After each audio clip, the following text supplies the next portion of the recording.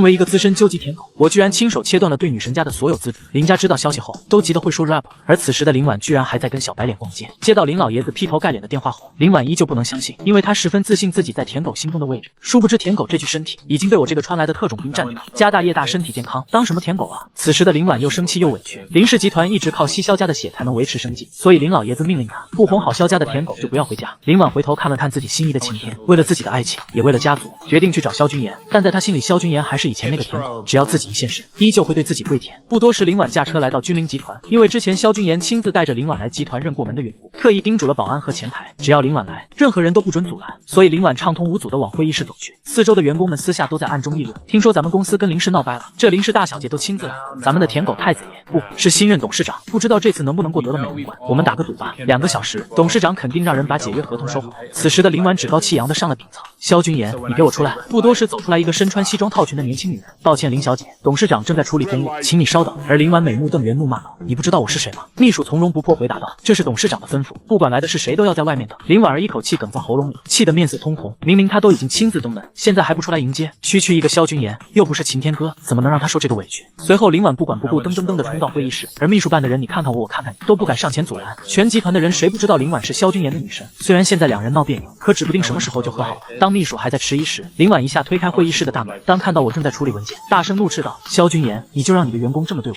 说完，抬起下巴等着我跟他道歉。而此时的我却头也没抬，冷冷说道：“陈秘书，我不是吩咐过不准任何人打扰，为什么让无关紧要的人闯进来？是我要进来的又怎么样？”林婉嘟着嘴，似乎在刻意卖萌。以往在这一招之下，我已经开始服软了，而此时我的表情更厌恶，不紧不慢地说道：“既然林家大小姐是这种家教，那你和你的家族就一起滚出我君临集团。”话落，林婉张着嘴，不可置信地看着我。以前看见自己就双眼放光的萧君言去哪了？发什么呆？没看到我在忙吗？还不把人给我轰出去！回过神来的林婉彻底慌了，别碰我，我自己出去吧。萧君言，我就在外面等你。林婉想到家族现在的处境，只能拉下身段，低声下气在门外等。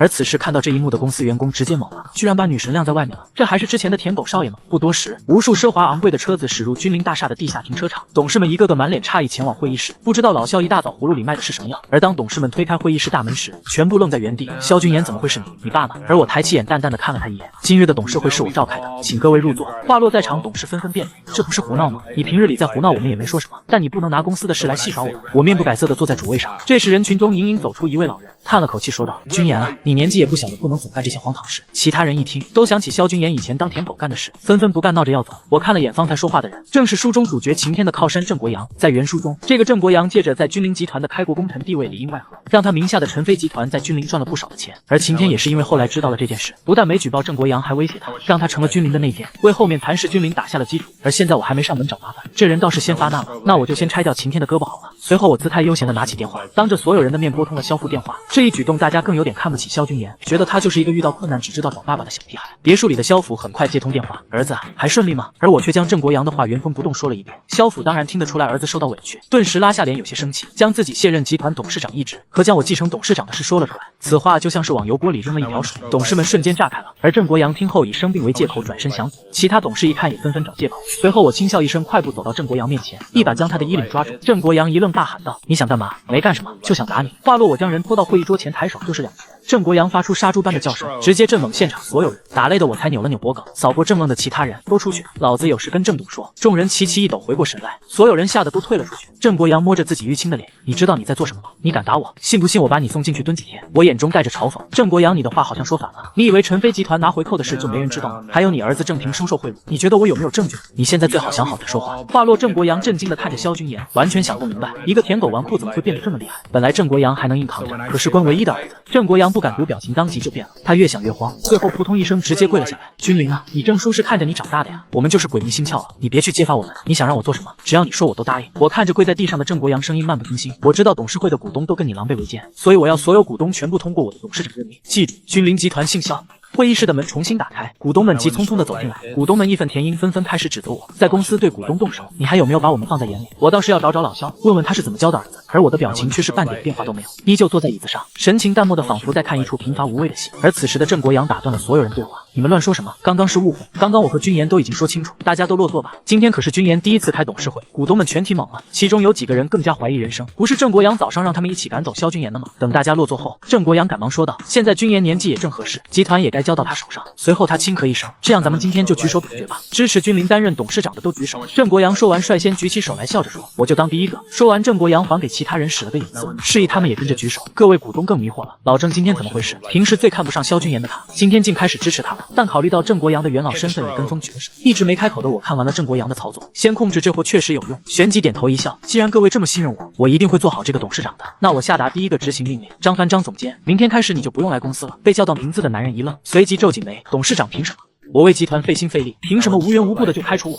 我漫不经心地看向郑国阳，开除你这件事是我和郑叔一同商量的结果。至于为什么，等会议结束后你可以问问郑叔。此时的郑国阳瞬间警醒，林氏的合作多数是由张帆打理的，之前张帆也吃了不少林氏的回口。郑国阳虽然知道这件事，但他自己屁股也没干净，所以现在只能睁一只眼闭一只眼。心想萧君言还真要跟林家解除合作，难不成真改邪归正吗？2个小时后，董事会结束，张帆被人赶出来的时候，吓坏了门外的林婉，顿时他心头一紧，自然也清楚张帆对于林氏来说意味着什么。还没来得及多想，林婉这时被陈秘书重新请进办公室。此时我放下了手里的文件，冷声道：“我只有2分钟，有话快说。”林婉咬咬牙：“君言，你别这样，就因为我没有去医院看望你，所以你用林家来威胁我。我知道你生气，所以我跟你道歉。当时我是真的有事，所以才没有去看望你，是我不好。但就算你生气，也不能拿合作开玩笑，这可是关2个公司的发展，万一影响到公司怎么办？”我抬了抬眼皮，嘴角轻扬：“你好像太高估自己了。还有林家那种可有可无的合作商，影响不到我们君临集团。”这2句话直接把林婉说的怀疑人生，只觉得面前的男人似乎跟记忆中的萧君言换了一个人一样。可没等他说话，我看了看手表，2分钟时间到，出去吧。听到萧君言下了逐客令，林婉儿越来越慌了。君言，之前的事真的是我错了，你就看在我们2个关系的份上放了林家吧。你知道的，没有君临集团的合作，我们林家就完了。我淡淡一笑，林家完了关我什么事？你别这样。林婉儿听到萧君言玩味的话，更加心急如焚。你要怎么样才肯继续合作？大不了我今晚陪你吃饭。我冷哼一声，吃顿饭就想救家族，你的面子还没那么大。但我的表情依旧很冷漠，盯着林婉曼妙的身体打量了一阵。我将一张房卡扔到她面前，冷冷说道：“你要是想让我继续给你家投资，你明白该怎么做。不同意我不拦你。”林婉捡起地上的房卡时，这才意识到萧君言是认真的，但心想现在这个时候不能和萧君言对着来，林家的命运还在他手里握着。随后林婉深吸口气，强行镇定下来，表示需要考虑考虑。我指着门外：“你可以出去慢慢考虑。”林婉儿再度被秘书带出去，精神恍惚地坐在了门外的会客室。这时一道铃声响起，电话那头传来了晴天温柔的声音传来：“婉儿，情况怎么样了？”林婉顿时有些委屈：“晴天哥怎么办？萧君言好像是来真的，他说要想2家合作继续，就让我晚上留下来陪他。”晴天顿感意外，但想到萧君言之前的孬样，很快就反应过来，随后压低了声音安慰：“婉儿，你先别怕，说不定这就是他在虚张声势，把动静搞这么大，就是想跟你一起约会。”林婉儿被说得愣住，晴天继续分析着，但话里话外都十分看不起。林婉被晴天一番安慰，心中终于不慌了。你说的也有道理，他哪里敢？从小我就知道他没胆子。晴天哥，谢谢你，你真好。挂断电话后，林婉又恢复了往日高贵大小子的模样，再次进去会议室，冲我说道：“萧君言，你说的要求我答应了。”林婉儿见萧君言这嚣张的样子，越发肯定他就是在虚张声势。晴天哥说对了，我看你能装到什么时候？随后我直接带着人到了市中心的5星级酒店，这是以前的原主曾经带林婉来的地方，并还在这里对林婉表白过，只不过那时候被林婉当场拒绝了。当看到我带自己来这儿，林婉就笃定他要跟自己道歉了，而我淡淡的看了他一眼，将他的表情看在眼里，心中冷喝。林婉想什么我不用猜都知道，不过他今天注定要失望了。此时我抬眼打断他的思绪，冷冷说道：“去洗澡。”林婉心跳加速的跳动着，脸有点白。萧君言，你可没说要我做这种事。而我转身坐在沙发上说道：“也行，你不愿意现在就可以走。”林婉儿咬咬牙，有些不敢否认，她喜欢的人是晴天，不是这个草包。可刚走到门口，手机响起来，来电显示的是爸爸。女儿怎么样了？你把萧君言哄好了吗？怎么君临集团的人还没来取走解约合同？林阳的话让他脸色瞬间惨白一片。回过神来，林婉敷衍的跟林阳说了几句，挂断电话，回头看向萧君言，对方靠在沙发上似笑非笑的看着他，仿佛这一切都在他的掌控之中。看来你是不走了，那就去洗澡吧。等了许久，对方才围着浴巾慢吞吐出来。林婉扫了他一眼，试探说道：“萧君言，今天你差不多也玩够了，你再继续我真的要生气了。”见我不说话，林婉顿时慌了，语气也服软了许多。我知道你生气之前没去医院看望我，但我都跟你道歉了，你生气也该有个限度不是？只要我们2家恢复合作，我们还能跟以前一样当好朋友。而我心里感慨，到了这个时候，林婉居然还想利用自己。按照原书进度，1个月后自己死君临集团易主，原书主角晴天就会夺走林婉的一席，然后男女主踏着反派萧君言的尸体恩爱缠绵。现在我不允许这样的事情发生，林婉真以为我不敢碰你？萧君言，不要啊！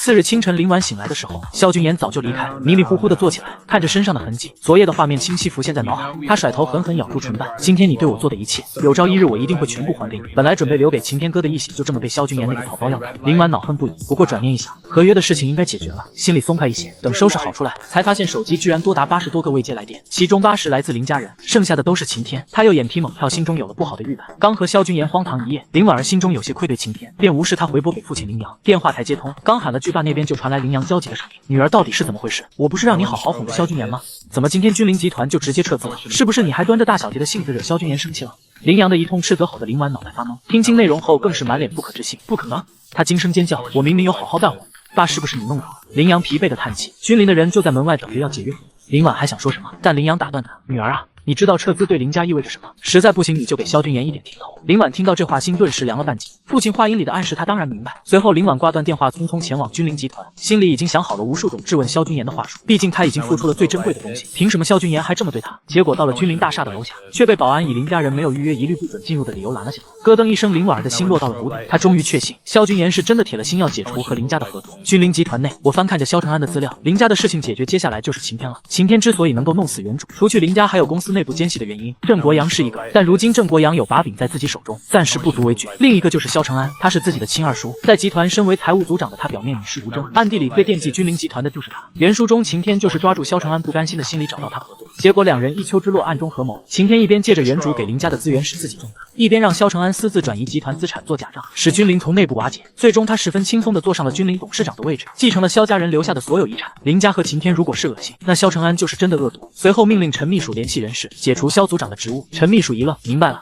我这就去处理。解除萧承安职务的事情在顷刻间传遍整个公司。不会吧，不会吧，咱们董事长这是新官上任，3把火烧到自家亲二叔头上。萧承安在收到消息的第一时间就到了顶楼，端着2杯咖啡走进办公室，两人面对面的坐在沙发上，而萧承安仿佛一点也不在意职位被解除一样，看着我只有满眼的感慨。昨天的事情我都已经听说了，你现在是真的长大了懂事了，知道一切以公司为先。我却也不搭话，喝了口咖啡。萧承安见侄子这样，有些拿不准他到底怎么想的。10几年的草包，难不成还真有改邪归正的一天？紧接着萧承安试探的问道：“不过君临啊，我理解你想尽快坐稳董事长这个位置，但林家和我们都合作这么久了，你就这么干脆的撤资，是不是有点不太好？会不会说咱们君临集团没有人情味？”此话我差点听笑了。萧承安这是拿我当小孩子对待了，真以为他是个傻子。商人本性利益为先，在商场不讲利益，等着被吃干抹净，是吗？二叔，你不妨说说看，都有谁说我们君临没有人情味？我不介意签个协议，让他们跟林家合作。萧承安的笑容僵住，有点下不来台，有些心中恼怒。不就是仗着有个好爹，不然你这种草包怎么可能当上董事长？算了算了，不说这个了，我们就谈谈解除你职务这件事吧。萧承安面色一正，眼中闪过一抹诧异，似乎没料到我会主动提起。这没什么好谈的，我知道你这么做肯定有你自己的理由。的确是有理由。我接过对方的话茬，半点面子都被给萧承安留。顿时萧承安有点维持不住，脸色沉下。君言，你今天是吃了枪药吗？二叔先别急着生气，你先看看这个。话落，将萧承安经手的财务账本扔了过去。萧承安表情有点僵硬，你给我看这个是在怀疑我动了账本？我喝了一口咖啡说道，不是怀疑，是确定。这几个账本里几乎每隔2、3天就会穿插一部分你转移资产的假账。我也不多说，看在你是我二叔的份上，只要你把钱全部还回来，既往不咎。如若不然，下一次这些就会出现在警察手里。萧承安的表情完全维持不住，在对方幽深的眼神中低下头，藏起所有情绪，声音闷闷的：“君言，你如果对我之前那些话不爽，直说就是没必要这么污蔑你二叔。”我听后并没有搭话，看了看手表，时间应该差不多了。这时司机老王手里拎着个包，董事长东西拿来了。我点点头，把包里的账本拿了出来。熟悉的本子让萧承安眼皮狂跳，再也坐不住，唰的站起来。这个怎么会在你这里？二叔还不准备认吗？我摊手道。此时萧承安腿软的瘫坐在沙发上，表情灰白，再没有之前的冷静。现在你转移出去的钱全部还回来，我既往不咎，否则我不介意以后去监狱探视你。萧承安盯着他一个劲的看，那个除了舔狗一无是处的侄子什么时候变成这样了？他筹谋了那么久都没人发现，却在今天被他一句话点破，还拿到了关键性的证据。他深吸口气，让我给他点时间。我没答应也没拒绝，示意他随意。最后深深的看了眼自己这个侄子。萧承安脚步跟呛的离开董事长办公室。不久过后，我处理完萧承安的事情，就从公司离开回家汇报情况。可谁知车子刚驶向大路，司机突然就踩了个急刹车，怎么回事？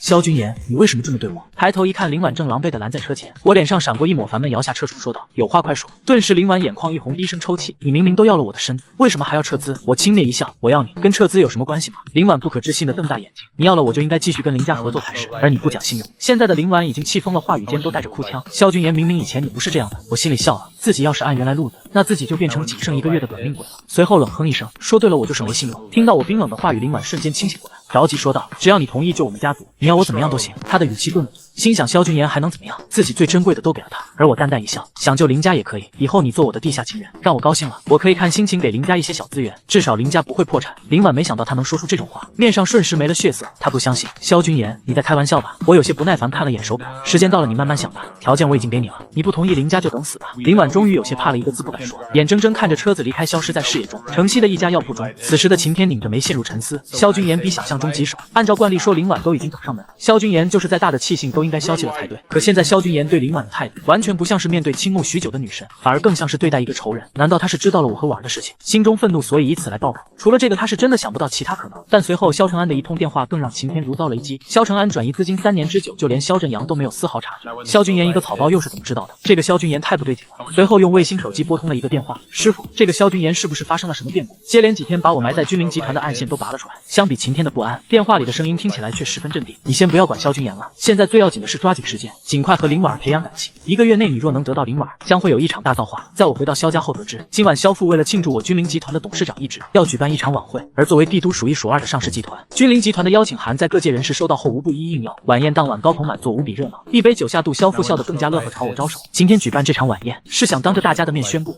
从今天起，君临集团将完全交到我手中。而我刚一上台就吸引了所有人的视线，在场众人谁没听说过萧君言的舔狗名声呢？有人还在人群中看见了林家人，视线在两边不停游移，带着意味深长。此时我的视线飞快瞟过林家众人，林阳、林婉悉数到齐，林家不远处就是眼神乱瞟的情景。想到原书中的某段剧情，我浅浅一笑，思绪转瞬即逝，我飞快收回眼神，从服务生手里拿起酒杯。而现在的我被众星捧月的围在中间，各方公司世家纷纷派出适龄的人前来敬酒，家里有女儿的也都把女儿推到我身前，各自心里都打着小算盘，期待自家女儿能成为第二个林婉。不远处的林阳看着这一幕，意味深长对林婉说道：“去吧，这次再好好哄，争取一碗拿下。”听到此话的林婉手心捏出一把汗来，她忍不住看向就在侧前方的晴天，心中无比纠结。当着这么多人的面去找萧君言，晴天哥哥万一吃醋了怎么办？林阳看着女儿不为所动，随后顺着她的视线看过去，顿时有些不快。婉儿，我警告你，你身上还背着林氏整个家族，最好清醒点。姓秦的那小子虽然有点名头，可还是比不上有君临集团做靠山的萧君言。林阳言语中都是对晴天的看不上。林婉儿倒是想解释，可话没出口就被林阳大力拽走。随后林阳扯着笑脸，一副讨好的姿态：“君言，我带婉儿过来了。”我听到声音，挑眉转过身，面无表情地看着林家二人。几人所处的这片包围圈里寂静无声，所有人都在等着看萧君言对林婉舔狗的一幕。最近发生在君临集团和林家之间的事，他们不是没听说过，但大多数人都是同样的想法：舔狗哪有那么容易就转变的？只要他女神稍微放低一点姿态，萧君言绝对又会像以前那样摇尾乞怜。林阳推了林婉儿一把，用眼神示意他赶紧上。林婉深吸口气，咬着唇瓣抬头，刚撞上萧君言似笑非笑的眸子，眼神就是一闪。他忍不住想到之前和萧君言交谈的画面，只觉得身上一阵烫意，随后咬了咬牙，欠身一礼，冲我伸手：“君言，我可以跟你跳支舞吗？”我轻笑了声，把酒杯放到服务生的托盘上，缓缓朝林婉伸手。旁边众人心思各异，有心想萧君言果然还是那个舔狗的，有想君临集团交到这种舔狗手上，迟早得旁观。总之就是看笑话。林家人也在暗自窃喜。林阳的笑都快掩饰不住了，但是我的手到了林婉面前，忽然就转了个弯，现场为之一静。别说旁人，就是萧父都是一愣。正论过后就是欣慰。紧接着我绕过林婉，穿过人群，朝着晴天两人走去。此时的晴天和一个中年男人面对面站着，低声交谈着什么。司徒先生，我直接打断晴天的话。司徒修是天海集团总裁，在原书剧情中，晴天就是在这个晚宴上结识了帝江顶尖大佬之一的司徒修。因为晴天看出司徒修身体中的病症，并且当场为其治疗，让司徒修常年被病症困扰的身体终于好转，从而司徒修对其十分赏识，让晴天因此获得了天海集团旗下城南一块地的开发权，从此在帝都站稳了脚。司徒先生，您最近是否经常有心慌气闷，偶尔感觉脊椎压着自己喘不过气来的感觉？司徒修恍惚的回神，看见我打了声招呼。是啊，君言。我笑了下，直接道，不仅是胸闷气短，有时候还会头晕，偶尔觉得腰使不上劲，平时站久了更是呼吸困难。司徒先生，我说的对吗？司徒修猛了下，看着我半信半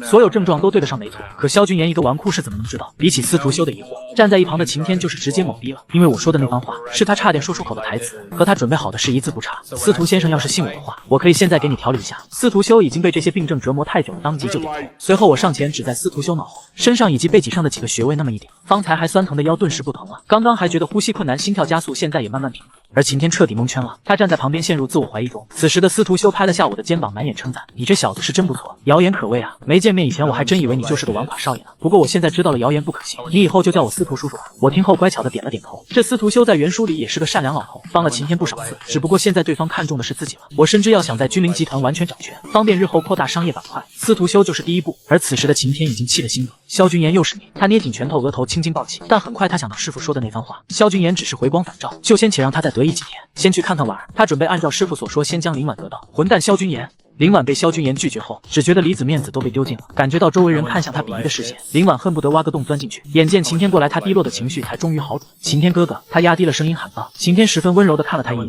你还好吗？听见他这么关心自己，林婉几乎要感动的落下泪来，轻轻摇头，我还好，晴天哥哥。可还没说完，林婉明眸颤动，居然看到萧君言身边多了一个漂亮动人的年轻女子，两人礼貌握手后就开始交谈起来，看起来十分亲密。婉儿你怎么了？晴天还试图和林婉培养感情，但说了好几句都没听到。一抬头发现林婉一直在看萧君言的方向，林婉神色冰冷了下来，那女人是谁？你认识吗？晴天看了过去，他当然认识那女人，也是他这次的目标之一。天海集团担任执行总裁，名副其实的美女总裁。她是司徒晴晴，司徒修的女儿。林婉儿却不知道想到什么，一把抓住晴天的西装。你说司徒修介绍他女儿给萧君言，是不是要让两家联姻吗？晴天赶忙解释道，司徒修看不上萧君言的。林婉一想，也是萧君言以前的名声可不好，虽然放下心来，可看着萧君言和司徒晴晴聊得十分投机的样子，还是觉得心里跟扎了一根刺一样。此时的晴天本想带林婉去个偏僻的地方单独培养感情，婉儿这里面太闷了，我们出去透透气吧。可对方的目光却始终没有离开过萧君言，而且还咬着唇瓣，语气生硬留下一句你自己去吧，便转身离开。宴会焦点方向，君言那给你介绍一下，这是我女儿司徒晶清，司徒小姐幸会。我绅士的伸出了手，司徒晴清一双勾人的桃花眼含着笑，修身礼服勾勒出曼妙的身材，惊艳动人。司徒小姐真是明艳动人。司徒晴清举了一下手中的香槟，一饮而尽，继续说道，都说你是内垮子弟，要我看外界的传闻并非都是真的，叫我晶清吧。而此时的司徒修越看萧君言越顺眼，随后找了一借口离开了。而司徒晴清看老爸把他丢给萧君言了，自己此时也喝得有点微醺，脸蛋微红，说不出的诱人。我先去个卫生间。我点点头。萧君言，你过来，我们把话说清楚。林婉见司徒晴清走了，终于忍不住走过来，话落就拽着我的衣袖来到了偏僻的角落。我俯下身在林婉的耳边低语，这么多人在，你拉我出来做什么？喜欢玩刺激的？你别太过分。面对这样的萧君言，他突然丢了气势。我已经尽量按照你的要求做了，我也认错了，你还是不肯原谅我吗？林婉越说越委屈，眼泪开始在眼眶里打转。我们林家真的要破产了，你别闹了好不好？今晚10点来我的君临山庄，看你表现。我笑了笑，从怀里掏出一个卡片地址，只留下这句话便离开了。林婉揉着手里的卡片，气得踩了踩高跟鞋，又是这样又想骗我。可万一这次是真的呢？那林家就有救了。林婉陷入了深深的纠结之中。另一边，晴天被林婉拒绝了，又搭不上司徒秀，倒是可以试着从司徒晴清这入手。海天集团是帝江最大的房产商，司徒晴清刚刚从司徒修手里接手了执行总裁的位置，跟他搞好关系，也许比从司徒修那里更容易获得资源。眼尖的晴天发现了刚从洗手间出来落单的司徒晴清，司徒小姐一个人要注意安全，这里可有不少人对你可都有非分之想。晴天拿着酒杯，一脸笑意的走来，司徒晴清也是认出了对方，最近声名鹊起的年轻一辈。司徒晴清礼貌性的笑了笑，秦总你好。晚上冷了，司徒总裁穿这身太单薄。晴天一边说着，正准备献殷勤脱下外套给司徒晴清，可一道干咳声打断了他的动作，是挺单薄。我一把挡在司徒晴清的身前。我知道按照原书的剧情，晴天帮了司徒修治病之后，又巴结司徒晴清。司徒晴清对晴天也是一见钟情，被晴天利用，最后牺牲了家业，让晴天壮大，结局凄惨。我将自己的西服披在司徒晴清的玉肩上，贴心的提醒道：“小心走光。”谢谢萧董，那个秦总，我们还有事赔了。司徒晴清直接跟萧君言走了，背后的晴天老脸都黑了，看着二人离去的身影，握紧了拳头。师傅说了，成大事者先要学会忍。我自然知道晴天在想什么，他想搞死自己，而我也想搞死他。看不出来萧董挺绅士的吗？我听到司徒晴清的话，挑眉笑了笑。谁让司徒总裁长得这么漂亮？现在的人想巴结你，什么手段都使得出来。你小心点，你心眼倒挺多的，外界都传我是个那款废物，可能在感情里就是个废物吧。我低头看向自己的酒杯，垂着眼眸，略有些伤感。司徒晴清看着萧君言的模样，忽然想起之前的另一传闻，萧君言深爱林氏集团的独生女林婉，两个人青梅竹马，本来应该有深厚的感情，但是最近林婉儿似乎和晴天走得比较近，难怪这家伙刚刚让我小心点晴天。想到这里，司徒晴清心头一暖，那个林婉不知道你这么好吗？我摇了摇头，感情里没有好和不好，只有合不合适。我也想明白了，是我的怎么都是我的，不是我的也强求不来。萧董对林婉可真是好的让人嫉妒，我可都要吃醋了。司徒晴清俏皮的眨了眨眼睛，忽然察觉到远处林婉的目光，她轻抿了小嘴，突然抱住了我。你看，那个林婉儿总是往我们这里看，不喜欢你，还要吊着你，她这是海王吗？萧董，今天我假装当你的女朋友，替你气气她怎么样？萧君言知道自己的套路有用了，女人容易同情心泛滥。唉，想不到我和晴晴你认识不到1小时，你居然比林婉儿还懂我。萧君言一边感慨，一手直接顺着司徒晴清那盈盈不堪一握的柳腰环过，把她搂在了怀里。那今天我萧君言就是你的男人了。司徒晴清被他说的脸一红，20年来他还是第一次被男人这样抱。刚刚只是想起萧君言帮自己父亲看病了，想着帮对方出气，现在感觉有点下不了台了。算了，帮都帮了，帮到底吧。行，今天我也是你的女人，只限今天。司徒晴清吐了吐香舌，抱着萧君言的同时，顺着对方的肩膀看过去，挑衅一般冲林婉挑了个眉。林氏依附在君言集团来生存，像吸血鬼一样，林婉还要伤害萧君言。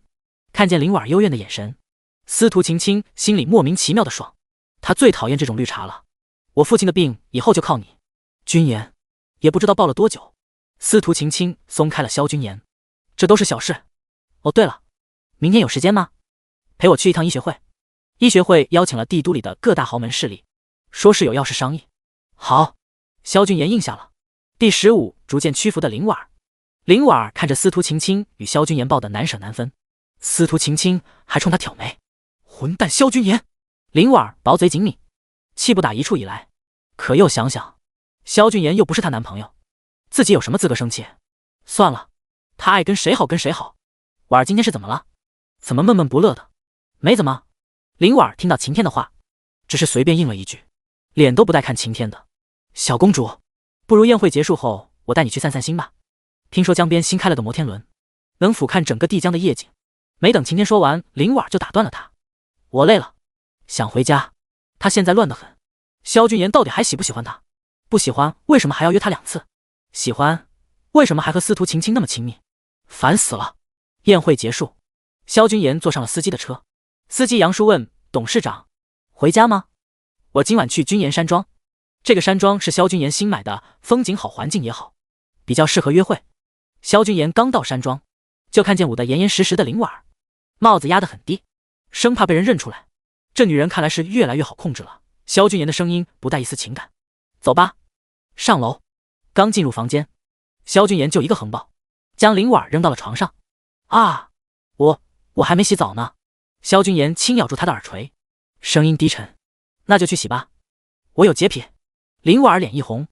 你什么意思？我很干净好不好？你那天不是知道吗？萧君言冷不丁挑了挑眉。谁知道其他地方干不干净？你……林婉更加觉得委屈了。萧君言，本小姐每一寸肌肤都很干净，晴天连我的手都没牵过。要不是你……听到这话，萧君言也是一笑。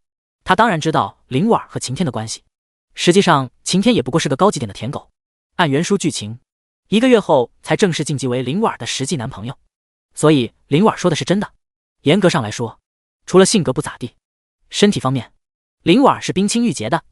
可即便萧君言知道，还是想欺负一下这个女人。先去洗澡吧。萧君言把她赶了进去洗手间，刚好收到了一条短信：董事长，您要的资料调查好了，送进来。很快，门外多了一份文件。送文件的人留下便离开了。他也知道不能多留。现在是萧君言的个人游戏时间。听到洗手间开门的声音，萧君言把文件先放了下来，一转身就看到林婉出来了。另一边，晴天找到了自己的师傅仁德观主。师傅，林婉最近对我的态度生疏了不少，徒儿愚钝，请师傅指点。说到女人，仁德观主也是满脸不解。这为师也不好说，罢了，你与他的事先暂且放一放。明日的龙一会你一定要做好十足的准备，那才是当务之急。若是你能与龙一会连上关系，那也不用只靠林家去吸收君岩集团来壮大自己了。晴天收敛了心绪，重重点头。师傅高明，徒儿这就回去准备。君岩山庄也不知缠绵了多久，萧君岩终于放过了林婉。林婉看着萧君岩精壮的身材，他以前都不知道原来他身材那么好。萧君岩其实长得比晴天还好看，只不过他之前太怂了，生怕惹到自己不高兴，每天都跟哈巴狗一样。萧君岩家大业大，家里人也多次劝说和他搞好关系，可他林婉身边从来不缺这样的追求者，越是这样迁就他，反而他越是反感。他想要一个强大的男人来管他，控制他，占有他。至于那些对他好的人，他只能心安理得地受着，反正不会喜欢。可是现在好像什么都变了，萧君岩不像以前那样黏着他了，不再害怕他不高兴，不仅收回了合约，甚至连他的投怀送抱都无动于衷，高冷的让人又怕又好奇。加上如今萧君岩上任不到1个星期，君岩集团的业务水平就又上升了1个档次，而且他现在对自己说话，每次都像主人一样命令。林婉嘴上说讨厌，心里却有另一种兴奋的感觉。这样的萧君岩让林婉有些着迷，也许和他保持这样的关系也不错。刚才没看够，林婉察觉到自己的失态，赶紧转过头去。才没有呢。萧君岩拿出一份资料递给林婉。这是什么？秦皇集团的产业分析。林婉打开一看，当即吓了一跳。这些资料他是怎么弄到手的？林婉十分惊讶萧君岩的能力，这才几天就把晴天的公司摸个门清。秦皇集团为医药产业为主，手中掌握着不少可遇不可求的珍贵药材，因此有很多豪门势力想与秦皇交好，所以金阳拥有着广泛的人脉。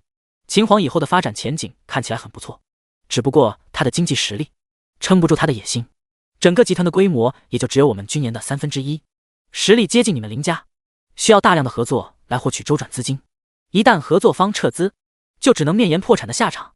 听完萧君岩的分析，林婉问道：所以你撤资是想让我明白这些吗？你想多了。萧君岩搂着林婉纤细的腰肢，你不是很想让我继续投资吗？看你表现的时候到了。林婉脸一下红了，不是刚刚结束吗？想什么呢？啊？林婉愣了一下，只见萧君言一脸正经地说：“君言和秦皇只能2选1，如果你想林家和君言继续合作，那就和秦皇解除所有合作。”原来他说的是这个，一方面是关林氏的产业，另一方面是秦天。林婉顿时陷入了两难的境地。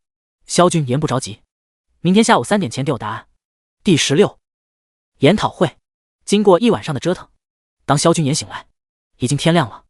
打开手机，萧君言收到一条司徒晴晴短信：萧董事长，龙一会研讨会10点开始，咱们怎么碰面？9点整，司徒集团楼下见。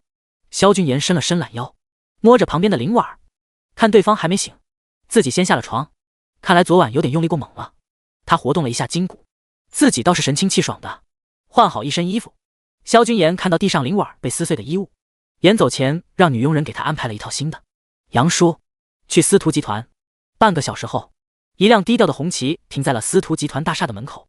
萧君言放下了车窗，不一会，司徒晴晴一身白色深 V 高定礼服，头发高高盘起，徐徐地向他走来。等司徒晴晴坐好之后，整理了他的礼服，很漂亮。萧董也很帅。萧君言淡淡一笑，吩咐杨叔，走吧。车程再度过了半小时。龙一会的举行地点是一栋3层楼高的白色建筑，位置十分隐秘，一般人很难找得到。龙一会是世界上最先进的医学组织之一，相当于龙国第2把交椅，他们把控着龙国医药命脉。司徒晴晴挽着萧君言胳膊进入会场时，引起了一阵不小的骚动。这司徒晴晴怎么和萧君言一起来的？对啊，再者说萧君言就算来，也肯定是和林氏一起啊。你们这消息太落后了。昨天萧家举办了一场晚宴，萧君言不知用什么法子治好了司徒修的老毛病，现在萧家和司徒家十分交好呢。那林氏呢？林氏，老林那个女儿倒是漂亮，可司徒晴晴也不差，何况与林氏相比，估计萧君言会选择司徒集团。这小子见鬼了呀！最近这是开窍了。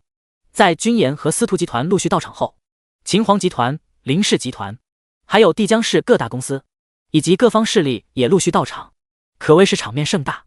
萧董事长，你前女友怎么没来？司徒晴晴低声地问了一句。刚刚他环顾四周，看到林氏来了，但是没看到林婉的身影。按理说如此重要的会议，林氏的正统都会到场，连他哥哥林子华都到了，但唯独缺了林婉。萧君言听罢，想起林婉，现在这女人估计还在自己的君言山庄沉睡着。萧君言笑了笑，谁知道呢？可能跟哪个男人鬼混忘记了吧。噗呲，那你真够惨的。司徒晴晴对萧君言开了句玩笑话，本来只是挑逗的话，但是萧君言觉得自己可以操作一下，于是萧君言的脸上顿时黯然神伤了起来。唉，萧董事长怎么了？没什么，只是有些伤感，情不知所起，一往而深。其实我哪有资格管林婉的去向，在他眼里我根本没有资格当他男朋友。萧君言一脸正经，即便林婉昨晚在他面前至少摇晃了3个小时，但不妨碍他脸上的真诚。看萧君言这副模样，司徒晴晴忽然有点心疼。现在的萧君言已经是帝江数1数2的年轻人了，要说想上他床的女人，估计都能排队绕出去这龙一会会场了。司徒晴晴见过的优秀男人也不少，但是能像萧君言这样专情的，他是第一个，或许也是唯一。想到自己的话伤害了萧君言，司徒晴晴满脸愧疚，对不起，我没事，情深不寿，惠及必伤，是我萧君言多情了。萧君言叹了口气，演技堪比影帝，可在司徒晴晴眼里，他都快过意不去了。你别这样，那大不了今天我们继续当情侣，我陪你散散心好吗？萧君言心里一笑，脸上依然正色冷静。看他不说话，司徒晴晴对自己的魅力都有点怀疑了。自己都说陪他了，这家伙还想着林婉吗？难不成是我司徒晴晴入不了你萧大董事长的眼？萧君言知道不能再逗他了，笑道：我是怕司徒总裁看不上我，我这个纨绔哪里敢高攀你啊？哈哈，你又在自黑，我们进去吧。行，进去吧。女朋友啊？司徒晴晴一愣，刚刚这家伙不是很伤感的吗？怎么现在突然又流氓起来了？而且司徒晴晴哪里听过这种撩人的话，此时顿时红了耳朵尖。萧君言假装没看见司徒晴晴娇羞的模样，搂着她的细腰进入了会场。林氏方向，林阳和林子华正在打电话给林婉，可根本没人接听。这死丫头哪里去了？爸，我从昨晚开始就找不到妹妹了，她就留了个信息给我，说今晚在外面跟姐妹一起玩，不会出事了吧？他能出什么事？要出事也最好先帮我把萧俊言搞定再说。林阳涨红着老脸，这么重要的场合都能消失？算了，我们先进去。另一边，秦皇集团的车也到了，不只是林氏在找林婉，连晴天也找了他一早上。奇怪，以前婉从来没有这样的，而且他昨晚也很奇怪。眼看会场人流逐渐稀少，里面的正戏要开始了，晴天无奈，只能给林婉留了个信息：宝，我在龙一会会场等你，地址在这里，你记得带请帖才能进来。晴天发完，自己也进了会场。君岩山庄，林婉眼皮沉重的醒来，糟了！忽然想到龙一会的事情，林婉从床上弹了起来，可这动作一大，身体传来疼痛。林婉忍耐着打开手机，一堆未接来电和信息弹了起来，都是林氏和晴天的。懒得去看晴天的信息，林婉从林子华那里得到地址后，正准备出发，却惊觉自己的衣服昨晚都被萧君言撕烂了。这个坏蛋，这让我怎么去啊？可很快，女佣送来了新衣服。林小姐，这是萧董事长严走前吩咐的，您的新衣服。还想着生萧君言闷气的林婉，在看到这衣服的时候，又立刻觉得心头一暖，她心里还是有我的。林婉幻想着，换上新衣服，连忙赶去龙一会。会场内，各大势力的人都在相互应酬。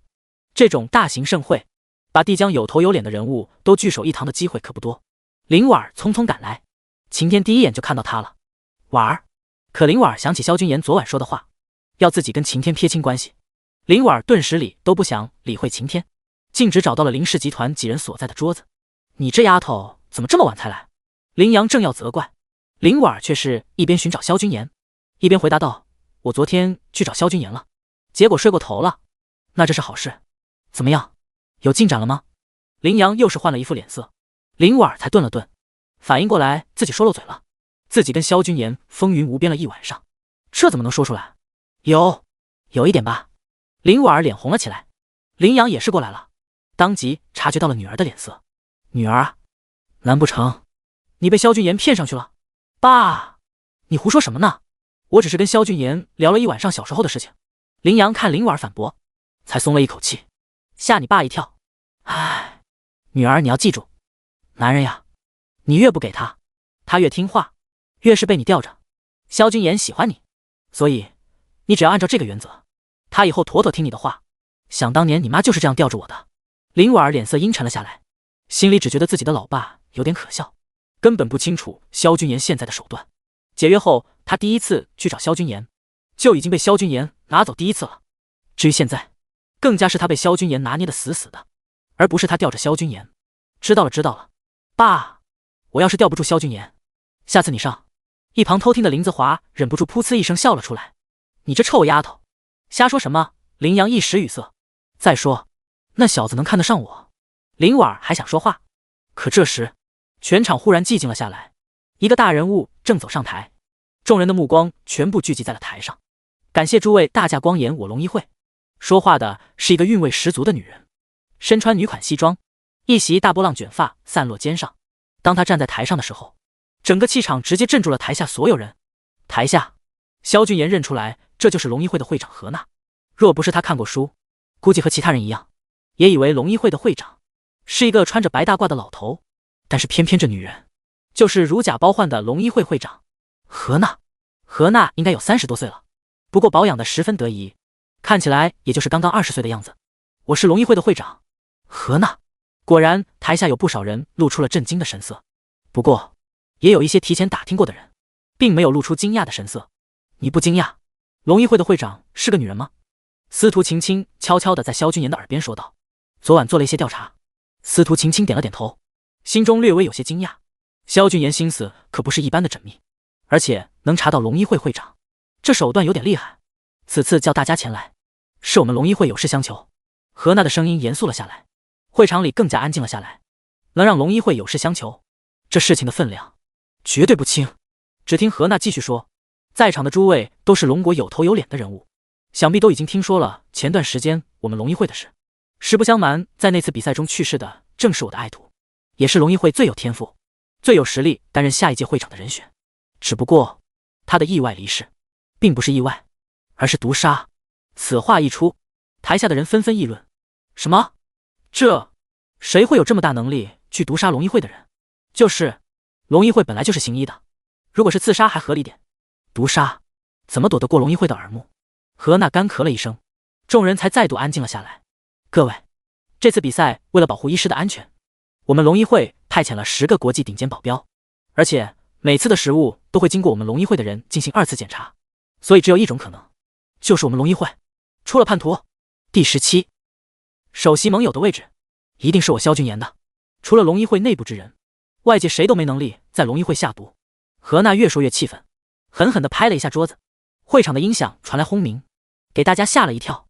果然外界传闻说龙一会会长脾气火爆是真的，只可惜我们费了好大力气，终于找到凶手了，结果这个龟孙跑了。会长的小助理悄悄地提醒道，并递过一杯水给何娜。会长消消气，消消气，台下还有那么多人看着呢。何娜缓了缓，继续说道，诸位在帝江的都有自己的势力和人脉，我们龙一会还想请各位帮忙先到叛徒，谁若是能找到凶手，就能成为龙一会未来抗癌计划的首选盟友。抗癌计划首选盟友，话音刚落，台下炸开了。什么？我没听错吧？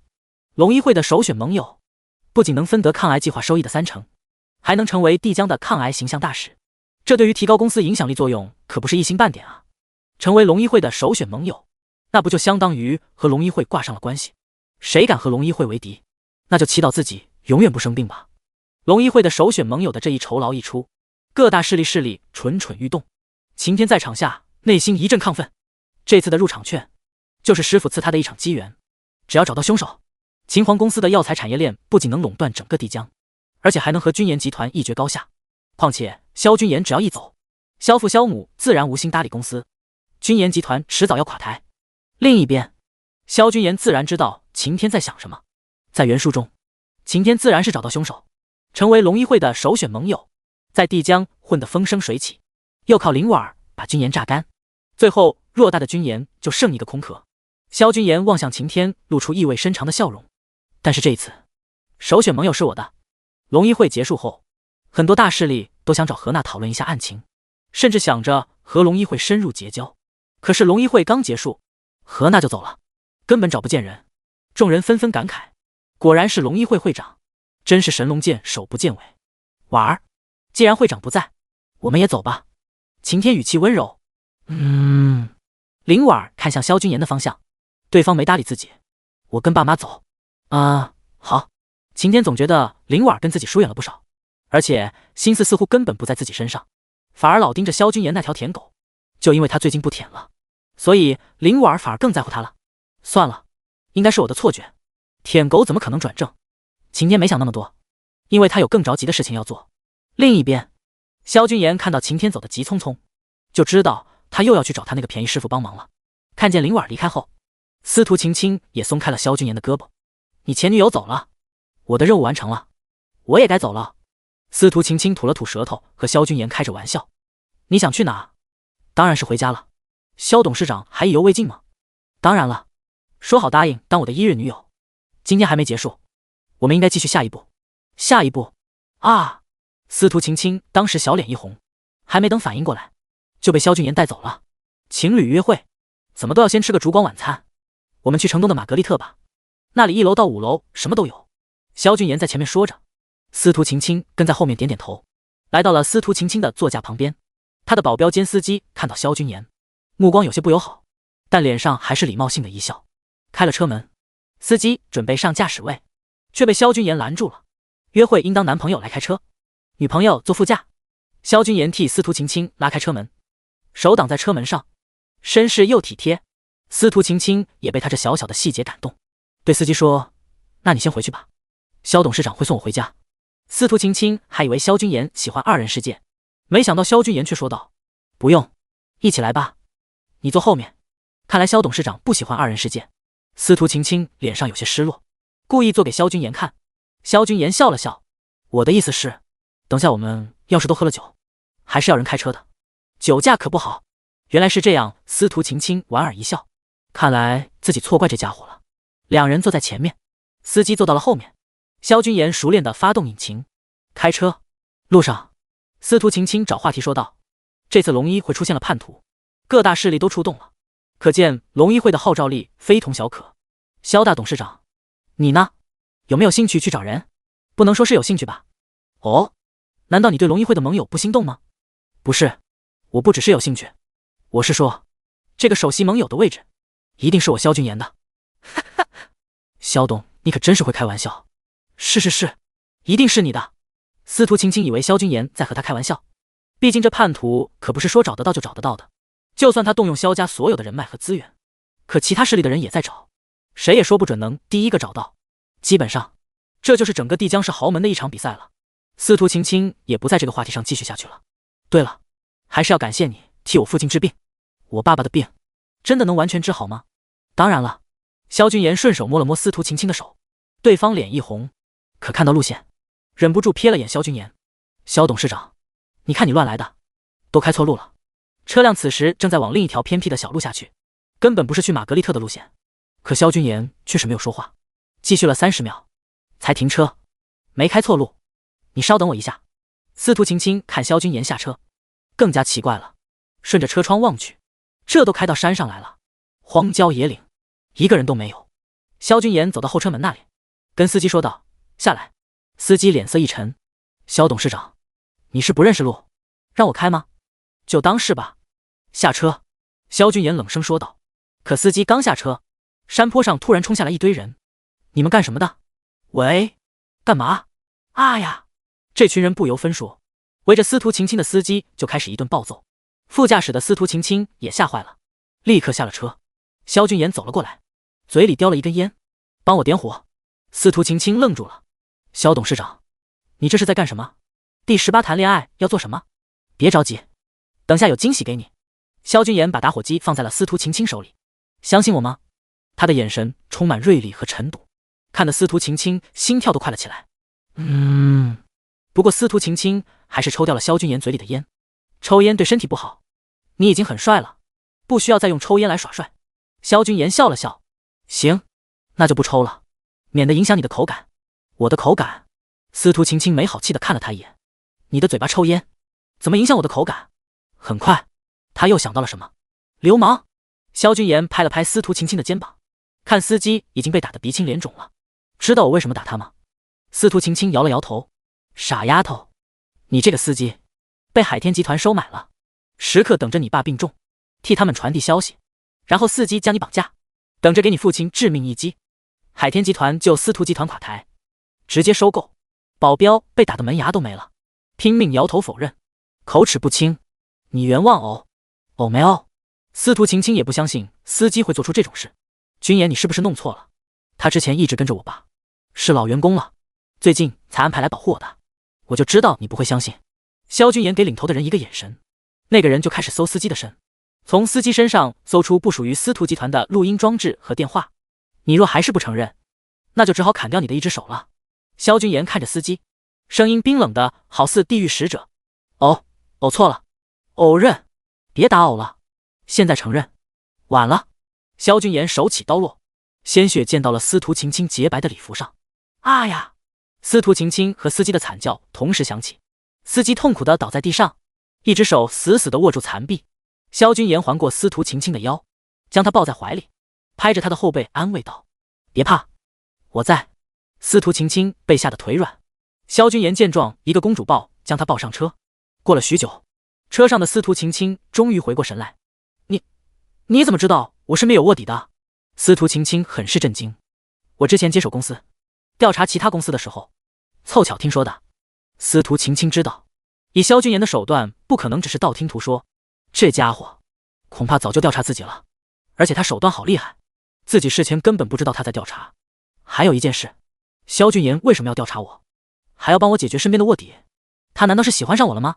所以才会暗中调查我。可是他对林婉儿似乎还有些不舍，是我想多了吗？司徒青青越发越觉得萧君言神秘，忍不住想要人靠近。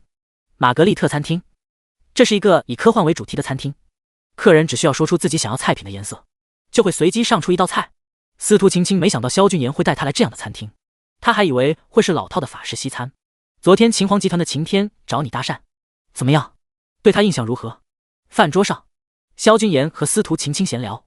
晴天啊，算是帝江年轻一代的枭雄，长得帅，能力又强，秦皇集团也被他打理得很好。萧俊言猜到了司徒晴晴会这么说，毕竟晴天靠着主角光环最近崛起得很快，是年轻一辈的佼佼者，是个女人都会忍不住在意这种杰出青年。我的女朋友在夸奖别的男人，我该怎么惩罚她？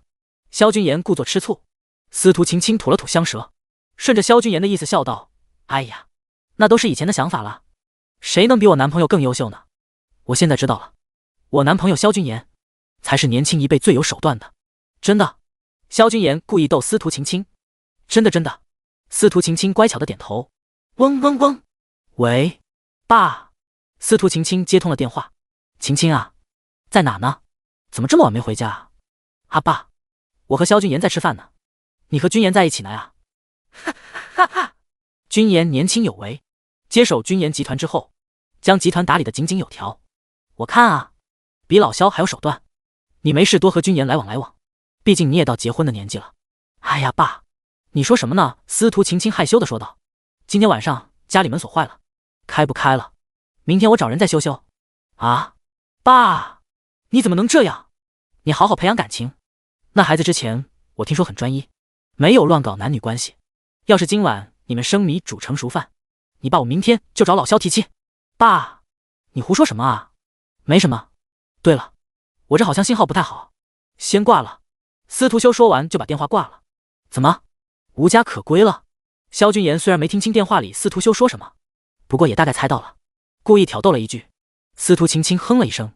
是呀，都怪你。那走吧。去哪呀？开房间。萧俊言深情地盯着司徒晴晴的眼睛，一直把她盯得脸红。我能不能只是上去单纯的睡觉？可以。司徒晴晴一路上都很紧张，期待又害怕。二人到了酒店，司徒晴晴本来想开2间房，可萧俊言却说哪有情侣分房住的。这下司徒晴晴更是小鹿乱撞一般。进了房间，司徒晴晴紧张地对萧俊言说，又不是你无家可归，干嘛你也进来啊？我能放心自己女朋友一个人住酒店吗？我不管你了，我先去洗澡。萧俊言点点头。在司徒晴晴洗澡的期间，正在调查龙一会叛徒的事情。按照原书的剧情，大概方伟他还是知道的，但是具体哪个房间，还需要几个小时的锁定。发出了命令，让自己的心腹去调查。这时候，洗手间的水流也停止了。很快，美人出浴，卸了妆的司徒晴晴没了妖娆，却多了一分清纯。这不妥妥的纯欲天花板吗？萧君言内心感慨，但表面上很是平静，淡淡的夸了一句：不愧是女神，素颜也很漂亮。你别看，那我也去洗澡了。啊，你洗澡干嘛？司徒晴晴还想问，可萧君言已经进洗手间了，剩下司徒晴晴在床上躺着也不是，坐着也不是，讨厌死了！我怎么莫名其妙跟萧俊言来开房了？司徒晴晴看着周围的环境，她不是第一次住酒店，但以前都是工作出差，自己一个人住酒店，这还是第一次跟男人来酒店。都怪我，说什么要当他的一日女友，我明明都没谈过恋爱。司徒晴晴骂着自己笨，白皙的脸上更红了，都不知道接下来该怎么办。谈恋爱的步骤是什么呢？吃饭，开房。司徒晴晴2只手捂住了脸，羞死人了！不行，我不能待在这里，不然萧俊言那个坏蛋说不定以为我是随便的女人。司徒晴晴正要站起来，萧俊言刚好洗完澡出来了，他顿时脸红心跳，低着头不敢说话。那个，浴袍给我一下。萧俊言勾了勾手指。啊，好。司徒晴晴找了旁边的浴袍，递给萧君言，可萧君言却一动不动。司徒总裁要看着我换吗？我才不要！司徒晴晴连忙转过身，听到对方穿睡袍的声音，才重重的松了一口气。转过身，萧君言拉着他到了床上，只是亲了他的额头一下，就主动提出去沙发上睡觉了。司徒晴晴盖上被子，露出额头和大眼睛，偷偷看萧君言，真的乖乖睡觉了。呼！司徒晴晴对萧君言更有好感了。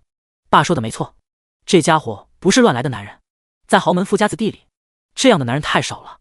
沙发上的萧君言也知道司徒晴晴在偷看他，不过自己确实不能真的伤了司徒晴晴，毕竟司徒晴晴不是一个随便的姑娘，如果自己不尊重她，今天晚上可能要挨揍，而且还败好感。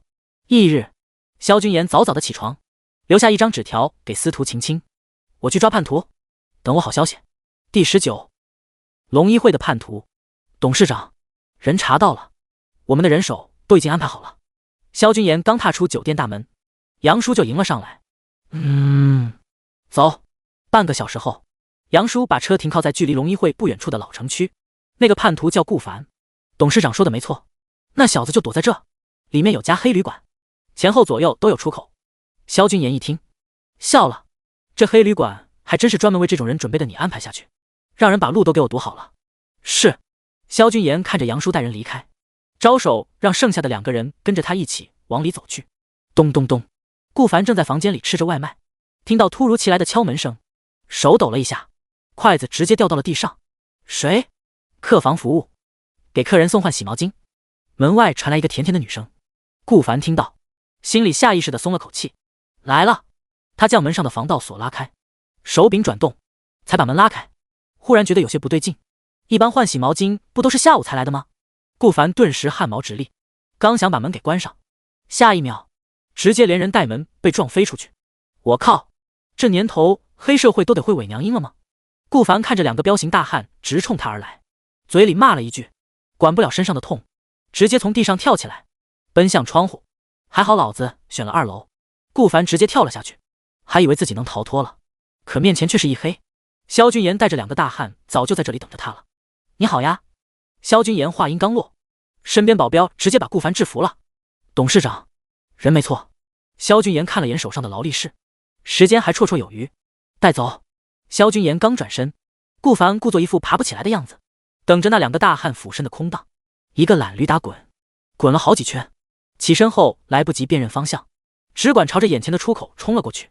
拦住他！2个大汉一声怒吼，话音都没落，只感觉眼前一花，就看到他们的董事长大人出现在顾凡的面前，一脚踹了过去，速度之快，所有人都没有反应过来。闪现啊！只看到顾凡蜷缩在地上，痛苦的捂着肚子，整个人都在抽搐。在我面前还想跑？萧君言走到顾凡的面前，一脚踩在他的脸上，再跑就把你的3条腿都给打断。顾凡感觉自己的脸都快被踩扁了，口齿不清的开口求饶，扑跑，扑赶跑了。萧君言知道这小子不老实，一脚重踢了出去。噗！顾凡嘴里掉出一颗药丸，如果不是萧君言这一脚，这药丸已经被他吞进去了，还跟我耍花样。萧君言笑了，在书里晴天已经示范过一次怎么制服顾凡了，所以顾凡的套路他熟得很。萧君言脚下一拐，脚尖直接把药丸踢飞，顺便也把顾凡的手也给踢断了。顾凡这回连惨叫都发不出，直接痛晕了过去。把他的5肢都给我卸了。萧君言冷漠地瞥了眼顾凡，地上的东西捡起来，一齐交给龙一会。是。跟在萧君言身边的2个大汉面面相觑，默默地将东西装进了口袋。董事长居然有这么厉害的身手，不是传说中的纨绔2世祖吗？不行了，得多练练，不然萧君言自己把事儿都解决了，这里还有他们什么事？萧君言带着手下直奔龙一会而去。过了许久，晴天缓缓出现在这里。地址没错，就是这里了。晴天确认过消息无误，观察周围的环境，这小子最多也就跳窗，以我的身手应该追得上他。晴天信心十足地朝着顾凡的住处摸了过去，一到这里感觉就不对了。怎么回事？这门怎么破了？心底闪过一丝不妙的感觉。晴天大步朝着屋里走去，凌乱的一地的物品，悄无一人的房间，都在告诉晴天，他找的人已经不在这里。他不死心的将各个橱柜的门全都打开，结果是徒劳的，根本没有顾凡的身影。晴天原地懵逼的时候，裤袋里的手机疯狂的震动起来，来电显示：师傅。喂，师傅，我到了顾凡这里，可是根本没看到他人，而且顾凡已经被人送去龙一会了。仁德观主的话让晴天大吃一惊。什么？是谁？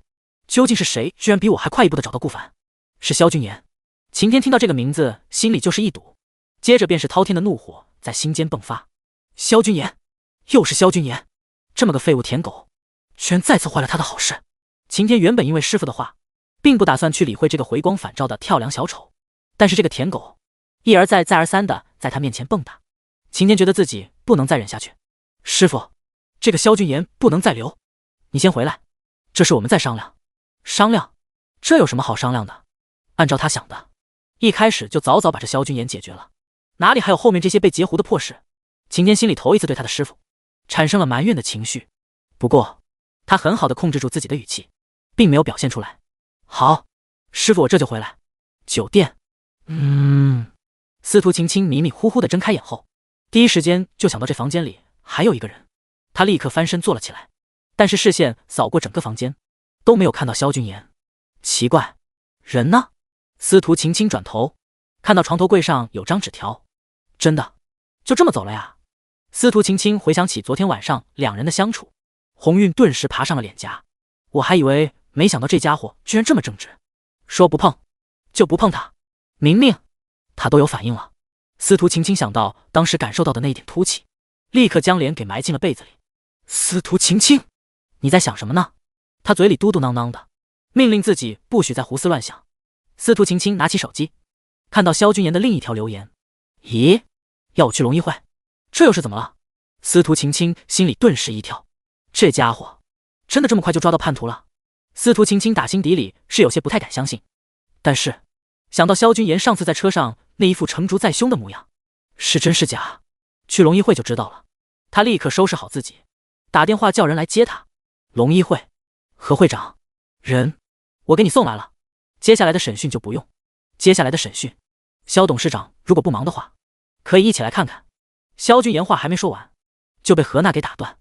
萧君言有点莫名，但是既然人家自己都不介意家丑外扬，他有什么好拒绝的？和会长相邀，那我就打扰了。不管何娜打的什么主意，萧君言从决定先晴天一步将人送过来，就注定进了这趟浑水。浑水吗？自然是越浑才越好玩。会长，检测出来了，顾凡打算服下的是他自制的毒药，入口5秒就会发作，直接毙命。哼，一死了之，他想的倒是挺美。何娜看向萧君言，这次多亏萧董事长及时阻止，萧董事长的身手看起来不错，凑巧而已。萧君言随意一笑，并没有贪功，这反而让何娜对这个传闻中的纨绔子弟另眼相看了。两个人不再说话，何娜神情冷漠，带着萧君言继续往前。审讯室，会长，快好了。何奈点点头，示意萧君言。萧董事长，请稍等。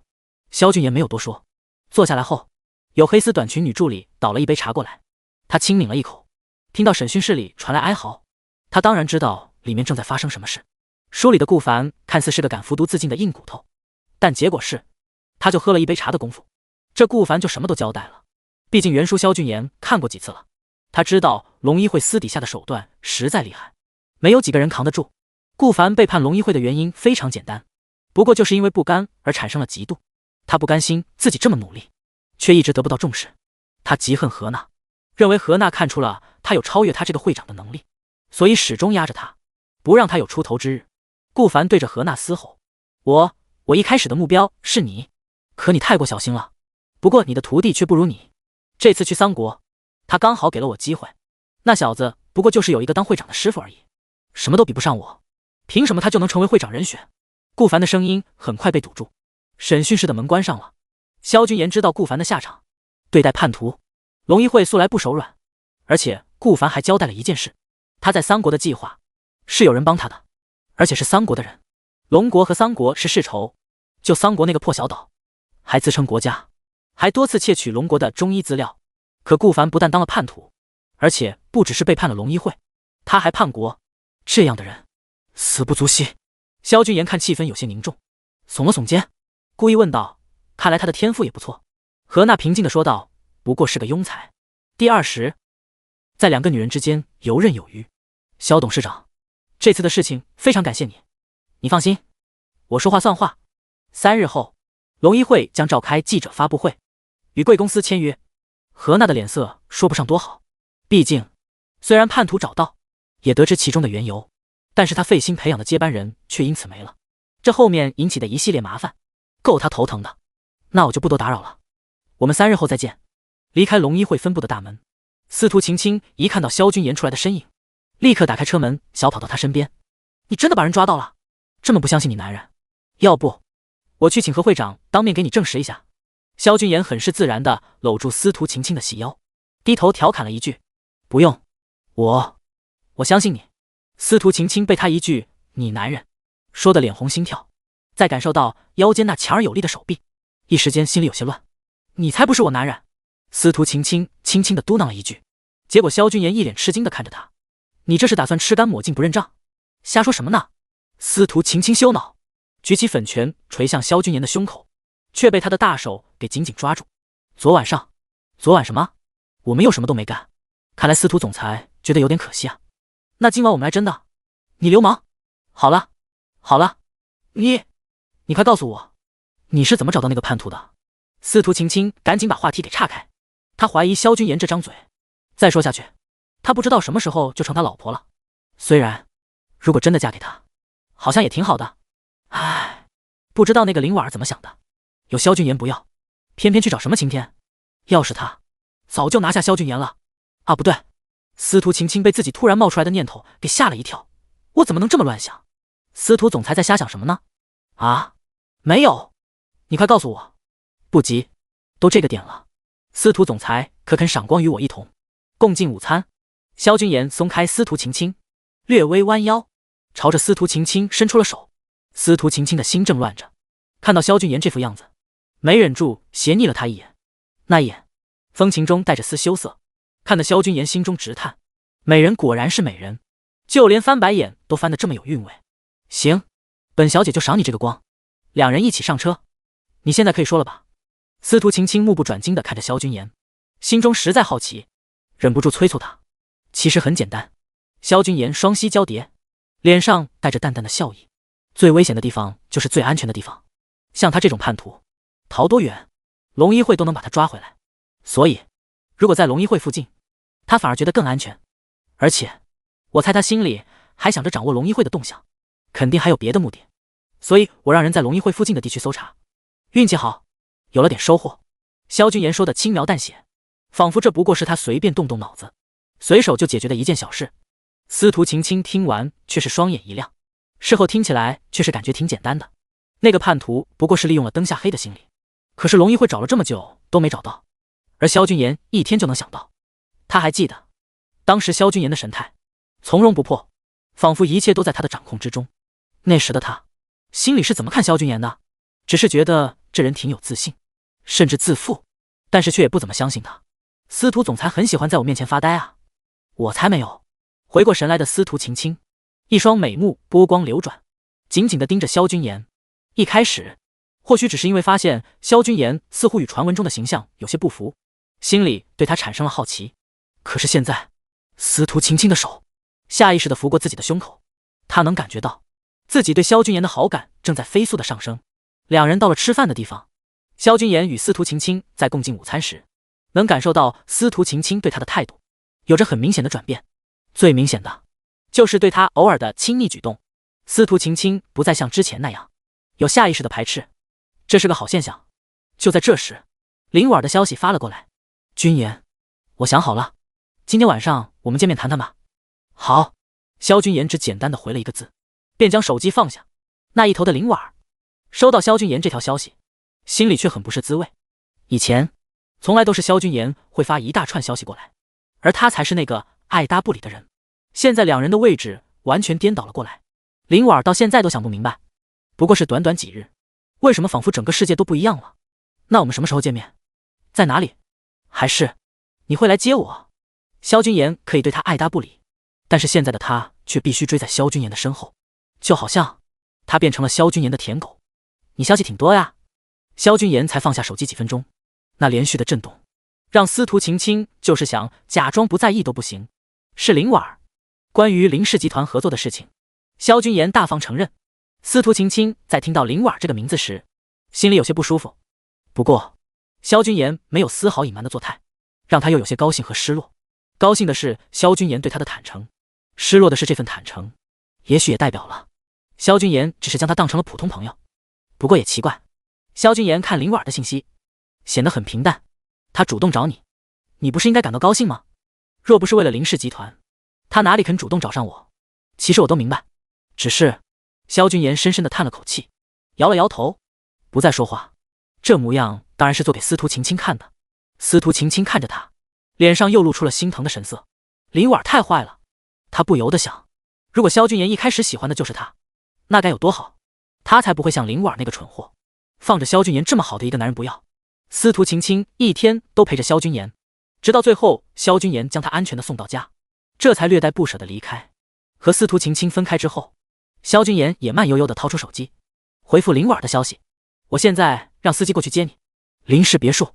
林婉一直没有得到萧君言的回复，有心想直接打电话，却又担心这样会惹得萧君言不高兴。之前在君言集团的冷遇，让他不敢再像以前那样任性。林婉时不时地看着手机和缓慢流逝的时间，简直是度秒如年。就在他快要熬不下去，甚至怀疑萧君言是不是将他给忘记时，他千等万等的消息终于来了。好的。林婉如释重负地吐出一口气。坐在一旁的林阳看到，连忙开口询问起来：怎么样？是萧君言回你消息了？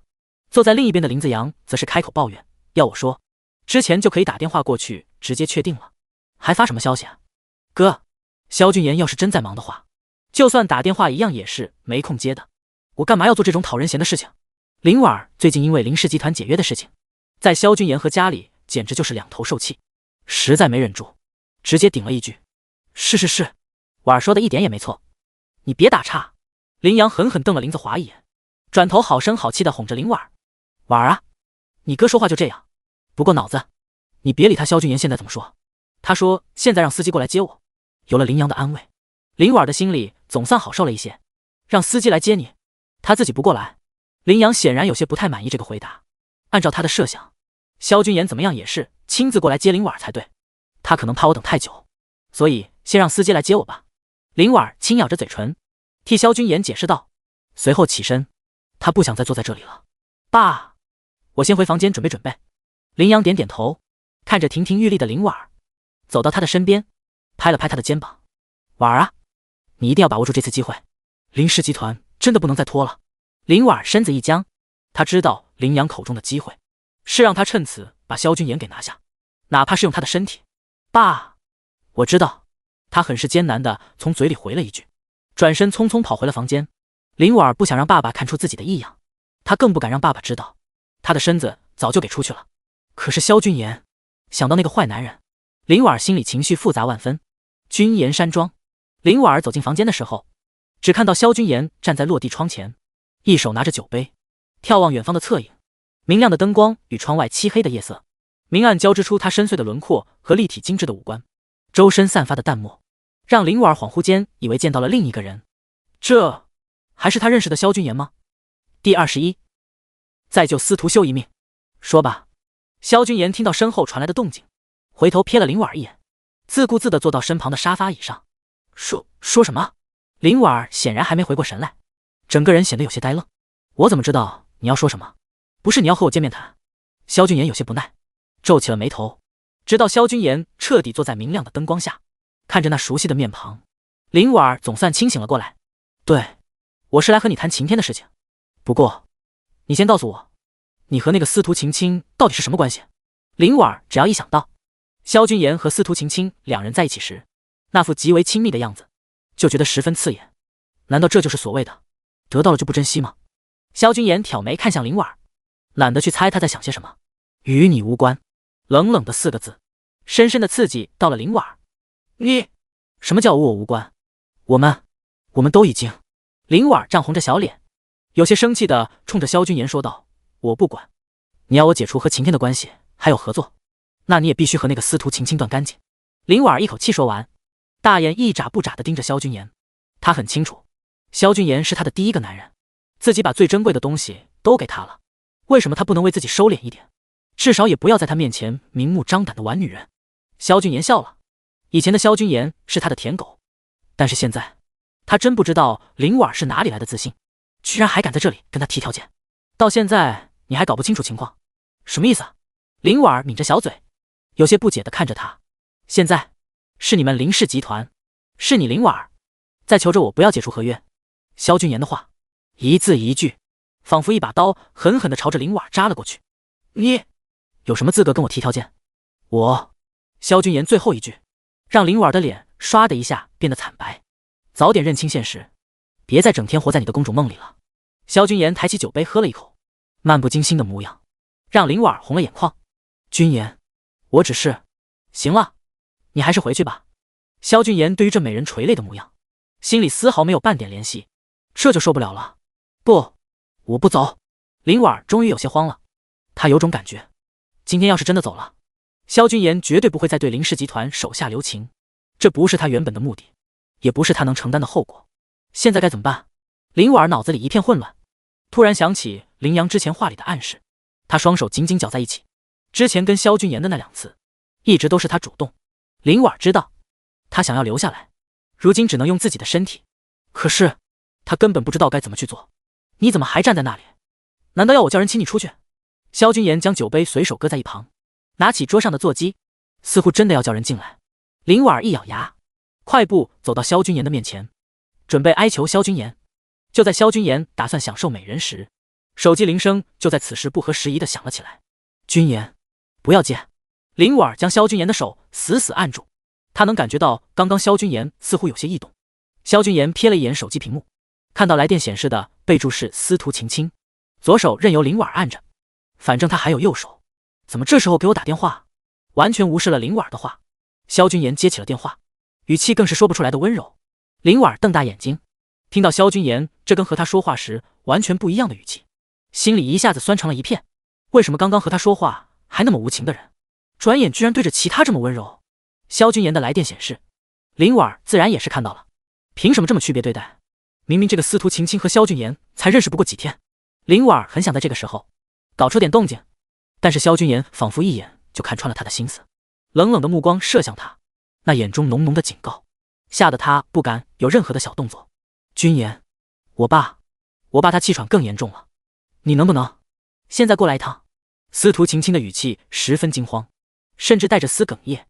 我马上过来。你别急。萧君言挂断电话，立刻将林婉儿推开。君言，你别走，你走了我怎么办？林婉儿不甘心，拉住萧君言不让他走。他好不容易放下自尊，主动现身，就差一点就能成功了，结果司徒晴晴一个电话就让他功亏一篑，这让他无论如何都咽不下这口气。你爱住就住在这里，不想待这，随便找个人送你回去。萧君言扶开林婉儿的手，将他丢在原地。林婉儿气得冲着萧君言的背影大声喊道：萧君言，你混蛋！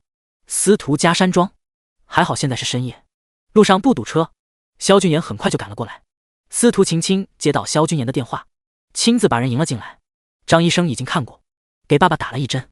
但是司徒晴晴原本慌乱的心，在看到萧君言时一下子定了下来，仿佛找到了主心骨。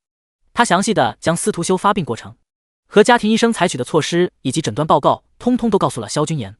别太担心，司徒叔叔不会有事的。于司徒修是司徒晴晴的父亲，自己跟司徒晴晴还在暧昧阶段。于公，司徒修会是君言集团拓展商业版图的一大助力，所以他也不会让司徒修在这个时候出现意外。萧君言看着眼角泛红的司徒晴晴，在进入司徒修的房门前停住脚步。相信我。他轻轻将司徒晴晴拥入怀中，安抚般拍着他的后背，随后推门走了进去。司徒晴晴在那一瞬间被萧君言的气息环绕，从心底里涌现出一股无与伦比的安全感。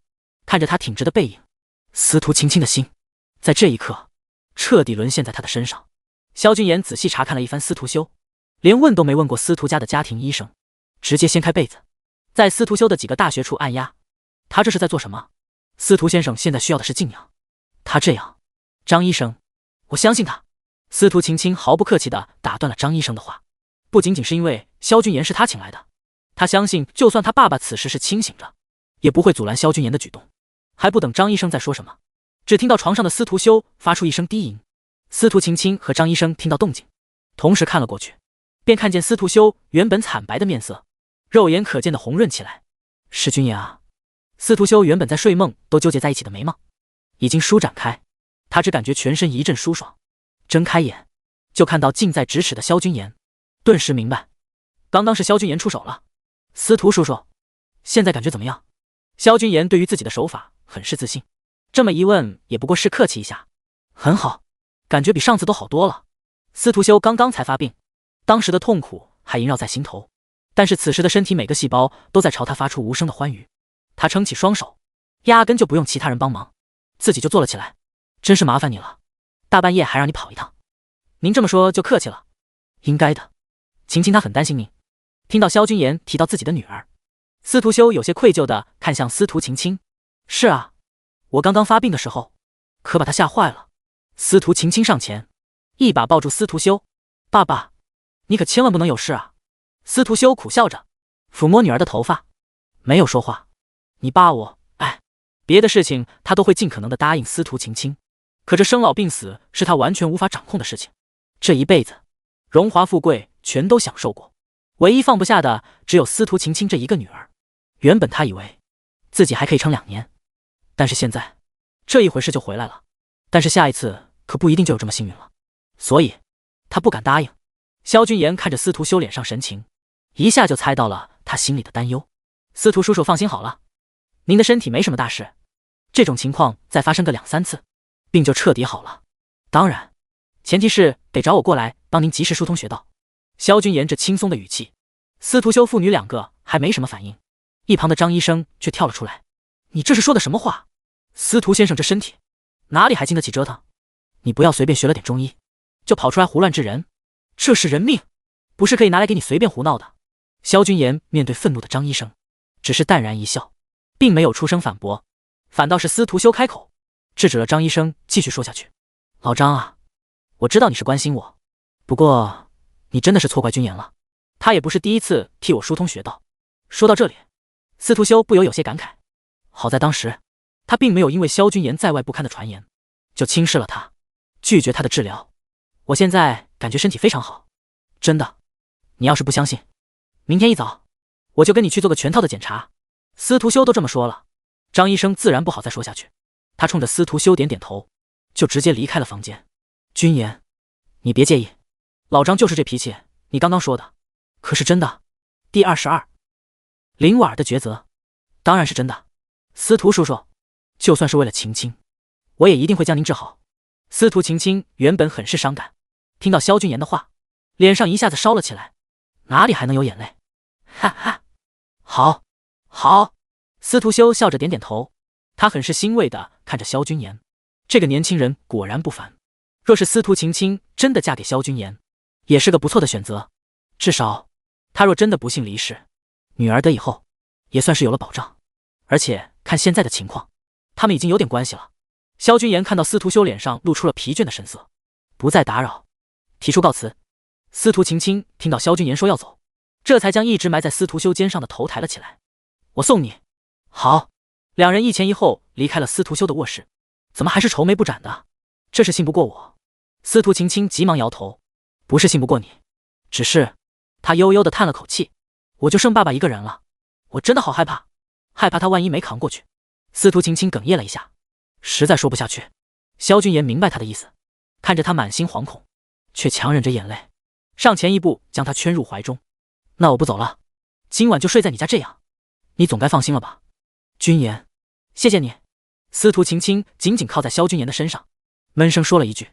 他有些贪恋萧君言带给自己的安全感，今夜的他格外的脆弱，这么体贴的萧君言，让他怎么能忍住不动心呢？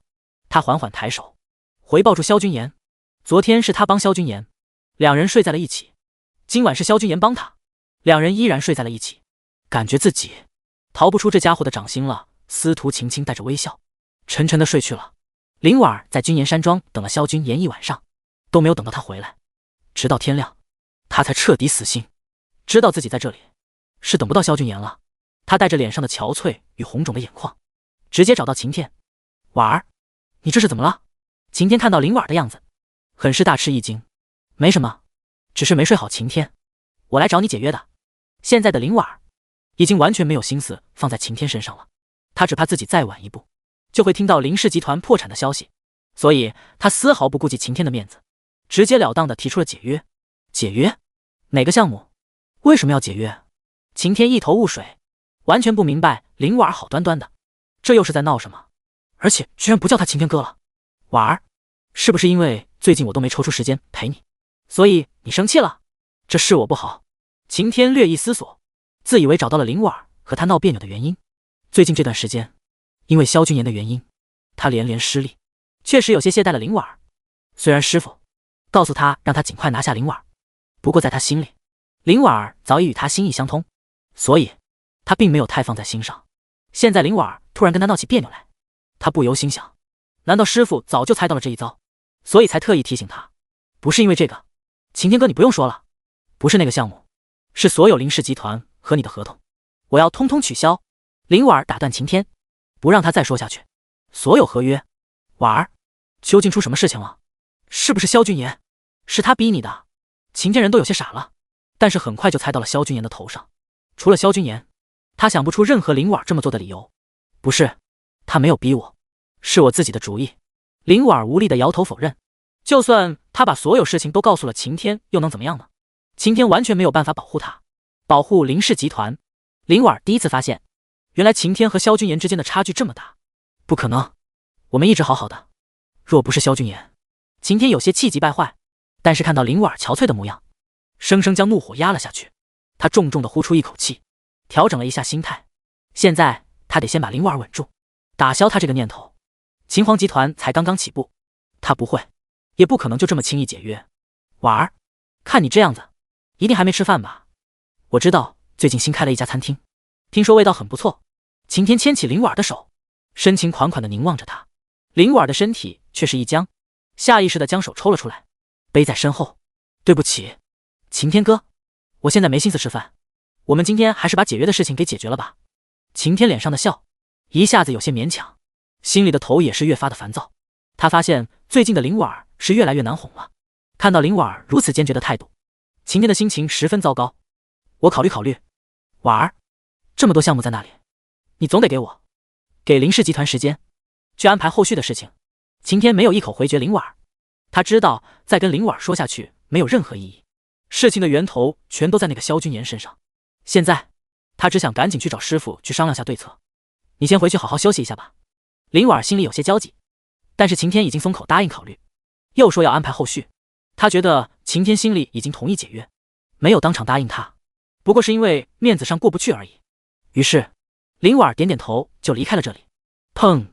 等到林婉儿一走，晴天再也克制不住自己的怒火，一拳砸在桌子上。萧君言，你欺人太甚！晴天狠狠地发泄了一通后，终于平复了情绪，随后立刻动身开车去找仁德观主。事情就是这样，师傅，我们不能再任由这个萧君言蹦跶下去了。晴天将事情的经过告诉仁德观主，提到萧君言时，眼神冰冷。他心里已经做了决定，这一次哪怕他师傅不同意，他都要出手将这个舔狗给解决了。既然这样，那我们得提前设计对付这个萧君言。仁德观主听完晴天的话后，这次却不再反对。原本是想等你拿下龙一会那个会长之后，再去解决这个萧君言，但是眼下也不为是个好时机。晴天心头一喜，若让他自己去解决萧君言，不是做不到，只是没有100%的把握。他做事向来喜欢尽在掌控，现在有了仁德观主的帮忙，他相信他一定能将萧君言给踩死。第23人情不能一次性还完。1个小时后，晴天和仁德观主最终决定，就在龙一会召开的新闻发布会上对萧君言出手。师傅，这样做会不会不好？我们毕竟是正直的人。晴天，成大事者不拘小节，能够除了萧君言这个大害，你以后的道路便一路平坦。一点点的算计，算不了什么。徒儿明白了，徒儿这就去。两人脸上都浮现出了虚伪的表情。定好了计策，晴天就忙去找人制造陷害萧君言的证据。此时萧君言这边正看着一份从司徒家发来的合同邮件，上面的盖都已经齐全了。萧君言正在感叹，司徒修不愧的是帝江最大的房产商，这一出手直接就送了块地给他。这不是司徒家刚竞标好的那一块吗？就这么送给我，可真是大方啊。萧君言看着电脑上打开的文件，回想着今天早上他离开司徒家时，司徒晴晴还说要给他一个惊喜，这可真是一份大礼。可惜要是收下了，岂不是让司徒家帮我人情都还了？得想想办法。萧君言接近司徒修，就是为了阻止司徒家成为晴天的靠山之一。如今自己能得到好处，当然是最好的。他也不是矫情的人，相反的，萧君言现在的野心不在晴天之下，他想要更多。萧君言关掉文件，拿起手机给司徒晴晴打电话。文件收到了。电话很快被接通，传来了司徒晴晴略带俏皮的率先提问。周围挺安静的。司徒总裁这是在忙？不忙。你说。司徒晴晴坐在会议桌前，底下坐满了公司高层，那些人就这么听着司徒晴晴睁着眼睛说瞎话，嘴角抽抽，全都默契低头，翻动着手里的文件。别看司徒晴晴在萧君言面前温柔又羞涩，他在天海集团的作风可以称得上是雷厉风行。文件我看了，不过这份合约还是算了。为什么？萧董事长不喜欢？司徒晴晴惊讶，他完全没想到萧君言打电话过来是为了拒绝这个合约，他以为萧君言会直接签下，然后感谢一下他，两个人今晚再来个烛光晚餐。有之前那一次酒店的好感加成，司徒晴晴觉得他已经很高估萧君言这个人了，可现在却没想到自己还是低估了这个男人。喜欢，可我没有理由接受。司徒晴晴听得哭笑不得，这还是他第一次送人东西，被人以没有理由给拒绝。哪里没有理由了？昨晚上还有上次宴会，毕竟是在会议室里，这么多人看着。司徒晴晴没有把话说得太明了，关于司徒修身体的事情，外面的人并不清楚。哦，对了，还有那个司机那件，这些都是理由。你有什么不能接受的？司徒晴晴试图说服萧君言，这是两码事，不能混为一谈。萧君言还是拒绝了，心想着老子就是要你记起这些，然后继续欠着人情，这一炮给你还清了，以后还玩什么？萧君言的拒绝让司徒晴晴很是无奈。萧董事长，你这样我不就要一直欠着你了？你说到底要怎么样你才肯收下？听到司徒晴晴略带撒娇的声音，萧君言沉思了一下，他知道哪怕这次不收这块地，估计司徒晴晴还会想着从别处入手。算了，人情可以不让司徒晴晴一次性还清，但是可以先还一半，另外的继续欠着，让这女人还有她爸心里都记着我。想到这里，萧君言开口，地不用给我，这块地的50%利润我就收下了，这样你满意了吧？这个坏蛋，什么叫他满意？司徒晴晴感觉萧君言就是纯粹为了哄他，才勉为其难收下这50%利润。不过他也听出了萧君言那一言九鼎的程度。好吧，答应你了，以后我再慢慢还你人情。司徒晴晴心里轻叹了一声，只能按照萧君言的意思，让秘书重新拟定一份合同发给了萧君言。这家伙感觉是把我吃定了。转眼来到了龙一会的签约仪式，龙一会广发邀请函，得到邀请的各大势力派出代表，纷纷到场，一起见证君言集团与龙一会的这次合作。晴天自然也黑着脸到了现场，但他的表情上却有一点鬼笑。所有事情全都已经布置完毕，他要亲眼看到萧君言在所有人面前身败名裂。各位来宾，各位媒体朋友们，有请我们的主办方龙国医学会会长何娜女士。随着主持人的开场词响起，这次抗癌计划的签约仪式正式拉开帷幕。台下众人在看到萧君言登场后，眼中流露出审视与羡慕的目光。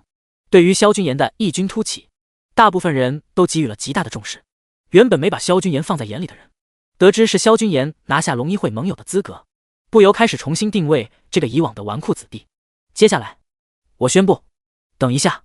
就在何娜和萧君言接过工作人员递来的钢笔，准备各自签下自己的名字时，紧闭的大门被人一把推开。有人来搞事情了。在场大部分的人心里顿时燃起了看好戏的心态。反正龙一会盟友的位置原本是轮不到他们了，但要是有人真能搅和了这场签约仪式，后面说不定也不是没有机会。只有少部分跟萧君言关系好的人眼中露出了担忧的神色，譬如司徒晴晴和林婉儿。萧君言没有理会那些幸灾乐祸的眼神，饶有兴趣地盯着这个突然闯进来的男人。瞧瞧那一层层白纱布包的，一身是伤的凄惨模样，这演出费估计给的不少。保安呢？把人赶出去。何娜心有不悦，他知道龙一会的盟友最后落在萧君言身上，会让很多人不满，但是龙一会的招牌放在这里，他认为没有哪里势力会蠢的派人过来捣乱。谁知竟然还真的有人闯了进来。何娜眼神锐利地扫过底下坐着的众人，先是自家内部出了叛徒，现在又有人敢设计这么一出，这是在赤裸裸地挑衅龙一会，挑衅身为龙一会会长的他。何会长，我才是那个真正帮龙一会抓住叛徒的人。萧君言就是个强盗，他最后把人劫走，还将我打成重伤。何会长，你不能被他给骗了。闯进来的男人声嘶力竭地冲着何娜大喊，说着还举起了挂在胸前的一个像鸡模样的东西。何会长，我不是进来闹事的，我这里有证据。第24，我萧君言不惧怕任何势力。在场的人听到有证据，开始交头接耳地议论起来。原本安静的会场四处响起人声，还不赶紧把人拉走？什么证据不证据的？这人既然能冲过重重安保进入到这里，肯定是有人暗中做了手脚。何娜眼中闪过一丝恼怒，这是把他当成傻子吗？有这手段，怎么不在签约仪式开始之前把人送到他跟前来，偏偏就要在签约的这一刻让这人闯进来搅和？尽管这人明显是冲着萧君言来的，但龙一会才是这次的主办方。对方这么做，同样是在打龙一会的脸。何会长，不急。萧董事长。何娜没想到阻止自己的人，居然会是萧君言。就是啊，何会长别着急赶人嘛，这事儿萧董事长总得出来解释解释啊。当事人都出来阻住，底下的人纷纷起哄，显然一副看热闹不嫌事大的模样。何娜紧皱着眉头看着萧君言，只见他淡然一笑，丝毫没有任何慌张。没事的，何会长，既然大家想看，那就放给他们看好了。何娜不知道萧君言打的什么主意，但是他都这么说了，他转头示意自己的助理，按照萧君言的意思去做，他自己站到一旁，把会场交给了萧君言去主导。虽然他跟萧君言接触的不多，但是他直觉认为萧君言不是那样的人，他一直很相信自己的直觉，就像他徒弟的死。当时他直觉认为不对劲，不顾所有人的反对，强烈要求反复查验，这才找出点点蛛丝马迹，证明他的怀疑才是对的。何娜的助理将那个男人带到会场一角，对方一边将存储卡拔出，一边大声地诉说自己的经历。我叫张远，我在那个顾凡家附近已经观察了很久，本来都快准备抓人了，没想到萧俊言这个卑鄙小人带着他的打手突然出现，还好我当时带着迷你录音机将他的恶行通通拍了下来，电子屏幕很快就出现了影像，不过画面抖动的厉害，直让人看得眼晕，但是勉强能够看出一群人正在殴打着迷你录影机的主人，同时会场内也响起了嘈杂的声音，很是刺耳。就在众人受不了想要叫工作人员关闭声音时，萧君言的声音清楚地传了出来，你们拦住他，我上去抓人。就这么一句，但是在座的人都听得出这的确是萧君言的声音。就在刚才他还在说话呢，萧董事长，这真的是你啊？萧君言，这事你可得好好解释解释。就是这就有点不守规矩了呀。视频很短，很快就放完了，众人你一句我一句，要萧君言给个解释和交代，不就是解释吗？你上来。萧君言勾了勾嘴角，冲着张远勾了勾手指，上来就上来，这么多人看着，你休想再威胁我。不用说这些废话，我替大家理一理你话里的漏洞。毕竟萧君言扫了眼台下，目光在晴天的身上略一停顿。晴天注意到萧君言在看着自己，微笑着冲他点了下头。旁人看起来以为他在跟萧君言打招呼，只有他自己知道他是跟在萧君言示威，毕竟不是所有人智商都在线。萧君言意味深长地看着晴天，轻笑了一声。晴天看到萧君言的笑容，只感觉说不出的古怪，就好像自己做的一切都被对方看穿了一样，很是难受。这个舔狗果然有点不一样了，难怪师傅要我尽快除掉他。台上，首先萧君言走到张远面前，只不过伸出一只手，张远却很是惊慌的连连后退。你想干什么？你要干什么？你还想对我动手吗？萧君言没有理会他的喊叫，招了招手，两个黑衣保镖立刻从台下冲了上来，把他给我按住，再吵就把嘴堵上。台下顿时一阵哗然。晴天则是心里一紧，他没有预料到萧君言居然这么嚣张。张远被两个保镖架住，无法动弹，看着萧君言朝他走来，脸上原本假装的害怕逐渐变成真的。不对啊，花大价钱请他来的人只是让他照着台词说死萧君言，可没说剧本里有这一段啊。萧君言掀开张远的纱布，摇了摇头。首先，你的第一个漏洞就在你身上的伤。张远瞪着他，刚要开口说话，就看到一个保镖举起手里一块破布，立刻闭紧嘴巴。这伤怎么了？难道是假的？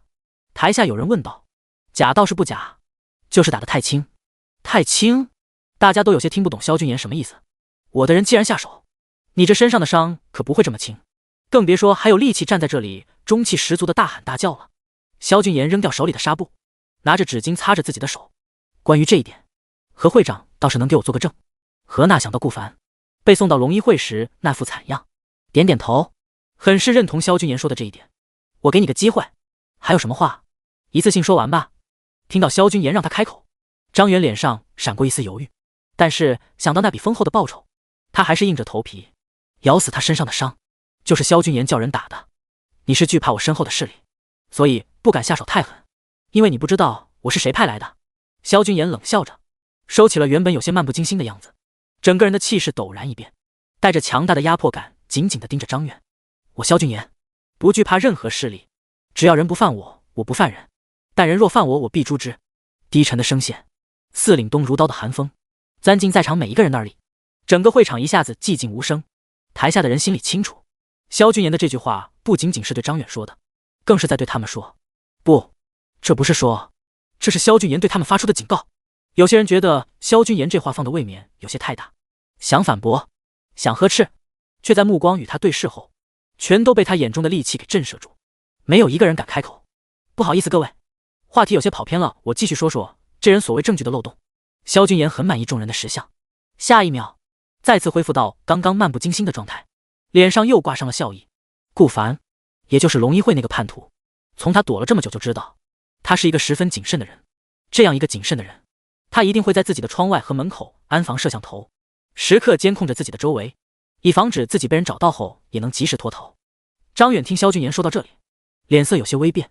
我现在就让人去取证，如果你说的都是真的，那么我萧军言就永远离开帝江，不再踏进这里一步。第25拿西瓜刀砍人。听到萧军言这么笃定的话，张远有些慌了，他哪里知道什么监控？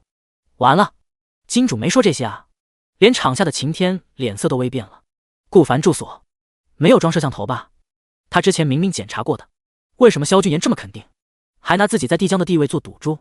可很快，晴天看到自己找来的人双脚在发抖，晴天皱起了眉头。蠢货，怕什么？萧军言笑着说道。顾凡被抓的地点离龙一会很近，也不过10几分钟。10几分钟之后，如果拍到的画面里没有我打你，我要你断手断脚从这里爬出去。这笑容加上冰冷的语言，直接让张远脚下一个哆嗦，瘫软在了地上。这10几分钟对其他人来说不过就是喝杯水上的厕所的时间，但对于张远来说，每一分每一秒都是煎熬。10分钟过去，张远的脸色比刚刚苍白了许多。萧军言在他面前跺着脚，快了，再等等，那个谁，先把刀拿来。保镖送上来一把大西瓜刀，刀光在张远面前闪过，吓得他整个人一哆嗦。萧军言，萧军言，你什么意思？什么意思？先磨刀呀！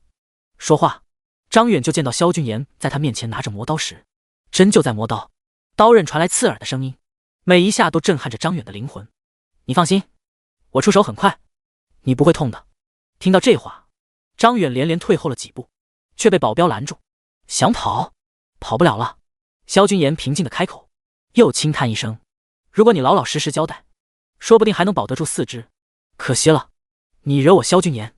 正，西瓜刀磨出最后一下，金玉之声回荡整个会场，所有人都被萧军言这副模样吓坏了。何娜充满惊奇地看着台上的男人，这家伙真的假的？也太地痞流氓的样子了吧。虽然何娜嘴上这么说，可脸上却是透着几分欣赏。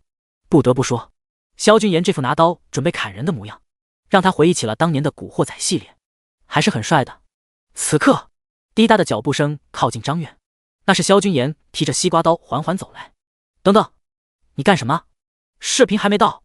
萧军言，你冷静点，你冷静点。扑通，张远吓得跪在了地上，全程紧绷的神经终于在此刻断裂了，两只手挡在前面，不断摇晃着退后。我错了，我错了，不是我干的，是有人给了50万让我搞你的，不关我的事啊！轰隆，这番话传遍了场内所有人的耳朵里。萧军言嘴角一扬，停下脚步。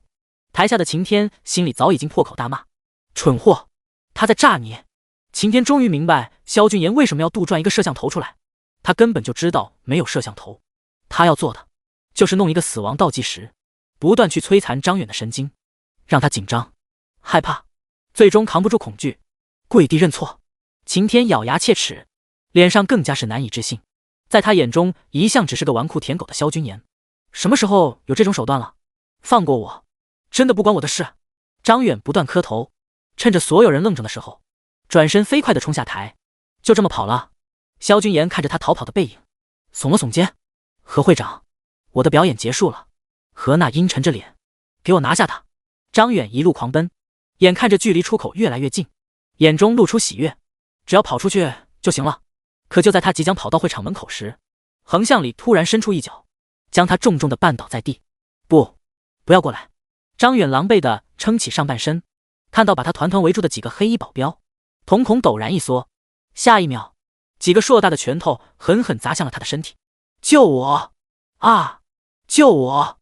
会场里回荡着张远的惨叫，但是在座的人都是冷眼看着，没有一个人上前阻住。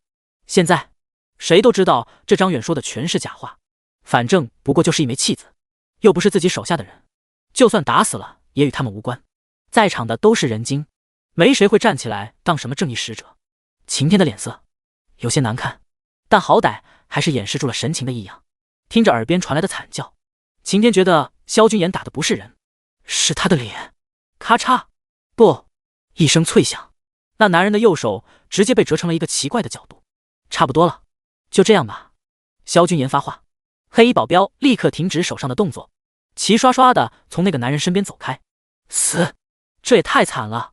众人看着那男人，鼻青眼肿，不只是手，那腿的弧度也很奇怪。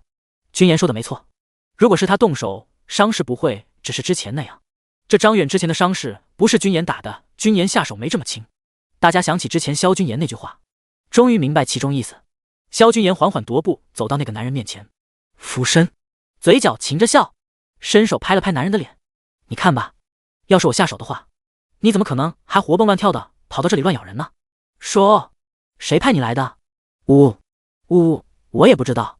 张远已经痛得喊都喊不出，只能呜咽着，肿得只能眯起一条缝的眼睛，眼泪流了下来，拿出了自己的手机。我只有这个。萧君言检查手机，上面只有一个陌生号码发来的短信，显示任务是指认他，下面还有台词和转账记录。萧君言回拨出去的时候，号码已经显示空号了，倒是谨慎。何会长，人交给你了。萧君言也没打算能问出个所以然来，敢公然用这种手段搞他的人，也不会是小人物，行事不会这么容易被人查到。后面调查的事情就交给龙一会吧，带下去。何娜吩咐道。张远被龙一会拉去了审讯室，至于他会面言什么，众人不敢想象，一想起脚底都发寒。以龙一会的手段，那小子完了。这萧君言也不好惹呀，这手段也太狠了一点，跟他打交道得小心了。各大势力派来的代表纷纷议论着萧君言的做派，思考着以后和他打交道该用什么样的方式。司徒晴晴美目泛光，他的眼中只有萧君言的身影。刚刚萧君言那霸气的言行，直让他心头小鹿乱跳，一颗芳心彻彻底底的将他刻在了里面。而林婉儿此时的状态和司徒晴晴差不多，他眼神迷乱的看着萧君言，不知道从什么时候开始，萧君言以往追着舔他时那不堪的形象，已经渐渐消失在了他的脑海中，取而代之是眼前这副嚣张霸道的模样，让他的心跳都加快了许多。林婉儿当然知道这代表着什么，他眼神紧随着萧君言移动，脑海里一会是萧君言，一会是晴天，最终晴天的身影自他的脑中消散，最后留下的是萧君言。现在的萧君言才是他理想的最佳对象。两女的眼神全都纠缠在萧君言的身上，无意中四目相对，空气中仿佛有看不见的火花在那一刻炸开，两人各自露出了势在必得的意思，错开目光，心里头各有各的盘算。何会长，浪费了您一点时间，现在没事了，我们继续。何娜看着在自己面前表现得十分有礼貌的萧君言，再想想刚刚那副震慑全场的气势，眼中对他流露出了点点的欣赏。这小子狂是狂了点，但却知道分寸，狂的不让人讨厌，也是种本事。何娜靠近了萧君言，用只有萧君言听得到的话低声问道：你刚刚说的监控视频怎么还没到？萧君言挑了挑眉，根本没有视频。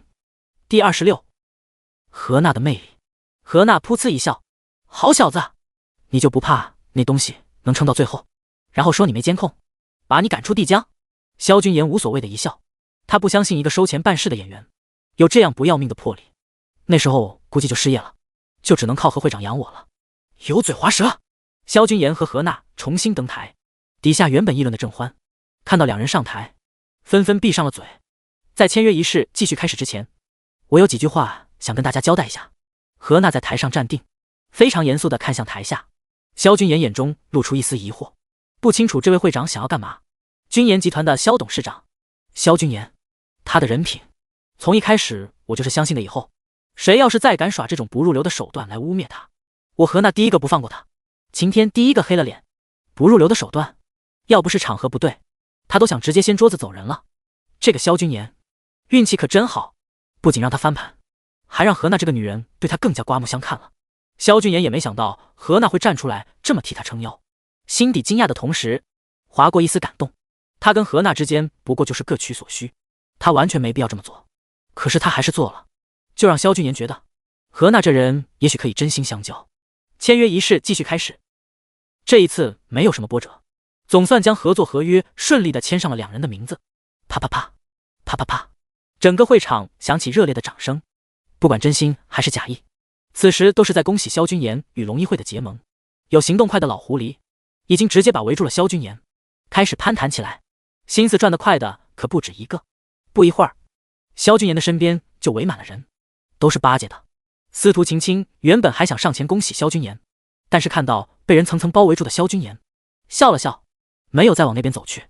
毕竟他们两个私底下还可以再见。林婉倒是被林阳和林子华推着，想让他挤到萧君言的身边，但是林婉想到萧君言给他提的条件，他还没有完成，有些不敢出现在他的面前。以前的萧君言是他俯视的舔狗，可此刻的萧君言是龙一会在帝江唯一的盟友，是帝江豪门望族都巴结的存在，是君言集团董事长。这一刻的萧君言像一颗光彩夺目的太阳，让林婉仰望，甚至光芒刺眼的他都不敢仰望太久。爸妈，我先不过去了。林婉停下脚步，至少他得赶紧跟晴天断个干净，才能接近萧君言。而且他可是看出来司徒晴晴那个女人也在打着萧君言的主意。林婉借口他等人少了再去找萧君言，将爸爸和哥哥搪塞了过去，视线在会场里搜寻着晴天。看到晴天站在一个偏僻的角落时，脸色阴沉。不过林婉此刻并不在乎晴天什么感受，他想做的就是立刻和晴天断了，然后去追寻萧君言，找机会跟他说清楚吧。林婉心想着。另一边，萧君言余光瞥到晴天的动向，在旁边喝闷酒呢。要不是围着他的人太多，他还真想一起过去看看晴天那脸色究竟有多精彩。这时，萧董事长，有幸能请你吃顿饭吗？何娜当着众人的面直接开口邀请萧君言的举动震惊了众人。这位何会长可是出了名的不好接触，龙国公认的会长级人物，在整个龙国也不超过5位，分别掌管龙国不同行业的命脉。何娜身为医疗行业的会长，今天帝江市在场的所有人恐怕没有一个有面子和他吃饭，但是何娜却主动邀请萧君言了。虽然在刚才他站出来维护了萧君言，大多都以为他不过是为了双方的面子上能过得去而已，可是现在亲眼看到何娜对萧君言抛出邀请，周围的人心里忍不住一酸再酸。当然，这是我的荣幸。萧君言欣然接受，笑着对周围的人说道：真是不好意思了各位，有机会下次再聊，现在我得跟何会长走了。在众人羡慕的目光相送下，何娜和萧君言一起离开了会场。用餐的地方何娜问过萧君言，不过萧君言还是让何娜选择了。二人在一行保镖护送下来到了一家门面典雅的法式餐厅，环境清幽，节奏缓慢，适合说话。你们在这里等着，我和萧董事长进去就行。何娜支开了保镖，萧君言也招呼了一声，杨叔等人点头，在门外等候。整个餐厅洋溢着柔和的小提琴曲，昏黄的灯光中和了何娜身上的气势，看上去没有以往那么凌厉。萧董事长真是年少有为，今日在会场的表现让人刮目相看。何娜举起手中的酒杯，向着萧君言敬了一下。何会长过赞，我这人不太喜欢谦虚，单刀直入比较省时省力。好一个单刀直入，爽快！何娜做事喜欢干净利落，萧君言行事风格很适合他胃口。你也别一口一个萧董事长的，直接喊我君言就行。那你也别喊我会长了，我比你年长几岁，就喊我一声何姐吧。何娜既然肯邀请萧君言与他一同进餐，那就说明他对萧君言的印象很好，这样拉近双方距离的称呼，他自然不会拒绝。那不行，您看着比我年纪还小，以后我叫你妹妹吧。噗呲，何娜被萧君言这句话逗乐了。你好好说话，我比你大，什么妹妹？幸好没有让手下进来，否则让他们听到自己被萧君言叫妹妹，以后他这个龙一会会长的脸还往哪里放？唉，那听你的，以后咱们姐弟相称了。萧君言自然而然套起了近乎。何娜被萧君言的话给逗乐了，抿唇一笑，眼中带着笑意瞪了他一眼。你小子，这是社交牛逼症吗？行行，我们以后姐弟相称。嘴里这么说着，但是何娜脸上神情还是表明，萧君言的话还是让他感到高兴，叫他妹妹，亏萧君言想得出来。何娜的俏脸上桃花眼弯起了一丝弧度，萧君言被他那一眼看的魂都差点被勾过去，好在他定力惊人，立刻就清醒了过来。这股子成熟女人身上散发出来的魅力与诱惑，可不是司徒晴晴和林婉这种小女生能够比的，这其中的风情只有时间才能沉淀出来。不过何姐，我说你看上去像我妹妹。说的可是真的，要是不信的话，餐厅你随便拉个人过来问问，保管别人都猜你，顶多20。何娜看萧君言起身，似乎真的是想拉人过来，赶紧笑着让他坐下。好了好了，我信我信，不过你还是叫我姐吧，不能再油腔滑调的了。何娜明知道萧君言是在哄她，可有哪个女人会不乐意听到别人夸自己年轻？这边萧君言与何娜两人还在享受着英乐和美食，与此同时，秦皇集团，秦天揉着眉心，在办公室坐了半天了，都想不明白萧君言为什么变得这么厉害。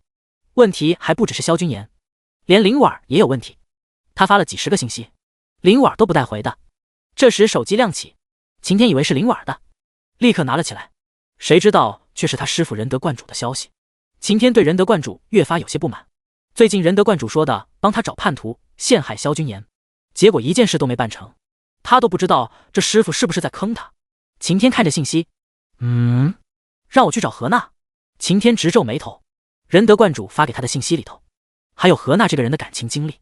那女人2年前丈夫被害后一直未曾改嫁，就是在守活寡，30出头的女人正是需要男人的年纪。可何娜作为龙一会会长，个人作风极为正派，在感情方面比较空白，资料上还点明了何娜最喜欢有才华的男人。仁德观主最后的意思是让秦天把何娜给拿下，没能成为龙一会的盟友，让何娜成为我的女人也是不错的主意。不愧是师傅，再信你一次。秦天立刻派人去打听何娜和萧君言现在的位置，得到地址后，他火急火燎地赶了过去。第27，一手原创，月亮惹得祸，就是这里。秦天在门口看到了萧君言和何娜的保镖都在外面等候，自己也悄悄进了餐厅，目光似乎游荡，终于在角落里看到了何娜和萧君言的身影。不过他并没有立刻上前，他的视线定格在餐厅中央摆放的一架钢琴上，龙一会中药供应链的独家代理，我这边可以全权包下，没有任何问题。但是有件事情我还是想提醒下何姐。萧君言拿起手边的酒杯抿了一口。什么事情？何娜以为萧君言是想让自己再他一点时间来筹备供应链，毕竟君言集团和其他大势力比起来还是弱了一点。桑国的事情我直觉认为并没有那么简单。何娜有些惊讶，没想到萧君言说的居然是这件事情。他点头示意萧君言继续往下说，那个顾凡若是没有其他人的帮助，想要毒杀你的徒弟还是挺困难的，主要是我觉得他没这么大的胆子，所以我怀疑龙一会可能还有其他叛徒能给顾凡胆子，给他兜底。何娜看着萧君言，眼里闪过奇异的光芒。萧君言其实完全没有必要提醒自己，叛徒的事情在他把顾凡交给龙一会时就已经结束了，后面他只要完成双方的合约就能获得最大的利益。商场上最忌讳的就是交浅言深，萧君言这么做显然是在担心他。你小子倒是会关心人，既然你提了，那我也不藏着，我也确实有这种怀疑。之后我会陆续将叛徒揪出来，好好将龙一会清理一番，到时候说不定还要你出手帮忙。萧君言点头，何姐你有什么需要，到时候尽管吩咐，我必定全力以赴。他知道何娜肯向他求助，就是在心里把他当成了盟友，不是龙一会，是他何娜的盟友。何娜这种级别的靠山，即便在原书里秦天也是中后期才能有深入的关系，可现在却被自己提早拿下了，进度比秦天更快，这对于萧君言来说是一件好事。至于桑国的事情，不适合在这种场合多说。两人转移了话题。最近几年年轻一代出了不少优秀者，君言你是其中的佼佼者，其他人虽然不错，但是跟你比起来手段还是太过稚嫩。何娜毫不吝啬自己的夸奖，何姐你这么夸我，容易让我飘上天啊，还能知道自己飘了，说明你还是很清醒的。我看只有秦皇集团的秦天能够跟你比个高下了。秦天？萧君言挑了挑眉，如果没有自己横空出世，秦天靠着主角光环确实是众星拱月的存在，可现在一切都不一样了。萧君言笑了笑。何娜不解道，怎么了？吃醋了啊？听何姐夸秦天，我有点吃醋了。何娜噗呲一笑，你这家伙毕竟也是大集团的董事长，能不能正经一点？话音刚落，餐厅里小提琴曲的声音忽然停下。这位女士，下面这段钢琴曲是一位男士特意为您而演奏。服务生悄悄走到何娜的身旁，低声说道。何娜记得进来的时候的确在餐厅里看到一架钢琴。何姐你这魅力，我可是一点都没瞎吹啊。萧君言调侃了一句，与何娜一起看向了餐厅的中央。是他，是他！萧君言和何娜同时出声，都认出了那坐在钢琴前的人，是晴天。他居然找到这里来了！萧君言玩味地看着晴天，这人突然出现在这里，肯定有目的。晴天不可能冲他来的，唯一的解释就是何娜了。他怎么会在这里？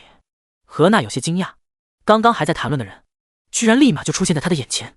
这世界会不会太小了点？晴天无视萧君言那奇怪的眼神，目光直接落在何娜的身上，冲着他点头一笑，便直接弹奏了起来。钢琴声回荡在餐厅里，弹得不错。何娜眼中流出了显而易见的欣赏，萧君言脑中却在回忆原书中的剧情，心里不由发出感慨，原来是在这。他想起何娜的弱点，书里晴天就是用弹琴，逐渐得到了何娜的亲昵，将她拉拢到自己的身边。不过，萧君言看着晴天那卖力的表演，眼里闪过一丝戏谑。书里晴天之所以能成功，不过是没有对手。可惜啊，现在他萧君言在这里。但好好弹，别太难听了。晴天一曲弹完，在掌声中，他起身下台，往何娜和萧君言这里走来。何会长，没想到这要巧，您居然是在这里用餐。萧董事长，又见面了。晴天虽然心里恨萧君言恨得牙痒痒，但是表面上却一副与他关系不错的样子，看得萧君言只想发笑。没想到秦总也喜欢这家餐厅，我刚刚还跟君言提到你。晴天心里奇怪，这两人好好的合作不谈，提到他做什么？哦，不知何会长跟萧董事长聊什么，居然还能有幸被二位提及。也没说什么，不过就是闲聊。何姐说我是她看过年轻一代中的第一翘楚，然后你是第二名。何娜险些没笑出声来，没见过这么夸自己的。这萧君言说自己不喜欢谦虚，可真是一点都不谦虚啊。晴天脸上的笑容微微一僵，这萧君言可真够不要脸的。萧董事长真会说笑。何会长，不知道喜不喜欢我刚刚送您的这首《爱情的梦》？何奈点了点头，很好听。君言你觉得呢？弹得不错。萧君言摸了摸鼻子，下次不要再弹了。晴天本来萧君言要说场面话夸自己，可一听萧君言的下半句，他脸色就不好了。萧董事长，我跟何会长是在认真的交流音乐，你不能因为嫉妒我就言语针对啊。嫉妒你？当然，何会长不是说了吗？我的钢琴曲很好听。萧君言切了一声，那是因为我和姐妹听过我的。说起来，我也挺喜欢唱歌的，无聊的时候自己还会随便写写。萧君言摸着下巴，突然言时起意，对着何娜说要给她唱一首，正好最近新写了一首歌，感觉还不错，何姐你听听，正好给我提提意见。你写歌？何娜的眼睛都瞪大了。萧君言不是企业家吗？什么时候会写歌了？能听吗？不只是何娜，连晴天都懵逼了，这小子有毒吧？萧君言要是说他也会弹钢琴，晴天都认了，可他居然说自己会写歌。萧董事长，牛皮可不能乱吹啊。何会长可在这里。废话。说罢，萧君言就招手让服务生去给自己拿把吉他。你自己的原创歌曲，看不出你还有这样的闲情逸致啊。何娜靠近了萧君言一些，喂，差不多就行了，你等下上去出丑了我不管啊。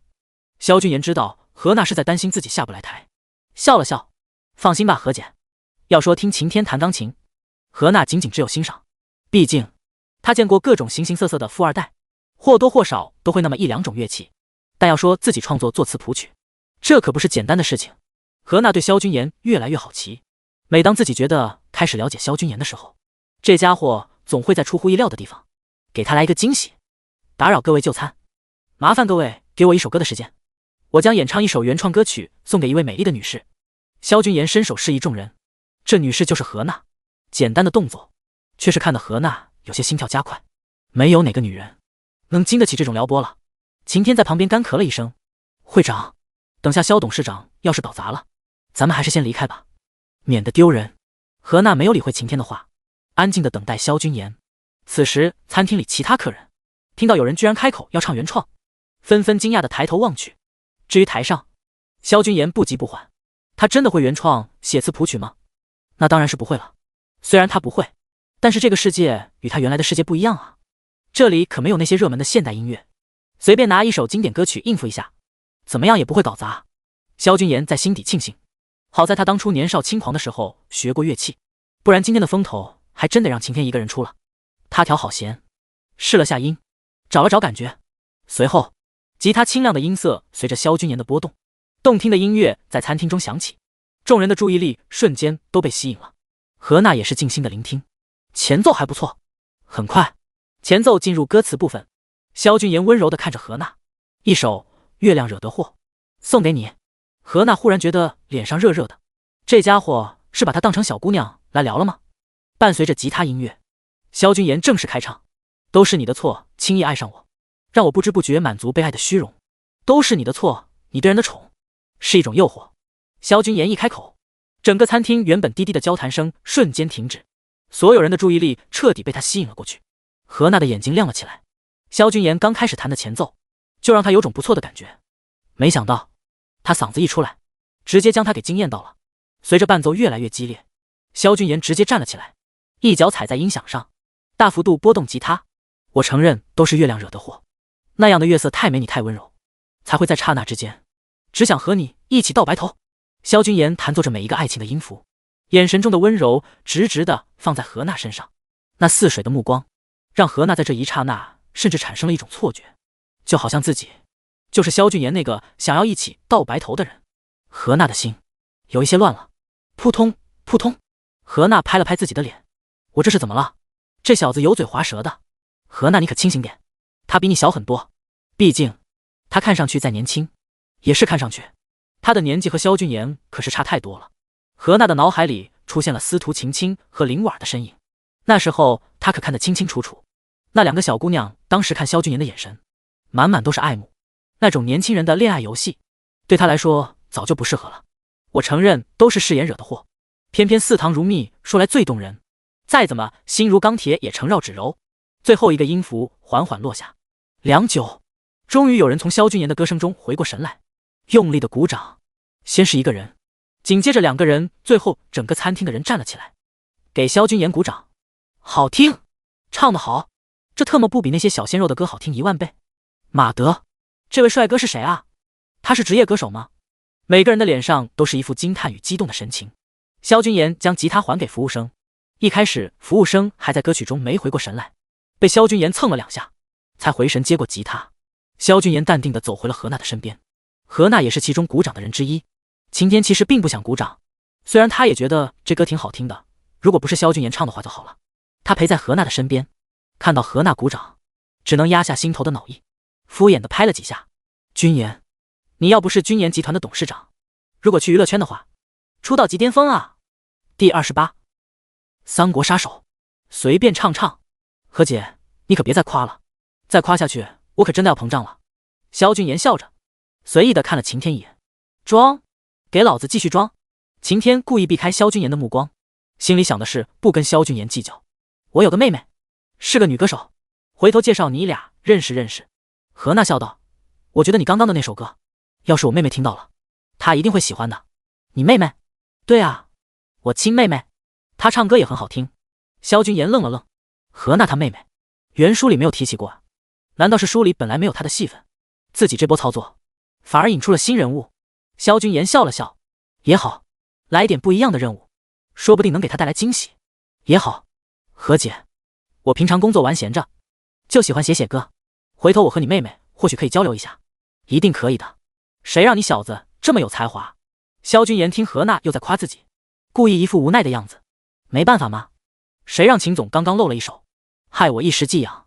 秦总你说是不是？能不能别没事提到我？晴天脸上抽搐了一下，如果不是今天他的目标是何娜，现在都想拍屁股走人了。谁愿意一直看着萧君言嘚瑟，自己还治不了他？呵呵，晴天皮笑肉不笑。何娜当即接过话，秦总的钢琴也还行，不过君言你唱歌是真的好听。对了，你是怎么创作出刚刚那首歌的？它叫《月亮惹的祸》吗？也还行。听到何娜的话，晴天更加觉得无地自容了。刚刚这女人不是也夸奖自己的吗？现在听完萧君言装逼，就觉得自己只是还行了。呵呵，女人，对，就叫《月亮惹的祸》。至于创作灵感，这个嘛，萧君言知道晴天现在很不爽，所以萧君言决定让他更不爽。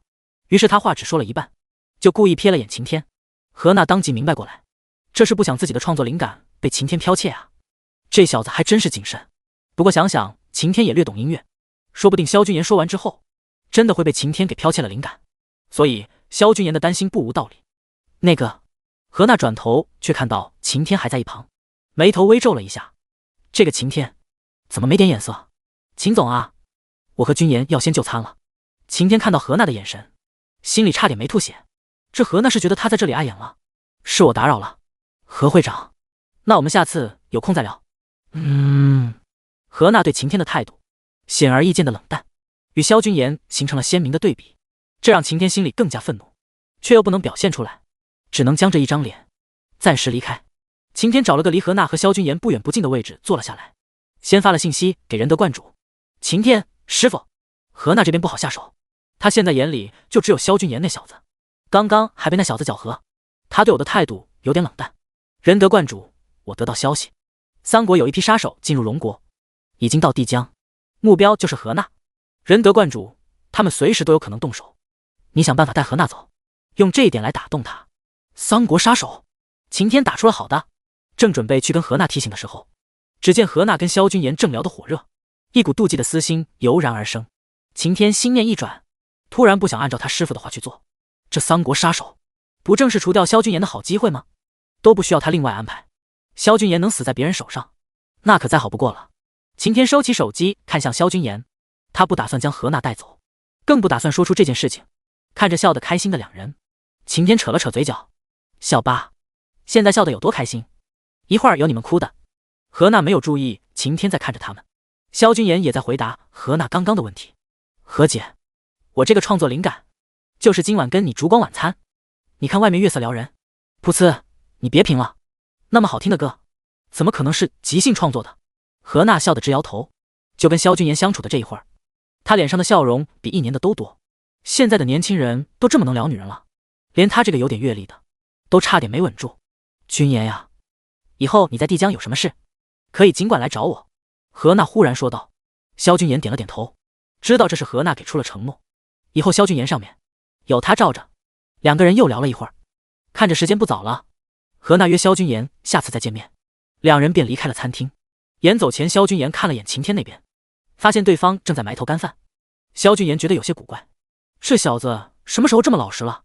两人离开餐厅，何娜邀请萧君言去了自己车上。你回君言集团的话，我正好顺路经过，一起坐吧。行，听何姐的。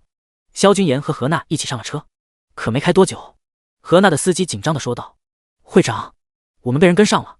他刚开出一段路，就感觉到不对劲，往人少的地方开。何娜淡定吩咐，大脑快速思考，判断着来人的目的。一旁的萧君言也是皱了皱眉，难道是晴天安排的？应该不会是他，他没这么大的胆子。但是想到晴天最后的反常行为，萧君言怀疑就算不是晴天的安排，这家伙肯定知道点什么。不过现在这不重要，重要的是什么人居然这么猖狂，敢这么明目张胆的跟龙一会会长对上。脱离了车流，后面跟着的车辆更是显眼。会长，甩不掉了。司机话音刚落，一阵剧烈的震动从后车厢传递而来，何娜连忙一手按在了前面的座椅上，萧君言也有点坐不稳，幸好两人都绑了安全带。司机稳住车的时候，又是突然的急刹车，何娜撑不住，整个人差点飞出去，幸好萧君言连忙抓住他。两个人抬头一看，他们的车已经被对方拦下了。会长，我马上叫人。司机紧张的找手机，萧君言知道不能坐以待毙。何姐，你就在车里待着吧，我去会会他们。不，我跟你一起出去。第29，萧君言 vs 三国杀手。何娜有些生气，今天他才刚放出话，结果现在就有人来找他和萧君言的麻烦，这完全就是没把他何娜放在眼里。行，萧君言点点头，没有阻止何娜。董事长，会长，两人的保镖们赶来，看到他们下车，也立刻围了上来。不远处，挡住萧君言的那辆车，走下来一个人。萧君言从这人身上感觉到浓浓的违和感，不是龙国人。萧君言刚说完，没想到那人突然在所有人的面前消失了。顺不是三国阴阳术。萧君言皱起了眉头，忽然想起原书里何娜曾经被一个三国人刺杀，还受了重伤。那时候晴天赶来给何娜疗伤，让何娜欠了晴天一个大人情，没想到这刺客居然现在就出现了。都退后点，是三国阴阳高手。萧君言马上反应了过来，保护何会长。萧君言此时有些庆幸没把何娜留在车里，以对方的身手，这要是被摸了过来，身边无人保护的何娜不得命丧当场。当萧军言说出对方身份的时候，何娜当即明白过来，既然是桑国人，目标很明确，一定是他这个龙医会的会长。龙医会近期多次阻拦了桑国的中药发展，想要拿回属于自己国家的人，但是桑国人素来盗取龙国中医资料，已经当成了自己的东西，也发展了完善的产业链。去年桑国依靠中药就赚了至少1万亿，他们怎么愿意放弃这个？当了强盗，尝了甜头，就把中药当成他们自己的东西了。龙医会何娜主张收回自己的中药非物质文化，一直都被桑国当成眼中钉。军言，他是冲我来的，你先走。何娜关切地喊道。萧军言当然不能走，现在跑路，岂不是让何娜把自己当成贪生怕死之辈了？何况现在不是他个人的事情，是国家荣辱问题，要走一起走。桑国一个区区小岛国，居然敢把脏手伸进我们龙国来，先砍了他！听到萧军言的话，何娜瞪大了眼，来不及说话，但是眼中对萧军言更加欣赏了。是啊，桑国敢出手，砍了就是了。何娜也是这么想的。围着会长，别让他靠过来。萧军言冷静地下令，保镖们立刻顶在最前面，将两人团团围在中心。此时已经是晚上，加上对方故意拦截的位置，正在灯光微弱，保镖们还在寻找桑国杀手的踪迹。可下一刻，一道寒芒从靠前保镖面前划过，保镖感觉到危机来临，已经有意识地闪躲，可速度还是慢了。鲜血飞溅，第一个保镖倒了下来，众人只看到杀手的黑影，想要抓人的时候，对方又跳进了旁边的黑影之中，动作太快了，大家小心点！妈的，小岛国德杂碎，给我出来，别鬼鬼祟祟的！其他保镖见到这一幕，纷纷心头一紧，全部摆出出拳状态，有几个手中抽出了伸缩长棍，挡在面前防御。但是黑暗角落又飞出一道寒光，刺！这次一个保镖腿部被刺伤，倒在地上，挥动手里的长棍对着黑影乱打，可根本没打中人。混蛋，有种给我出来！见到这一幕，即便以何娜的胆色，现在都有些不安起来。来的人是高手，就算在桑国，也是阴阳术高手。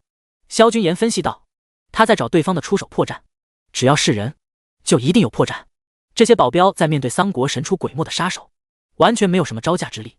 当他们看到敌人时，就是丧命之时。没一会儿，地上已经躺倒了一片的人。萧军言和何娜身边站着的人越来越少。萧军言灵机一动，带何娜靠近了一个角落里，这里背后都是墙，对方不可能出后面出手，只有前面左右2个方向。会长，往右边走。何娜听话的点头，可他视线刚离开左边，一直在何娜身边的萧军言就感觉到一道微风，紧接着一道黑影从左边出现，手里的短刃朝着何娜的脖颈处狠狠扎去。抓到你了！左边就是萧军言故意露出的破绽，身手比不过你，那就用脑子碾压你。萧军言一手将何娜拉开，右手握拳，手臂划出了一个不可思议的角度，狠狠地击中桑国杀手的胸口。小心！何娜踉跄几步，站稳，转身就看到萧军言和桑国阴阳高手在交手，心都提到嗓子眼了。死！萧军言躲开了桑国杀手反扑的致命一击，但是手臂却还是被划了一刀。他无视鲜血淋漓的手，再次攻向桑国杀手，趁你病要你命。萧军言刚刚那一拳用尽了全力，可不是那么好消受的。那桑国杀手心口一阵发闷，想提气却提不起来。他想要遁入黑暗，可速度却比之前慢了。这一慢，萧军言又是抓住他一只手，一个肘击凌空而下，咔嚓，八嘎，啊呀！手臂的剧痛传来，桑国杀手发出一阵闷喊。此刻他的整个手臂已经无法动弹。萧军言刚刚的一击，直接断了他一手。给我上，保护萧董事长！桑国杀手彻底没法隐藏身影，剩下的保镖立刻冲了上来，连人带刀砸在了地上，将对方制住。萧军言看到杀手被制住，绷紧的身体这才放松了下来。他眼角瞥到那个杀手在挣扎的时候，似乎有什么东西掉了出来。萧军言往前2步，低头一看，是一本书，阴阳杀法。原书没见过呀，什么玩意？不管了，萧军言先把书塞进了怀里，感觉应该是个好东西。军言，你怎么样了？何娜跌跌撞撞的跑了过来，看到萧军言还在往下滴血的手臂，心里担心不已。你别动。他找出医药箱，暂时先给萧军言进行简单的包扎，伤口有点深，现在只能暂时这样。你给我回龙医会！两人说话间，龙国法网局的人匆匆赶到现场，一个扎着高马尾，一身帅气制服的女人走过来。何会长你好。我是法网局重案一组组长许瑜。许瑜这脸长得有些甜美，连声音也是，虽然他故意压低了声线，脸上也是绷着，极为严肃。原书里这个许瑜是法网局的重要人物，也曾经帮过主角晴天几次，算得上是晴天的一大助力之一。但是因为她漂亮又有能力，所以也有点自负。现在见到真人，萧俊言还是觉得这女人要不是穿着这身衣服，绝对没人相信她是法网局的人，说她是花瓶都有人信。我先跟萧董事长离开，其他的事情你跟我的人接洽。好的，何会长。许瑜看萧君言手臂都是血，连忙点头。萧俊言不放心这个许瑜，言走的时候提醒了一句：许组长，那个桑国杀手很厉害，他现在只是暂时受伤，但是桑国阴阳术比较诡异，你们带走的路上小心点。许瑜皱着眉头，虽然萧俊言的提醒是好意，但他觉得对方也有点看不起他们法网局的实力。多谢提醒，不过我们法网局也不是吃素的，萧董事长不要太小看了。第30，跟何娜在一起了。萧俊言看出来这女人确实是自负，难怪原书里晴天想泡她，但是都泡不到，最终两个人只有点头之交。萧俊言现在也懒得多说，该提醒的都提醒了，后面要是真出了什么事，也跟他没有任何关系。君言，我们先走吧。何娜带着萧君言直奔龙医会休息室里，何娜的助理带着医生过来，要给萧君言重新包扎。东西放下，我来就行。何娜接过纱布，将其他人都赶了出去。被拒之门外的几个人脸上都懵了，会长亲自包扎，这萧董事长的面子也太大了，而且看会长的样子，好像很担心萧董事长。这是姐弟恋吗？什么姐弟恋？我们会长包养的比20多岁的女人皮肤还精致，跟萧董事长站一起很般配的。休息室内，能劳动何姐亲自上药，我这伤受的可真值。萧君言看着何娜认真的给自己包扎伤口，低头间的那一抹风情让他心里一动。何娜没发现萧君言的目光，都这样了还贫嘴，看来真是伤得不够重。何娜无奈，很想在他伤口上按2下，让他尝尝记性。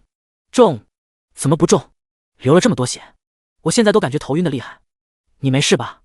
何娜立刻抬头看向萧君言，当时萧君言在生死一刻之时救了他，让他心里感激万分。你躺下休息吧，我这马上就好了。何娜担忧地说道，同时加快了手上的动作。今天受了这么大的惊吓，还受伤了，就这么睡，我会做噩梦的。萧君言顺着何娜的意思，躺到了休息室里的床上，却不肯闭上眼睛。那怎么办？该不会要我给你唱摇篮曲吧？何娜说完，自己先笑出了声。之前死亡逼近的恐慌感，在萧君言这般插科打诨中逐渐消退。摇篮曲倒是不用，就是想要姐姐抱着，感觉会安心点。何娜的手一抖，差点没把手里的东西打翻。她这是在被萧君言调戏。萧君言完全就是脱口而出，今天一天发生的事情太多，精力消耗过度，特别是在对战那个桑国杀手，全神贯注，根本不敢有丝毫的松懈。现在躺在舒服的床上，让他整个人全身心的放松下来，大脑都有些懒洋洋的。话出口，才知道自己说了什么。萧君言以为何娜会当场拒绝自己，已经准备好该怎么解释，谁知何娜竟然一语不发，没有拒绝，这是默认了。萧君言原本的睡意直接给惊醒了。何娜此时的心情颇有些复杂，她知道自己该拒绝萧君言，但是萧君言是因为她才躺在这里，心里一软，拒绝的话再说不出口，算了，就当哄孩子了。何娜做好心理建设，转身走到床前，那你睡进去点。还真的一起睡啊。萧君言眨了眨眼，乖乖的将身体挪到里面。他面上表情如常，心里却是卧了个大槽。他可真没想到堂堂的龙医会会长居然真会上来陪他睡觉。好了，赶紧睡吧。何娜躺下后，下意识的与萧君言保持了距离。何姐呀，这人都躺身边了，哪还有让人隔出距离的道理？萧君言说完，抬起没有受伤的那只手，直接将何娜搂到了自己怀中，这样睡才踏实。你……何娜想挣扎，又怕碰到他受伤的手臂，身体直接僵在那里。过了好一会儿，都不见萧君言有任何动作。何娜悄悄抬眼望去，青年英俊精致的脸庞映入眼帘，紧闭的双眸下，睫毛又浓又密，高挺的鼻梁和那紧抿的薄唇，一时让他看得入迷。看着看着，何娜也不动了，生怕吵醒了萧君言。真拿你没办法，好好休息吧。何娜不知道什么时候也睡了过去。萧君言和何娜已经进入梦乡。与此同时，帝江市另一边，法网局带着桑国杀手回局里的路上，却遇到了大麻烦。居然让个受伤的人给跑了！你们可都是法网局的精英啊！许瑜气急败坏的冲着面前的人怒吼。他看到后面的护送车辆爆胎了，刚下来就看到2个法网员从车里飞了出去，那个杀手更加是跳窗逃跑了。你们还不快去找！待在这里人就会自己送上门来不成？许瑜将人通通都赶了出去，一张小脸皱成了苦瓜。该死，还真的被那个萧俊言说中了。许瑜此时心里很是后悔，刚刚自己应该亲自跟着护送车辆一起走的，而不是分开2辆车。但他又怎么会知道自己手底下的人居然会这么没用？通知所有人，地毯式搜索，一定要找到人。许瑜连忙下了命令，派出手上所有能用的人手，大肆搜捕着三国杀手。如果这次找不到，不只是犯人逃走的问题，对方刺杀的可是龙一会会长，这相当于让龙一会会长又陷入了危险之中。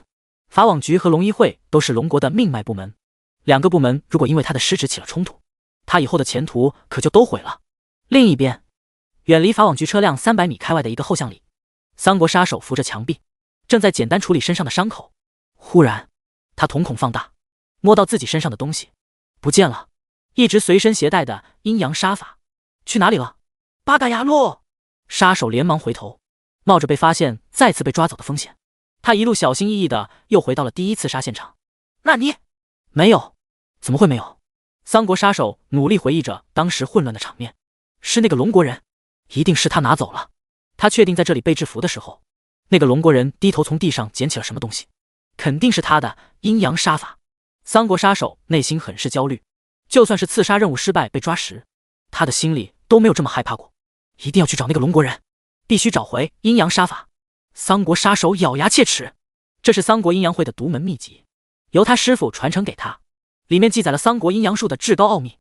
若真是丢失找不回来，他也可以不用回三国，按阴阳会的规矩直接切腹自尽，以死谢罪。第31萧君言，难不成是个花花公子？法网局这边，许瑜安排出去搜索三国杀手，可他的人一波又一波送回来的消息，都让他感到心塞，根本找不到。偏偏雪上加霜的是，一回到局里，局长就叫他马上过去，问的就是今天杀手的情况。可当许瑜汇报完这次的情况，法网局局长脸都绿了。跑了？你干什么吃的？法网局局长收到杀手刺杀龙一会会长的消息，这件事在他的管辖范围内，所以他一得知杀手已经抓住的事情，立刻打电话来，决定亲自负责此事。结果现在许瑜跟他来一句，人跑了。这件事说不定跟龙一会前段时间在三国时的冲突有关，因为没有确凿证据，进度一直僵持在那里。现在好不容易有个送上门来的线索，你居然让他跑了？平日里看你做事还挺到位，关键时刻给我掉链子，这人要是抓不回来，你这组长也不用干了。许瑜直挺挺地站在那里，被骂得狗血淋头。你去找何会长还有萧君言，他们2位当时不是在场吗？去问问有什么线索，就是要你下跪，你也得给老子套出线索，把人抓回来。局长一口气说完这一大段，也是累得够呛，端起茶杯喝了一口，润了润嗓子。这是太大，不是我要逼你，搞不好我都得下去，就因为你的失误，还让我们法网局得跟着一起丢大脸，还站在这里干嘛？等着我请你吃饭，我这就去龙一会。许瑜灰溜溜的从局长办公室出来，顾不上其他，立刻开车往龙一会赶去。龙一会，萧君言睁开眼，就看到何娜还在他旁边熟睡。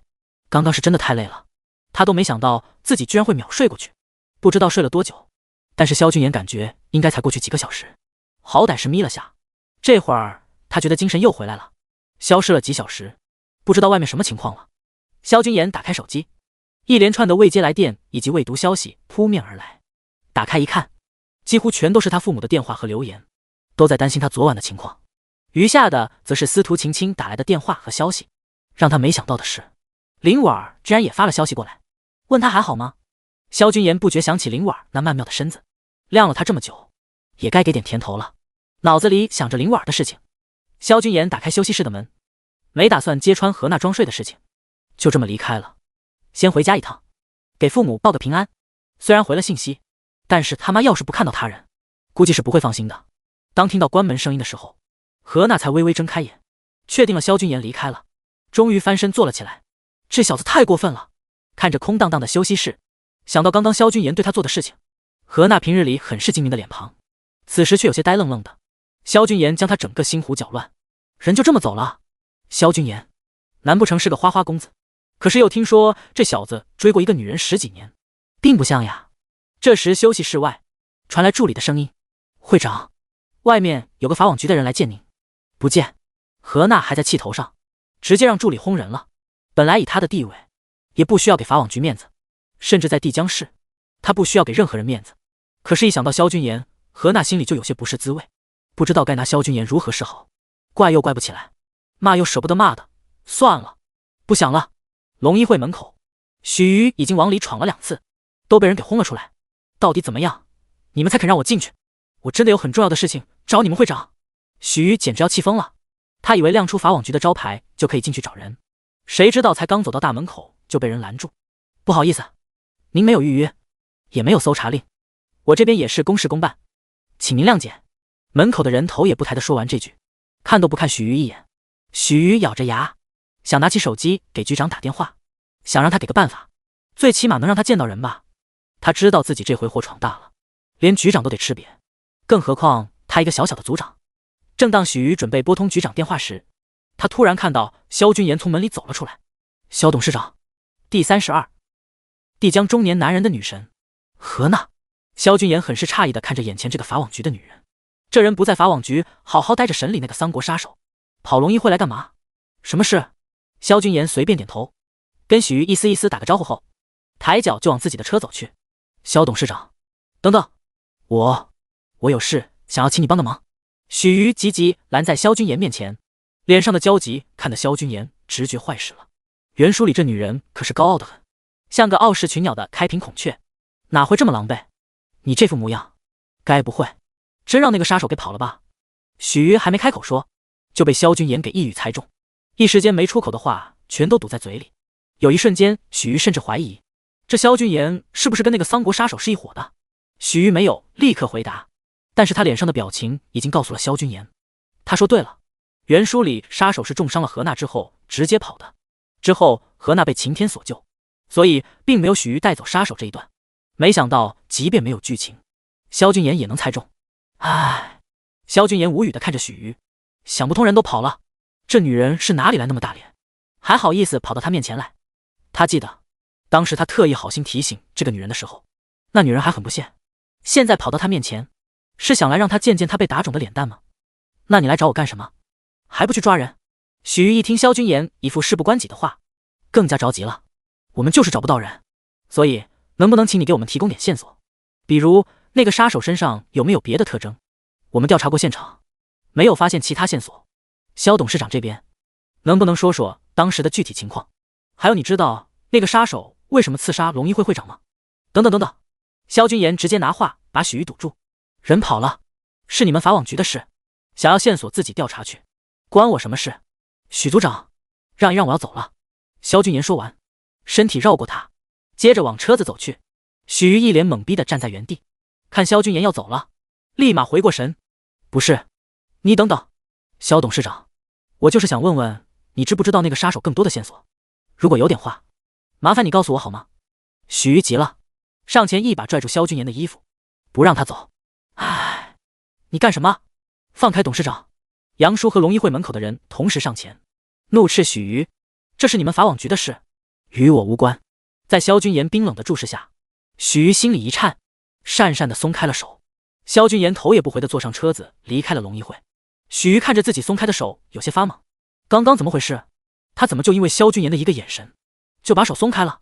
他应该死命缠着他的。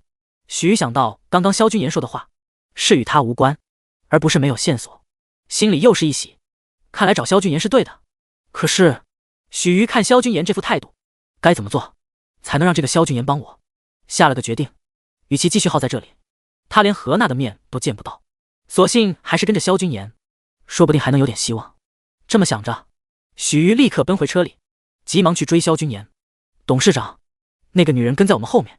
杨叔一直注意着身后，看到那个女人开车紧紧地跟了上来，立刻跟萧君言汇报，让他跟。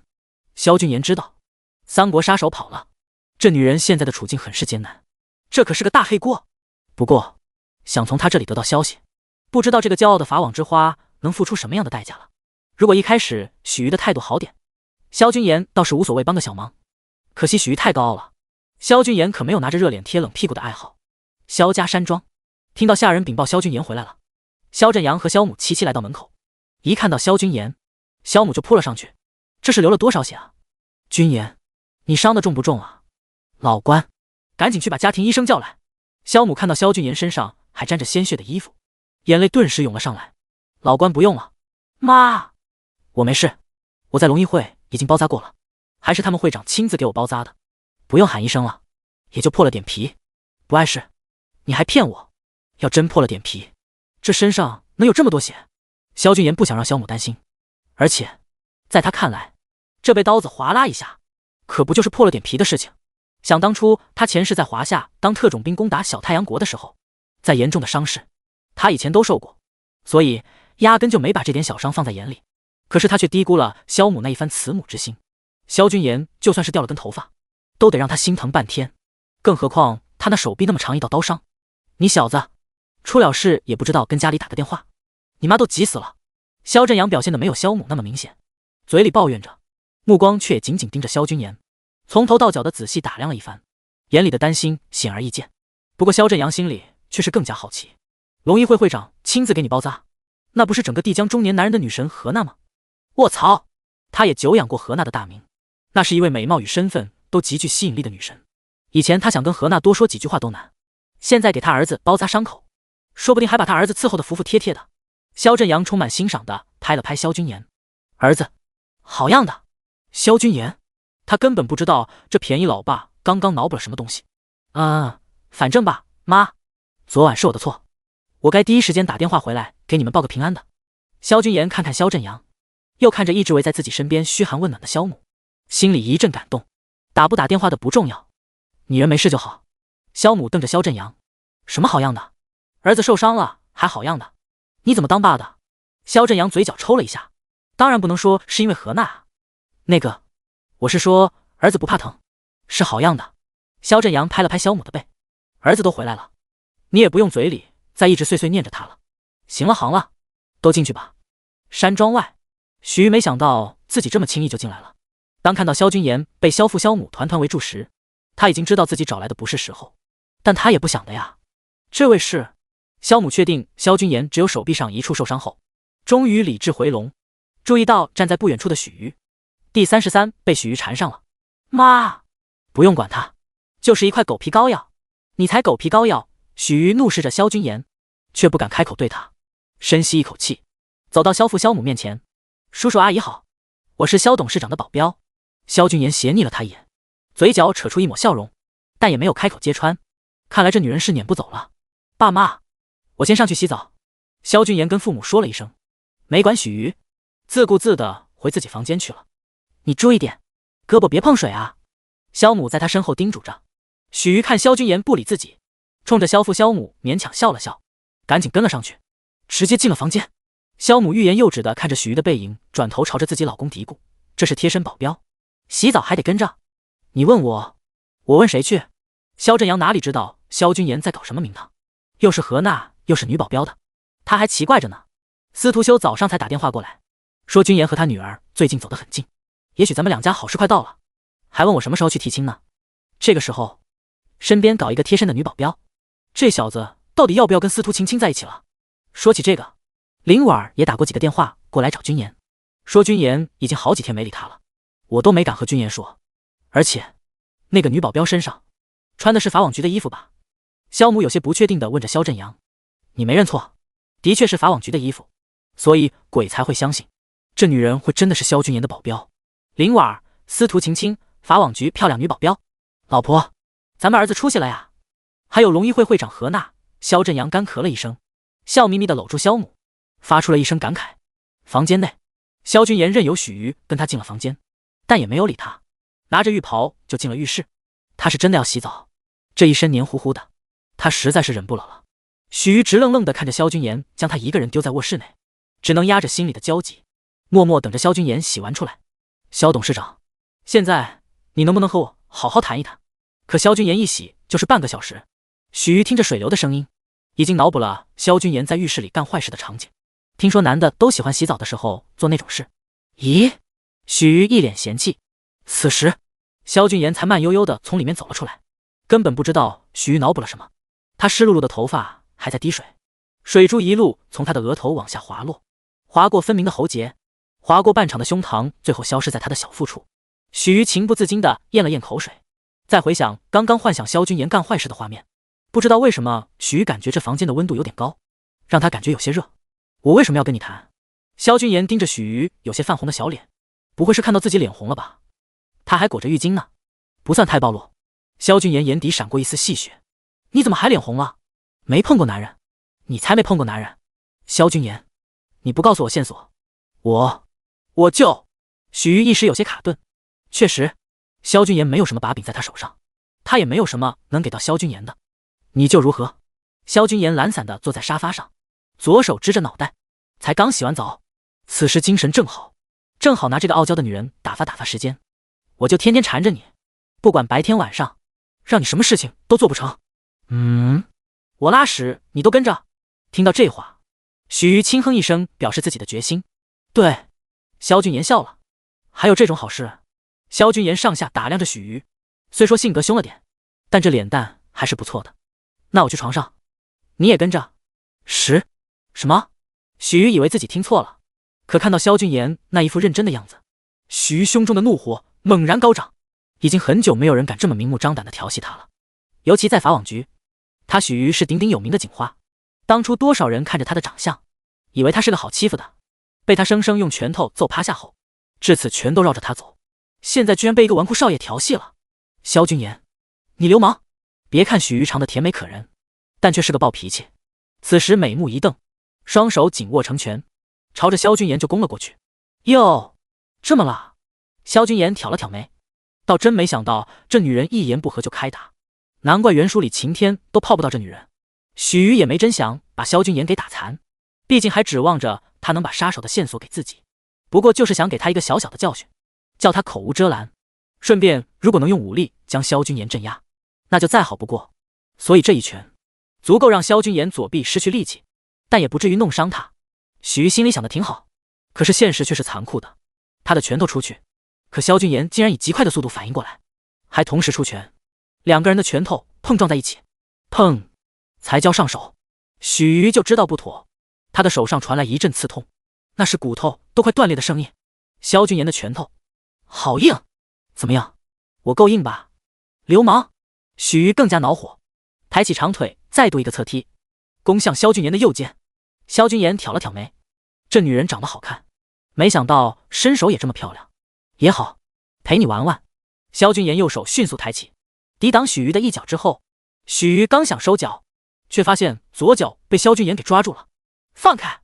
许瑜恼怒之际，萧君言居然把他的腿继续抬高，瞬间让许瑜失去了平衡。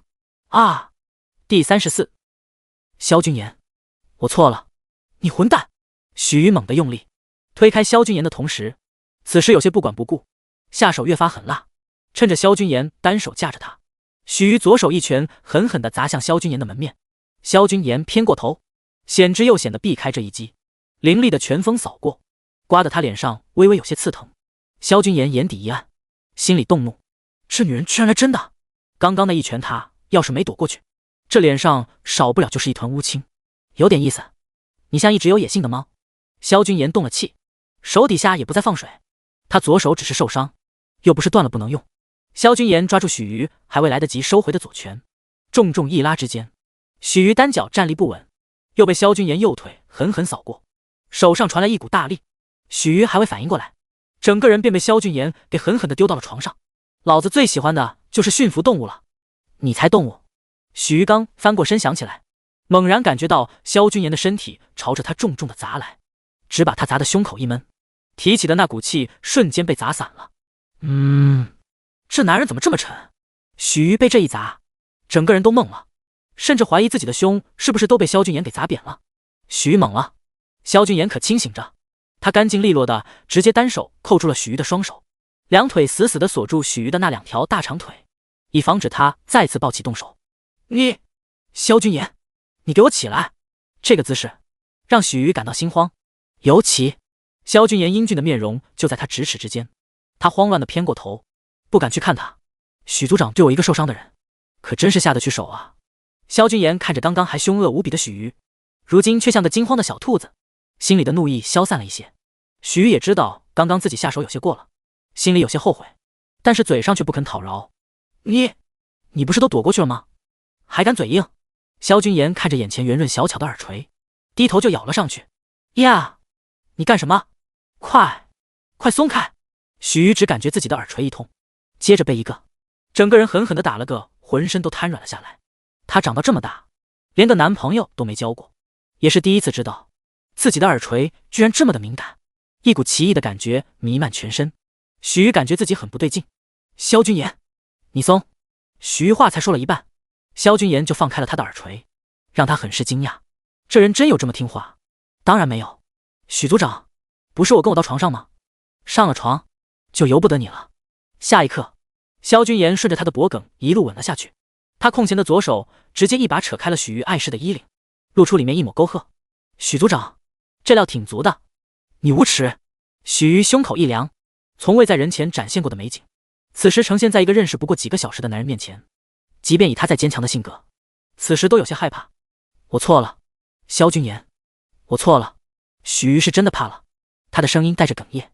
萧君言抬头看向许瑜的脸，此时哪里还有刚才那副凶神恶煞的模样？美人梨花带雨的小脸，没有让萧君言生出怜惜，反而更是激起了心底那异样的邪恶。死！这女人难道不知道这个时候越是哭，越是想让人欺负她吗？萧君言倒是没有冲动到直接强上一个法网局的组长，只是再来回摸了几次，占足了便宜，才深吸一口气，努力压下身体的躁动，一把合上许瑜的衣服。萧君言把手松开，从许瑜的身上离开。行了，别哭了，不知道的还以为我真把你怎么了。萧君言没好气的看着自己左手渗出血的纱布，真是麻烦，又得重新包扎了，还不起来，躺着是让我继续下去？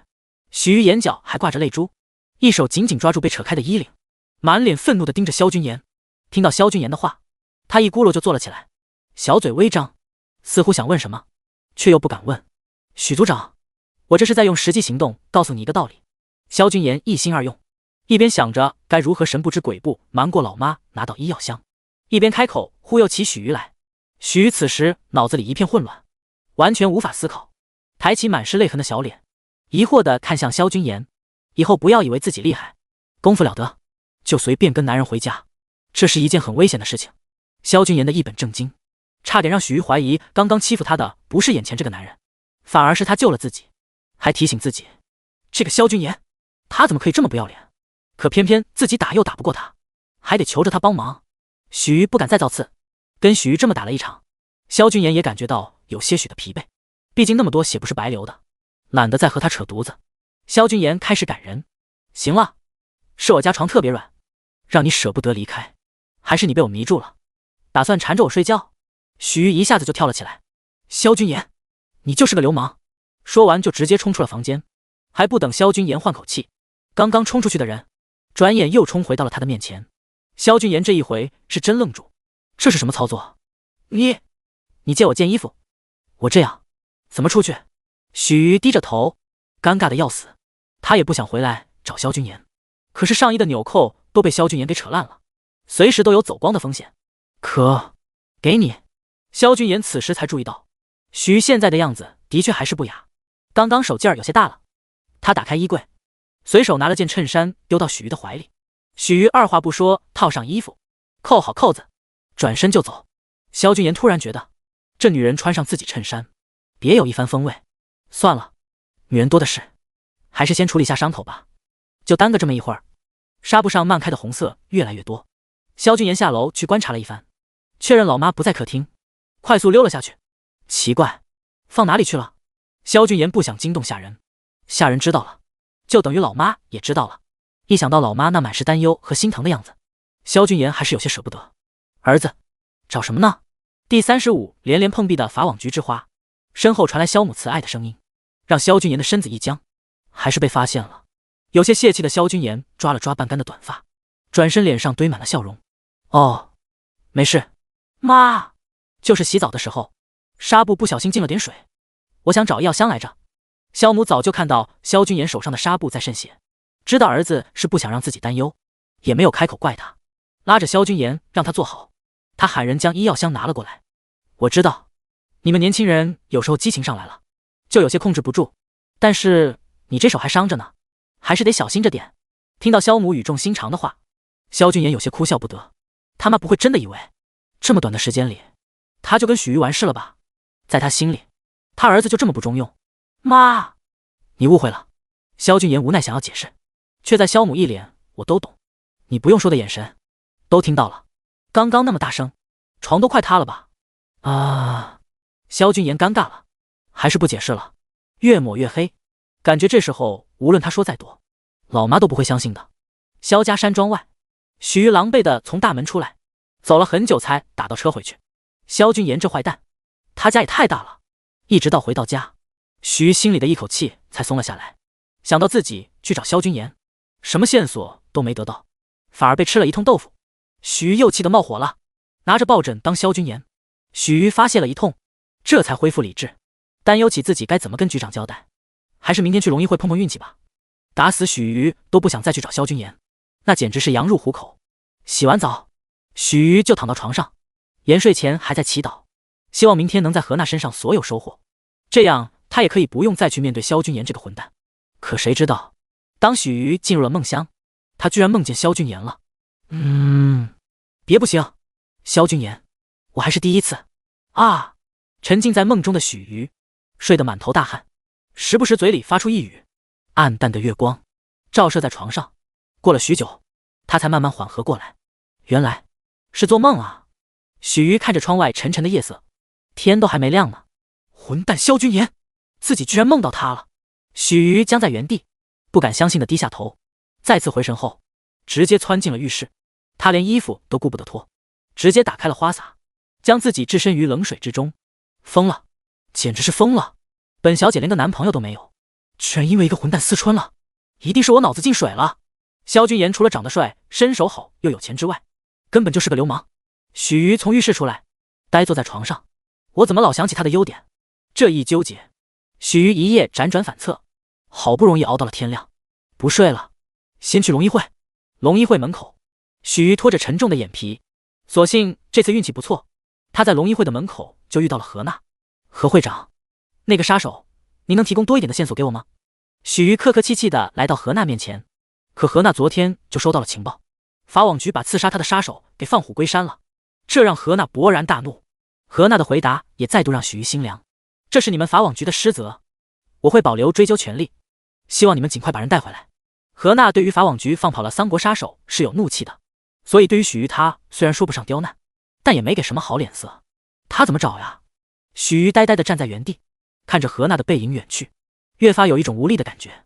本来是一颗冉冉上升的法网星星，可没想到一个失误让自己堕入了无底深渊。许瑜满脸的绝望，不知道还能去找谁了。可雪上加霜的是，这个时候局长的电话打了过来。你那边怎么样了？找到线索了没有？姚局还没有。何会长这边也说没有线索。他故意不提萧君言，但是局长显然不会就此放过他。萧君言呢？当时不还有个萧君言在？你去找过他没有？还没有。许瑜没敢说自己找了，还被萧君言给摸光了，感觉自己要是真这么说了，局长能生吞了他，那还不快去找？局长，那杀手的目标是何会长，连何会长都没有线索。那个萧君言，你不要跟我在这里说废话，有没有线索不是你说了算的，只要有一丝希望就要去找。你不是第一天办案了？没等许瑜回答，电话就挂了。许瑜望天长叹了一口气，这不是逼着他送上门去给那个混蛋调戏吗？许瑜不由自主地想到自己的梦境，立刻让自己打住，不准想。他拍着自己的脸蛋，逼着自己去思考怎么对付萧君言。可是一想到萧君言，脑子里时不时就会浮现出他裹着浴袍出来的样子。许瑜心不在焉，一路上差点撞了好几次，好不容易才开到君言集团的门口。他在车上做了半天的心理准备，总算调整好心态，一眼看到萧君言走了出来，顾不得思考其他，直接冲到了他的面前。萧君言，你怎么又来了？萧君言纳闷地看着许瑜，他以为经过昨天的前戏，这女人起码得躲着自己好几天，没成想第二天就出现了。难道是昨天欺负的还不够狠？君言，既然有人找你，那我就先走了。听到司徒晴晴说话，许瑜才发现萧君言不是一个人出来的。他看着司徒晴晴，感觉眼前一亮，这个妹纸好漂亮啊。同时心里原本对萧君言产生的微妙感觉立刻被他死死地压在心底。这混蛋，身边都有这么漂亮的女孩子了，还敢对他动手动脚。许瑜在心底暗暗地鄙视着萧君言。不用理他的其实，许瑜打断了萧君言的话，对司徒晴晴说了一声：“那就谢谢你了，我找萧董事长办点事。”萧君言瞪着许瑜，许瑜强装镇定的假装没看到。你们自便。司徒晴晴看到许瑜身上的法网局制服，也没多想，他今天过来只是担心萧君言，既然他人没事，现在法网局的人又找了过来，估计是真的有事情要说。我车来了，你们聊。司徒晴晴一走，萧君言斜睨着许瑜，也不说话，就这么看着他。萧董事长，那个昨天是我态度不好，我跟你道歉。第36，请萧董事长吃个饭。许瑜花了8万，许瑜早在车里就想好了，放低自己的姿态，先跟萧君言道歉。今天这太阳也没打西边出来啊。萧君言嘲笑了许瑜一句，他可没那么好打发。萧董事长，我是真心实意来跟你道歉的，道歉有用的话，还要你们法网局的人干嘛？萧君言对的倒是挺开心，许瑜却差点再次炸毛。我忍。萧董事长，我知道之前是我太过掉以轻心，没把你的话放心上，所以才让那个杀手跑了。许瑜决定无视萧君言的话，把自己想要说的一口气说完。当时是你将那个杀手击伤，他一定对你怀恨在心，如果不及时将他抓住，恐怕他会对何会长还有你再次出手。萧君言这回倒是正眼瞧了瞧许瑜，这女人总算说点有脑子的话了，那还不是因为你们法网局办事不力？许瑜咬着皓齿，他继续忍。对，都是我们的错，所以我现在非常想弥补过失，希望萧董事长能给个机会，能不能将杀手的线索告诉我？许瑜眼带希冀地看着萧君言，他感觉到萧君言的态度似乎有些松动。我还没吃午饭，等我吃完饭再说吧。萧君言这次没有一口回绝，打了个电话让杨叔把车开到门口。真巧，我也没吃午饭，不如我请萧董事长吃个饭吧。萧君言似笑非笑地看着许瑜，淡淡地吐出了2个字：也好。杨叔开车，萧君言和许瑜坐在后面，很快到了一个餐厅。许瑜站在餐厅外，脸都绿了，这是帝江市最贵的餐厅，简单一顿都要上万块钱。许瑜心里在滴血，可萧君言已经进去了，他只好硬着头皮也进去。本想着点个工作便餐，说不定会便宜一点，结果刚坐下，萧君言已经对服务员下单了1份蓝鳍金枪鱼，2份主厨专享，再来个你们最近空运回来的和牛。好的，萧董事长。没等许瑜反应过来，服务员已经下单了。许瑜只觉得周围的空气都下降了几度，萧君言点的东西一听就很贵。许瑜几次想说话，可萧君言却在低头玩手机，不理人。等菜品上来了，萧君言又自顾自地吃起来。许瑜愣怔在那一动不动，这些东西看着好吃，可他更加注意的账单82500。许瑜又数了一次，确实是5位数，8万多块钱，一顿饭吃掉了他1年的薪水。萧董事长，那个线索吃完再说吧。萧君言懒得理他，一边享受着美食，一边玩着手机，再看许瑜还在发呆。你怎么不吃啊？胃口不好？那我再叫几个开胃的。萧君言正要招手叫人，许瑜立刻阻止了。别，我吃，别点了，千万别再点了。东西是好吃，可全程许瑜一点享受的感觉都没有，这每一口吃掉的都是上千块钱呀。直到萧君言和许瑜吃饱了，服务员进来结账，萧君言一动不动。许组长，谢谢招待。许瑜苦着脸，现在知道说话了，刚刚怎么不说了？他拿出工资卡，眼睁睁看着被刷走了8万多块钱，有苦说不出来。算了，能问出杀手的线索，保住自己的工作，8万多块钱虽然代价大了点，但许瑜还在自我安慰，能接受。可他刚结完账，萧君言却已经走出去了。等等！许瑜追上来，连连深呼吸，胸口不停起伏，让萧君言不由想到昨晚看到的一片春色。这女人该不会是在色诱我吧？萧君言的视线在许瑜胸口处停留的有些久，这让许瑜想不察觉都难。这目光让他小脸一红，显然也是想到了昨晚上的事情，甚至许瑜想的比萧君言都多。萧董事长，那个杀手的线索一时想不起来，我回家慢慢想，想到了再找你。轰隆！萧君言漫不经心的话让许瑜的脑子里如遭雷击，这家伙是不是故意在坑自己啊？许瑜哪里肯让萧君言就这么溜走，趁他上车溜到他身边，跟他一起坐进了车里。董事长，要不要把人赶下去？回军岩山庄。萧君言没有回答，那就是默认了这个女人上车。杨叔闭嘴不再多言，将自己的存在感降到最低。许瑜也没想到萧君言这么轻易就让他跟了上来，他还以为自己又要好一番死缠烂打，才能让萧君言带他走。不过君言山庄那地方又是哪里？不是上次的地方吗？上次已经够偏僻了，这次他该怎么回来？早知道还不如开车跟在萧君言后面。许瑜轻抿了小嘴，那个萧董事长，您想起来了吗？没有。萧君言直接进入闭目养神的姿态，一脸不打算和他说话的样子。下车之后，许瑜默不作声地跟在萧君言身后，走进了君言山庄。全程萧君言没理他。杨叔看这女人的样子也有点奇怪，这是赖上我们董事长了吗？不过萧君言没有让他行动，杨叔只能静观其变了。毕竟年轻人的感情很复杂的。许瑜当然也察觉到君言山庄其他人的想法，估计都当他是倒贴上门给萧君言的厚脸皮女人了。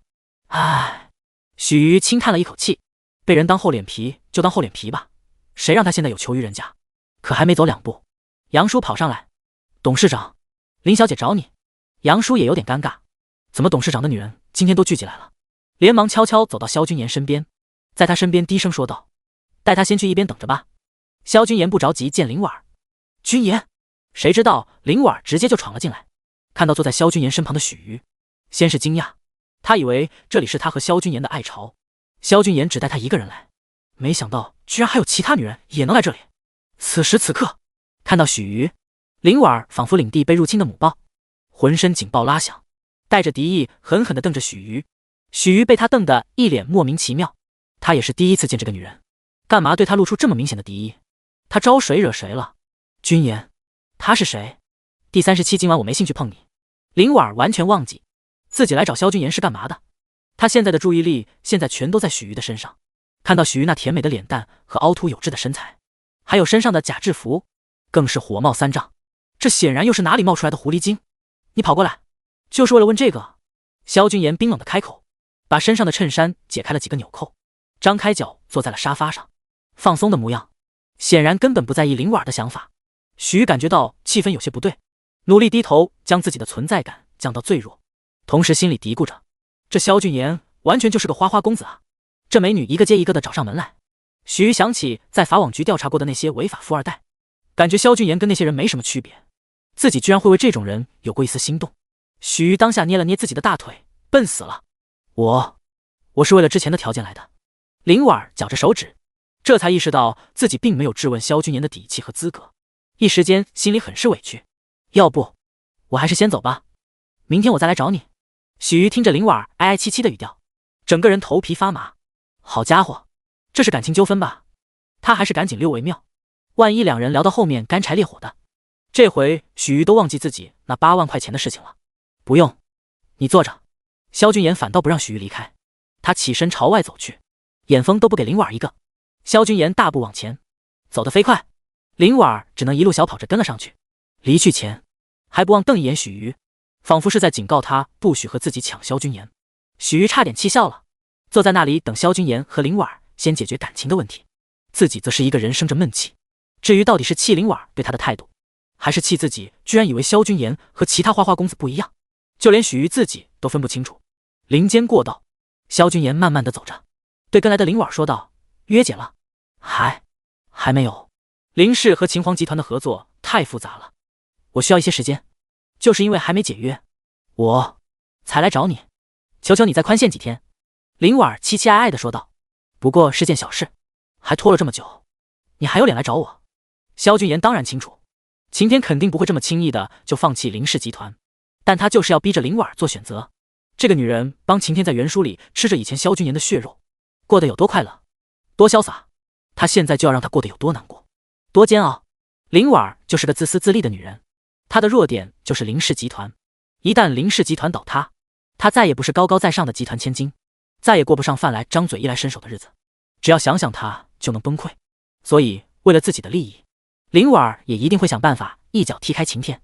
那时候林婉儿和林氏将彻底在萧君言的掌控之中，晴天也会失去一大助力。只是现在看来，萧君言觉得自己还是太仁慈了，看来给林婉儿的压力还是不够大。君言，我保证这一次真的会跟晴天解除合约，只求求你再给几天时间就可以。真的？林婉急了，萧君言冷淡的态度让他以为他是真的要放弃林氏集团，也顾不得会被这里的下人看到。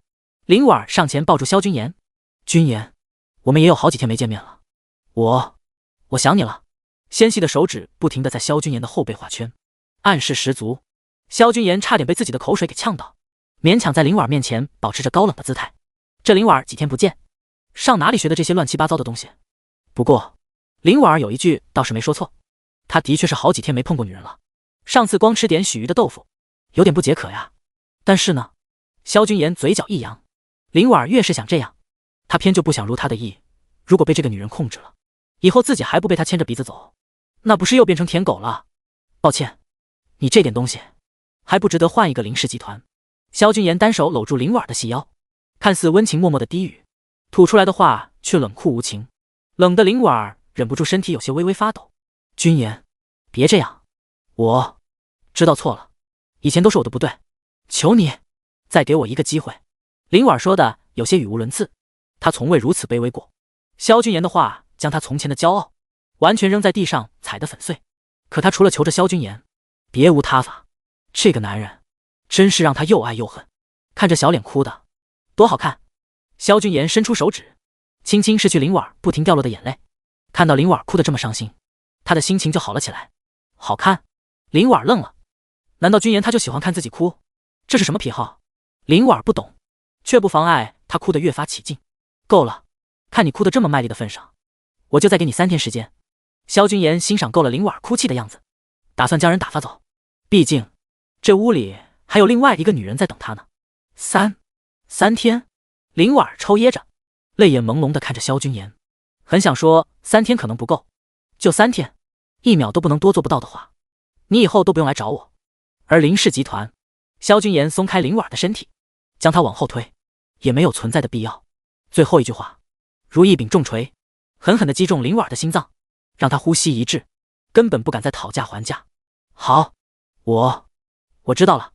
那君言，今晚我没兴趣碰你，而且你想在这里浪费第1天的时间，要是前2日让林婉留下也就留下了。但是萧君言想到自己从桑国杀手那里得到阴阳杀法，他急着想好好研究一番，哪里有空跟着妖精打扑克？不是，今天就算第1天了。林婉有些不知所措地问道，他还以为是从明天开始算来着。你有意见？有意见也给我憋着。萧君言挥手将林婉赶走。此时在屋里的许瑜也正在心里骂着萧君言就是个大猪蹄子，来找他的女人一个接一个，迟早有一天他得死在床上。你这表情怎么回事？不会也吃醋了吧？第38，萧君言的条件。萧君言一进来就看到许瑜那气鼓鼓的脸，觉得很是好玩，还伸出手捏了2下。你干嘛啊？许瑜一把拍掉萧君言的爪子，没好气地说道，萧大董事长可真是业务繁忙啊，接二连三的美女找上门来，我看你的肾该好好保养了吧。萧君言挑眉，扯着嘴角，要笑不笑地盯着他，这和你有什么关系？你不也是上赶着来找我的其中一个？许瑜一听，直接气得拍桌立，这是2码事，我跟他们又不一样，我找你是有正事。看到许瑜急了，萧君言坐下，左腿交叠在右腿上，气定神闲地看着他，哪里不一样？不都是来找我？你怎么知道他们来找我不是为了正事？就许你的事情是正事，别人的都是不正经了。许瑜被萧君言接连2句堵得说不出来话，直气得不停深呼吸。萧君言倒是替许瑜的制服担心，这就么个起伏速度，也不怕把扣子给崩了。混蛋，你在往哪里看？许瑜才缓和一点，结果一转头就看到萧君言若有所思地盯着他的部位。这混蛋怎么老是盯着他那里看？昨晚上还没看够吗？哦，你误会了，我只是突然想到你借我的衬衫呢，什么时候还我？萧君言成功地用一句话将即将抱起的许瑜给定在原地。衬衫？许瑜大脑快速旋转着，他还真把这一茬给忘记了，就1件衬衫而已，你一个堂堂的集团董事长居然这么小气？许瑜坚决不承认，自己貌似将那件衬衫不知道甩到那个旮旯角里去了。是啊，不过就是1件3万元的衬衫而已，我想堂堂法网局的组长也不是赔不起的吧？什么玩意儿？许瑜僵在原地，半天都没能说话。刚刚才被狠狠坑了一笔，继8万元一顿天价午餐后，他又要赔1件3万元的衬衫，他现在卡里只剩下几千块钱不到了。那个，我赔不起了。我去给你找回来。许瑜丧着张小脸，整个人都变得恹恹的。萧君言差点没笑出声来，他赶紧正了正表情，很是严肃的样子。衬衫这个不急，我们还是先来说说那个杀手的事情吧。被萧君言折磨了这么久，总算等到他开口提这件事情。许瑜忙抬头认真的听着，这个杀手既然能得到和会长确切的位置，那说明龙国里一定有人给他提供了信息。许瑜赶紧追问，那是什么人给他提供了信息？我要是知道，我就让和会长自己去抓了，还轮得到你们法网局动手？许瑜这时候无心在意萧君言的态度，极为认真的思考着整件事情。那人不是在龙议会，就是和会长认识，并且极为熟悉。萧君言点头，看来能做到组长的位置，这女人还不算太笨，所以那人很有可能将杀手给藏了起来。许瑜拍了拍手，那藏哪里了？空有这些线索显然还不够。萧君言摊了摊手，我不知道，这件事要你去查了。还有一点，萧董事长请说。看他恭恭敬敬的样子，萧君言也不卖关子了。杀手出现是在何娜宣布抗癌计划之后的，杀何娜很有可能是想阻止这个计划，而背后会因为这个计划受到利益影响的，极有可能就是幕后黑手。许瑜猛地站起身来，萧君言这么说，他就明白了。许瑜终于可以不用像个无头苍蝇一样追着萧君言到处跑了。萧董事长，谢谢你，我还有事，就不打扰你休息了。许瑜这一声道谢很是真诚，说完就打算转身离开。许组长，你这谢的也太没诚意了吧？萧君言有种自己被人用完就扔的错觉，语气很是不爽的叫住了许瑜。啊！许瑜一脸委屈，他都已经请他吃了一顿8万元的饭了，到底哪里没有诚意了？那请问萧董事长，到底要怎样你才会觉得有诚意？许瑜咬着牙，知道这些查完之后，说不定还要萧君言去认人，只能先哄着萧君言了。萧君言也知道他的打算，现在不欺负他，什么时候欺负？自然是。萧君言的眼神在许瑜身上打了转，许瑜很是警惕地看着他，不知道这混蛋又想怎么折腾他。亲我一下。萧君言目光最后落在许瑜娇艳的红唇上，一本正经地说道：不可能，开什么玩笑？他保持了20几年的初吻，怎么可能就这样交给这个混蛋？这可是要留给他未来老公的。哦，不肯就算了，以后再想要什么线索就不要来找我了。萧君言耸耸肩，很是无所谓的说道。许瑜往外走的脚步骤然停住，虽说刚刚才得到一些线索，但是许瑜并没有100%的把握，仅凭着这点就能抓到3国杀手。不是他小看自家法网局的实力，而是萧君言这人不说没把握的话，这是他短时间接触下来最深刻的感觉。他敢这么说，就说明他手上一定还握有其他关键的线索。许瑜脑子里天人交战中纠结了半天，回头看，萧君言已经好整以暇的坐在那里，很是悠闲，似乎笃定了他一定会答应。不能答应。许瑜坚定地往外走去，1步2步3步，许瑜的脚步最后还是停在了门口，没有再往外迈出1步。你赢了。他快速来到萧君言的面前，对准萧君言的唇。第39，对待龙国百姓，不能用次货药品。萧君言吻的凶悍，让第一次接吻的许瑜直接大脑一片空白。良久，萧君言才松开许瑜，两人都有些气喘吁吁，许瑜更是中途几次差点因为窒息而昏厥过去。好在萧君言及时松口，让他得以喘息。你混蛋！面对许瑜的愤怒，萧君言只是淡淡笑了笑，快去找人吧，晚了，杀手又跑了。你……许瑜现在整个人都晕晕乎乎的，直到踏出君岩山庄，被凉风吹散脸颊上的热意，这才有些清醒过来。果然是个混蛋。许瑜走后，萧君言吩咐所有人不得打扰，便回到了房间。阴阳杀法摊在桌上，被他一页一页翻动。这个不错，可以试试，这个不行。总共也没几页的阴阳杀法，很快就被萧君言给翻完了，剔除了不合适的。最后让萧君言选择修炼的也就2种功法，一种就是当初3国杀手来刺杀时引入空气中的身法，萧君言觉得很有意思。另外一种则是一击必杀术，烟反，是一种出其不意的必杀手段，萧君言认为很有必要学一学。一连几天，萧君言除了公司就是回君岩山庄练功，哪里都没去，直到何娜的女助理将抗癌的重要配方送了过来，这才将萧君言2点一线的生活给打破。会长有些担心萧董事长的伤势，不过最近会里太忙，实在抽不出空来探望您。何娜的助理不仅将之前抓到顾房后的独家生产许可和抗癌中药配方送过来，还顺便将何娜的慰问也带了过来。已经没有什么大碍了，等忙完这事，我会去找何姐的，麻烦你告诉她不必担心。送走何娜的助理，萧君言看着抗癌中药配方，这东西做得好的话，说不定可以救下无数龙国人的生命。平常游走在女人之间，和打压晴天那些跟自己不对付的人，萧君言虽然也乐在其中，但是在面对这种对国家有重大意义的事情上，他觉得自己更加要认真对待。杨叔，通知所有人，把这几样东西给我清点一下，看看我们能不能做，然后半小时后召开董事会。是，董事长。回到君言集团，萧君言立刻召开会议，整个君言集团也跟着高速的运转起来。董事长，这是我们部门搜集了整个市面上类似的机器所选出来最适合的几个型号。董事长，这是之前一直与我们集团在合作的几家重要供应商，其中有几位要比较稀缺，得去找新的供应商。各种大大小小的事情全都汇总到了萧君言这里。萧君言一一敲定盖，确认没有问题后，总算把所有事情都搞定。等所有环节都到位后，立刻就开始生产制造。对了，仓库的地方你去看过没？一定要确保防潮防蛀。萧君言正在交代陈秘书必须要注意的内容。只见负责机器这一环的部门经理满头大汗的推门闯了进来。董事长，出事了。萧君言撇了下眉头，没有责怪方和的无礼。你先坐下。小陈，给方经理倒杯水。方和摆摆手，示意不必倒水。董事长，原本今天我们是去跟本地的机器制造商去签订合约，之前一切都谈妥当的。方和换了口气继续说道，谁知道今天去了之后，那些人突然说价格不合适，要抬价。说到这里，方和很是气愤。抬价？抬多少？若是合适，也不是不可以。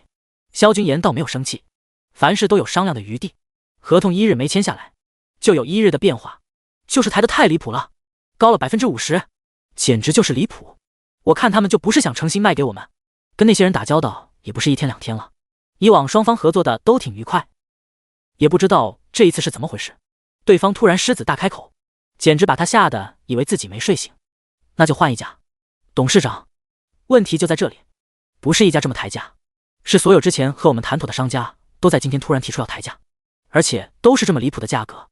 方和抹了一把额头上的汗，这已经不是他一个部门经理能解决的事情了。很明显，这一次有人在暗中算计着君言集团，只有这几家能用。我记得当时报上来的制造商还有另外几家。萧君言显然也意识到了情况没有这么简单，当务之急，他得先找到代替那些商家的工厂，那样才能腾出手去调查，看看到底是谁居然敢动到他萧君言的头上。有是有，那些厂家的机器虽然比不上台价那几家的，但勉强也能弄要来。方和老老实实的回答。萧君言手握着钢笔，轻点着桌面，意思就是剩下的都是次一批的机器，那就算了，不用去联系了。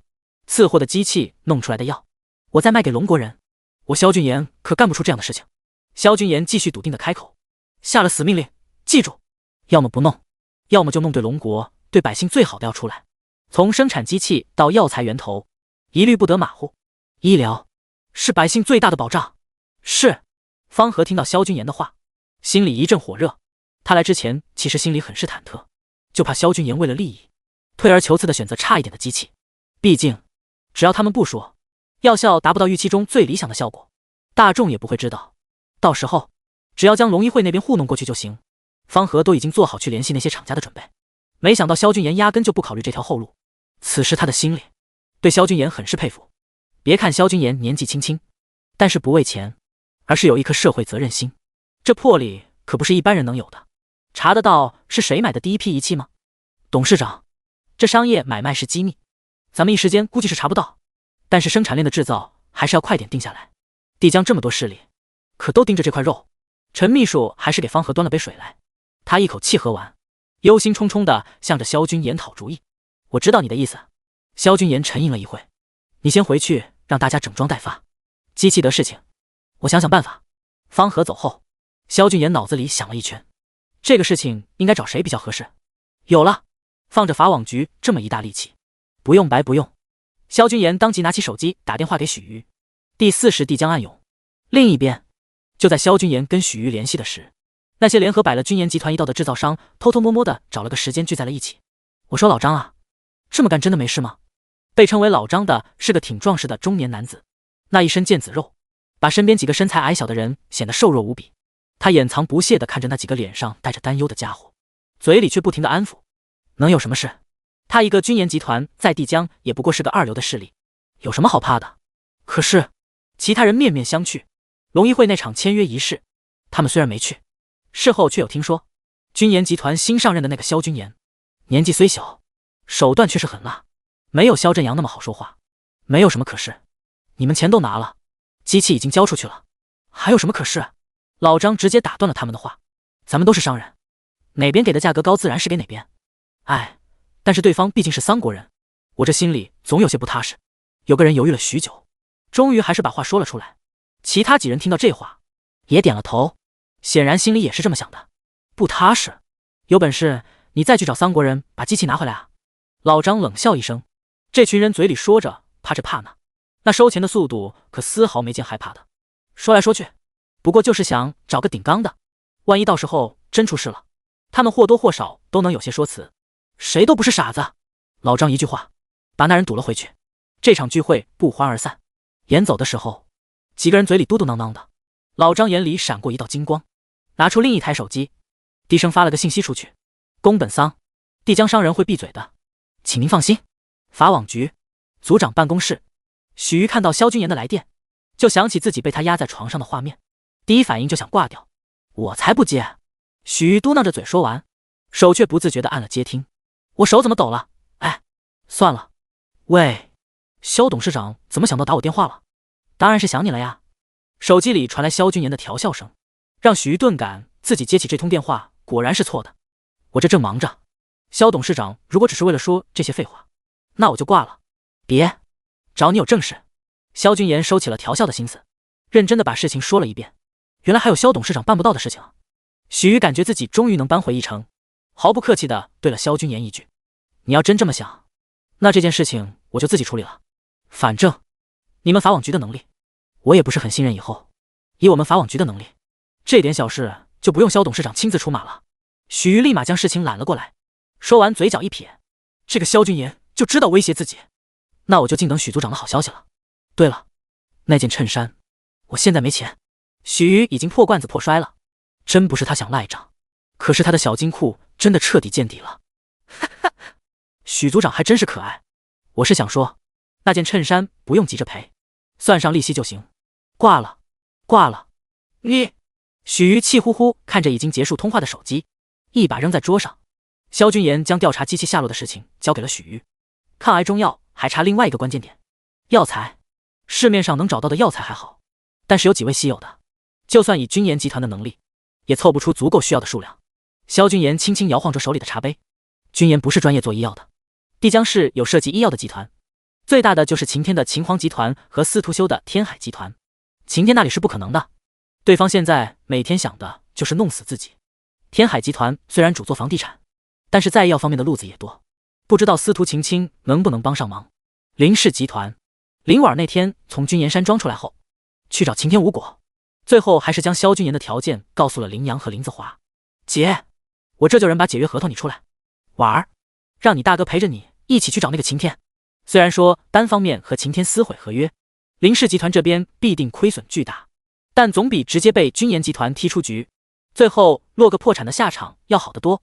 林阳拎起电话就让秘书赶紧把解约合同弄出来后，催着林婉儿带上林子华前往秦皇集团。你哥带你杀去秦皇集团，那个晴天躲不了了。果然，秦皇集团得知林婉儿和林子华都在大厅闹，只能揉着眉心，让他们进来吧。董事长办公室被用力的推开，林婉儿气冲冲的进来，身后跟着哥哥林子华。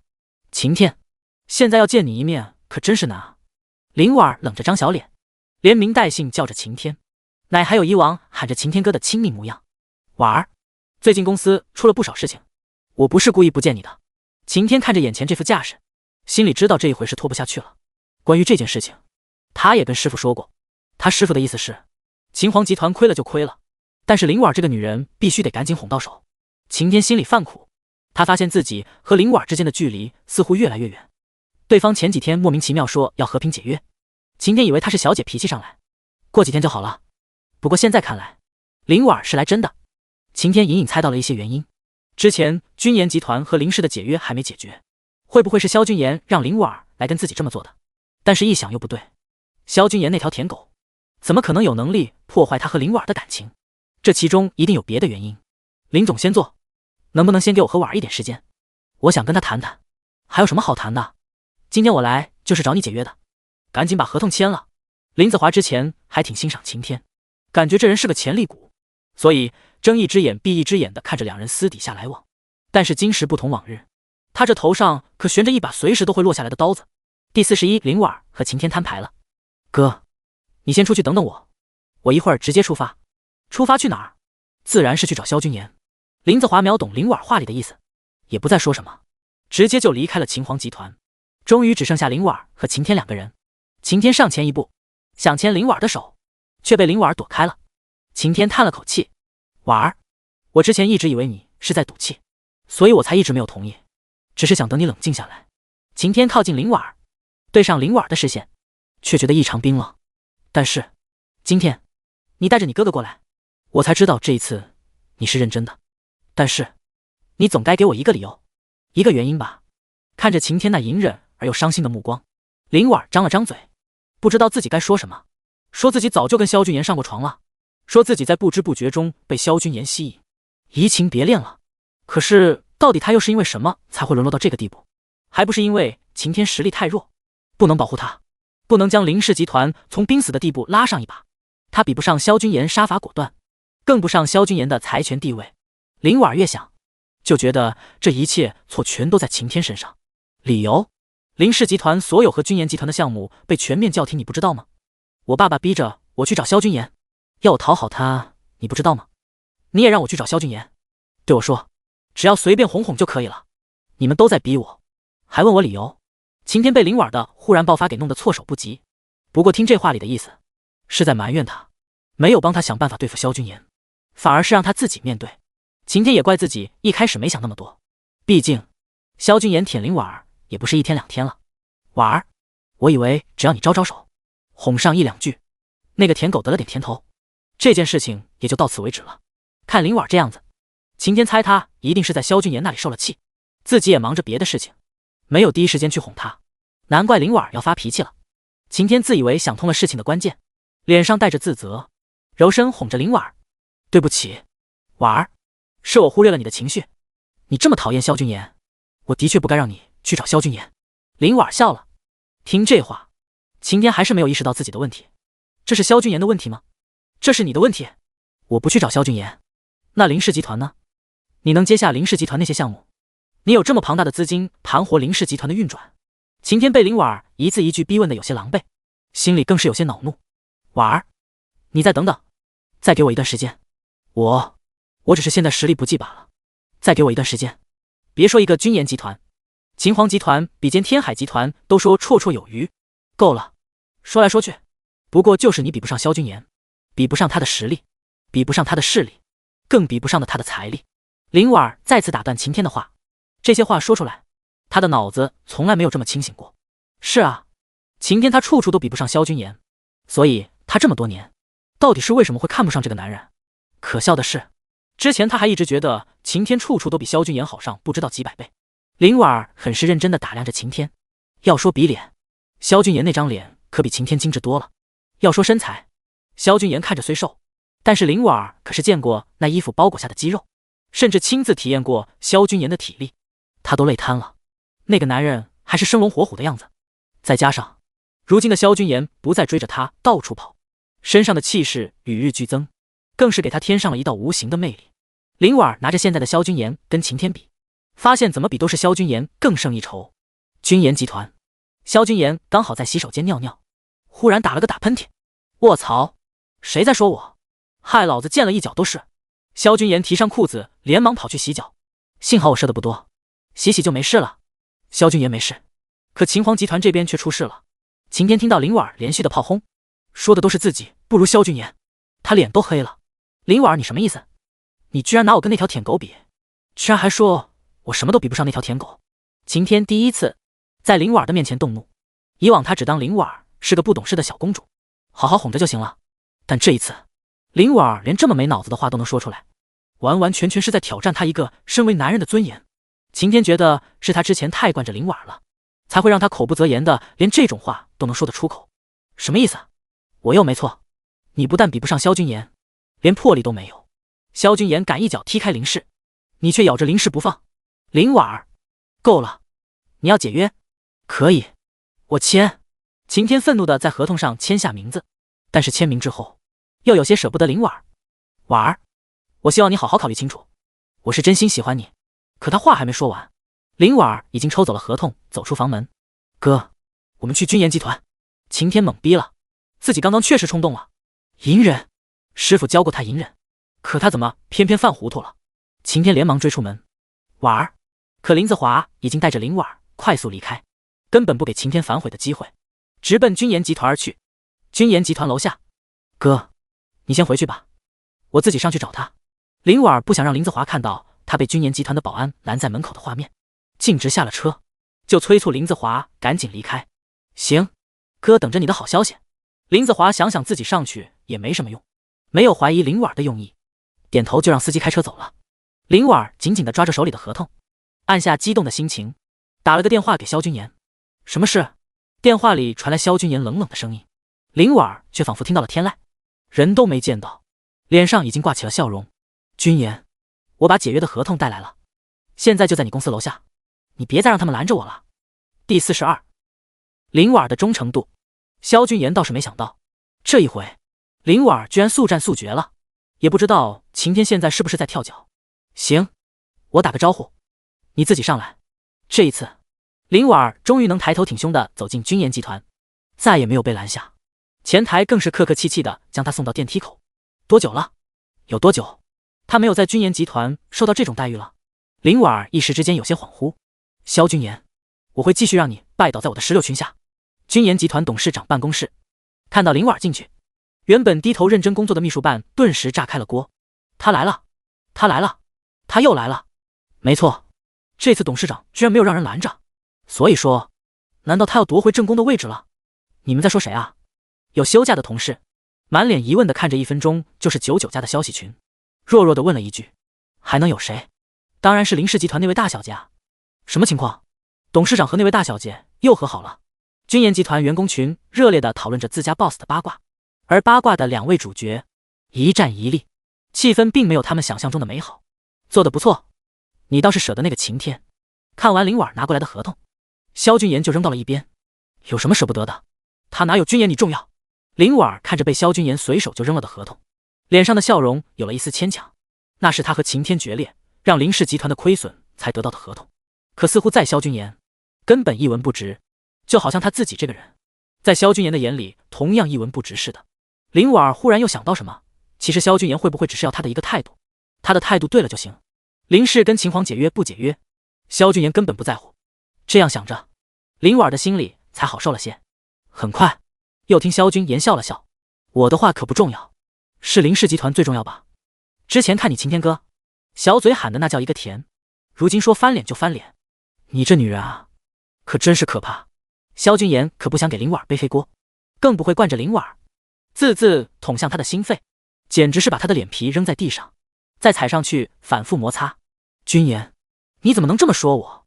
林婉是真觉得委屈，事情是萧君言要她做的，她做到了，不仅没有得到想象中的夸奖，反而是一阵奚落。林婉想发脾气，却又不敢。我不能这么说你。萧君言歪着头，状似疑惑地反问林婉：当然可以，君言你想怎么说我都可以，我不介意。林婉逼着自己笑起来。别看萧君言这会儿很好说话的样子，这男人翻脸无情的样子，他可是见了太多次了。那不就得了？这个林婉倒挺能屈能伸的，不知道是被他折磨怕了，还是真的学乖了。林婉那一身的小脾气，在他这倒是收敛得干干净净。那君言，你看和林氏集团的合作能不能恢复了？林婉小心翼翼地问着萧君言。恢复？那就看你怎么伺候了。萧君言看着林婉，目光有些露骨。不是说我拿到解约合同，你就继续和林氏集团合作的吗？林婉急了。萧君言一而再再而三的反复无常，让他真的有些崩溃。我有说不跟林氏集团合作？萧君言就像逗猫一样，逗着林婉给他一点绝望，再送上一丝希望。啊，可你刚刚……林婉回想着刚刚萧君言的话，的确是没有说不合作，可他也没答应继续合作啊。算了，我看你就是不想伺候我，你走吧。我萧君言还不至于缺你这么一个女人。萧君言好像一下子厌烦了跟林婉说话，挥着手就赶他离开自己的办公室。没有，我乐意伺候你，我最喜欢伺候你了。林婉被自己的话骚的，恨不得地板裂出条缝来，让他立刻跳进去躲起来。看来你很乐在其中，那来吧。来什么？林婉一下没听懂萧君言的意思，愣愣地看着他没有动，还站在那里做什么？不想伺候就赶紧出去。不是，君言，你的意思是在这里？办公室里？林婉震惊的舌头都打结了，反复跟萧君言确认，是不是他会错意了？不然呢？这里毕竟是你办公的地方，万一有人进来，这对你影响不太好吧？林婉看出萧君言是认真的，小脸煞白，努力找着理由想要说服萧君言。那么多人看到他走进萧君言的办公室，不说有人进来，就是泄露了一丝半点奇怪的声音，那他林婉还怎么做人？他以后在君言集团还怎么抬起头来？林婉说着说着，发现萧君言一直没有说话，抬头只看到一双冰冷的眸子，里面没有一丝温度。当下立刻闭嘴，不敢再啰嗦。好吧，只要你开心就好。林婉这回真的是豁出去了，99步都走完了，也不差这一步。他鼓起勇气走到萧君言的身前，伸手想要解开他的衣扣，却被他挡住。脱我的干嘛？你自己脱光不就好了？脱光？林婉原本以为自己能忍住，但眼泪还是不争气的涌了上来。他死死的咬紧牙关，颤抖着双手将自己身上的衣服一一脱落。萧君言没有急着上手，这样好好的欣赏了一番林婉的身体，这才允许林婉进行下一步。这里你该知道怎么办吧？萧君言示意林婉弯腰，伸出手指点了点他的小嘴。吻你？林婉的大脑已经停止运行，直愣愣地问着萧君言，说着就亲了上去。萧君言倒也没拒绝，正准备把他抱起来继续下一步时，结果门外传来敲门的声音。咚咚咚，第43桌子下的林婉。咚咚咚，嘘，这敲门声让林婉吓得简直魂都要冒出来了。萧君言却不让林婉停下，镇定地将他一把推进办公桌底下，顺脚将地上那一堆衣服也踢了进去。进来。原本低沉的声线，此时更是带上了丝丝暗哑，声音真好听。推门而进的司徒晴晴听到萧君言的声音，只觉得心跳都漏了一拍。这个男人是越来越有魅力了。听说你有客人，还以为不会开门呢。司徒晴晴奇怪地扫了眼萧君言的办公室，随手将门关上。他记得刚刚敲门的时候，萧君言的秘书说他正在会客啊，本来都准备在外面坐下等了，已经走了，可能那会儿秘书正好不在。萧君言随口说了一句，一本正经，原来是这样。君言，你最近挺忙的呀。林婉听到司徒晴晴的声音，对方似乎没有怀疑，他紧绷的身体也有了些许放松。可听到萧君言撒谎，这司徒晴晴跟他说话的语气还这么温柔，一点没有在外那霸道女总裁的模样。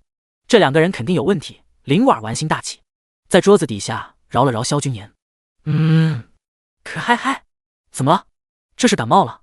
司徒晴晴听萧君言咳得厉害，有些担心的走上前关心道：没事，就是昨晚睡得有点晚，今天嗓子有点不舒服。你先坐，我手上还有点事情没忙完。司徒晴晴确实觉得萧君言今天的声音怪怪的，听他这么一说，就不再多问。司徒总裁今天怎么过来了？萧君言假装认真的翻阅着手里的文件，心里庆幸还好有个文件挡着，司徒晴晴看不到桌子底下。你还好意思问？这么久不来找我，我想你可能是把我给忘了，所以只好来找你了。司徒晴晴调皮的冲萧君言眨了眨眼睛，说完自己先笑了起来。萧君言刚想接过话茬，林婉听到司徒晴晴的话，心里顿时醋意横飞，这两个人果然有一腿。林婉连连给萧君言饶了好几下，差点让萧君言没绷住。可嗨，这不是嗨，刚接了龙一会那边的单子。萧君言手疾眼快地看到一旁和龙一会的签约合同，直接递给了司徒晴晴，转移了他的注意力。林婉这个妖精，一会儿看他怎么收拾。司徒晴晴没想到萧君言居然直接就将这么机密的合同给自己看了，那是不是可以认为萧君言在心里已经将他当作自己人了？司徒晴晴这么想着，就没有推脱，大方地接过合同认真看了起来。最近这个项目遇到了一点小麻烦，所以可嗨。林婉诚心不想让萧君言好好解释，手嘴齐用的快速动作着。君言，再忙也得注意身体啊，你咳得这么厉害，要不还是去医院配点药吧。司徒晴晴放下手里的合同，伸手探出半个身子，似乎是想确认萧君言有没有发烧。萧君言在镇定，也被司徒晴晴的动作吓了一跳，一把抓住他的手，心里一动，放到了自己的嘴边，亲了一下。这么担心我，要是我真病倒了，你可要照顾我呀。司徒晴晴被他一闹，完全忘记自己想干嘛来着，红着脸收回了自己的手。还有精神开玩笑？那我看你是真的没什么大碍。林婉儿也听到了司徒晴晴似乎离开座位的动静，吓得也不敢乱动了。虽然他不怕被司徒晴晴发现，说实话他还挺期待司徒晴晴发现他的存在，这样他和萧君言的关系就可以公之于众了，顺便还能对司徒晴晴这个情敌给一个下马威。但是林婉儿还是怕萧君言的怒火，要是他这时候故意让司徒晴晴发现，萧君言一定不会让他好过。哎，这个男人现在在他眼里跟以前的舔狗完全是两个人。林婉儿惧怕现在的萧君言，偏偏又对这个萧君言无比着迷。桌子后面的司徒晴晴缓缓回过神来，对了，你刚刚说遇到了麻烦，你看我这边可有什么能帮得上忙吗？萧君言点点头，倒还真有。其实原本是想等手里的事情处理完就去找你的，言下之意，就算司徒晴晴今天不来，萧君言隔天也会去天海集团。司徒晴晴原本主动找上门来，心里的那一点小疙瘩随着萧君言的话顿时消散个干净。是关于药材方面，我记得天海集团也有涉及医药这一块。没错，医药虽然不是天海的主要盈利方向，但也算是重点项目。司徒晴晴都不用萧君言说完，就知道他找自己要帮的是什么忙了。天海可以给你提供药材渠道，这点我可以直接决定。司徒晴晴没有任何一句废话，当即拍板决定给萧君言提供帮助。自己果然没有看错这个女人，或者没有小看自己和她的关系。这里的资料你先看看。萧君言将之前下属递交上来的药材列表找了出来，这上面红色字体的是至今没能找到供应渠道的稀缺药材，你拿回去对一下，看天海这边能提供多少。没有的，我自己再另外想办法。萧君言也不会将希望全部放在司徒晴晴身上，他得做好两手打算，双重保险，才能让他以后都不会如现在这般被动。说完这些，萧君言忽然想起来，林氏集团现在还有些用处。灵机一动，萧君言已经顺便想好了对林氏集团的安排。那行，这个我先带回去了，稍后联系。司徒晴晴知道萧君言这事挺着急的，也不再多留，干脆的就要回公司，想早点能够帮萧君言解决掉这个麻烦。晴晴，真是谢谢你了，我这一时半会走不了，回头请你吃饭。萧君言听到司徒晴晴要离开，虽然一直淡定，但心里或多或少还是松了口气。你忙你的，忙完了记得去医院啊。我先走了。司徒晴晴倒是一点也不介意，他觉得萧君言越是不跟他客气，那就说明越是不拿他当外人。他心里正窃喜着，哪里还会在意其他事情。随着司徒晴晴的背影消失在萧君言的视线里，咔嗒一声，办公室的门再次合上。萧君言缓缓吐出一口气，胆子很大呀。林婉儿，第44，给林氏集团新的安排。林婉儿怯怯地看着萧君言，不敢应他的话，还不赶紧出来，你在里面蹲上瘾了，我脚麻了。林婉儿委屈的小声说道。麻烦。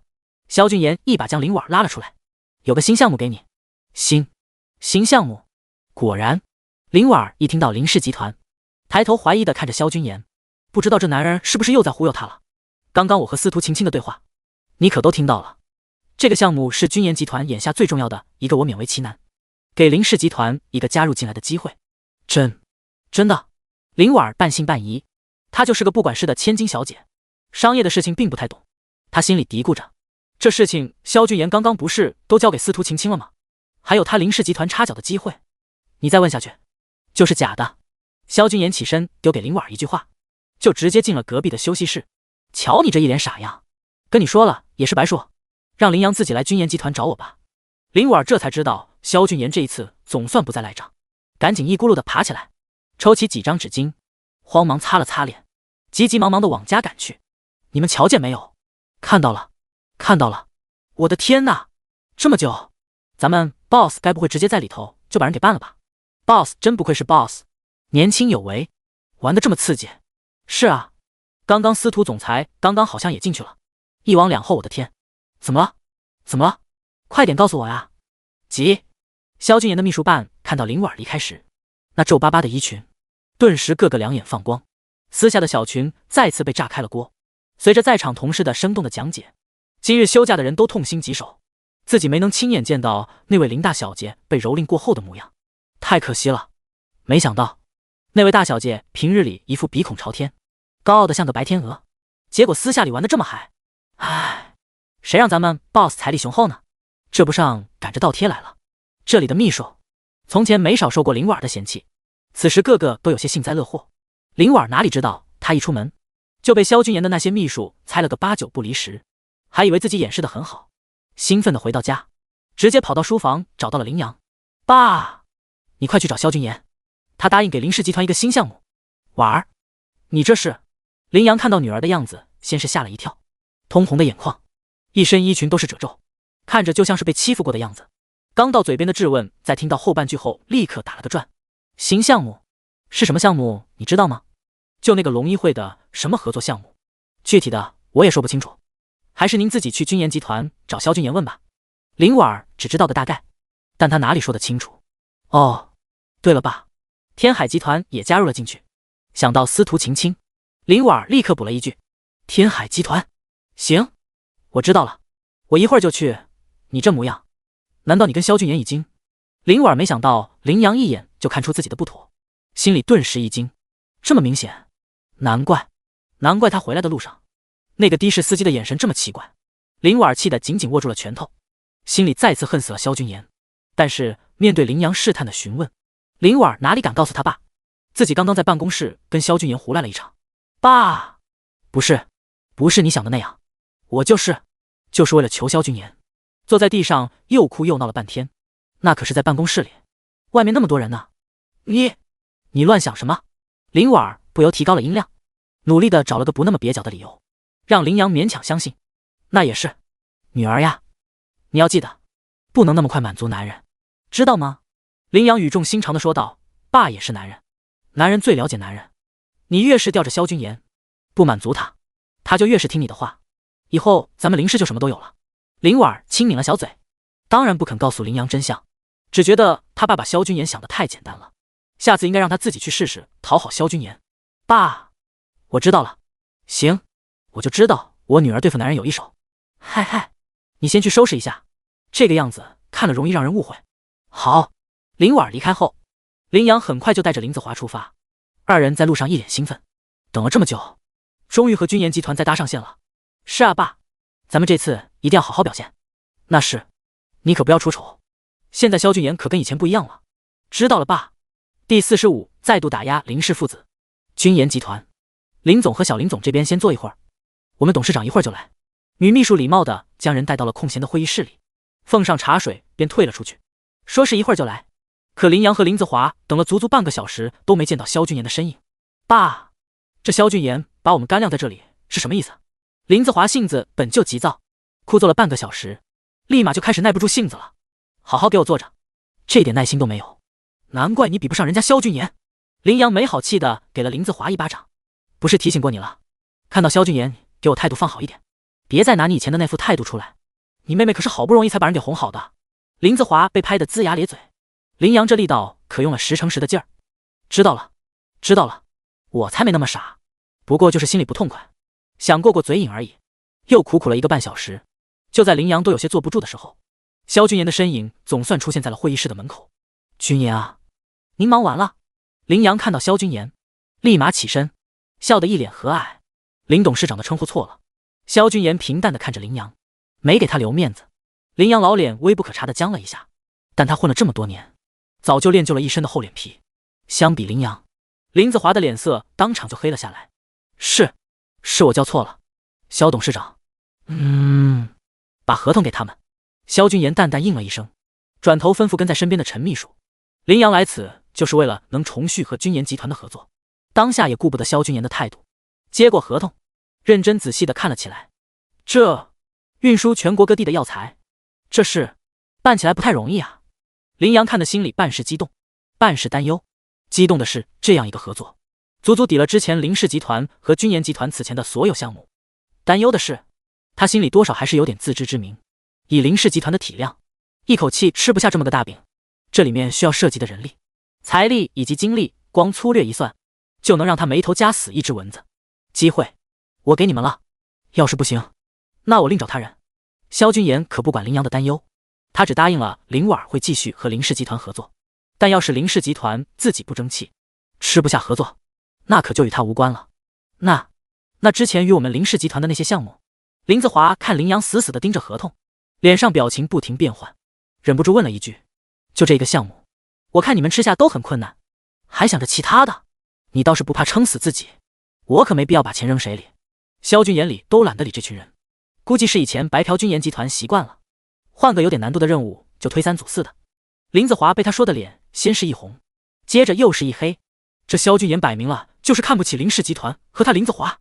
军言，不是，萧董事长，这个项目牵涉的实在太大太广，我林氏集团的规模你也知道，实在是吃不下。林阳犹豫了半晌，最终还是没有贪婪的一口气，直接应下。爸！林子华急了，这萧军言的态度摆明了，这个合作他们不签下来，之前的那些项目也不会还给林氏集团。你闭嘴！林阳回头狠狠地瞪了林子华一眼，他比林子华更清楚萧军言的意思，只是他反复思考，就算现在硬着头皮签下了合同，以林氏集团的根基去运转，这个项目估计刚开个头就得崩盘，这可不是将林氏集团救活，就可是加快林氏集团破产的脚步。萧军言看了林阳一眼，这老狐狸脑子倒还挺清醒，他这是故意给林阳设的一个坑。不过萧军言既然起了动林氏集团的心思，自然不会这么轻易的放过，只要林阳进了局，到时候就由不得他。林董事长挺有自知之明。林阳听着萧军言的讽刺，脸上的表情丝毫没有变化。算了，谁叫我心善呢？大头的机会给你们，你们自己不争气，那就跟在天海集团后面喝点汤吧。萧军言看眼时间，不早了，他懒得再跟林阳斗圈子，让陈秘书拿出另外一份合同，他也不再开口，直接让陈秘书代替自己跟林阳去谈。萧军言自己只静静地坐在一旁，闭上了眼，仿佛在养神。林子华看他这副毫不在意、施舍一样的态度，可人在屋檐下不得不低头，只能把怒火往自己肚子里憋。等天海那边确定好了地区，剩下的就由林氏集团负责，添加到附加合约里。萧军言不说话，林阳心里反倒有底，尽管这口汤有些烫口，但他咬咬牙，林氏集团好歹也能运作下来。行，我们答应了。林阳当场就直接签下了名字，随后他还想跟萧军言套近乎，签完合同要请萧军言吃饭，萧军言才懒得跟个糟老头子去吃饭，直接一口回绝，让陈秘书把人给送了出去。爸！萧军言那个态度，我真的是……一直到坐上车，远离了军研集团，林子华才将胸中的郁气狠狠地吐了出来。呵，他现在就是大爷，他什么态度你都给我死死地忍着。林阳才不管林子华气不气，年轻人就是憋不住脾气，有什么用？抚摸着手里新鲜出炉的合同，林阳脸上笑得高兴，这才是最有用最实际的。虽然之前的项目都没了，林氏集团得狠狠亏上一笔，但是这些跟现在的项目比起来，完全不值得一提。林阳暗自琢磨，萧军言这是在补偿林氏集团，所以才将这好事落到了他们头上。看来林婉在萧军言的心里还是很重要，至于对他的态度，林阳反倒没放在心上。年轻人好面子，不想这么快让人知道他已经消气很正常，他完全能理解。2天后，军研集团司徒晴晴亲自过来，和萧军言签下了供应药材的合同。听到萧军言要带着林氏集团一起玩，司徒晴晴只当他还忘不了林婉这个女人，心里多少有点吃醋。但是仔细想想，像萧军言这么优秀的男人，林婉看来可算是发现他的好了，自己也要加紧脚步才是。签完了合同，军言，正好中午了，我们一起吃饭吧。行。第46，许瑜带来的新线索。两人来到了附近的日料店，品尝着美味的日料。供应链这边没有问题了，你这边的机器什么时候到位？司徒晴晴问道。轻轻吞咽了一口三文鱼，萧军言抬起头，看司徒晴晴吃饭是种享受，一举一动皆是优雅。机器呀，应该快了，如今万事皆备，只欠东风。萧军言也在思索许瑜那边的进度，不过都几天了，也不知道那个花瓶行不行。萧军言心里嘀咕着，果然不该指望法网局的能力，估计明天就有点进度了。萧军言对司徒晴晴说道：行，听你的，你好了我这边马上配合。看司徒晴晴这么乖巧的样子，萧军言寻思着，要是许瑜那个小辣椒也能这样听话，自己倒是能顺便得到法网局的势力。他打算再等一天，许瑜那边要是再没有动静，他就要搞点事情出来了。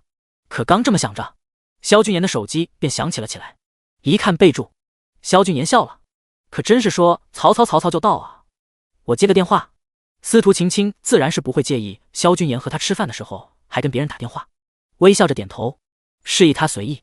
许组长，你这效率有点低啊。许瑜还没来得及张嘴，就被萧君言开口的第一句给气了，差点岔了呼吸。许瑜心里委屈，他这几天又要忙着查桑国杀手的事情，还要忙着给他萧君言查机器，忙得昏天黑地，每天只能睡几个小时，就差猝死了。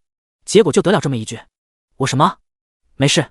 许瑜咬牙发誓，杀手的事情了结后，他再也不跟萧君言这个混蛋打交道。我查到了一点消息，萧董事长在哪？我来找你。萧君言听出许瑜话音里的疲惫，顿了顿，没有再调侃他。不用，你在法网局，我过来，随你。许瑜也不跟萧君言客气，他倒乐的不用往外跑这一趟。萧君言挂完电话，跟司徒晴晴解释道，机器的消息有点眉目，我得先走一趟。只是说好了陪你吃饭，你快去吧，等忙完这一阵，你得好好补偿我。司徒晴晴很是识大体，知道萧君言现在就卡在机器这一步，哪里会不识好歹的让他留下，当然该有的福利还是得为自己争取。萧君言笑了笑，抓着司徒晴晴的脸颊随口亲了一下，那必须的，好好补偿你的，我先走了。萧君言最喜欢司徒晴晴这一点，就要是换了林婉，肯定得死皮白赖的缠着他不放。不过林婉本来就比不上司徒晴晴，两人也没什么可比性。萧君言离开之后，司徒晴晴还在桌子前一动不动，萧君言自然看不到。现在的司徒晴晴白皙的俏脸上已经一片通红了。杨叔，法网局。好的，董事长。杨叔一路飞驰赶到法网局门口，他不想进去，打电话把许瑜叫了出来。怎么不进来？许瑜的脸上挂着显而易见的疲惫，眼底那厚重的黑眼圈。卧槽！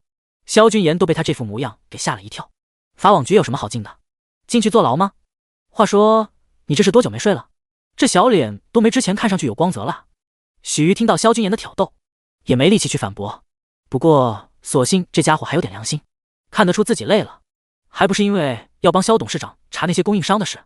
我这几天加起来都没睡满8个小时，结果你还嫌我效率慢。许瑜没有把自己的辛苦劳动藏着掖着，他就是要让萧君言知道，他许瑜可没有敷衍了事。呵，真是辛苦许组长了，等事情了，我请你吃大餐，好好犒劳一番。萧君言不喜欢一味压榨的人，既然许瑜这么认真对待他的事情，他自然不吝啬自己的大方。8万大餐，许瑜顿时一扫脸上的疲惫，听到萧君言的话，双眼放光的紧盯着萧君言。行。萧君言好笑的点点头，没想到这女人还死死惦记着这一笔。要不你把这顿饭折算成现金转账给我吧。许瑜看萧君言答应的痛快，立刻得寸进尺的提出了要求。不想吃就算了。萧君言无情的拒绝，让许瑜顿时撅起了小嘴。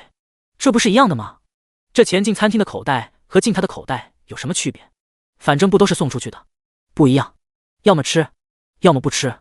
萧君言没有答应，毕竟上次那一顿是为了给他一个教训，他要真同意折现，那不是跟没教训一样。我吃。许瑜的美好愿望一下子落空，整个人一下子又蔫了起来，回答的很是有气无力。说说吧，你得了什么消息？言归正传，许瑜也不跟萧君言闹了，将手里的文件袋递给萧君言。这几个人在君言集团找上门前就碰过好几次头，虽然出入时间都一样，但都在同一个地点附近出现过。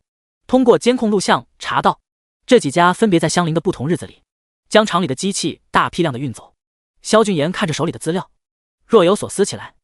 你的意思，这几个家伙早就在君言集团找上门之前，就已经把机器给卖给了其他人？萧董事长很聪明嘛。呵呵。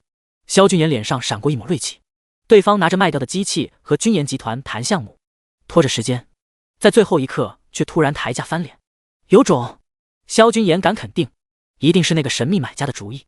看来对方的价格开得很高啊，要不然这些唯利是图的家伙怎么肯陪着对方这么坑他？查到买家是谁了吗？萧君言翻了半天没找到自己想要的，转头问许瑜。没有。许瑜低声说道，脸上有一丝丝的羞愧。原本他以为很好查，胸中憋了一口气，一定要把这事情办得漂亮，让萧君言看看他们法网局的厉害。谁知道查了半天都没查出来对方的底细，这让他的脸上有些火辣了。那这批机器的去向呢？萧君言摇摇头，果然不能太相信法网局的能力啊。不知道。你……许瑜回答的越发小声，他感觉到萧君言失望的眼神，急急解释：那些大货车都进过蒲黄物流中转区，我去查过那里的监控，那段时间的监控视频全都消失了。之后的监控显示，那些大货车哪里都没去，出了中转区就直接原路返回了。萧君言右手食指敲击着膝盖，此时也顾不得吐槽许瑜的办事能力，挺有手段。机器在中转区的时候就被转移到了其他车上，对方显然有备而来，而他太过被动，又拖延了好几天，事后才让许瑜去查。能查到这一步，许瑜显然也是尽力了，但是这个结果他并不满意，所以许组长这边是再也没有其他线索了。萧君言只是顺口一问，也没指望许瑜这边还会有其他消息。有，出乎萧君言的意料，许瑜这一回不再摇头。你别这样看我，有是有，但是不确定，得去证实一下。许瑜倒不是想吊着萧君言的胃口，而是这个消息他也才刚收到。为了挽回一点点法网局的尊严，许瑜只能硬着头皮把这未经确认的消息说给萧君言了。就在你到之前，我手底下一个便衣传来消息，他跟着的赵国庆私下偷偷和徐军两个人暗地里背着其他几个人碰面了。许瑜找出机器供应商那一页资料，指着上面的两个人说道：他冒充服务员，进出的时候听到几句，里面提到了一个地点，滨江大道第47前往机器所在地。滨江大道，萧君言皱眉，思索着这个地方有什么特别的地方。那地方有些偏僻，不是主干道，倒是有很多富二代喜欢把跑车开去那一带遛弯。我下来之前搜索了一下，滨江大道分叉的一条小路可以通往丹华路码头。听到许瑜提到码头，萧君言心里一动，电光火石之间想到了什么。善华路码头摆渡到西昌码头，那里有一个岩石仓库点。许瑜庆幸萧君言赶过来找自己，要是自己开车去找他，哪里还来得及把滨江大道这个线索给分析出来。毕竟他又不是交通部的人，不可能将帝江那么多路线图给刻在脑子里。多亏了内部系统里有特意标注出滨江大道那一块各个分支路段的用途，许瑜能做到组长这个位置，凭的可是实力，自然一眼就看出最有效的信息。许组长，这是你今晚说的最有用的线索。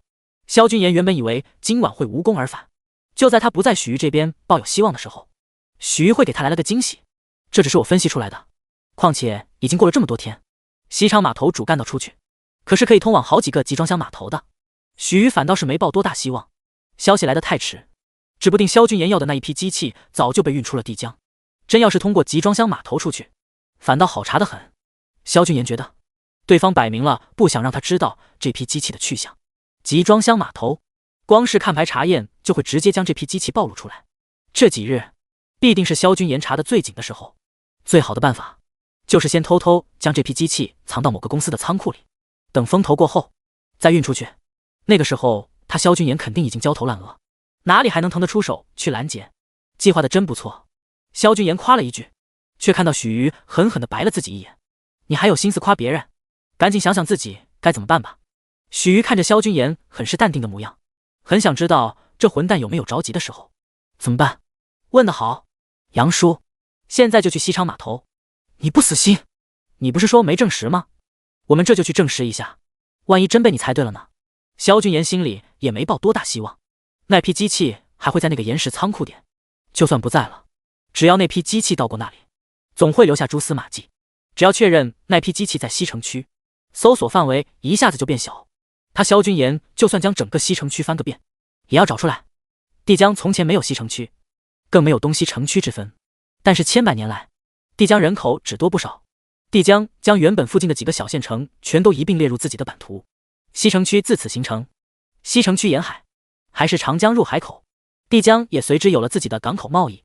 萧君言的根基全都在东城，应该说帝江上层势力中心是以东城区为主，本地势力集团都驻扎在此。西城区以前算是贫民区，有了港口之后才逐渐繁华起来，但这也导致西城区大多都是外贸集团以及三教九流的聚集地，鱼龙混杂的厉害。都说办事得找地头蛇，西城区的地头蛇足有10几个。萧君言重生来到这个世界的时日还是太短，所以在西城区这一块并没有来得及插入自己的人手。不过萧君言却也没在怕的，看来得加快速度了。萧君言在心里想着，要不是因为西城区无人可用，他也不至于亲自跑这一趟。等等，我也要去。许瑜发出质疑的时候，杨叔已经将车子发动起来，从法网局门口开走了。我带你去看江景。谁要跟你去看江景？有这时间，他干嘛不回去好好睡一觉？放我下去！萧俊言不理他，吩咐杨叔叫人去西昌码头等着会合。萧俊言，你不放我下去，我跳车了。许瑜说着，伸手就去拉车门。萧俊言被他吓了一跳，还好杨叔手快将车门锁上。你疯了？我只是好久没抱许组长了，正好在路上跟你叙叙旧。你流氓！萧俊言看许瑜是真的生气了，只能耐着性子安抚他。你不想让我早点把抗癌药制造出来，造福广大龙国百姓？这么大一顶帽子扣下来，许瑜被问得一时愣怔了。不是，你别偷换概念，我又没拦着你去，可你带上我干嘛？许瑜马上醒悟过来，萧俊言又要忽悠他了，他可不上当。唉，你说你好歹也是个法网局的组长，说不定到时候就用上你这身份了。萧俊言也是以防万一，虽然他看不上法网局，但不得不说，有些时候还得是公家的身份好使。你这是滥用职权。不是我，是你。萧俊言对许瑜对得太习惯，一不留神，话就溜出了嘴边。啊呀！许瑜气得都忘了自己不是萧俊言的对手，握紧拳头就朝着萧俊言身上招呼。萧俊言轻易就将许瑜给制住，一把将人再圈在了自己怀里。许瑜闹腾的实在厉害，嘴里还在不停的骂骂咧咧。萧俊言听得头大，想让许瑜冷静下来。看来许组长不只是想我抱你。萧俊言的办法很简单，直接一口亲了上去，将那张喋喋不休的小嘴给堵得严严实实。杨叔开到丹华路码头，许瑜也被萧俊言给亲得没有力气了。萧停了。萧俊言余光瞥见窗外的场景，这才把嘴松开，但人还是紧紧地抱在怀里。你怎么能这样啊？许瑜无力地看着萧俊言，眼圈直接就红了。再三被萧俊言给欺负，许瑜再怎么强大也是个没谈过恋爱的女人，被一个不是自己男朋友的人豆腐吃了又吃，加上法网局局长姚天静一直施压和连日来的疲惫，许瑜直接破防，感觉全世界都在跟自己作对。虽然萧俊言吻得让他感觉挺舒服，但正因为他居然发现自己丝毫不抗拒萧俊言的吻，这才让他更加伤心。这个混蛋，明明身边有着别的女人，却再三来招惹自己。萧俊言被许瑜的眼泪给打了个猝不及防，怎么说哭就哭了。行了行了，是我刚刚说错话了，我跟你道歉行不行？萧俊言对女人的态度完全因人而异，虽说之前许瑜有小小的得罪过他，但他也教训过了，现在两人又有了合作，自然不会再拿最初的态度来对他。不行！许瑜挣不开萧俊言的双臂，索性就把头埋进了萧俊言的胸口。那我把饭钱折现给你。第48，亲我一口。许瑜哭声一顿，真的，看你表现。萧俊言看着女人不哭了，顿时懂了，还是缺钱而已。幸好他现在最不缺的就是钱了。你不会又骗我吧？许瑜有些挣扎，抬起哭得惨兮兮的小脸，半信半疑地看着萧俊言。萧俊言挑眉说：骗你干嘛？8万块钱扔在地上我都不带捡的。我萧俊言对钱没有兴趣。许瑜差点没笑出声，赶紧收住。一想也是，萧俊言虽然混蛋了点，但说出来的话倒是从来不假。好，再相信你一次。我要怎么做？一会见机行事吧。不知道对方什么来头。萧俊言观察着窗外，见对方一言不发的，又说：你要真不愿意就算了，我一会儿让杨叔送你回去，刚刚那些话我就全收回了。不行，不能收回，我人都被你绑过来了，你亲都亲完了，怎么可以收回？许瑜立刻急了，那样他岂不是亏更大？那简单，我让你亲回来，咱俩抵消。萧俊言马上低头凑近许瑜，吓得许瑜连连后仰。我不要，就你前面说的那些，你请我吃的饭折现给我，我刚好拿来赔你的衬衫。许瑜心想着，以萧俊言这么有钱有势的男人，说不定折现的钱还不止8万，自己赔完衬衫还有找。而且你不心急那些机器了吗？反正亲都亲完了，他人也已经到这里了，当然得把自己的亏损降到最小。行，那我当你答应了。走。萧俊言露出了可惜的表情，可心里想的却是，请你吃顿路边摊的折现，这女人这么开心干嘛？西昌码头岩石仓库点，萧俊言的车停在了10米开外的转角，尽量避免了打草惊蛇。车上，萧俊言观察环境，我先进去看看，你们在这里等着。董事长，咱们的人还在路上，要不要再等等？杨叔有些想阻止萧俊言冒险的举动，西城区这边一向不太太平，要不然萧俊言只是来调查一下，又何必再调人过来？等不了了，不用担心，我会见机行事。萧军言下了车，走了2步，听到身后紧跟的脚步声，你怎么也下来了？他疑惑地看着许瑜，他还以为许瑜会赖在车上，死活不会来冒险。哼，这是我得到的消息，我当然也要去确认确认。你看什么？我才不是因为担心你。面对许瑜的嘴硬心软，萧军言眼底闪过一丝柔光。那一会儿要是有什么麻烦，我可全指望许组长保护了。许瑜没理他，脚步加快，超过了萧军言。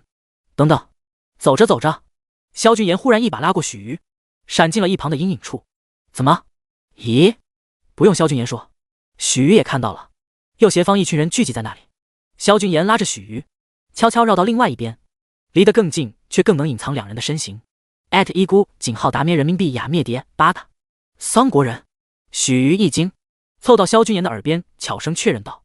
萧军言点点头，从关键的3个字就能判断出对方来历了。只见那些人叽里咕噜说了一大串，然后打开身前的仓库大门，全都走了进去。萧军言拍了拍许瑜的脑袋，示意他待在这里。你在这里等我，没看到我之前不要乱动。许瑜看他想独自进去，一把抓住他的胳膊。不行，你一个人进去太危险。许瑜这时候也没有嘴硬了，满脸都是担心萧军言的模样。说着，许瑜就想拽着萧军言往回走。他们只是来探查消息，可不是上门找茬的。就算要进去，也得等你的人到了再说。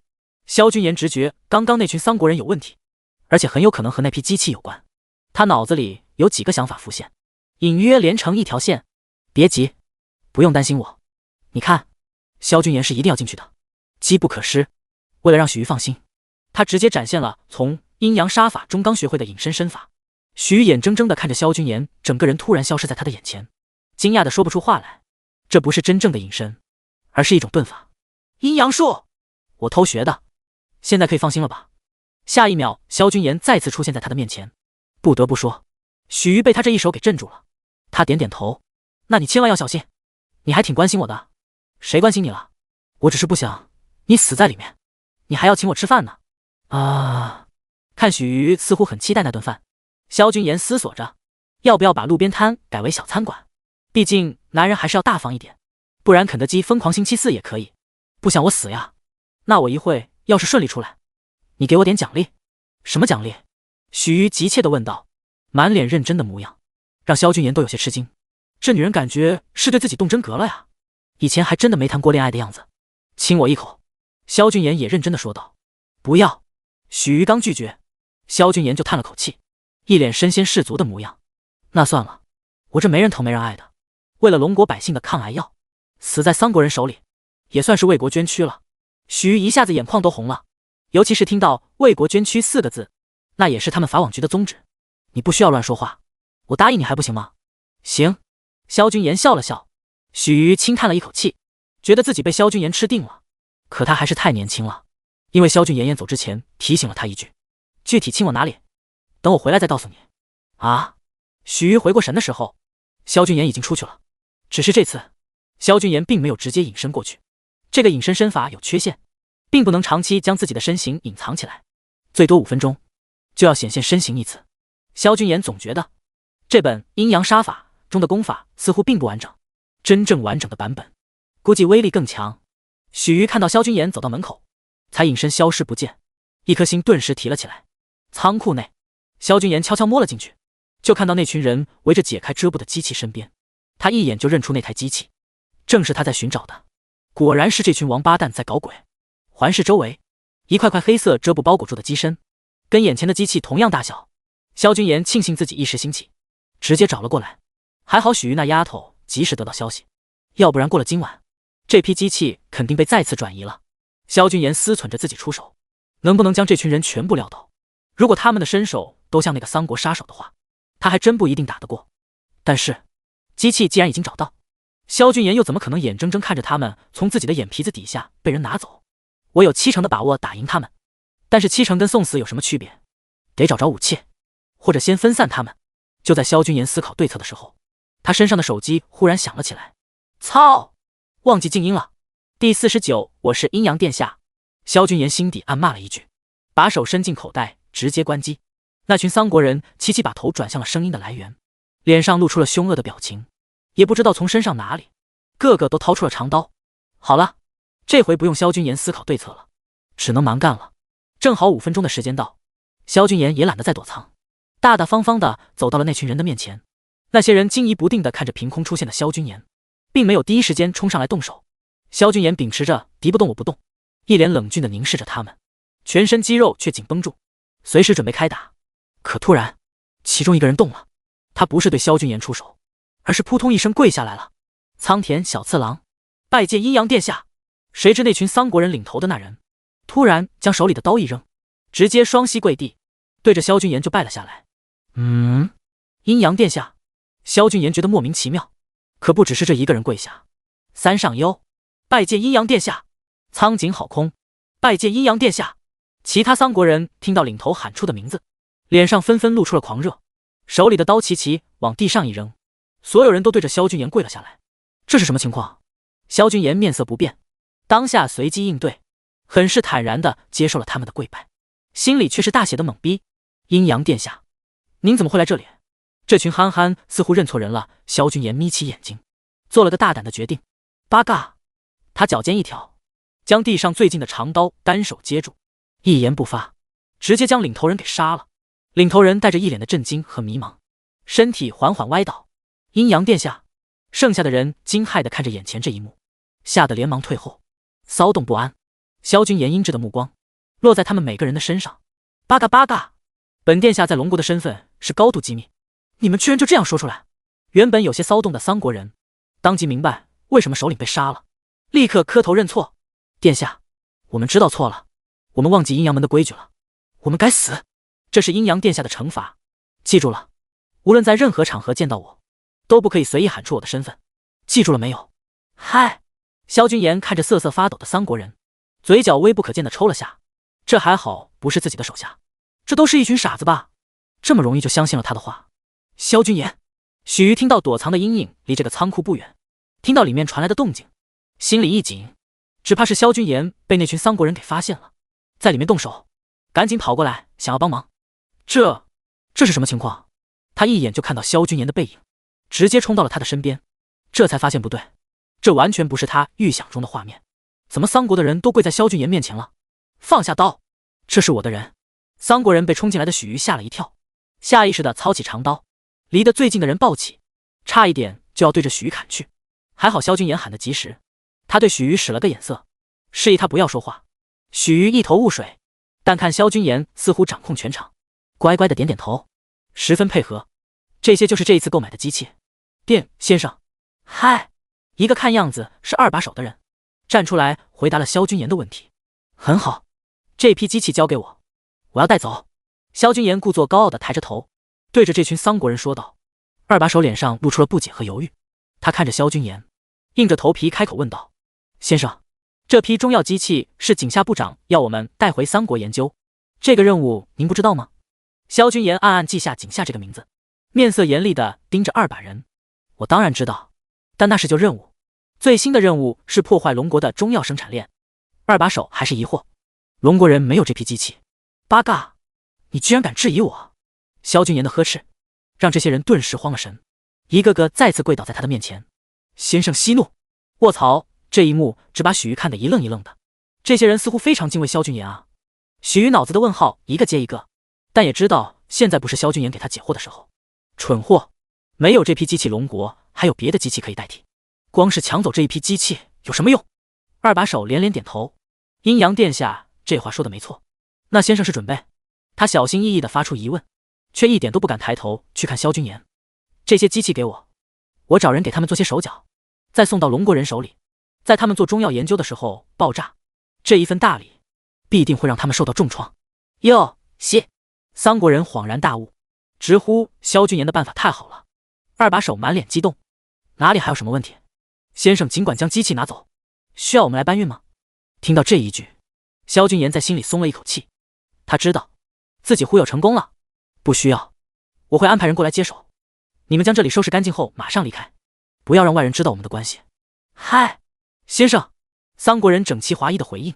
萧君言脸上露出满意的神色，转身拉着许瑜走出了仓库。他们，嘘，一会儿再说。萧君言带着许瑜来到大门口站定，许瑜小声的开口，萧君言却对他摇摇头。三国人的动作十分麻利，很快就将仓库里的血迹打扫干净。二把手扛着原本领头的尸体，和萧君言告别后就直接离开这里。萧君言耐心的又等了10分钟，确定这里已经没有了其他人，脸上的笑容一点一点拉开。真是得来全不费功夫啊！萧君言原本以为今夜会有一番恶战，没想到居然这么轻松的就解决了。幸好我不是女人，不然我怕连自己都会爱上我自己。臭美，萧董事长，这到底怎么回事啊？许瑜看到他脸上轻松的笑容，知道现在没事了，心里快要好奇死了。一会儿回车上我慢慢跟你说，我先叫人把这些机器都拉走。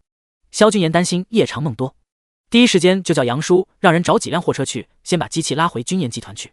杨叔带着保镖匆匆赶来，萧君言让他们盯着，自己带着许瑜先回车上。好了，现在可以说了吧？那些蠢货应该是把我认成那个三国杀手了。萧君言紧绷的神经松了下来，整个人懒散的靠在位子上。三国杀手？许瑜没想到这里居然会牵扯到他一直追查的那个杀手身上。应该是那个身法的原因。萧君言一开始也是有点懵，但是很快就想到了关键点，那个被他一刀砍死的首领，是在看到自己的身法后，直接跪到地上。阴阳杀法是从那个杀手身上掉落，所以他们口中的阴阳殿下，8、9不离10就是那个杀手了。萧君言将自己的猜测和如何忽悠那群三国人的话告诉了许瑜。许瑜听完，这才明白了那些三国人怪异的表现到底为何。原来是这样啊，那群人也是真够蠢的。不过萧董事长你也是真的厉害，这么快就反应过来，将计就计冒充了那个殿下。许瑜毫不掩饰自己的佩服，这要是换成他，估计是没有这种延长反应的。当然，最重要的是他压根就不会三国语，听不懂他们的话，哪里能像萧君言一样还去冒充。没想到你居然还会三国语。今晚的萧君言是真的让许瑜大开眼界，对于他的印象也有了极大的改观。这个啊，我才硬盘里学的，主要那几句骂人的会讲就好了，其他部分用中文他们也理解。哦，原来是这样。你那个硬盘在哪里？我也想学。第50，不赚钱的星耀，造福龙国百姓。回头再说吧。许瑜听萧君言说完，绷紧的神经一下子松懈，疲惫和困意像汹涌的潮水向他涌来。萧君言看着他一个哈欠接一个的打，知道他毕竟好几天没睡，已经累到极点了。想到刚刚这傻女人明明知道有危险，还第一时间就冲到了他的身边。萧君言笑了笑，你家在哪啊？我先送你回去。没有得到许瑜的回答，萧君言转头一看，许瑜歪着头已经睡了过去。他把许瑜扶到了自己腿上，让他躺着睡着了。至于亲一口亲哪里，萧君言现在没把人吵醒，等许瑜醒了再欺负他不迟。杨叔，安排一下，留2个人一前一后在这里，看看三国人有没有回来。是，董事长。萧君言点了个负责人留在现场，然后叫杨叔直接开去君言山庄。许瑜直接睡了过去，萧君言一路抱他来到客房，他都没有任何反应，真是把你卖了都不知道。萧君言站在那里看了许瑜一会儿，转身叫了个女佣进来给他换了衣服。第二天一早，许瑜迷迷糊糊地睁开眼睛，陌生的环境让他差点从床上摔下去。这是哪里？他一把掀开被子，感觉不对，低头一看，谁给我换的衣服？他看着身上穿着一条红色性感低胸睡衣，回忆昨晚上，只记得自己明明在和萧君言说话。许瑜看到床头柜上摆放着自己原本的衣服，整整齐齐，一看就是洗干净的。啊，萧君言！他快速收拾好自己，打开房门，这里是君言山庄。走向楼，看着眼熟的走廊和客厅，许瑜知道自己在萧君言的地盘上。徐小姐早，早餐已经备好，请您移步餐厅。一个40岁左右的中年男人出现在许瑜的面前。许瑜记得他，萧君言在这里的管家，姓钱，钱管家。萧君言呢？董事长已经去了公司。这个混蛋，是不是故意避开自己？许瑜非常怀疑，给自己换衣服的人是萧君言，毕竟这个混蛋最喜欢的就是占他便宜。许瑜满心郁闷的吃完早餐，钱管家安排了车子送他离开。君言集团，萧君言一早就来到君言集团。昨晚上的机器已经全部入仓，机器有了，抗癌药的生产计划可以全面运转起来。董事长，第一批药材已经到位。董事长，第一批员工已经通知上岗时间。董事长，董事长，一整个早上，萧君言就在忙碌中度过。直到许瑜的一个电话，才让他停了下来。这都中午了呀。他看着铃声不停的手机，捏了捏眉心。许组长，昨晚睡得可好？萧君言，你老实交代，昨晚上我衣服是不是你换的？许瑜本想一到法网局就打电话质问萧君言，结果右脚才踏进大门，就直接被姚天静局长逮了个正着，被拉去办公室汇报最新进展，直到现在才有空，偷偷找了个偏僻的角落，立刻就打电话给萧君言。啊，这个啊，你为什么一口认定是我给你换的呢？萧君言其实并不想欺负许瑜，但是许瑜这一开口就让他忍不住想调戏。不是你还能有谁？亏我大半夜陪你出去找机器，还担心你会出事。萧君言，你这人还有没有良心啊？许瑜越说越生气，感觉自己就是头猪，几次栽在萧君言的手上，还没吃够教训。哈哈，你这一天天的哪来这么大火气？你这回可真冤枉我了，我是喊女佣给你换的。透过电话，萧君言都能感受到许瑜那熊熊的怒火，好像是真的生气了。你以后不要女佣。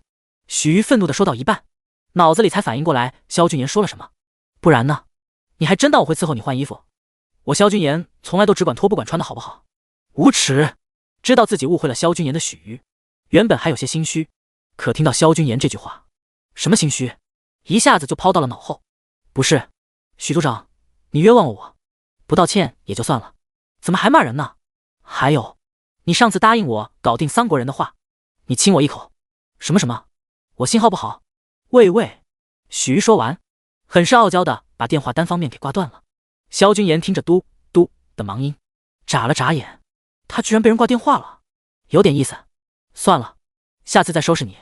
反正他最近也要忙着抗癌药生产链的事情，本来就没空找女人。3天后，在萧君言高强度的运作下，第一条抗癌生产链已经步上正轨。董事长，真的要这个价格吗？销售部经理看着手里简洁风格的外包装，眼睛死死地盯着背后的价格，有些难以置信。没错，就这个价格。萧君言斩钉截铁地回答他。董事长，这个价格太低了，算下来我们赚的不多呀。销售经理想要改变萧君言的想法，赚的不多也是赚，不亏就行了。萧君言摆摆手，不想听销售经理努力想要改动价格的话。可是，没有可是，这个项目本来就不是为了赚钱。销售经理感到了萧君言的坚持，只能无奈的点点头。萧君言第一时间将首批生产出来的抗癌药让人送到了龙医会，龙医会的人直接拿去检测，检测下来完全没有任何问题。君言集团这个定价是认真的吗？他们不趁此大赚一笔。龙医会的人看到包装盒的价格，同样大吃一惊。何娜也没想到萧君言居然会把抗癌药的价格定得这么低，所以在知道以后就立刻打电话给萧君言。君言，药品检测没有任何问题，不过你为什么把价格定得这么低？你这样会亏本的吧？何娜很讨厌那些医药公司将救命药定成天价，以此来谋取暴利，但是萧君言这个价格定的实在是低的出乎他的意料。何止是他，这简直是出乎所有人的意料之外。何姐放心，不会亏本，不过就是赚多赚少的问题。萧君言的声音里透着一丝疲惫，这几天一直连轴转，他的精神倒一直挺亢奋，但是身体还是有些倦怠。你这样可是打破了某些平衡和规则呀。何娜暗示着萧君言。萧君言的话让他感到很是欣慰，如果龙国都是他这样的商人，哪里会有百姓吃不起的药存在？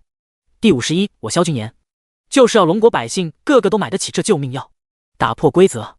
何娜很佩服萧君言小小年纪却这么深明大义，但是他这么一来确实是动了很多人的利益。呵呵，那些人心都黑了。萧君言自然是听懂了何娜的意思，冷笑一声，我知道何姐是关心我，但我不怕，其他人怎么做暂时管不了，但是我的药自然是我说了算。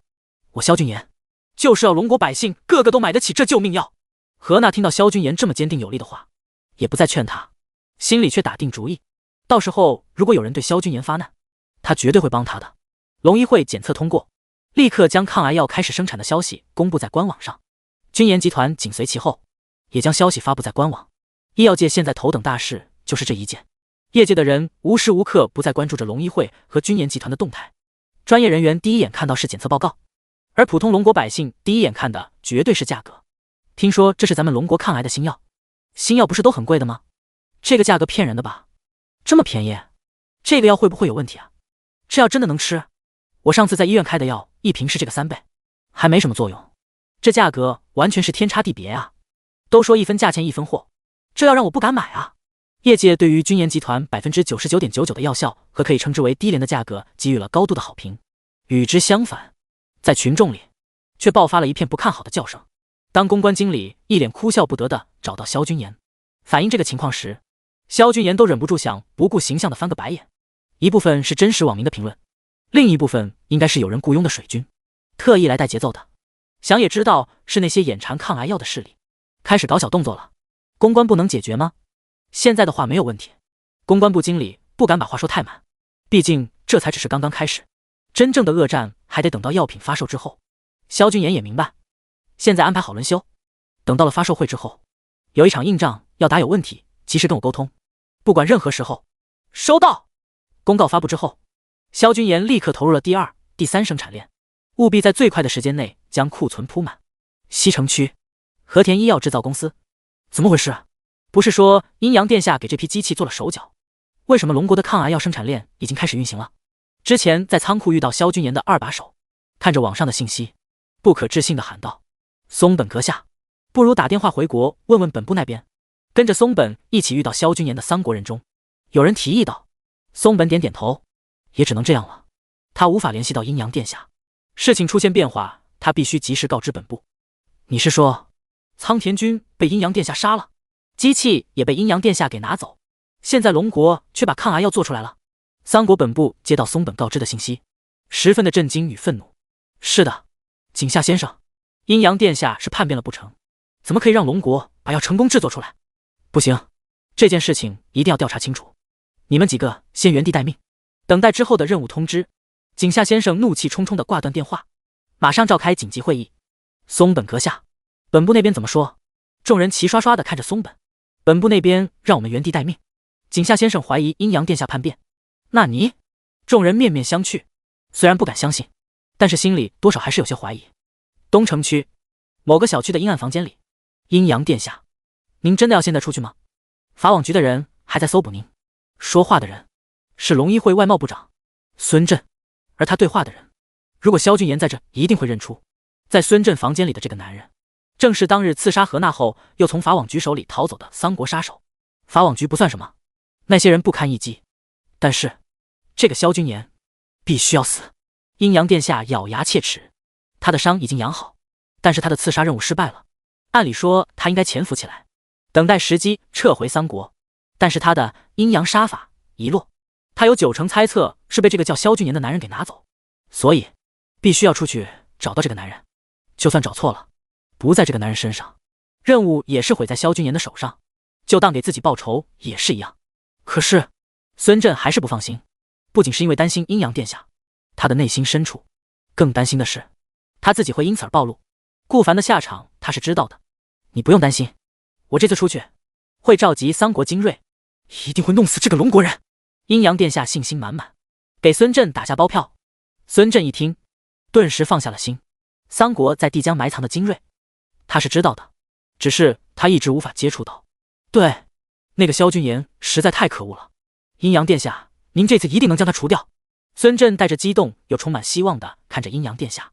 阴阳殿下笑着拍了拍他的肩膀，等我杀了萧君言，成功回国之后，一定会将你的功劳上报。你好好用心办事，3国是不会亏待你的。谢谢阴阳殿下。阴阳殿下给孙振画完大饼，就将他打发走，开始跟留在龙国地江的精锐联系。西城区和田医药制造公司，你说你是阴阳殿下？松本很是懵逼地接到电话，他压根就没想到过阴阳殿下会在这个时候跟他联系。八嘎，我就是阴阳殿下，今晚在东城的深水港碰头，我有事情要你们做。阴阳殿下感觉到松本语气里的惊讶，却没在意，只当他吃惊自己居然会找上门。毕竟以他在3国的地位，这些人平时绝对是见不到的。说完目的，阴阳殿下也懒得跟他废话，自顾自地把电话给挂了。松本阁下，这什么情况？松本阁下，阴阳殿下是来解释的吗？松本放下手机，一脸凝重地摇摇头。阴阳殿下让我们今晚去找他。去找他？他难道是想带着龙国人将我们一网打尽？众人忧心忡忡，讨论着今晚到底要不要去。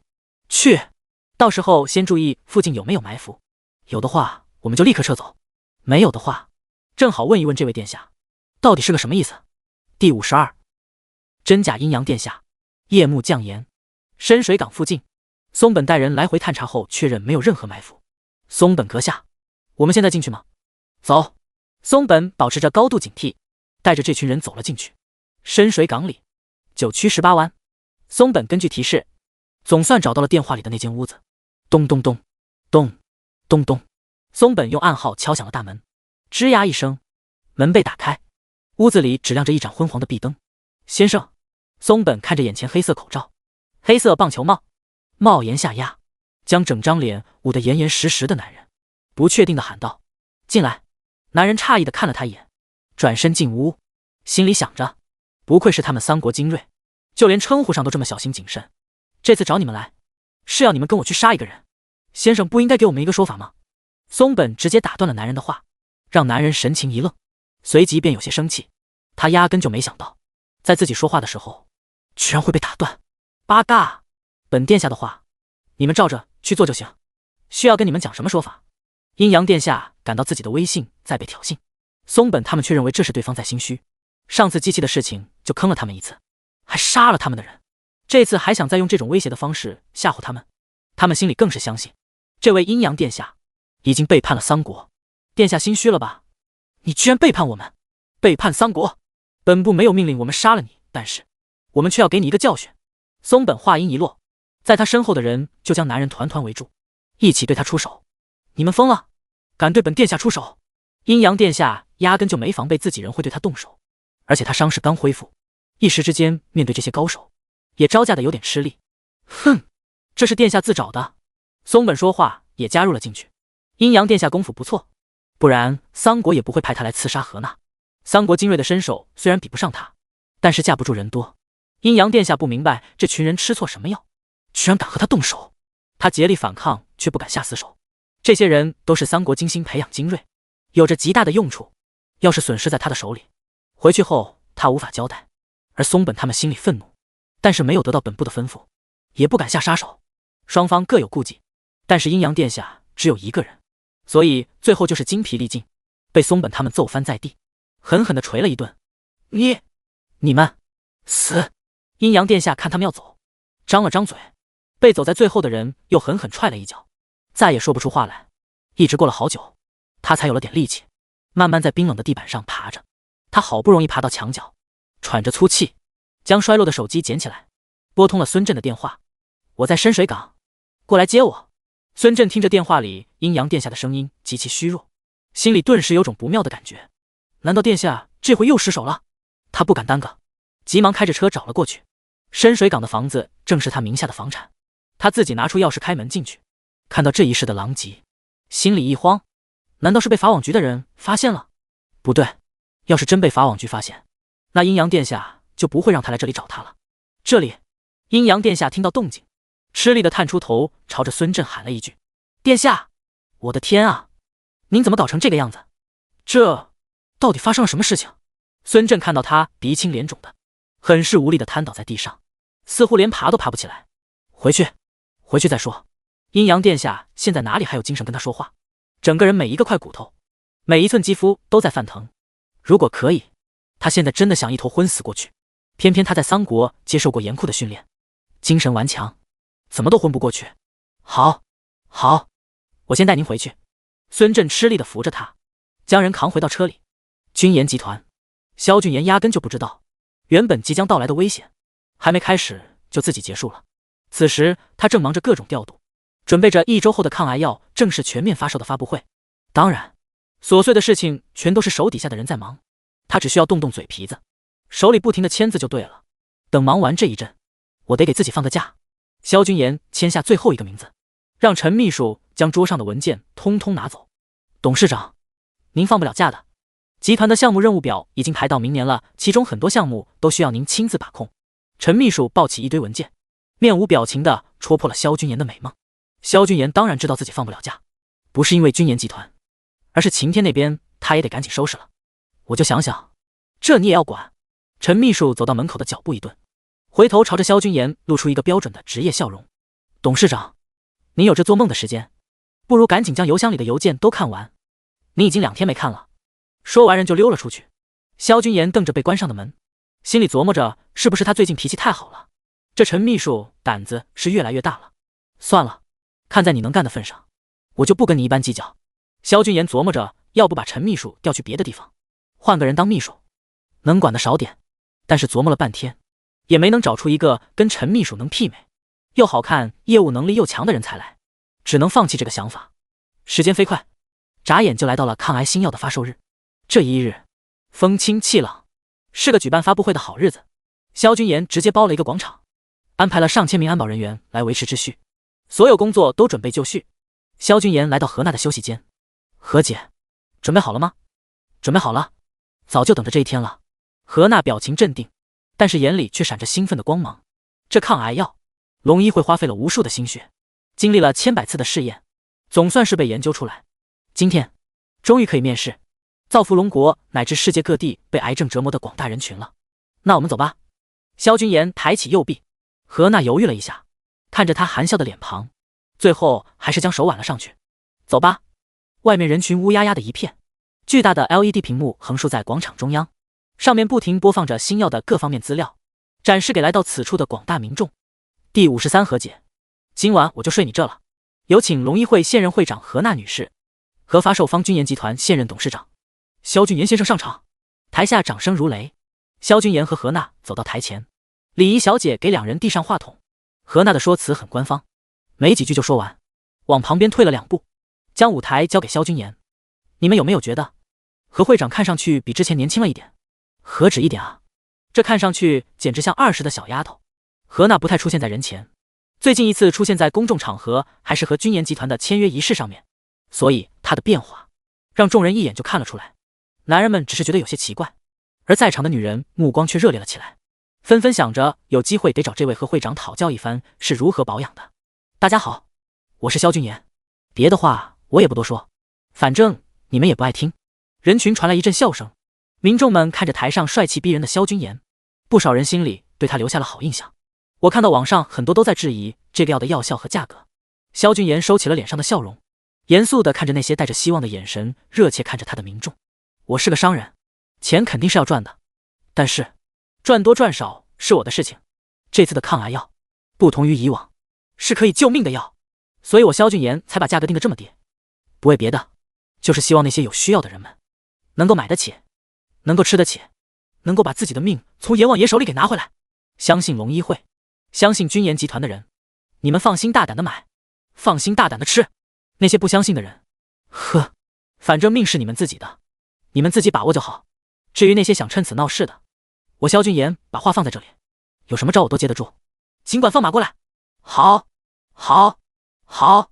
萧君言说完就把话筒扔给礼仪小姐，潇洒地带着何娜转身离开。接下来就没有他的事情了，后续都有专门的人员负责。一部分人被萧君言的话感动到，一部分的人则将信将疑，另外一部分人则抱着观望的态度，打算等一段时间看看再说。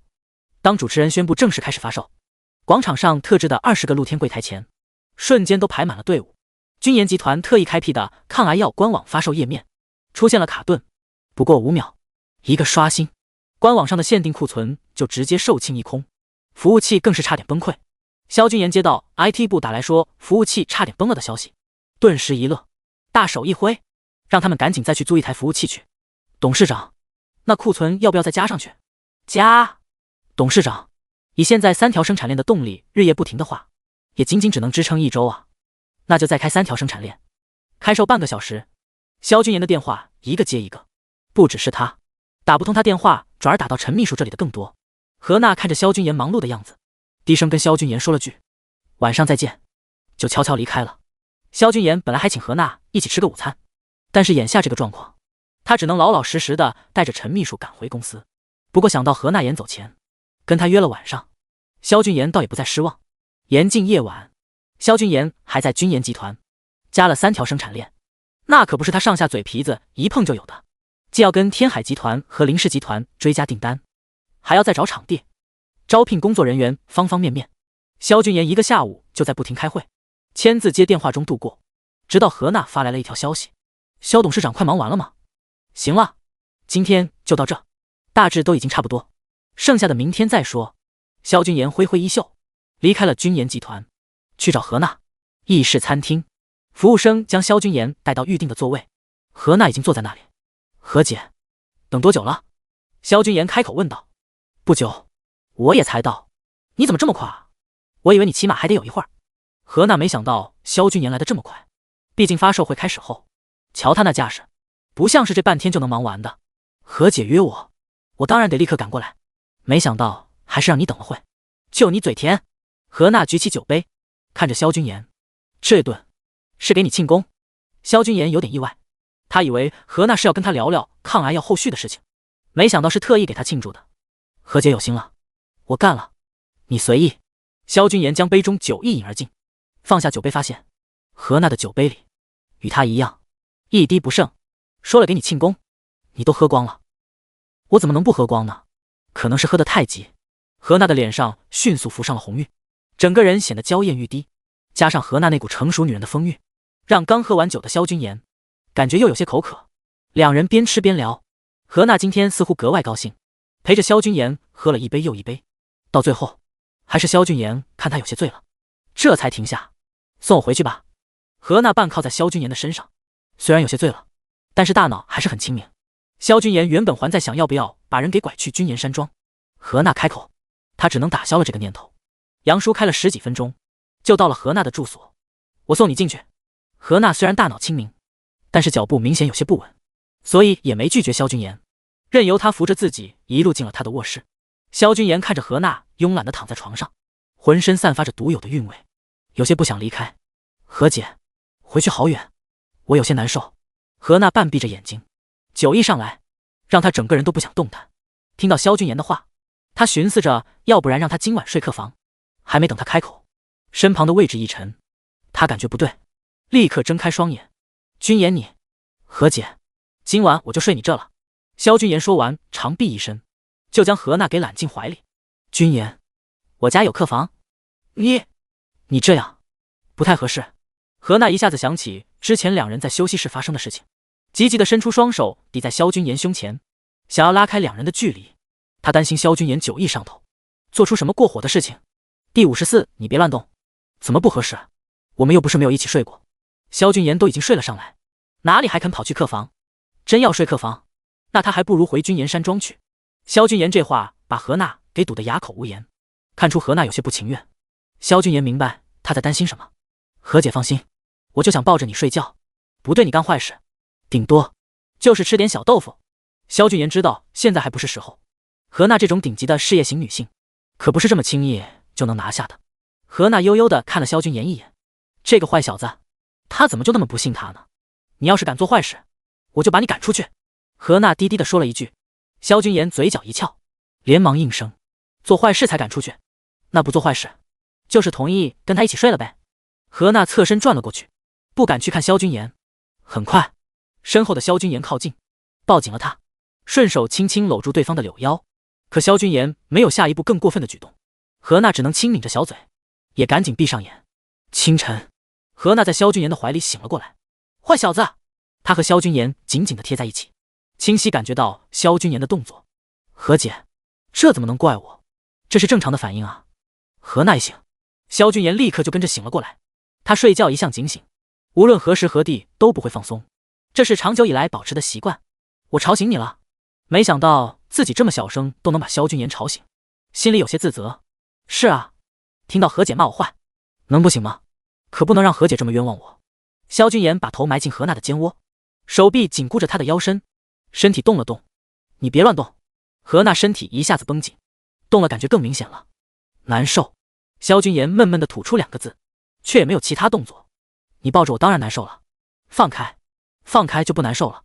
萧君言说话的时候，热气透过轻薄的衣服喷洒在他的皮肤上，让他很是不适。不要，抱着你舒服。何娜整个人被萧君言的气息笼罩住，明明酒意已经早就散去，但此时他的大脑只觉得比醉酒更让人昏沉。萧君言的手掌缓缓摩挲着何娜的细腰，隔着衣服何娜都能感受到他掌心传来的火热，真是要命了。何娜感觉自己的身体随着萧君言的小动作差点迷失了自己，心里一惊，大脑陡然清醒过来，不能再放任下去，我去洗澡。萧君言敏锐地察觉到何娜的气息变动，知道过犹不及，松开了手。抬头亲了下何娜的脸颊，跳下床，直接闪进了浴室。何娜气笑了，抬手摸了摸自己的脸颊，心情很是复杂，就不该答应让他留下来。何娜知道自己的心乱了，手机响起，打断了何娜琢磨该如何对待萧君言的思绪。喂，何娜电话没打完，萧君言已经裹着她的浴巾走了出来，将电话挂断。我知道了，一会儿就过来。看到萧君言那一大片形状完美的肌肉，何娜呼吸一滞，立刻移开目光。这么早就有事？萧君言仿佛一点都没有不自在的感觉，大大咧咧的往何娜身边一坐，他身上带着何娜惯用的沐浴露香味，反倒是让何娜不知道为何生出了一丝紧张。出了点事，我先去洗澡，一会儿出来跟你说。何娜面上一片坦然，从另外一边下了床，打开衣柜，抱着衣服进了浴室。萧君言盯着何娜，直到她将浴室门关上，低声笑了起来，打电话给杨叔，让他把衣服送进来。他车上通常都备着2套常服，以备不时之需。等何娜在浴室里穿戴整齐出来后，萧君言也已经穿上了衣服，甚至还拿了一袋早餐给他。什么事情？过2天帝都有位大人物会立炎帝江，我这边得到消息，是战区的一位大佬，具体是哪一位并不清楚，但是可以肯定，这人在龙国战区有极强的话语权。你最近行事注意些，别在这时候被人抓住把柄。何娜一脸凝重地叮嘱着萧君言，显然是在提醒他低调点。毕竟当初在签约会时，萧君言虽然在理，但手段着实有些嚣张。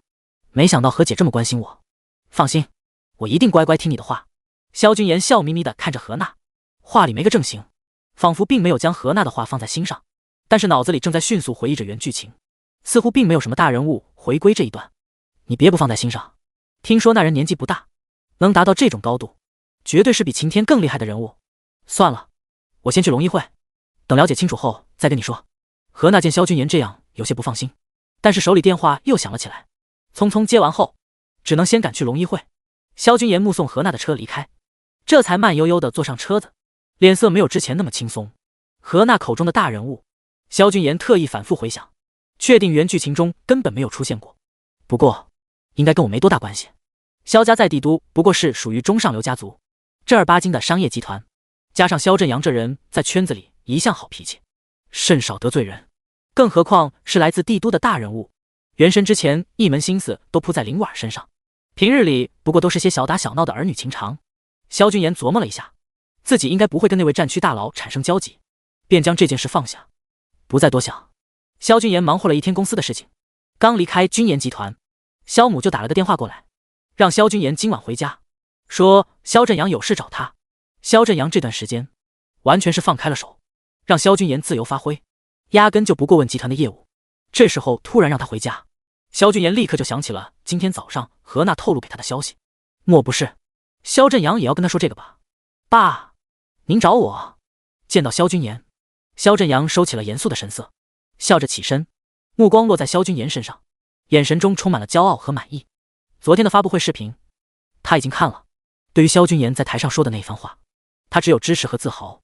做得很好，你有这样的觉悟，公司交到你手里，我是真的放心了。萧振阳拍着萧君言的肩膀，很是欣慰的，看来儿子是真的长大了。老爸，您特意把我叫到书房，该不会就是为了夸我吧？这样我会骄傲的。萧君言挑眉，脸上挂着玩世不恭的笑容，惹得萧振阳笑骂了他一句，叫你回来主要还是想跟你说说明家的事。明家？第55他很可怕吗？萧君言微微一思索，隐约记了起来，好像在原剧情中，萧家败落易主时，有提到过几个萧振阳的好友对此袖手旁观，这个明家就是其中之一，不过寥寥几笔。萧振阳要是不提，他压根就想不起来。你明叔叔今天带着他大女儿来家里拜访，说起来，你小时候还跟他家大女儿一起玩过，不知道你还有没有印象？小姑娘叫明小溪，跟你差不多大，她妈妈跟你妈妈关系还不错，只可惜。萧振阳说到这里，有些遗憾的摇摇头，没有再说下去。萧君言没有注意到萧振阳的后半句话，只听到他前半句，心里就有数了。这个什么明叔叔，是上门来推销女儿的吧？他如今变成了一块香馍馍，什么香的臭的都想扑上来。哦，萧振阳说了半天，结果就等来萧君言这么一个回答，心里顿时就明白了儿子的态度。他踌躇了一下，还是继续说了下去。小溪那丫头，我瞧着还不错，你看要不你抽空见一面，如果中意的话，可以先订婚。等等，订婚？想什么呢？不见，不定，爸你直接拒了。萧君言无语地看着萧振阳，这怎么还聊到订婚去了？看起来这位明叔叔跟他这位便宜老爸的关系不浅啊。不行，这是你老子当初答应过明家的，你必须得跟我去，起码先见见那姑娘。萧振阳知道自己儿子的脾气，不强硬起来，这小子说不定马上就跑了。这时萧母来敲门，对萧振阳使了个眼色。萧振阳意味深长的一笑，拍着萧君言的肩膀，人已经来了，下去见见吧。萧君言，操，这时赶鸭子上架呀。萧君言被老爸老妈强行拉了下楼，就看到家里有客人，一个中年人和一个年轻女子。萧振阳正笑得一脸开怀，来，这是你明叔叔，这是你小西妹妹。臭小子，快过来打招呼。你好。萧君言淡淡说道，就坐到了两人的对面。中年男子名叫明成君，乃是明家的当代家主。感觉到萧君言的怠慢，明成君脸上却还是在陪笑，显然不敢得罪萧家。他的旁边，一个妙龄少女很是拘谨地坐下。听到萧君言的声音后，她怯怯地抬头向他望去，一接触到萧君言那凌厉的眼神，这女孩整个人都抖了一下，仿佛受惊一般，立刻低头垂下眼睑，不敢再看他。萧君言只看了明成君一眼就不感兴趣，倒是被明小溪的反应给吸引了注意力。看着对面那女孩，紧抿着双唇，僵直的身体，特别是那一双小手，死攥着膝盖处的裙面，用力到指尖处泛着惨白。萧君言隐晦地抽了抽嘴角，他有这么可怕吗？萧振阳自然也看到了萧君言有些无礼的态度，不过这事儿是他理亏。他清了清嗓子，面带歉意地看向明成君，可君言这孩子打小就被我宠坏了，老成啊，你别放在心上。明成君纵然心里不爽，又哪里会在面上显露？不会，君言啊，前2天的发布会，叔叔可是看了，果然是年少有为，能够和龙一会签署合作项目，你这本事可不是一般的大啊。我看啊，君言集团在你手上，一定能够更上一层楼。明叔叔倒是挺有先见之明的，我也觉得我本事挺大。原以为萧君言听到他的一番夸奖，肯定会自谦一下，谁知道这萧君言居然不按常理出牌，这一脸肯定的模样，明成君再怎么沉得住气，脸上的笑容还是忍不住微微僵了一下。你这孩子怎么一点都不谦虚？萧母似乎感觉到萧君言在这不自在，提议道，君言，你带明熙去花园转转，一会儿差不多就到晚饭了。萧君言看着萧母眼中的期待，揉了揉眉心，没有当场服了他的意，起身往外走去。小溪，快去，别让你君言哥哥等你。明成君一脸和蔼地对明小溪说道，眼神却露出了一丝警告。明小溪心里是抗拒的，但看到明成君的眼神，他心里微微一颤，还是硬着头皮跟在了萧君言的身后。两个人沉默地来到后花园的凉亭中，萧君言只说了句坐，就自顾自地掏出手机，开始处理邮箱里的文件。20分钟后，萧君言将手头上的事解决完毕，一抬头就看到安安静静坐在对面的明小溪，毫无存在感。这是萧君言对这个女孩的第二印象。他动了动手指，发了条消息出去，萧君言查下明家的资料。10分钟后，君言集团情报部传来了一份电子资料，第一页是明成君。萧君言看着屏幕资料上面最后的备注时，手指顿住，偏宠第二任妻子所出的二女儿明韶华。对于大女儿明小溪长期不闻不问，他微微眯了眯眼，继续往后翻。大女儿明小溪，性格温顺懦弱；二女儿明韶华，性格嚣张跋扈，已订婚，未婚夫马家继承人马腾光。第56，他叫叶天策。呵，明成君倒是打得一手好算盘。萧君言冷笑一声，将资料页面关闭，仗着对萧家有恩，把一个不受宠的女儿塞到萧家，明家就能多一个强有力的姻亲。这么划算的买卖，也难怪明成君不肯死心。算盘打得再好，那也得看小爷我乐不乐意。明小溪十分敏感地察觉到萧君言身上的气息变化，紧紧咬着下唇，连呼吸都下意识地逐渐放轻。你不像是功利的人，你爸逼你来相亲的？萧君言突然问了一句，他相信自己看人的眼光。啊！明小溪被他突然的一句话弄得有些懵，可当他对上萧君言的目光时，却感觉萧君言似乎已经看穿了一切。明小溪的娇容陡得黯然下来，略显难堪地点了下真手。是啊，他是被逼来的，在不待见的家里被逼出来换取家族最后的利益。对不起。明小溪口中艰难地说出了3个字，缓缓站起身来。萧君言从他遮住半边脸的秀发下看到了一抹嫣红，那是羞愧。他正要离开时，萧君言忽然觉得这女人也是个可怜人。等等，话音落下，明小溪停下了步伐，又听萧君言絮道：“你就这么回去，怎么跟明家交代？”明小溪没有回答，或者说他也不知道怎么交代，是在被关在房间里禁足1个月，还是再让他一个人把家里上上下下全部打扫一遍，甚至让他跪在所有人面前承认他们的批判。这些惩罚在明小溪的母亲离世之后，他已经不是1、2次在继母那领教过了。我不知道，先坐下吧，不着急。当然此刻萧君言也明白眼前这少女的遭遇，资料说不定有错漏，但是从明小溪的反应中，萧君言确定了资料没问题。这明小溪在明家不但不受待见，极有可能还过得很惨。我现在还没打算谈婚论嫁，所以订婚什么的明家就别想了。明家应该也清楚这点，想马上订婚是不可能的。明小溪听着萧君言的话，也重新坐了下来。我明白，不过呢，萧君言让下人倒了2杯茶，你我当个朋友也可以，至少你回去有个交代，就说萧君言愿意和你从朋友做起。最后一句话让心里跌落谷底的明小溪仿佛又看到了新的曙光。他第一次抬起明眸，萧君言的目光与他对视，忽然发现这女人长得很是干净清澈。漂亮的女人有很多，但是干净清澈又漂亮的女人却极少。谢谢，你是我遇到的第2个好人。听着明小溪的感谢，险些没把萧君言嘴里的茶喷出来。这丫头果然不善交际，才第2个，那第1个是谁？她呀，我也不知道她叫什么，那还是我小的时候。明小溪露出了回忆的神色。我9岁那年被继母赶出门，遇上了一个遍体鳞伤的小男孩，他明明自己那时候也很惨，却安慰我不要哭。后来我看他肚子饿，用零花钱偷偷请他吃了1碗面，之后我们就再也没见过了。明小溪轻抿着小嘴，似乎只是在说一个与儿时玩伴的故事。后来他悄悄离开了，我不知道他是谁，只知道他叫叶天策。叶天策，萧君言念着这个人的名字，总感觉有种莫名的熟悉。小时候父母自杀，遇到饱腹之恩的女主，然后化身战神归来。想到之前何娜说过有位大人物要回来，操，那不是天上小青龙那傻逼写的那本《都市之战神归来》吗？灵光一闪，萧君言终于明白自己感到熟悉的点在哪里了。这是他前世看过的另一本小说，小说里也有一个和他同名的反派，只是作者做大保健被抓，没写多少就断更了，所以他没有留下太深的印象。这是一本很普通的套路文，主要讲的就是主角叶天策成为战神后回到帝江复仇，在轻易的玩死仇人之后，再一路装逼打脸的故事。这本小说当初看起来非常爽，因为主角面对任何敌人都是以碾压之势横推过去的，但作为和主角有深仇大恨的反派，体验恐怕就不是很美妙了。其狗血程度真的是狗见了都摇头。但现在摇头的成了萧君言了，他诧异的看着面前这个动人的少女明小溪，她可是《都市之战神归来》的女主，未来战神的女人，怎么现在出现在他面前了？对了，如果按照原来的剧情，自己这个萧君言的角色早就死了，自然跟明小溪不会有交集。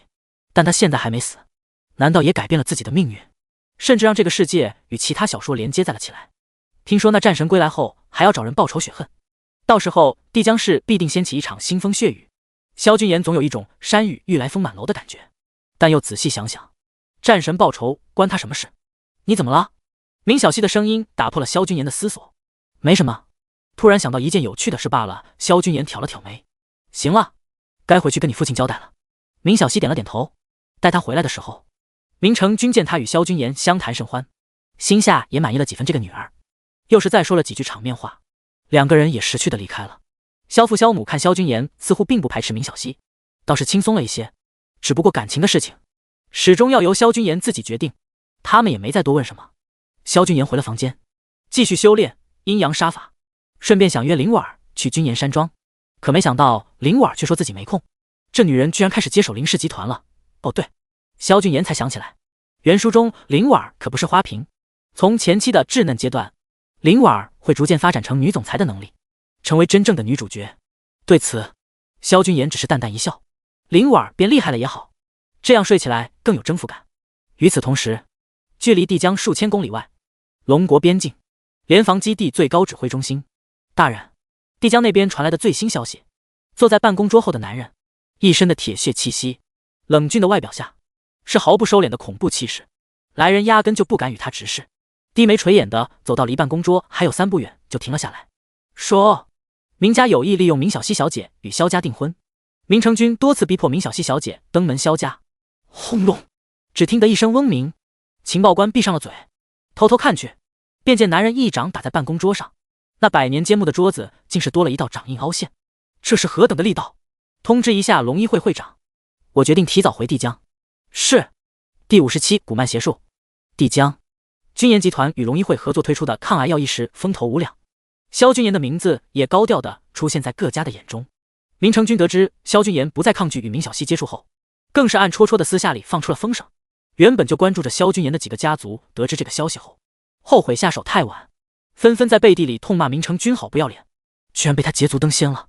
晴天是在参加某场商务宴会时听到这则消息，当时脸色就不太好，尤其是那些人谈论君研集团有了明家的助力后的各种优势后，晴天再也坐不住，中途就离开，匆匆赶往紫金别墅去找他师傅。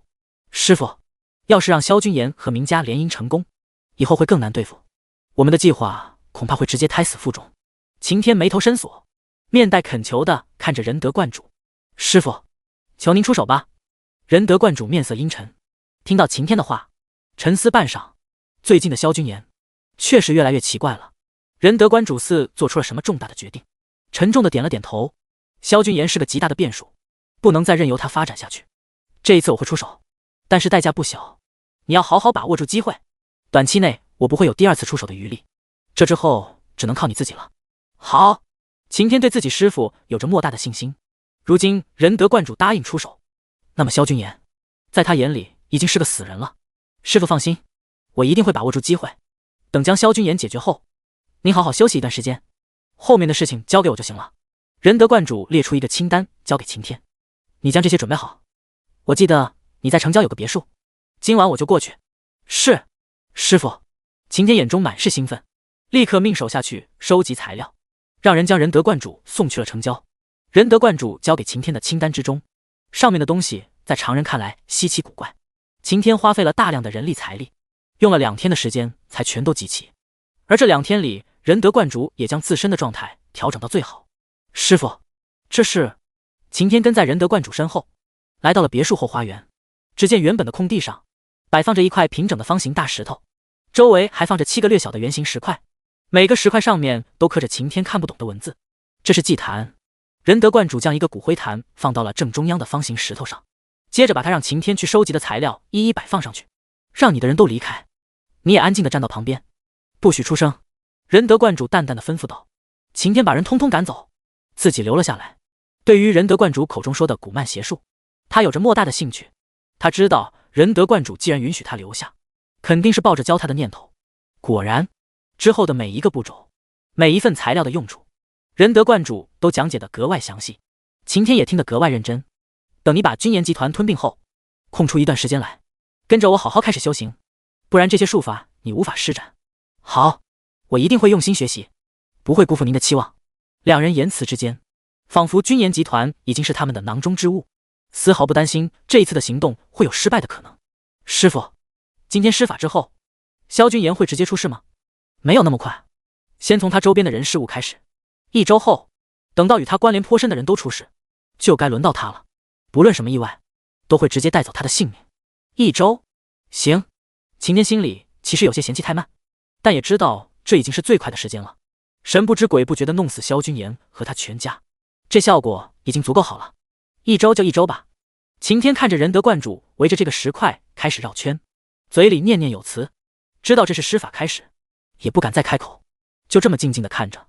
当仁德观主割开自己的食指，将指尖血滴入骨灰坛中，刹那间，整个后花园阴风四起。晴天感觉周围的温度急速下降，让他忍不住打了个哆嗦。风声中隐隐传来婴孩的啼哭，那凄厉的哭声回荡在晴天的耳边，让他有些毛骨悚然。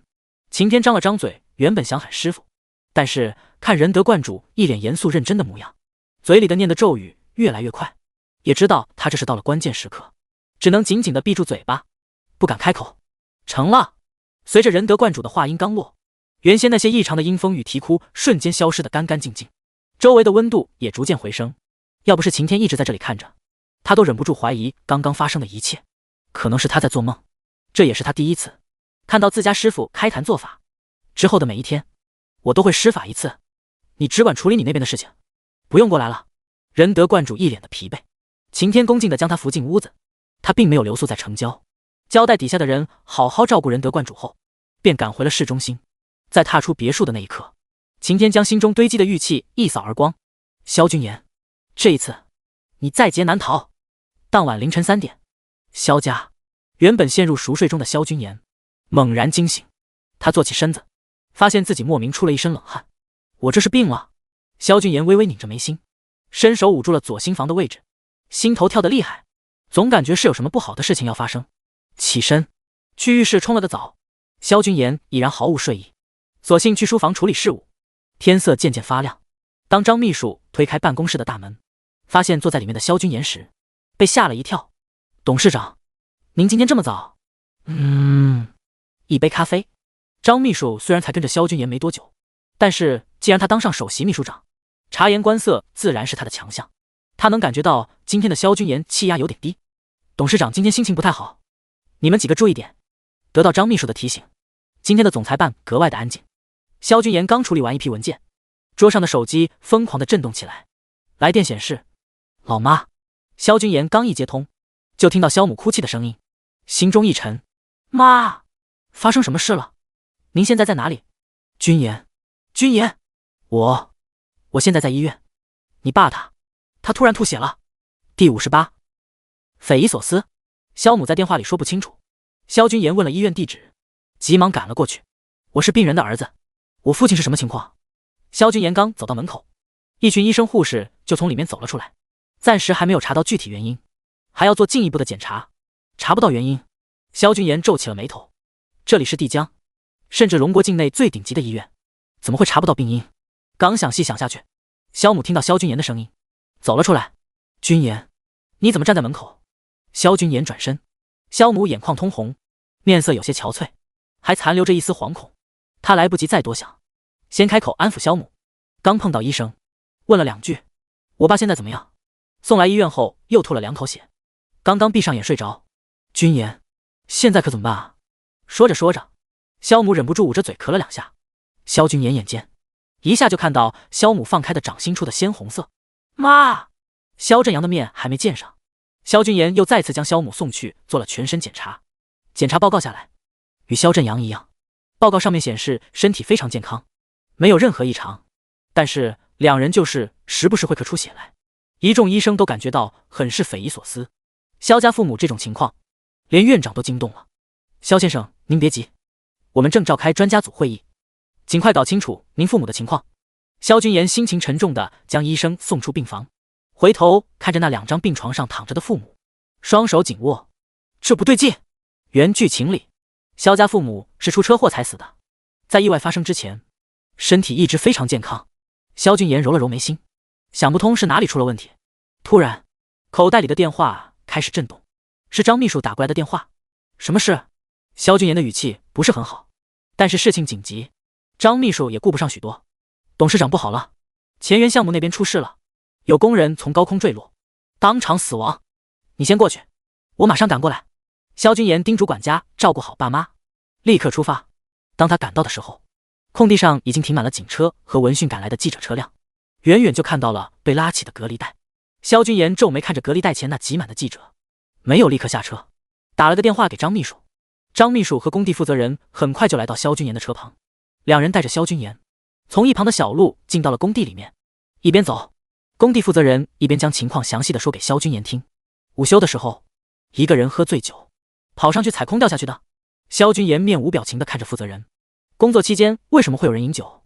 他记得管理守则上面明确规定过，员工身处工地期间绝对不允许饮酒。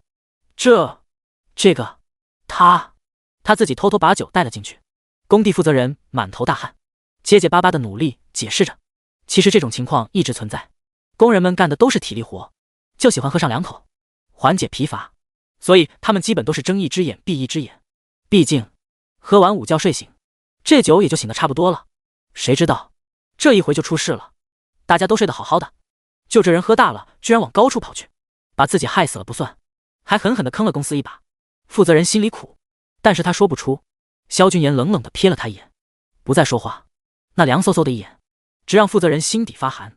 对不起，董事长，是我管理不到位，不敢再说那些推脱的话。他立刻向萧军言承认错误。萧军言现在没工夫去计较他的失职，去现场看了眼，工人的尸体已经被送往医院，法网局的人正在那里做着记录。张警官，这是我们公司的董事长。你好，我是萧军言。萧军言走过去，与那位张警官交流。好不容易将法网局的人和那群记者打发走，天色已经发暗。萧军言望着星光暗淡的夜幕，长长的吐出一口气来。这一天全都是不好的事情。就在萧军言打算回医院的时候，跟在他身边的张秘书接了个电话。我知道了，董事长就在我旁边，我会告诉他的。你们先稳住，不要乱了阵脚。又出什么事情了？萧军言一听张秘书那语气，就知道肯定没好事。盐水湾项目合作商突然提出解约，医药基地那边的几个供应商也突然说不再合作。萧军言越听眉头皱得越深，打消了去医院的念头。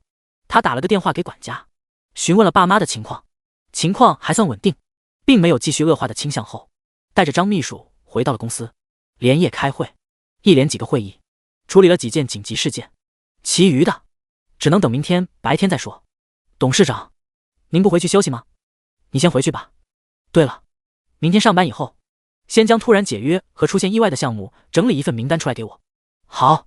萧军言直接在办公室里的休息间洗了个澡，换好衣服后，再次赶去医院。军言，这么晚，你何必再过来？回去好好休息。萧振阳隐约听见耳边传来小声的说话声，睁开眼望去，看到萧军言正在跟管家说话。爸，我吵醒您了？没有，睡了一个下午，该醒了。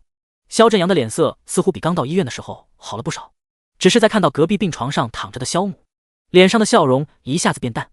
你妈她怎么样？萧军言沉默了一下，还是如实相告。毕竟医院到现在都没有查出两人身体出了什么问题。萧振阳又不蠢，看不到萧母的话，肯定会猜到她也出了什么问题。我们这边交给医生就行，你过来也帮不上忙，专心忙公司的事情就行了。萧振阳只是脸色暗淡了一下，立刻就打起精神来，劝着萧军言赶紧回家去睡觉。行，我知道了，有什么事立刻打电话给我，不许让管家瞒着我。萧军言没有跟萧振阳说公司出的问题，知道继续待着反而会让萧振阳担心，所以没有强硬的留下来。他回到萧家别墅，望着冷清空旷的屋子，第一次感觉到有些孤寂。第59，谁还是童子身？张秘书一早就将整理出来的资料发给了萧军言。萧军言拿着名单，亲自走访了那些突然提出解约的合作商与供应商，发现他们或多或少都出现了一些不可避免的意外。这么多意外一起发生，绝对不可能是巧合。我要是真这么倒霉，怎么可能还有重活一世的机会？萧军言坐在车里，仔细思索着这些意外是否有什么关联性的地方。怎么看都是在针对我呀。他闭上双眼，靠在椅背上。萧军言虽然手握书中剧情，但也只有大概的剧情走向，细节部分十分模糊。只有当身边发生事情触发了剧情线，他才能获取相关内容。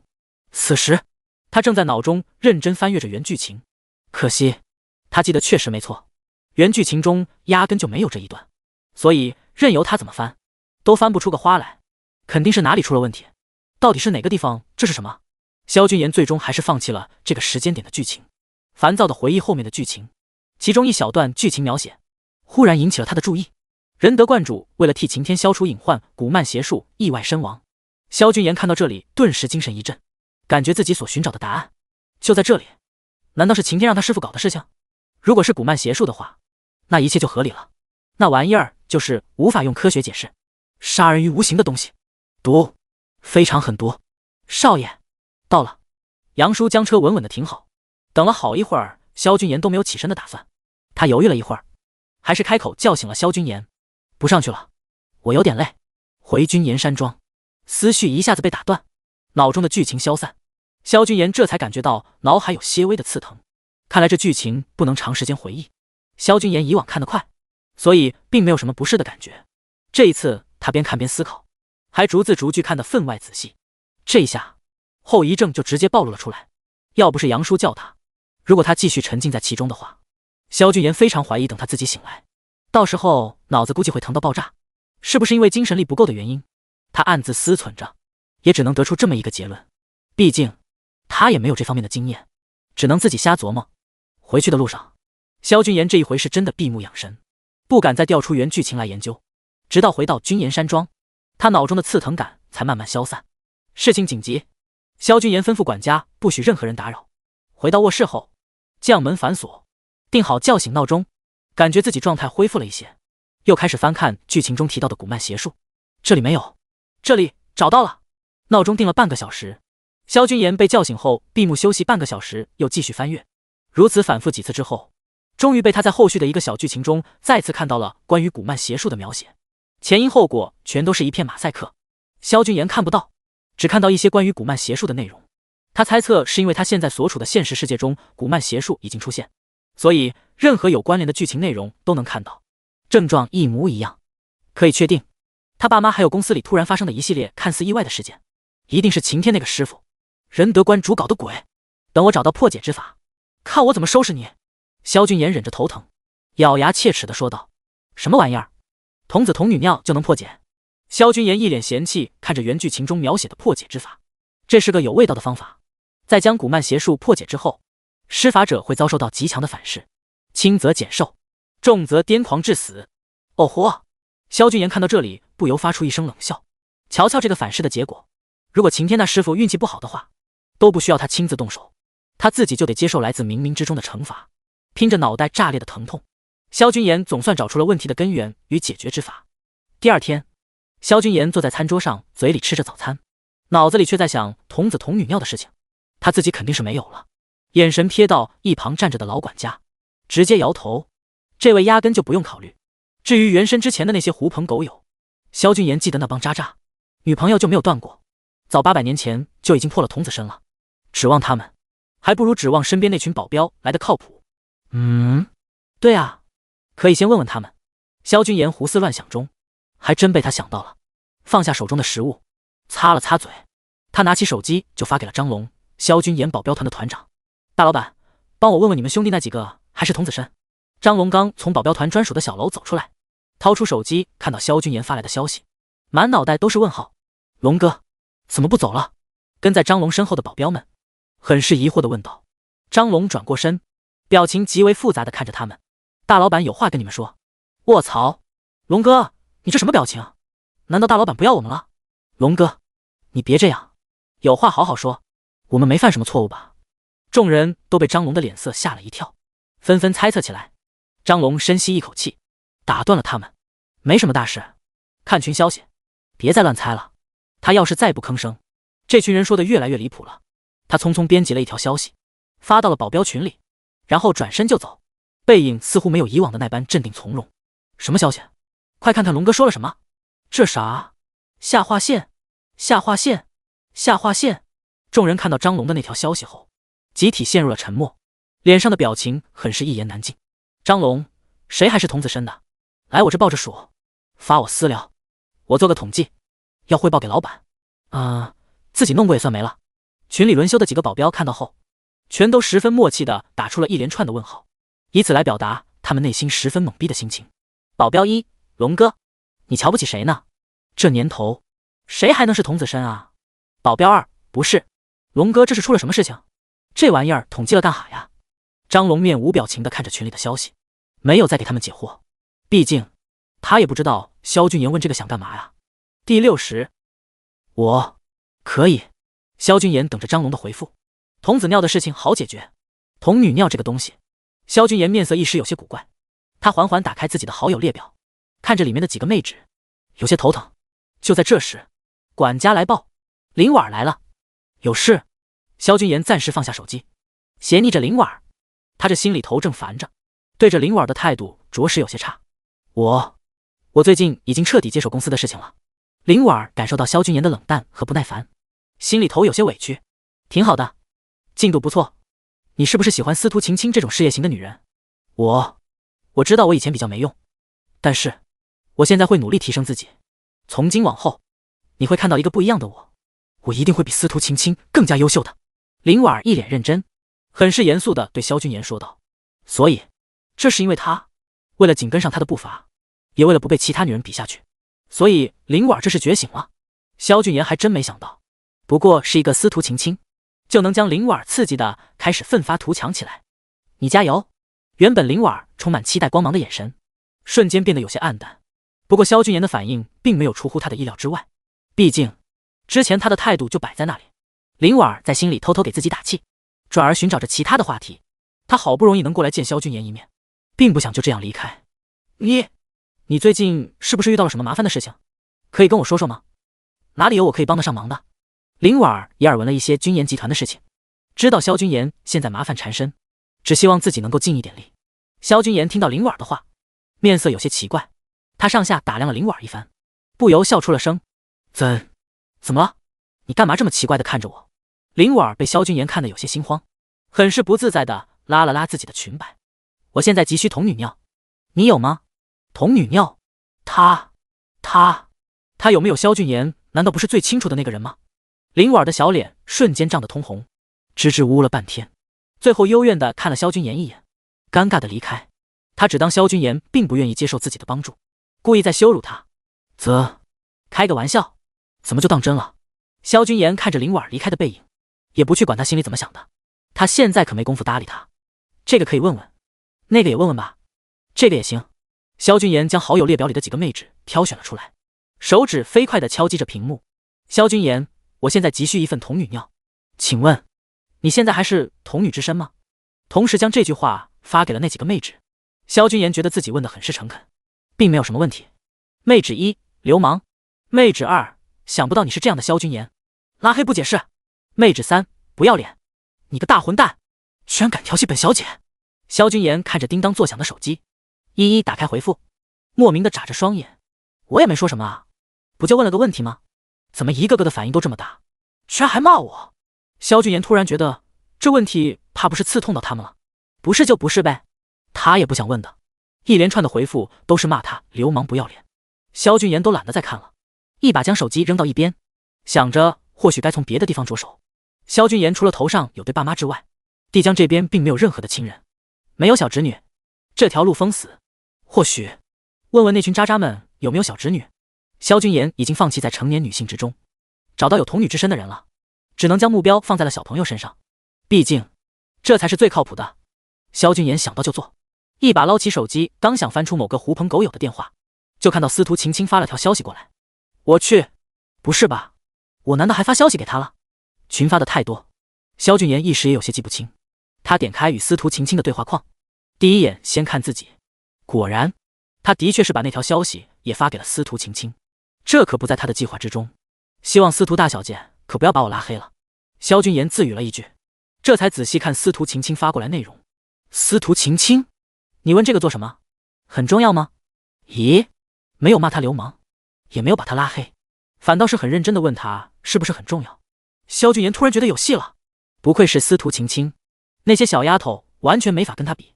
萧君言，很重要，我是真的很认真问的，完全没有其他意思，你不要误会。手机那头的司徒晴晴正坐在专属于自己的办公室里，看到萧君言的回复，脸颊微微泛起些许红晕。他确定了萧君言并没有开玩笑，犹豫了一下，最后还是回答了他之前的问题。司徒晴晴，我还是那个，你真的需要的话，我可以。一确认发送，司徒晴晴啪的一声将手机反扣在桌子上面，他只感觉到脸上一股股热意上涌，随手将室内的温度又调低了2档。萧君言收到司徒晴晴的消息，大喜过望，心里也不由泛起了一阵嘀咕，这可真没想到，这么个大美人居然还保持着完璧之身。萧君言，我真的需要，你在哪里？我现在就过来找你。听到手机传来短消息的提示音，司徒晴晴咬了咬牙，还是将手机翻了过来。现在就过来。司徒晴晴没想到萧君言居然这么着急，可难道要他在公司里？第61，可爱的司徒晴晴。司徒晴晴见到萧君言时，他手里还拎着一个漂亮的礼盒袋。这一次麻烦你了。萧君言将手中的袋子递给司徒晴晴，脸上挂着温和的歉意。他打开瞄了一眼，是个中号的保鲜盒，瞬间就明白了。尽管司徒晴晴强制镇定，但是脸上止不住的发烫却是他无法控制的。你先坐一会儿，我去里间。司徒晴晴眼神左躲右闪，不敢看萧君言，拿着袋子急匆匆地走进里间休息室内，将门关得死死。他此刻满脑子都是萧俊言说的童女尿的事情，都忘记让自己的秘书给萧俊言倒杯茶。萧俊言自然是不会在意这点失礼之处，悠然自得的自己找了个位置坐下。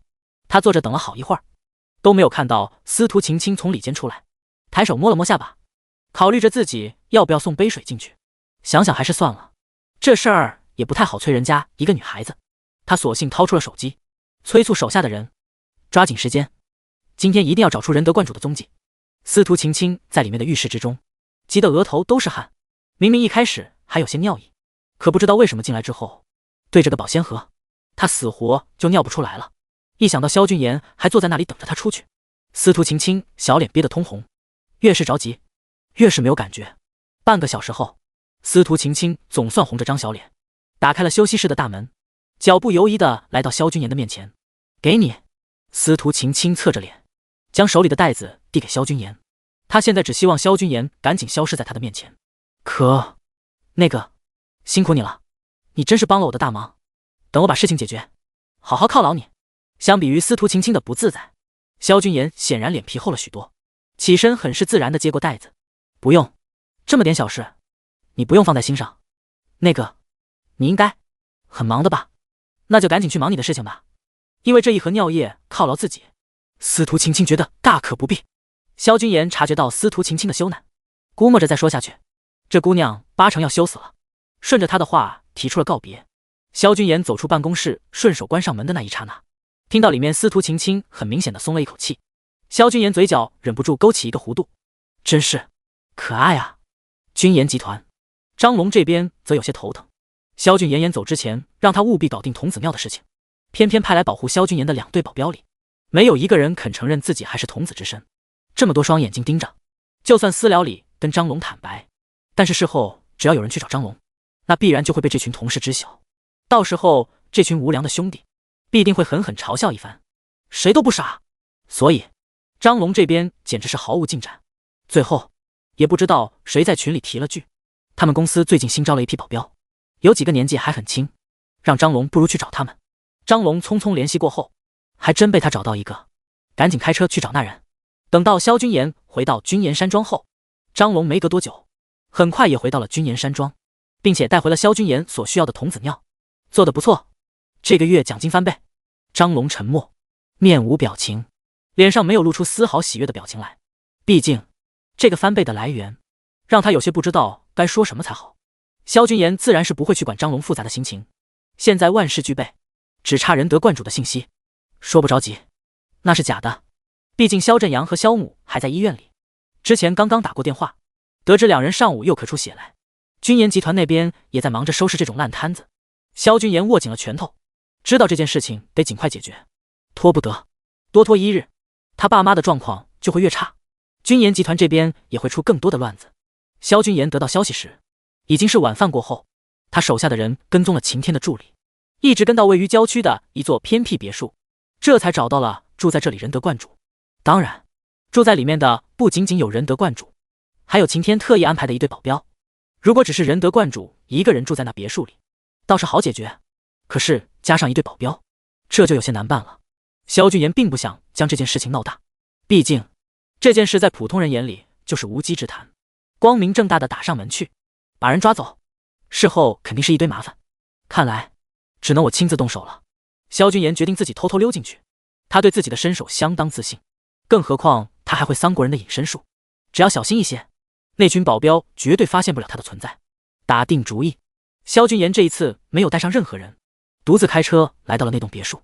怕被别墅里的保镖发现，萧俊言在距离很远的地方就下了车。萧先生，顺着这条道，笔直往前遇到的第2栋别墅就是。打探消息的人一直蹲在这里，没有离开。看到萧俊言后立刻下车，给他指明方向。行，我知道了，你们先回去吧。萧俊言没有立刻行动，而是等人都离开后，在原地站了10分钟，确定这附近没人后，整个人缓缓引入空气之中。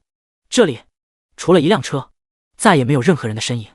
萧君言看着门口站岗的2个保镖，绕了一圈，轻轻松松地跃上墙头，往里一瞧，找寻仁德观主的踪迹。这院子不大，很快就被萧君言扫到了。这可真是老天爷都在帮他。那站在一堆石头前的，一副道士打扮的人，不就是晴天他那个黑心肝的师傅吗？萧君言扫视一周，首先注意到的是整个院子里没有一个保镖的存在。莫非他们不能看着臭道士在做的坏事？虽然不清楚为什么，但是显然这样更有利于萧君言。紧接着，萧君言的目光就被那一块方形石头上摆放着的骨灰坛给吸引了注意力。看来，这个就是所谓的祭坛了。说也奇怪，萧君言没注意到这个祭坛的时候，没什么感觉。等到他全身心都放在这个祭坛之上后，就感觉到若有似无的阴风在周身刮过，院子里灯火明亮。偏偏萧君言看去时，只感觉那一处很是暗淡无光。难不成是我心理作用？萧君言抖了抖身子，轻轻跃下，脚边的绿草映出被踩压的痕迹。好在萧君言选的这地儿离仁德观主有一定距离，并没有被发现什么异常。第62，破解古曼邪术。萧君言控制着自身的呼吸频率，放到最低，眼神并没有紧盯着仁德观主不放，而是一直落在他的四周。就算如此，仁德观主还是冷不丁抬眼扫视了一圈，缓缓皱起了眉头。奇怪，怎么感觉这里不止我一个人？萧君言五感极为敏锐，纵使仁德观主只是在小声的自言自语，他还是勉强听清了那句话，心神一下子紧绷起来。这仁德观主不愧是晴天的最大底牌，就算看不到他的存在，也能凭感觉感到不对劲。果然有点道行。此刻，仁德观主有些心绪不宁，原本想完成今日的例行施法，却停住了自己的动作。他绕着石块仔细查看了起来。就在他即将靠近萧君言这边时，口袋里的手机忽然震动了起来。仁德观主掏出来一看，是晴天打来的。什么事情？他心不在焉地接起电话，原本走过来的脚步也停了下来，一个转身往别墅里走去。师傅，成了，您的施法有效果了。我今天打听到萧君言他爸妈已经进了医院，并且他公司更是出了不少的事情。电话里头传来了晴天兴奋不已的声音。萧君言距离很近，将晴天的话听了个一清二楚，瞬间眼神也变得极为冷冽。果然自己身边人接连出事，是这两个东西弄得下三滥手段。仁德观主猛不丁一个回头，萧君言立刻垂下双眸，避开了与他的视线接触。奇怪，仁德观主狐疑地望着空无一人的院子，拧着眉头重新扫视了一圈，确定并没有第二个人的存在。什么奇怪？师傅，您有在听我说话吗？晴天听到他师傅念叨了一句奇怪，有些不解地问道。没什么。对了，既然萧君言这边已经出了乱子，那你可以开始行动了。记住，千万要把握好这次机会。古曼邪术短期内我只能施展一次，毕竟这可是会折寿的。仁德观主严肃地告诫着晴天，要不是萧君言这个变数再三破坏了晴天的发展，仁德观主其实并不想现在就用上古曼邪术。毕竟按照他之前的占卜来看，晴天往后还有更大的阻碍，得依靠他的这个手段来摆平。仁德观主很惜命，这么用心地帮助晴天，不过也就是为了能够实现长生的目的。现在目的没达成，反而先折进去几年寿命，总感觉有些亏本。师傅，您就放心好了，今天我已经接了不少订单，有几个都是从君言集团那边接过来的。再过几天，想必项目合作会更多。等到萧君言和他的君言集团彻底不行了，也是我秦皇集团崛起的时候。萧君言听着仁德观主渐行渐远的脚步声，脸上露出了冷笑，就知道这个晴天始终觊觎着君言集团，居然为此不惜用上邪术。不过他刚刚听仁德观主的意思，似乎他只知道古曼邪术会导致折寿，却并不清楚被术法被破后最惨可能会疯癫而死。也或许他自认为这个世界上无人能够破解他的古曼邪术，这可真够自信的。有自信是好事，但是一旦自信过了头，那可就是要命的事情了。萧君言等了2分钟，确定无人过来，不再耽搁，立刻走到祭坛处。走近后才发现，在那个骨灰坛的后面还有个小小的童子像，浑身漆黑，面目狰狞，丑的萧君言都不想去看第二眼。辣眼睛，这就是那个什么古曼魔像。萧君言估摸着，这个童子像就是仁德观主所祭拜的对象。二话不说，立刻将手里2份保鲜盒给拿了出来。打开第一份童子尿，那一股骚味，就算萧君言及时屏住了呼吸，还是能感觉到那味儿着实有些忒重了。为了尽快结束对自己的折磨，萧君言手脚麻利，又小心翼翼地将尿液朝着古曼魔像浇了下去。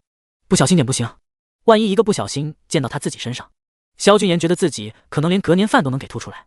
刚浇完童子尿，后面的别墅里就传来惊慌失措的动静。萧君言立刻打开司徒晴青特意给他提供的童女尿，抓紧时间继续往古曼魔像上面倒。这一份打开之后，倒没有童子尿骚味十足，几乎可以说没有什么味儿飘散出来。当然，更大的原因是萧君言平气平得越发严实了。刚将最后一滴尿液倒完，萧君言就听到后方传来大量驳杂的脚步声，三下五除二的将保鲜盒丢进袋子里，整个人再次隐匿在空气之中，脚步飞快地躲在了墙角的阴影处，远离那个祭坛之后，萧君言这才开始慢慢呼吸起来。不过呼吸到一半，脸上就露出了痛苦的神色。这保鲜盒里隐隐散发出来的味道，真是让他感到犯恶心。要不是怕留下痕迹，他真想就把手里的袋子给扔了。是谁？是谁？居然破了我的古曼邪术！仁德观主放下手机的时候，刚想回去继续做法，却突然感觉到心口一阵急痛，仿佛遭遇钝击。下一刻，他的一口心头血根本压不住的喷了出来。可这才仅仅是个开始。随后，仁德观主惊恐地发现自己紧锁在体内的玄气有了逸散的倾向，他立刻就反应过来，祭坛出事了，他的古曼邪术被人破了。他现在正在遭遇着严重的反噬，身边的保镖被仁德观主莫名其妙的吐血给吓了一跳，一把将他扶稳，想让他去医院看看。可仁德观主站稳的第一时间就甩开了保镖的手，跌跌撞撞地向着院子奔去，还未走近就闻到那一股浓重的尿骚味。仁德观主面色惨白，不可置信的一把扑了过去，看着方形石块上那滴滴答答四处流溢的黄色尿液，他脑子里只有一个想法：他完了！噗！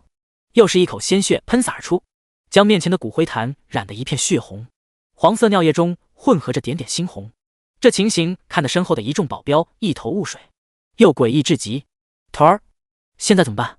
这道长不会羊癫疯了吧？还能怎么办？谁知道大老板这倒腾的什么玩意儿？先把这老先生给送去医院吧，要不然再吐2口血，这人估计离死不远了。保镖上前想去拉仁德观主，却不料他突然撒丫子乱跑起来。第63，作孽太多。老先生，快拉住他！众人都没有料到仁德观主会突然之间发疯。等这群保镖反应过来的时候，他居然已经奔到墙根处，一头撞了上去。砰！在嘈杂的人声中，这一道声音显得格外清晰。保镖们没能及时抓住仁德观主，眼睁睁地看着他撞了墙，倒在地上奄奄一息，一时不由面面相觑。还愣着干什么？打电话叫救护车！快！赶紧通知大老板！暗处，萧君言看着眼前乱糟糟的一幕，最后瞥了眼仁德观主倒地的位置，转身攀上墙头，就跟跑进来时一样，悄无声息，没有惊动任何人的离开了这里。萧君言离开后，很是感慨地摇了摇头，这就是现世报吧。他真没想过，这个古曼邪术被破之后，反噬会来得这么快。也不知道是不是仁德观主往日里作孽太多，直接当场就发了狂。早在仁德观主身体倒下的那一刻，萧君言十分清楚地看到他脑门直接凹进去一大块，鲜血淋漓，一看就是没救了。这是晴天的最大底牌，结果现在终于嗝屁了。萧君言一身轻松地漫步在乡间小道上，途中路过一条小河，随手就将手里的袋子给扔了进去。回到车里，他并没有马上离开，而是打开了笔记本，手指翻飞，莹莹白光照亮了他的脸庞。萧君言轻声哼着不知名的调子，脸上挂着笑容。搞定！按下最后一个回车键，他一把合上笔记本，开车离开。秦皇集团，晴天接到保镖打来的噩耗，大脑顿时一片空白，半天都没能回神。等到他大半夜赶到这栋别墅的时候，法网局的人已经等他多时。至于仁德观主的尸体，已经被运回去等待法医的检测。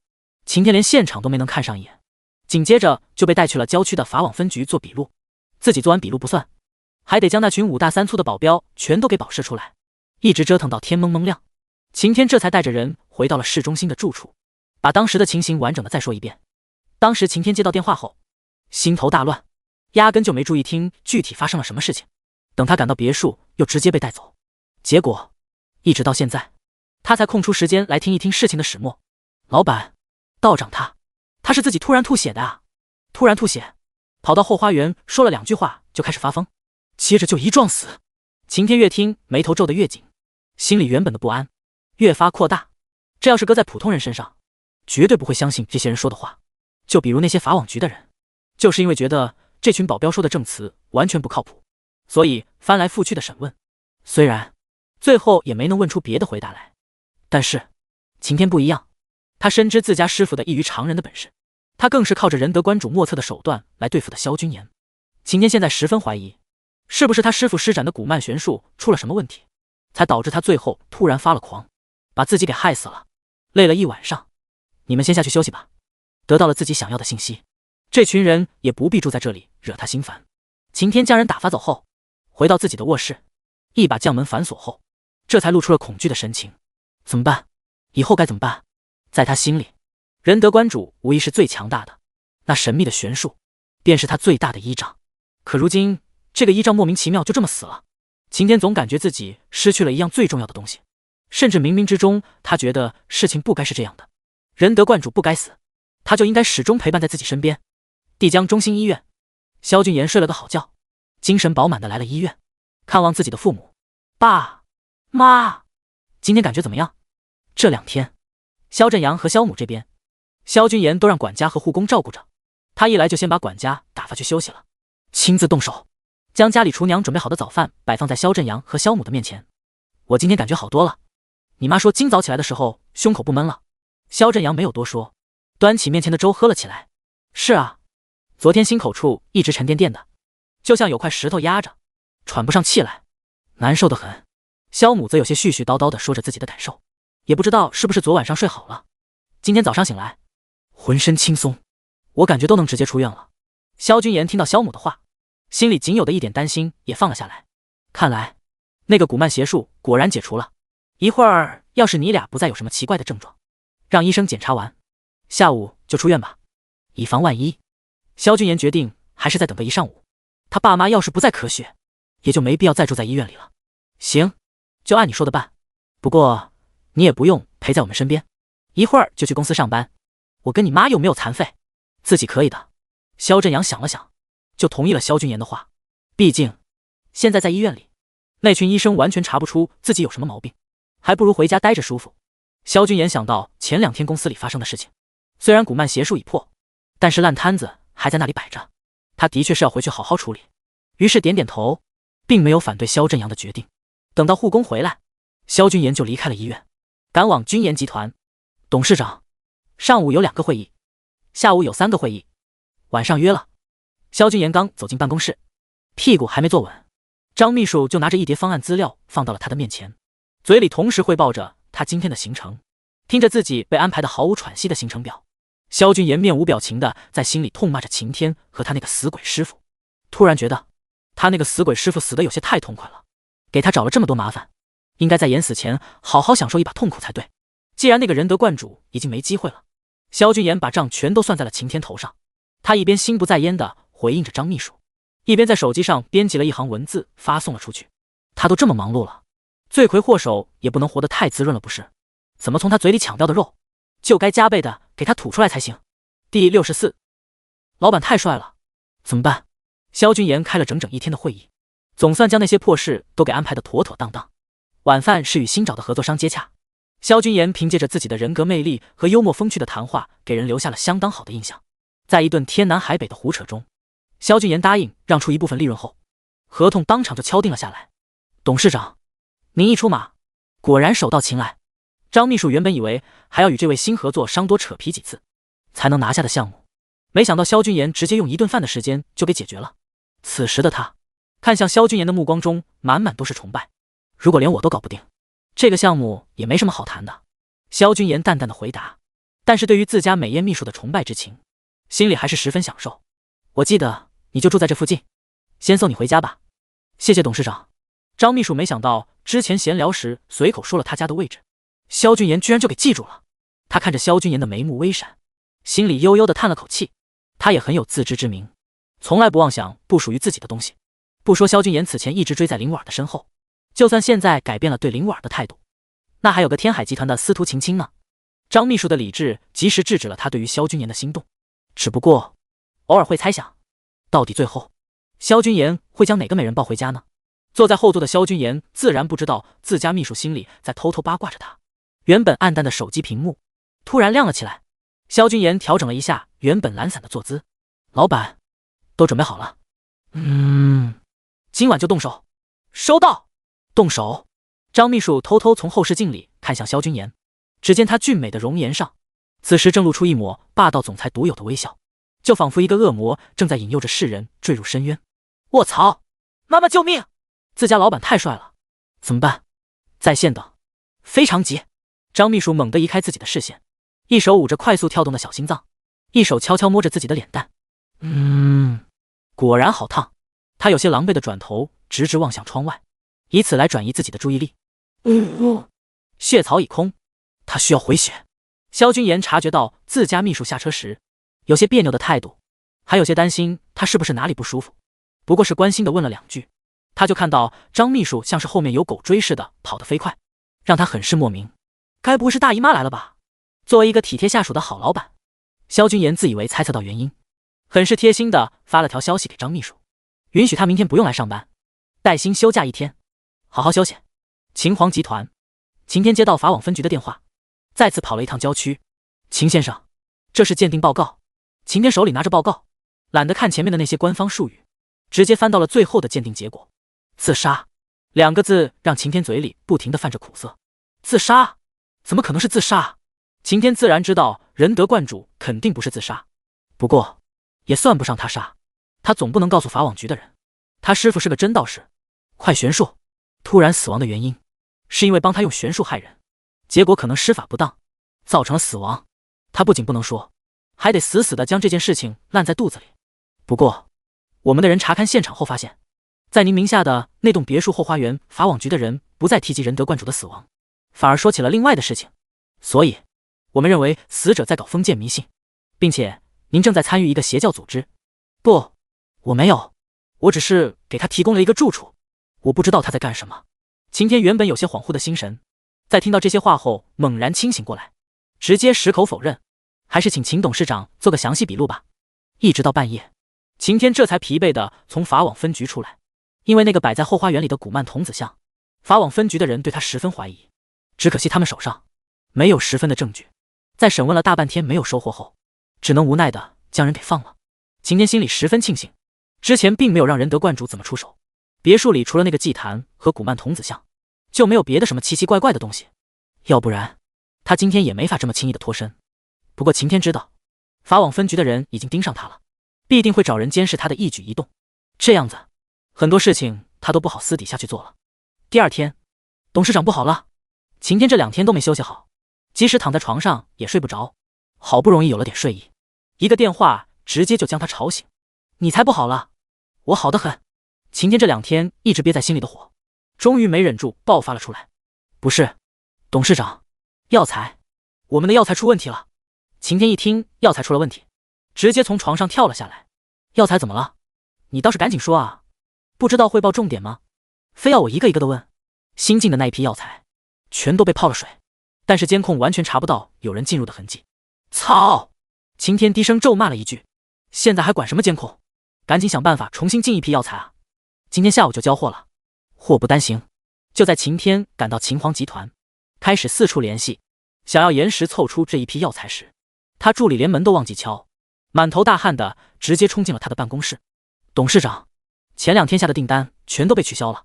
晴天直接将手边的茶杯砸了过来，助理下意识的躲闪，茶杯落在他的脚边，发出清脆的碎裂声，里面的茶水翻洒，浸湿了他的裤脚。他有些不敢置信的紧盯着晴天，脸色青白交加。你 TMD 是抱桑鸟吗？说的事情没一件好事。第65，老娘不干了。一连几天，晴天都忙于奔波寻找新的合作商，可惜无论他说的多么天花乱坠，却始终找不到一个肯与他合作的公司。就好像他之前让仁德观主用玄术，让君言集团连丢好几个项目的霉运，现在一股脑全反噬到他自己的身上。晴天颓废地坐在办公室中，胡思乱想中，不由被自己的念头吓了一跳。难不成真的是反噬？晴天双眼无神地直视着前方，嘴里喃喃自语。办公桌上的座机响了起来，手边的手机也在不停地叫嚣。晴天现在一点都不想听到电话铃声的响起，除了坏消息还是坏消息。董事长，晴天助理推门进来，就听到满屋子的电话铃声，他的主人却一动不动，显然没有接的想法。现在的晴天浑身散发着阴郁的气息，哪里还有之前温润如玉的样子？又是哪个项目黄了？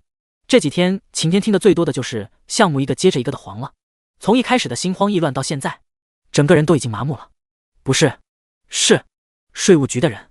查，让他们查。晴天很有些破罐子破摔的味道，助理也不敢多说。这2天他承受了晴天最大的怒火，早就已经将辞职信备好，他这2天跟着晴天早出晚归，却丝毫没有任何收获。如今税务局的人都上门了，心里彻底下了决心，将手中的辞呈放到了晴天的面前。啊，辞职？晴天一开始还没反应过来，因为助理递给他的是一份合作商名单。结果打开一看，那硕大的辞职信3个字，让他怒火中烧。他抬起头，死死地瞪着助理，猩红的双目不由让助理心底一颤。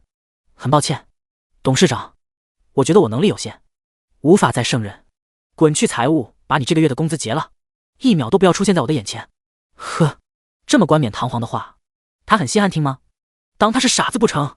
助理不再吭声，略带嘲讽地看了晴天一眼后，转身就离开了办公室。操！狗眼看人低的玩意儿！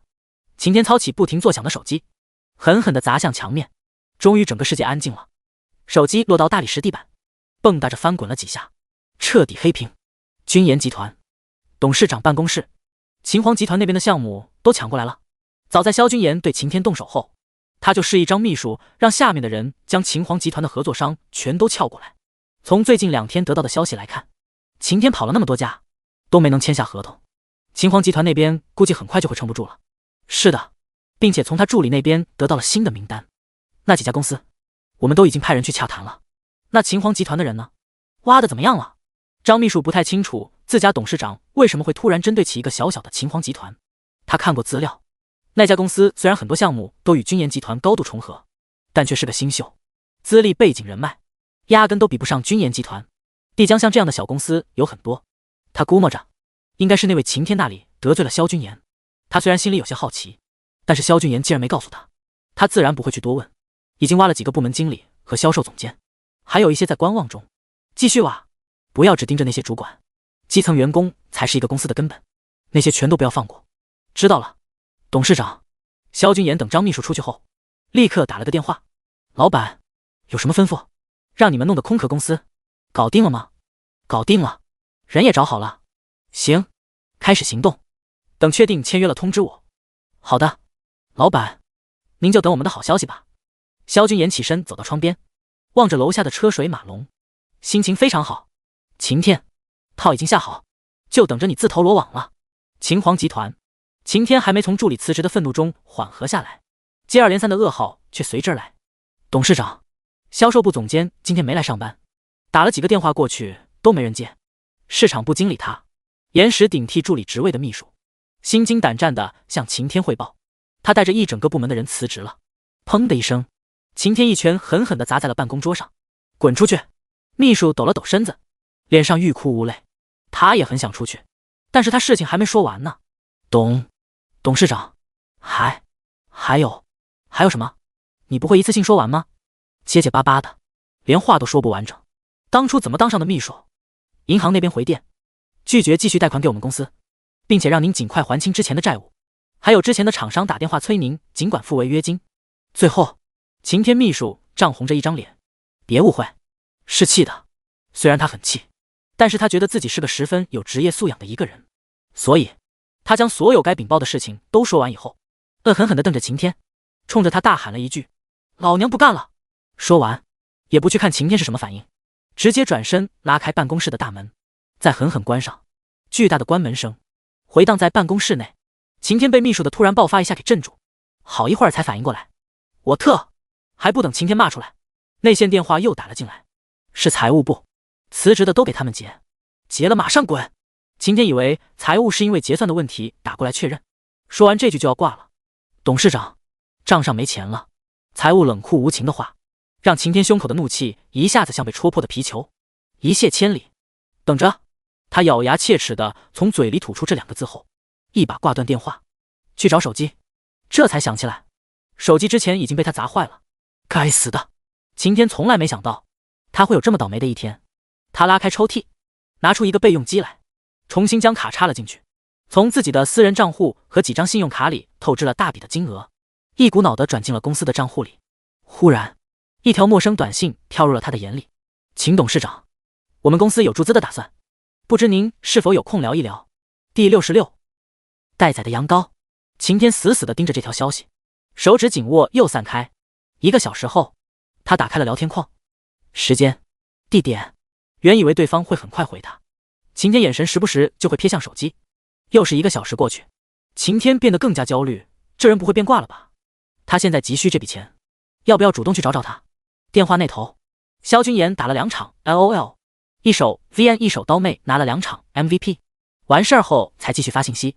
秦皇集团，叮的一声，晴天熄灭的手机亮了一下，他一把抓起手机解锁，点开短信箱，明天上午10点，地址帝江市2环路成人用品专卖店隔壁天元商务大厦。晴天长长的呼出一口气，无意中扫到2条短信的时间，正好相隔1个半小时。对面这人故意的吧？算了，也许人家太忙了。没问题。第2天，晴天打扮的精神抖擞，开车来到了约好的地点天元商务大厦。晴天坐在车里，低头发着消息，我到了。对方这一次没有再晾着他，很快就回复26楼。快告诉大老板，目标上来了。萧君言只比晴天早来了15分钟，跟这群延时演员确认好流程，就坐进了一间办公室里。桌上的电脑画面正放着实时监控，监控的目标是一间空无一人的会议室。老板，他来了。我知道了，事情搞定，报酬再翻1倍。萧君言希望今天能够一次性将晴天搞定，不想再拖延下去。看了来人一眼，低声说道：老板放心，一定完成任务。来人听到萧君言的话，眼睛蹭的一下子亮了起来，信誓旦旦地冲着他保证，随后就将这激动人心的消息发在了群里。晴天刚从电梯里出来，就感觉到一股灼热的视线落在了自己的身上，他心中一紧，朝着视线的方向看过去，一个漂亮的前台正看着他，注意到他的看了过去，对着他笑得格外灿烂，看来自己依然还是那么有魅力。是啊，师傅曾说自己是天命之子，注定了做任何事都会气运加身，都有贵人相助，今日便是如此。萧君言，你搞不死我，那你以后就要死。想到这里，晴天挺了挺胸膛，连日来阴郁的脸上挂上以往温和的笑容，走到了前台面前。还没等他说话，前台率先发问，看着他的眼神异常的火热。您好，请问是秦先生吗？ Yes。 晴天自信的点了下头，露出一句洋文，显得自己有逼格。又心想，这姑娘这么热情，该不会是想约他吧？可惜了，她可不是什么女人都会接受的。请您到会议室稍作会，我们经理很快就来。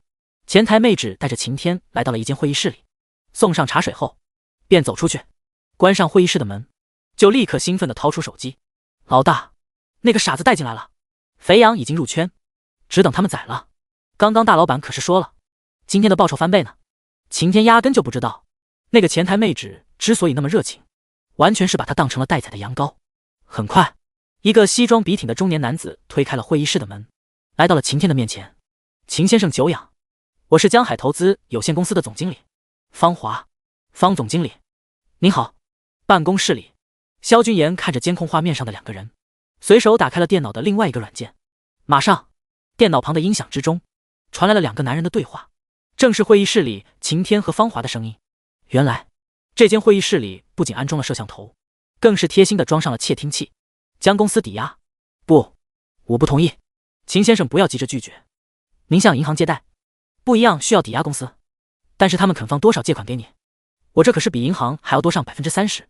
更何况秦先生您现在的状况，已经没有银行肯放借贷了吧？萧君言看着电脑屏幕上晴天那憋屈的表情，心情很是愉悦。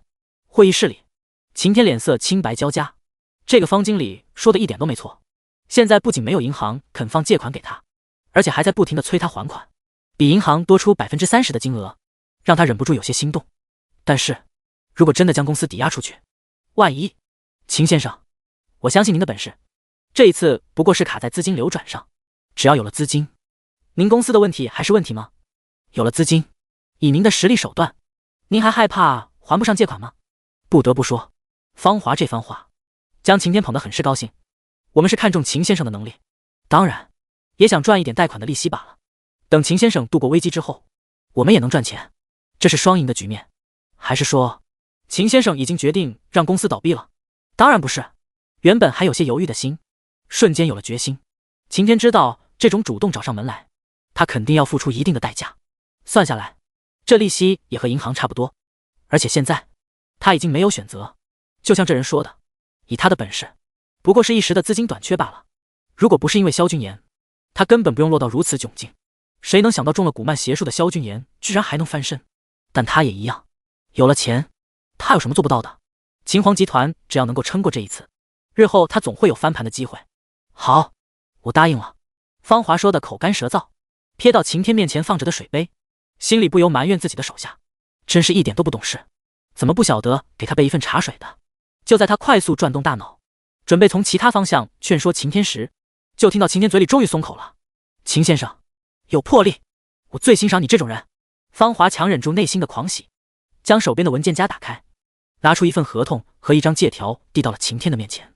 秦天首先拿起了合同，股份转让协议。这不要急，秦先生应该先看这份借条。这个股份转让协议是基于您还不出借款的情况下才会生效的。仿佛已经料到了秦天要说什么，方华直接打断了他，将借条从合同底下抽出，放到了最上面。秦天皱着眉头，仔细看着借条上面的内容。果然，这上面最后一条确实是这么写着，但是秦天的内心还是有些隐隐的不安，他忽然有些后悔。方华看到秦天的神情，就知道这人心里有了退缩，还好他早有准备。就在秦天开口想要拒绝的时候，会议室的门被敲响，进来，一个面容普通的年轻人拎着一个黑色箱子，面无表情地走了进来。方华起身接过箱子，也没让年轻人出去，而是自顾自地将黑色箱子打开后，手上用力一转，将整个箱子推到了秦天的面前。秦先生，签下名字，这里的500万你现在就可以带走，之后我会让财务将后续借款转到你的账上。秦天没想到方华居然会来这一手，看着那粉粉嫩嫩、崭新整齐的一摞摞软妹币，鼻尖闻到那软妹币特有的味道，秦天原本有些后悔的念头，此时已经不知道被抛到哪里去了。第67给秦天下套。秦天在软妹币和方华的循循诱导下，终于签上了自己的名字。啪的一声，萧君言将手中的咖啡杯放到桌上，起身整了整衣服，最后瞥了眼监控画面。秦天正一手接过那一箱软妹币，一手跟方华握手：“秦先生，祝你事业有成。”会议室的门被打开，秦天和方华两人接连走了出来。两人正有说有笑，秦天转头看到立在走廊处的那个身影时，脸上的笑容顿时僵住。“你怎么在这里？我怎么不能在这里？”萧君言悠悠地朝着秦天走去，朝着他伸出了右手。“什么？”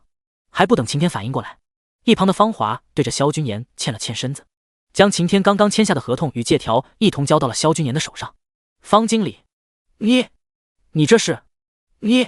他……秦先生怎么这么惊讶？您不是跟我们大老板认识吗？说起来，还是我们大老板发话让我们跟您联系的呢。要不然，像贵公司这种情况，风险太高，一般情况下，我们可不会受理的。”方华的话像一道晴天霹雳，将秦天由里到外狠狠劈了个遍。秦天看着萧君言嘴角那抹若有似无的笑容，宕机的大脑瞬间将事情给梳理了一遍。“萧君言，你给我下套！”秦天指着萧君言的手微微颤抖，手中拎着的箱子一下子重若千斤。“唉，秦先生话可不是这么说的，你手里拿着的可是实实在在的软妹币，怎么能说大老板给你下套呢？一会儿财务可还会转账呢，这钱可都是进了你的口袋的。”萧君言没有说话，方华一改刚才的态度，一脸严肃地看着秦天：“这钱我不要了，还给你们，合同作废。”秦天将箱子扔在地上，上前一步想要去抢萧君言手里的文件袋，却被方华和后面跟着出来的年轻人给一把制住。“哈，秦天，你会不会太天真了？这合同都签了，你以为现在还是你说了算？”萧君言看着被抵在墙壁上的秦天，拿着手中的文件袋拍了拍他的脸颊：“你这是欺诈！”秦天眼神凶狠地瞪着萧君言，口袋里的手机传来了短消息进来的声音，同时方华也收到了一条短信：“秦先生可不能张口乱冤枉人啊！你看，财务可是已经把钱都打给你了，从你拿到这笔钱开始，这利息可是分分秒秒的就开始计算了。行了，我还有事，就先走了。你跟这位秦先生好好心平气和地解释清楚。”秦天看着萧君言潇洒转身，眼里全是对他的不屑一顾，看着他手里捏着的合同，就仿佛捏着他的命一般。“萧君言，你别走，把合同还给我！”萧君言，秦天挣扎的厉害，年轻人还真的差一点被他挣脱掉，还好方华在一旁紧紧地盯着，连忙上前帮忙，将人死死压住。萧君言耳边回荡着秦天愤怒的嘶吼，手里拿着秦天亲手写下的股份转让协议，心情说不出的美妙。秦天失魂落魄地走出天元大厦，手中沉甸甸的软妹币如同重石死死地压在他的心脏上，让他几乎喘不上气来。他脑子里如今只有一个念头：完了，不行，他不能就这么坐以待毙，一定还有办法。他得冷静下来，好好思考一番。只要他能补上这笔漏洞，把钱连本带利的还清，秦皇集团就不会落到萧君言的手上。晴天终于从沮丧打起了精神，他想到了一个人，林婉儿。虽然林婉儿已经单方面不再跟他联系，但是两人的微信却还留着。他记得前2天还看到林婉儿发的朋友圈，他似乎已经进入了林氏集团，开始打理公司。想到林婉儿，就想到他因为萧君言的胁迫而与自己决裂的那一幕，心脏再一次的隐隐作痛。直接约林婉儿，晴天也知道自己是约不出来的，只能直接找上门去。打定主意，晴天立刻发动车子往林氏集团开去。途中路过一家花店，他还特意下来进去买了一大束的玫瑰花。他知道林婉儿喜欢，这能极大的满足他的虚荣心。当晴天将车缓缓开到林氏集团大门口时，忽然发现了一个极为熟悉的身影，正是林婉儿。还不等他心里窃喜，来得早不如来得巧，就看到林婉儿上了停在门口的那辆车上，车子一下就开了出去。他去干什么？晴天急忙跟了上去，瞥了眼时间，这也不是吃饭的时候，难道是外出谈公事？车子越开，晴天越觉得眼熟，这不是林氏集团名下的公寓吗？当初为了跟林氏集团套近乎，也留意过这一地带，原来现在他自己搬出来住了。看来恢复单身的林婉儿现在果然长大了不少。远远的将车随意找了个空位就停在那里。当看到林婉儿独自下了车，乘着电梯上去后，晴天立刻按亮了旁边的那辆电梯，这倒是正好方便我了。没想到林婉儿居然在这个时候回了家。晴天手捧玫瑰，调整着脸上的笑容，思考着一会儿该如何开口。林婉儿刚从电梯里出来，旁边晴天所乘坐的电梯也紧接着到了。还不等晴天将一声饱满深情的婉儿喊出口，就听到林婉儿打开大门，嘴里兴奋地喊着：“亲爱的，我回来了。”晴天犹如被人兜头浇了盆冷水，从头晾到脚。但是他的身体比大脑反应更快，急走几步，一把握住差点关上的门柄，大门留出一条空隙。第68，非法入室，你犯法了。林婉儿一进门，眼神就锁定在萧君言身上，压根没觉察到有人跟在他的身后，更没察觉到自家的大门并没有关上。君言，你今天心情好像很不错吗？林婉儿扑到萧君言的怀里，立刻就感觉到萧君言不同于以往的冷淡，不仅伸手接住了他，更是将他放到了自己的腿上。今天有个蠢货栽在了我手里。萧君言享受着美人在怀，全身放松地倚靠在沙发上。蠢货？谁啊？林婉儿好奇地问道。还能有谁？自然是你的前男友晴天了。林婉儿听到晴天的名字，脸上的笑容顿了顿，又立刻装得若无其事起来。你讨厌，他可不是我前男友，我才没有答应过他。不过你那么聪明，他栽在你手里不是很正常。两人的对话清晰地传递到晴天的耳朵里。晴天右手死死地捏住门柄，整个手背青筋暴起，左手的玫瑰花束无力地跌落在他的脚边。他完全没有料到里面的人居然会是萧俊言。更加让他无法忍受的是林婉儿那仿佛在说垃圾一般的语气。爱是一道光，绿得他发光。萧俊言，林婉儿，你们这对狗男女，哎呦，轻点，你不就是喜欢我这样吗？喜不喜欢？喜欢，喜欢死了。不用看，晴天都知道这两个人在里面做什么。马德，自己还从来没有碰过林婉儿，那个圣女一样的贱人，现在居然要摆给萧俊言。不行，得阻止他们，不能让林婉儿把珍贵的第一次给萧俊言。晴天再也忍不住，之前在天元大厦时就埋藏的怒火，加上林婉儿那不屑的语气，和此时的迎合萧俊言的媚笑声，全都在刺激着他。哐当一声巨响，晴天松开手，一脚踹开大门，气势汹汹地走到了林婉儿和萧俊言的面前。啊！谁？你？晴天？林婉儿吓得直接从萧俊言身上掉到了地上，萧俊言则是一脸淡定地回头看去。当看清这突然闯进来的人是晴天，萧俊言不由挑了挑眉，这货该不会跟踪他到这里吧？不是跟踪他，时间上不对，那应该是跟踪林婉儿。萧俊言瞬间就猜透了晴天的想法，感情这货是想去找林婉儿求救，结果没想到林婉儿居然跑回来见他了。呵呵，林婉儿，你这个贱人，在我面前装的一副清高样，没想到在萧俊言面前居然是这副德行。晴天脸上那鄙夷的表情和那嘲讽的话语，让林婉儿皱起了眉头。他跟萧君言是两情相悦，关着晴天什么事？原本就绯红的脸蛋一下子变得通红。你，谁允许你进来的？你给我滚出去！林婉儿猛地站起身，指着他的鼻子，气急败坏的让晴天出去。呵呵，怎么心虚了？不敢承认了？恼羞成怒了？你不想听，我偏要说。林婉儿，你就是个反差。晴天，脑补是病，赶紧去医院挂号吧。萧君言突然插话，打断了晴天的话，让他那一句就卡在嗓子眼里。上不上，下不下，难受得很。君言说的没错，晴天，我看你是真的有大病，我当初真是瞎了眼，居然还正眼看过你。萧君言站出来撑腰，林婉儿的底气一下子就足了。当初晴天还是他的追求者，不仅没有想办法将他从淋湿的困境中解救出来，反而让他去自己解决。就这一点，林婉儿就觉得他输给萧君言不是一星半点。他当初究竟是脑子进了多少的水，放着好好的萧君言不要，反而去找了这么个垃圾。这么一想，林婉儿越发后悔，当初萧君言心里眼里只有他一个人的时候，没有好好珍惜，搞得现在情敌接二连三的冒出来。就在林婉儿陷入后悔的情绪中时，晴天被这两人的话气得再也不想说话，举起拳头直接挥向萧君言。晴天那只能对付小流氓的身手，萧君言哪里会放在眼里？君言小心，快躲开！林婉儿吓了一跳，下意识的冲上来，被晴天一手甩开。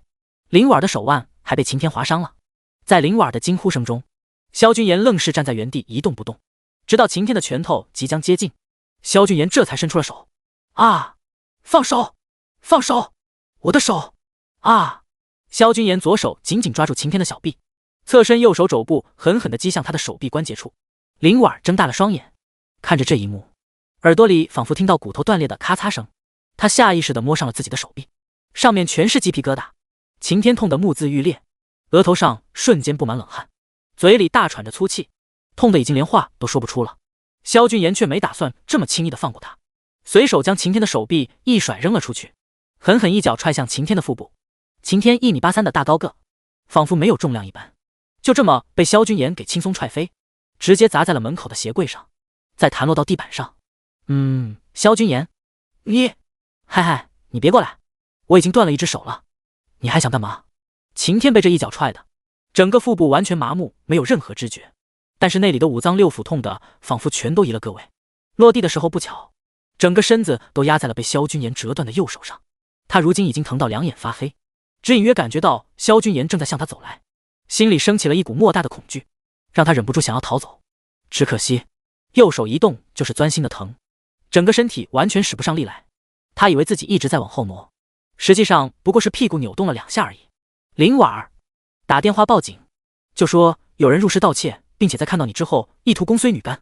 萧君言居高临下的看着一身狼狈的晴天，冷冷的吩咐着林婉儿。啊，哦，好，我这就打。林婉儿呆愣愣的应了一声，直到拿出手机，大脑才反应过来萧君言说的话，会不会有点太狠了？林婉儿的目光落在地上那一滩人影身上，脸上露出了一丝不忍，但是在触及到萧君言那满身冷冽的背影后，轻轻的打了个哆嗦，不再犹豫，立刻就拨通了报警电话。第69定罪完成，入狱3年。你这是陷害！晴天咬牙，忍着疼痛吐出这几个字。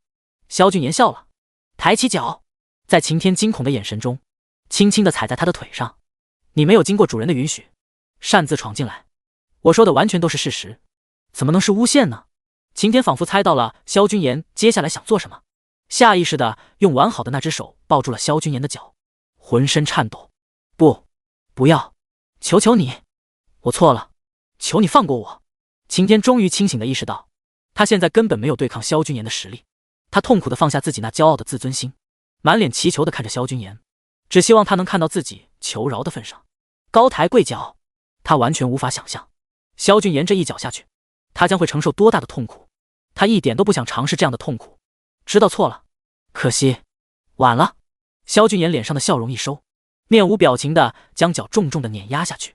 原本还想留着这人多戏耍几天，可是他自己不长眼，居然主动上门来送把柄，这可不能怪他，手下无情了。一道凄厉至极的惨叫声从晴天的嘴里发出，吓得林婉儿刚挂完电话的手一抖，手机就这么摔了下去。下一秒，晴天无力承受这么剧烈的痛苦，十分干脆的昏死了过去。萧君言看着仿若一条死狗的晴天，脸上闪过一道无趣的神色，转身又一脸淡然的走到了林婉儿的面前。一会儿法网局的人到了，知道该怎么说。知道。林婉儿连忙点头。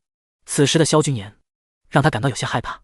放心，只要你不背叛我，我不会这么对你的。萧君言似乎看出了林婉儿的害怕，对他笑了笑，说了句安慰的话。这还不如不安慰。林婉儿强撑着回应了萧君言一个笑脸，心里头将晴天从头到脚骂了个遍。法网局的人还没到，楼下的保安倒是匆匆跑了上来。晴天最后那一声实在叫得太响，太瘆人，楼上楼下的住户都以为出了什么大事，赶紧联系了物业。萧君言万事不管的往沙发上一坐，剩下的事情全都交给了林婉儿处理。事实确凿，晴天本身并不是这一栋楼的住户，从地下停车场的监控就可以完全证明他是一路尾随着林婉儿上来的。至于入室盗窃这个，法网局的人看着门口那一大束玫瑰花，抽了抽嘴角，这不明摆着是两个大男人为了一个女人争风吃醋而大打出手吗？真当他们是傻的不成？不过室内发生的一切，因为当时大门合上，监控并没有拍到任何画面，只能看到晴天十分暴力的破门而入。一个非法入侵肯定是跑不了的。在林婉儿的一力控告下，又有萧君言的作证，加上晴天尾随林婉儿进来的监控录像，很快许玉那边告诉了萧君言结果：尾随林婉儿，擅闯私人公寓。最重要的是，林婉儿手臂的伤口也检测到晴天的指甲 DNA， 加上林婉儿的控告和你的作证，已经判定晴天意图公虽女干未遂了，入狱3年。辛苦了徐锦花，有空请你吃饭，除了吃饭你没话跟我说了。那我今晚开个酒店房，一会时间发给你。我不要。挂了。萧君言笑了笑，接下来就是彻底接收秦皇集团了。至于晴天那边，他已经废了。晴天在医院中紧急治疗完毕后，人还在昏迷中，就被法网局的人送进了监狱之中。当他从一片黑暗中醒过来，手臂和腿上传来的剧痛让他恨不得再次昏厥过去。嘿，这小子醒了。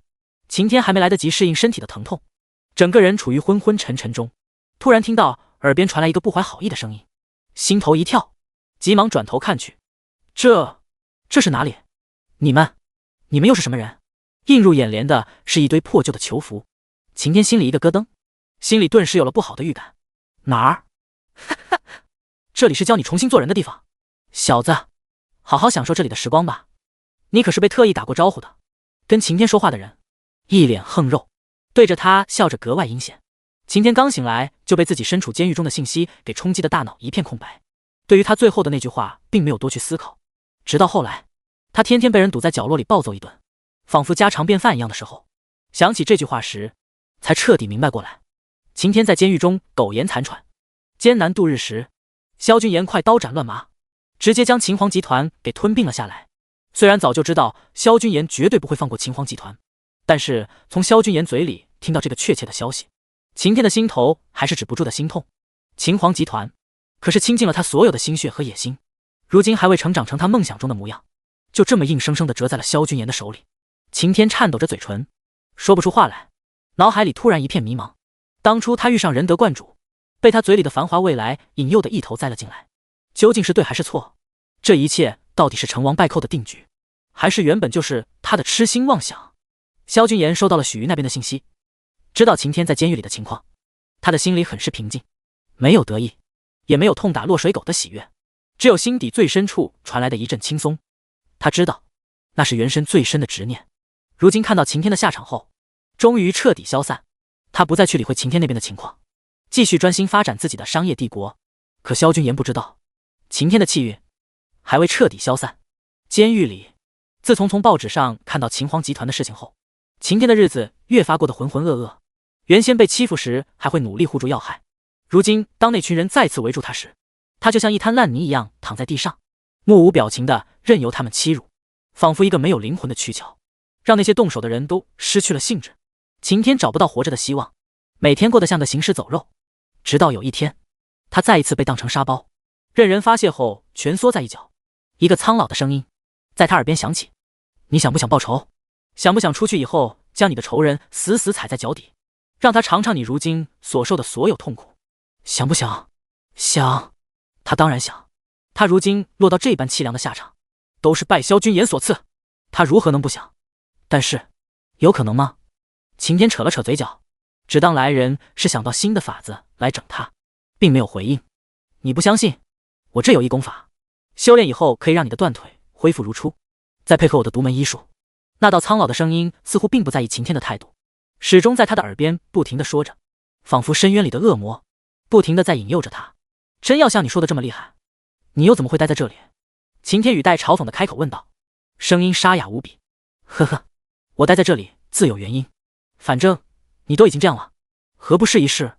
对啊，反正他都已经沦落到这步田地，试一试又能如何？总不会比现在更惨了。而且他有精湛的医术，是真是假他一试就知道了。晴天终于睁开肿胀的双眼，看到了那个一直在不停诱惑他的魔鬼，就如同他的声音一样。晴天面前站在一个满脸褶皱、身穿囚服的老人，暮气沉沉。这是晴天的对他的第一个印象。怎么样，你可愿意？老人看到晴天睁开眼，紧盯着他，状似疑问，脸上的神情却仿佛是笃定他一定会答应。晴天确实没有出乎他的意料，同意了跟在他身边修炼他嘴里的九死天残功。不过，晴天还有最后一个问题，这个功法，你说的这么厉害，有什么副作用？老人顿了顿，面上露出了一丝欣赏。看来，这人还不算是个傻子，副作用自然是有的，能让他快速得到实力的同时，就是会让你彻底失去生育能力。老人的口气，仿佛这个副作用是个完全不值一提的小问题而已。晴天听的面色扭曲了一下，最后重重的喘了几口气后，还是毅然决然的选择了修炼。他如今已经一无所有，无法生育又算什么？干脆孤注一掷，只为了出去以后能够狠狠的报复萧君言。第70，再遇明小溪，有好戏看了。君言山庄，天还未亮，萧君言却突然醒了过来。这一夜他睡得并不安稳，接连不休的梦境让他精神有些疲惫。晴天已经被我送进监狱，为什么还会感到不安？梦境的内容在他醒来的那一刻瞬间遗忘，他拧眉回想了半天，都无法想起自己这一晚上梦里到底发生了些什么事情。但是梦境中那残留的心悸和痛苦却依然萦绕在他的心间，久久无法散去。这种感觉简直糟糕透顶。萧君言总有种预感，有什么无法掌控的事情正在悄然发生，但是他却理不出丝毫头绪。今天是休息日，但是萧君言从早上起来就无比的烦躁，正想着找点其他事情来转移自己的注意力，就有人打了电话过来。来电显示夏星宇。萧君言看着这个名字一愣，没有立刻接通，任由手机铃声不停地唱着。自从他成为这个世界的萧君言以后，依然沿用着原主的手机和号码，通讯录里的联系人也不曾动过。之前原主那些狐朋狗友也会三五不时的打电话想邀约他出去玩，不过通通都被他拒绝了，并且言明自己退出他们这个小圈子。在之后，萧君言忙着君言集团和晴天的那些事儿，这些人也很识趣的没有再来打扰。不过这个夏星宇，萧君言的脑海里瞬间就浮现出了关于夏星宇的剧情。他微微的叹了口气，在锲而不舍的铃声中缓缓按下了接听键。言哥，你干嘛呢？怎么才接电话啊？电话那头传来了一个爽朗的声音。有事？有事？当然有事啊，我回来了。惊不惊喜，意不意外？言哥，我跟你说。萧君言听着电话里那头喋喋不休的说得起劲的夏星宇，无力的揉了揉额角。呱噪！他索性打开免提，将手机扔到了茶几上，自己随手拿了本杂志翻看了起来。言哥，你有没有在听我说话啊？夏星宇自顾自的说了半晌，这才反应过来半天没听到萧君言的动静，很是怀疑的将手机从耳边拿下看了看。还在通话中啊？在听。你说完了？萧君言听到夏星宇在喊他，这才从杂志里抬起头，将手机拿了过来。我在国外玩了这么久，哪里是这一会能说得完的？你出来，咱俩好久没见了，我怪想你的。听说鲁恩斯马场新来了一匹马，今天去那里玩玩呗。骑马？萧君言迟疑了一下，想着今天糟糕的心情，是该出去放松一下，答应了夏星宇的邀约。言哥，萧君言刚下车，就被人从后面一把勾住肩膀，他差点没克制住，直接给这人来个过肩摔。松开，你又不是妹纸，别贴我这么近。萧君言将夏星宇的胳膊给抖了下来，一脸嫌弃的说道。夏星宇瞪大了双眼，一脸委屈的捂着自己的小心脏。言哥，你变了，你不爱我了。你说，你在外面是不是有别的狗了？戏精。萧君言抱着双臂，倚靠在车门上，看着夏星宇夸张的表演，嘴角露出淡淡的微笑。夏星宇这人跟原主一样，是个实打实的纨绔。他头上还有个大哥，继承家业轮不到他，他也对此不感兴趣。最大的心愿就是能吃喝玩乐一辈子，很没出息。但就是这么一个没出息的人，在原主出事后，没有像其他人一样避之不及，反而是到处奔波，四处求人，最后还因为晴天的威胁，夏家怕惹祸上身，直接将他逐出了家门。夏星宇得知萧君言的死讯，又被赶出夏家，精神恍惚之下，发生意外出了车祸，当场死亡，也算是原主身边为数不多待他真心的人。这也是为什么萧君言没有像拒绝那帮狐朋狗友一样拒绝夏星宇，还愿意出来。好在晴天已经被他送进了监狱，君言集团和萧家父母都平安无事，夏星宇自然也不会再重蹈覆辙。言哥，你别用这种眼神看我，我怪害怕的。夏星宇怕怕的双手抱住了自己。这么久不见，萧君言这一副老父亲看傻小子的眼神是到哪样啊喂？萧君言没理他，从他身边穿过，径直往里走去。夏星宇很快就跟上得了他的步伐，围着萧君言不停地说着，一会儿走在他的右侧，一会儿走到他的左侧。说到激动处，快走几步来到萧君言面前，一个转身开始倒走，非要跟萧君言面对面说话。萧君言努力压下把人丢出去的冲动，他心里忽然有些佩服原主，就这么个话痨，他居然可以忍受10几年，也算是另类的厉害了。韶华，你这姐姐也太上不得台面了，瞧着畏畏缩缩的样子，真是倒胃口。哎呀，他就那样，怎么学都学不会我们这种大家闺秀的气度，可他偏偏又想跟我们玩，我看他实在是太可怜了，只能把他带出来了。嘴里说着可怜，可这阴阳怪气的语调，谁都听得出来说话的人带着满满的鄙视和嘲讽。夏星宇听到不远处的对话，好奇地停下脚步，往那边偏头看去。萧君言却对旁人的事情丝毫不感兴趣，继续往前走，直到耳朵里传来了一个名字，让他脚步不由一下子顿住。明晓溪，听说你跟萧家那位萧君言在一起了，是不是真的啊？对啊对啊，你快说说，那萧君言怎么会看上你的？你该不会用了什么手段吧？夏星宇没想到看热闹看到了自家言哥的头上，赶紧回头去看萧君言。只见萧君言脚步一拐，就往那群人走去。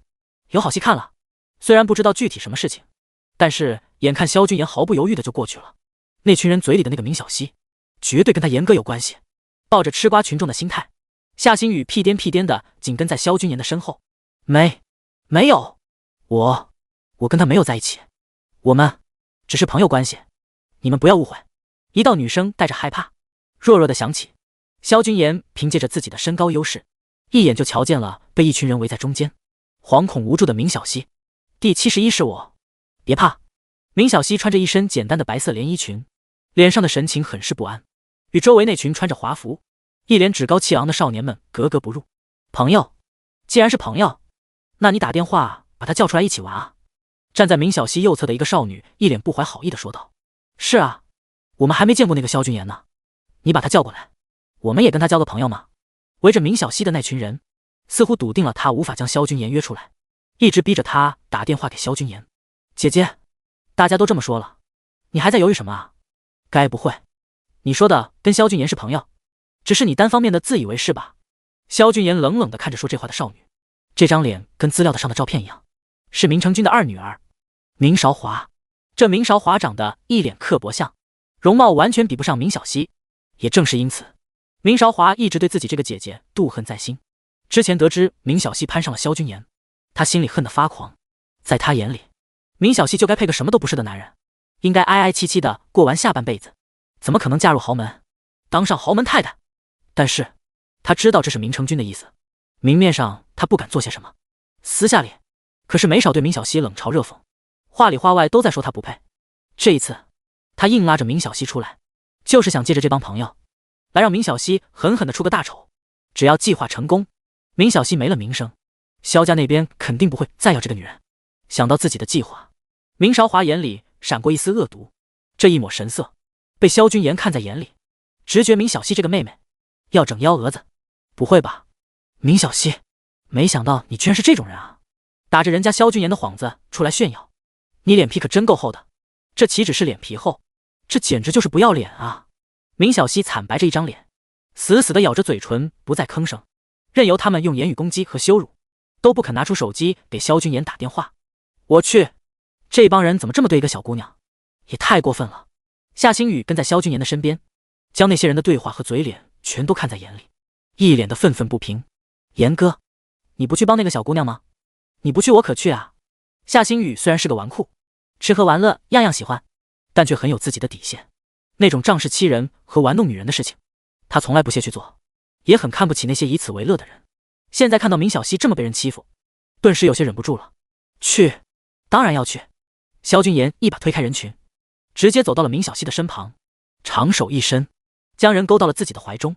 明小溪冷不丁被人带入怀中，以为遇到了登徒子，吓得刚要挣扎，就听到一个熟悉的声音在耳边响起：“是我，别怕。”明小溪愣愣地抬起头，就看到萧君言低头向他看来，俊美非凡的脸上带着丝丝关切：“你怎么在这？我要不在这里，又怎么会知道？原来还有这么不开眼的人，居然敢欺负我萧君言罩着的人。”萧君言锐利的眼神像刀一样，狠狠地向着周围那群人刮去。那些围在明小溪身边，正以取笑他为乐的人，被萧君言的眼神扫过，心里一阵发凉。你谁啊你？明小溪，这是你朋友？果然是物以类聚，跟你一样的没礼貌。这些人心里懊恼着，自己居然会因为一个眼神就被吓到，反应过来后，就有些恼羞成怒地冲着明小溪发起火来。明韶华看着出现在明小溪身边那高大英俊的男人，心里又惊又怒，眼神落在那张五官精致俊美的脸上，心里掠过一丝异样。这人长得比他未婚夫好看多了。明小溪这个贱人，居然能勾搭上这么好看的男人，凭什么？姐姐，你怎么能在大庭广众之下跟别的男人勾勾搭搭？你难道忘了，爸爸可是让你跟萧先生好好相处的，你这样对得起爸爸，对得起萧先生吗？明韶华站出来，一脸痛心疾首地看着明小溪，仿佛他做了什么违背道德底线的肮脏事一般。他转头又一副善意劝解的模样，对着萧君言说道：“这位先生，你可能不知道，我姐姐她已经跟萧家的萧君言相过亲了，他们很快就会订婚。你这样可是在当第三者呀。”明韶华一脸为他着想的模样，让萧君言看得直犯恶心。他嗤笑一声，一脸嫌弃地看着明韶华：“我怎么不知道我要订婚了？”感觉看着明韶华的脸有些辣眼睛，他随即低下头问明小溪：“你爸跟你说我们要订婚了？”明小溪头摇得跟拨浪鼓似的，直接否认：“没有，爸爸没有说过我们要订婚了。他只让我。”明小溪说到后面，声音越来越小，脸上也浮现出了淡淡的红晕。后面的话他很不好意思说出来。行了，我知道了。萧君言拍了拍明小溪的头，阻止了他继续说下去。后面的话不用他说，萧君言也能猜得出来，明成君无非就是让明小溪多去找他，两人能够培养出感情来。明家二小姐，我看你应该去医院挂个精神科，癔症这种病还是得尽早治疗，要不然以后严重了，万一跑出来到处发疯，那丢人可就丢大发了。明韶华一脸听到两人的对话，脸刷的一下白了。萧俊言都这么说了，他哪里还不明白眼前这个男人的身份？你是萧俊言？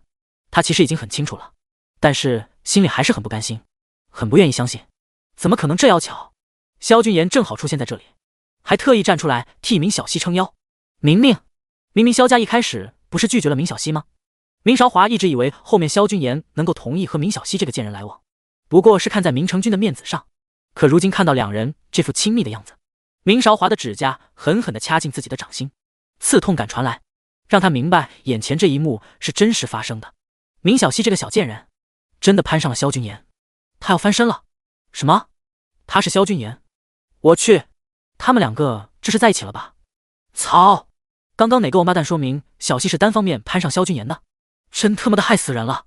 第72大型群殴现场，萧君言冷冷地看着那群脸色大变的人，低头询问明小溪：“他们一直这么欺负你？”周围的人听到萧君言这么问，心里顿时慌得不行。没有，萧先生，您误会了，我们只是关心小溪而已。对，我们都是小溪的朋友，怎么会欺负他呢？刚刚就是在跟他开玩笑。他们看萧君言的脸色依旧冷冽，心里清楚，今天这事要是闹大了，被家里人知道，他们肯定没好果子吃。有那机灵的瞥到一脸惨淡眼带愤恨的明韶华，顿时有了主意。萧先生，我们其实都挺喜欢跟小溪玩的，就是他妹妹啊，老是喜欢在我们面前说小溪的坏话，还3番5次强调不许我们多跟小溪接触呢。没错，萧先生，明韶华他才是一直欺负小溪的人，他每次，我能作证。萧先生，您是不知道，明韶华他有多恶毒？有人率先开了口，后面的人哪里还有什么不懂的，纷纷把锅全都甩到了明韶华的头上，只求能将自己摘个干净。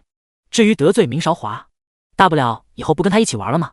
得罪明韶华和得罪萧君言，那可不是一个概念，两者之间孰轻孰重，傻子才分不出来。明韶华还沉浸在震惊和害怕之中，却突然听到有人当着萧君言的面揭穿了他以往的小动作，一时又急又怒。你们血口喷人，真家会！那件事情明明是你动的手，别想赖到我头上。还有你，许良杰，明韶华可不是明小溪这种打不还手骂不还口的人，这些人敢这么说，他自然也不会将他们对明小溪做过的好事再藏着。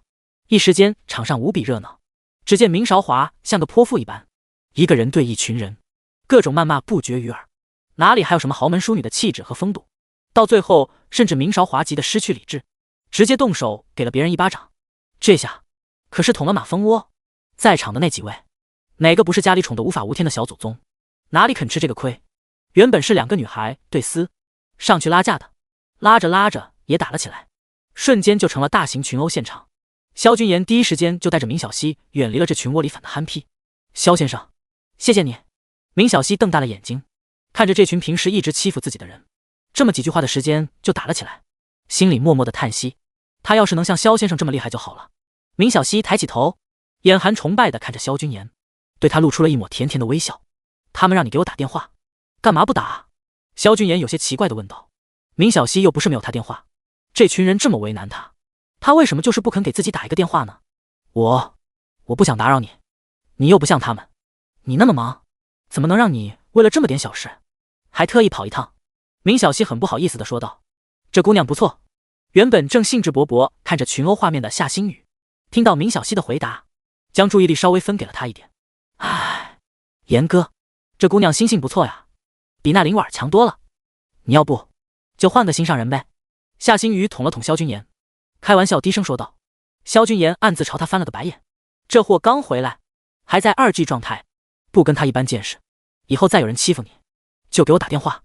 萧君言似乎看出了明小溪不想麻烦他的心态，心底对他产生丝丝怜惜。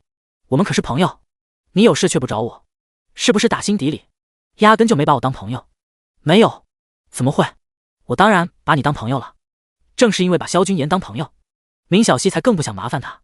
他是他这几年来唯一一个对他心怀善意的人，他只想小心翼翼地呵护着来之不易的友情，唯恐弄丢。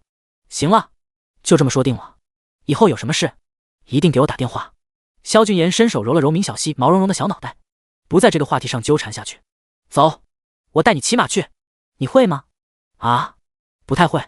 没事儿，我严哥骑马贼溜，让他教你。一听萧君言要带着小姑娘去骑马，夏星宇放下眼前的热闹，反正马场的负责人已经赶了过来，好戏没得看了。夏星宇当即就把注意力全放在了明小溪的身上，话里话外都在不停地夸着萧君言，让明小溪看向萧君言的目光越发的崇拜。萧君言很是无语地看着眼前的这两只，他怀疑明小溪再这么被夏星宇洗脑下去，可能距离把他供起来也不远了。这头，萧君言带着明小溪高高兴兴地玩了起来。那头，明韶华一身狼狈，哭哭啼啼地跑回家告状去了。妈，嘤，看着早上出门还光鲜亮丽的，如今却一副衣冠不整，脸上甚至还有道道红印的女儿，明母差点没吓坏了。我的天，这是怎么了？宝贝，快告诉妈妈，哪个不开眼的居然敢这么欺负你？明母看着明韶华哭得上气不接下气，可是心疼坏了，心里更是愤怒不已。一瞬间脑子里已经想好了17、8个狠狠报复人的法子，只等明韶华把事情说出来，他立刻就叫人去替女儿出气去。明韶华哭得直打嗝儿，好不容易才把事情经过给说完整，当然其中很是模糊了一些关键信息。他故意将自己被欺负的原因甩到了明小溪的头上，还特意指出明小溪眼睁睁地看着他被人欺负，却站在一旁无动于衷。明母一听惹事的是明小溪，结果出事的却是自己的宝贝女儿，眼里盛满了恶毒。这个贱蹄子，等他回来看他怎么收拾他。还不等明母想好该用什么法子来狠狠地惩治明小溪，一道声音传来，让他立刻收起了刻薄的嘴脸。什么萧君言，你这是怎么了？你姐姐呢？明成君刚下楼，就听到自家二女儿嘴里出现萧君言的名字，走过去才看到他现在的模样，不由皱起了眉头。让他把事情经过重新再说一遍。第73哪里比他差了？爸，姐姐她……明韶华一头扑进明成君的怀里，将刚刚的说辞又说了一遍。他满心以为明成君会跟明母一样，替他出头，狠狠地教训明小溪。谁知明成君的关注点完全不在他挨打上。你是说，萧君言出现，还把你姐姐搂在了怀里？是啊。大庭广众之下，两个人就搂搂抱抱的，好不知羞。明韶华还在暗戳戳的上眼药，哪知道明成君听了却很是高兴的拍手叫好，抱在一起好啊，还这么多人看到，你姐姐干得不错，干得不错，这怎么还夸上了？明韶华直觉不对，心里焦急着，刚想再说些明小溪的坏话，却被明成君拉着仔仔细细的询问了当时的状况，特别是他故意模糊的那几个点，明成君死抓着不放。明韶华根本就没有想好该怎么扯谎，直到明成君面上板了下来，他知道这事儿说不清楚，明成君不会放过他，这才吞吞吐吐的将事情原原本本的说了出来。明成君得知二女儿带人欺负明小溪时，被萧君言撞了个正着，原本的高兴顿时化为了气愤，当场就将明韶华责骂了一顿，最后还是在明母的好言劝慰下，才勉强止住了怒火。一会儿你姐姐回来，你给我好好的向她道歉。什么？爸，你让我跟她道歉？不可能，我绝对不会跟她道歉的。明韶华疯狂摇头，她怎么可能会跟那个小贱人道歉？不可能，你要是得不到你姐姐的原谅，你就给我滚出去，还有你的卡，通通全部都停掉。爸！明韶华不可置信地看着明成君，完全没想到他不仅不替自己出头，反而这样对他，一时间心里又是憋屈，又是恨死了明小溪。老公，好好说，你这样多伤宝贝的心啊！他就是一时转不过来，我劝劝就好了。你先上去休息。明成君冷冷地哼了一声，转身上了楼。明母直到看不到明成君的身影，才咬着牙拉着明韶华回到房间里。别哭了，你今天就算哭死，你爸也不会改变主意的。妈，你怎么也不再站在我这边啊？明韶华直接扑倒在床上，这回哭的是真伤心了。你爸现在一心想借着那个贱蹄子搭上萧家，如今可不能像以前那么对他了。明母说这话的时候，脸上的神色很是扭曲。不可以，怎么能让那个小贱人踩在我们头上？不就是个萧君言吗？我未婚夫哪里比他差了？明韶华气愤地说道。说完之后才想了想，论颜值，好像自己那个未婚夫真比不上萧君言。论身材，萧君言那完美的黄金比例和隐藏在衬衫之中也能隐约窥见的轮廓，不由让明韶华脸上一红。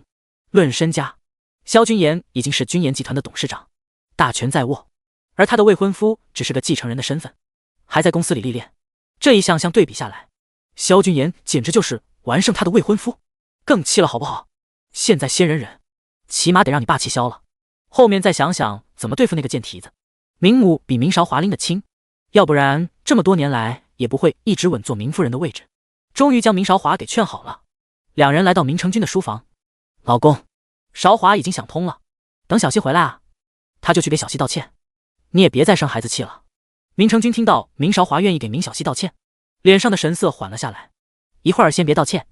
明韶华还以为明成君终于反应过来，他才是那个受委屈的人，心里刚涌起高兴和得意，结果下一秒熄灭了。我准备过2天设个赔罪宴，让小溪把萧君言请过来，到时候你再好好的给他们赔礼道歉。好啊，还是老公你想的周到。你放心，到时候韶华一定会好好的给他们2个道歉的。明韶华一听还要弄个什么赔罪宴，差点当场暴走，却被明母给拦了下来。明母死死的掐着明韶华的胳膊，眼神警告他不许发脾气，嘴里却很是欢喜的应和着明成君的话。等出了书房，明韶华回到自己房间，直接将屋子里的东西砸了个稀巴烂。你不想身无分文的被赶出明家，只能在赔罪宴上老老实实的给那小贱人和萧君言道歉。明母也知道说好话已经安抚不了明韶华了，只能将明成君的威胁摆了出来。就忍这一回，妈妈以后一定会给你好好的出了这口恶气。明小溪完全不知道家里那3个人的算计，在萧君言的陪同下，很是尽兴的玩了一下午。有夏星宇这个话痨活宝在身边，3个人之间相处的很是融洽。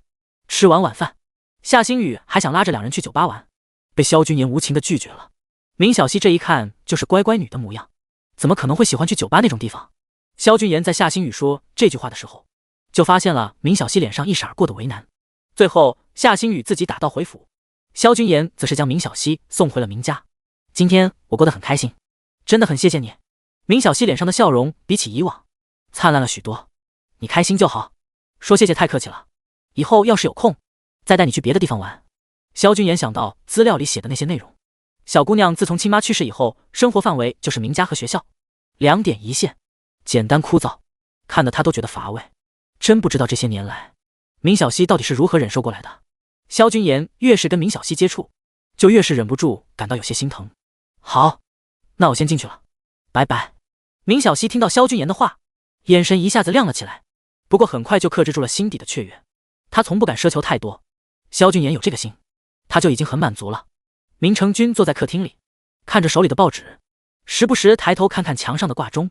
在听到门口传来的汽车声后，他终于忍不住放下了手里的报纸，起身走到了大门口。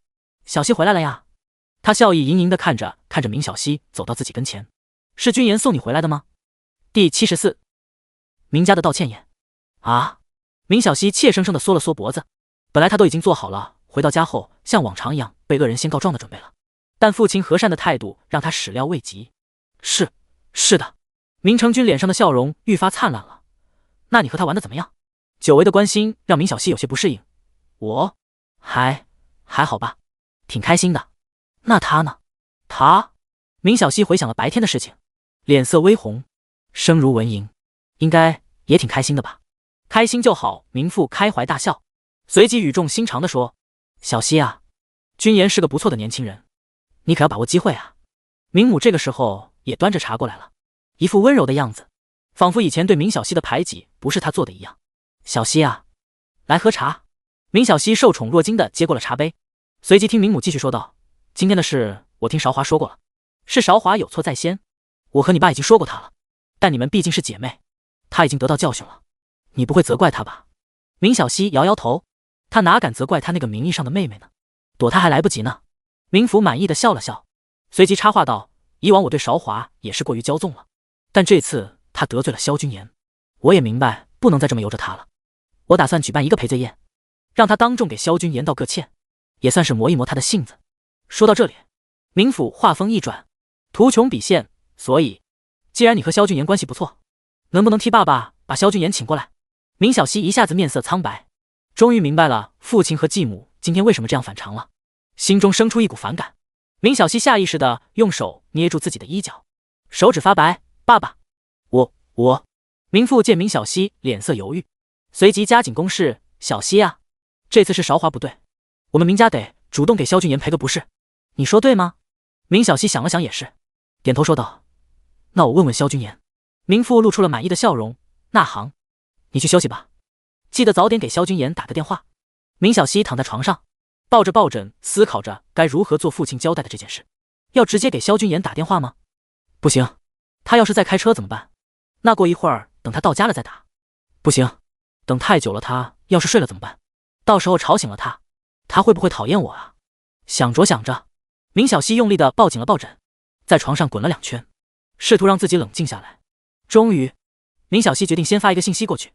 萧君言刚回到自己住的地方，就收到了明小溪的短信：你回到家了吗？我可不可以给你打个电话？萧君言几乎能想到少女怯生生又傻乎乎的样子，可爱极了，嘴角露出一丝笑容。萧君言一个电话拨了出去。喂。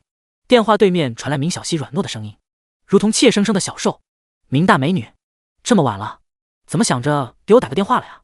电话那边的明小溪被他这一句话逗乐了，心中的紧张缓解了不少。今天白天的事情我爸爸已经知道了，他想设一个赔礼宴，我想问你要不要来。萧君言皱了皱眉头：是你爸爸让你打给我的？对面的声音低沉了下去。我知道了。萧君言本想一口回绝，但想到这个女孩可怜的样子，不禁心中一软。到时候我会去的。真的？明小溪惊喜地问道。当然是真的，我会单独去的。萧君言忍不住调戏了对方一句，而且我完全是因为你才会过去的哦。你就会欺负我？明小溪心中慌乱，说话突然变得结结巴巴。我要挂了，没什么事的话，我要睡了。说完，也不等萧君言给出反应，就匆忙地挂掉了电话。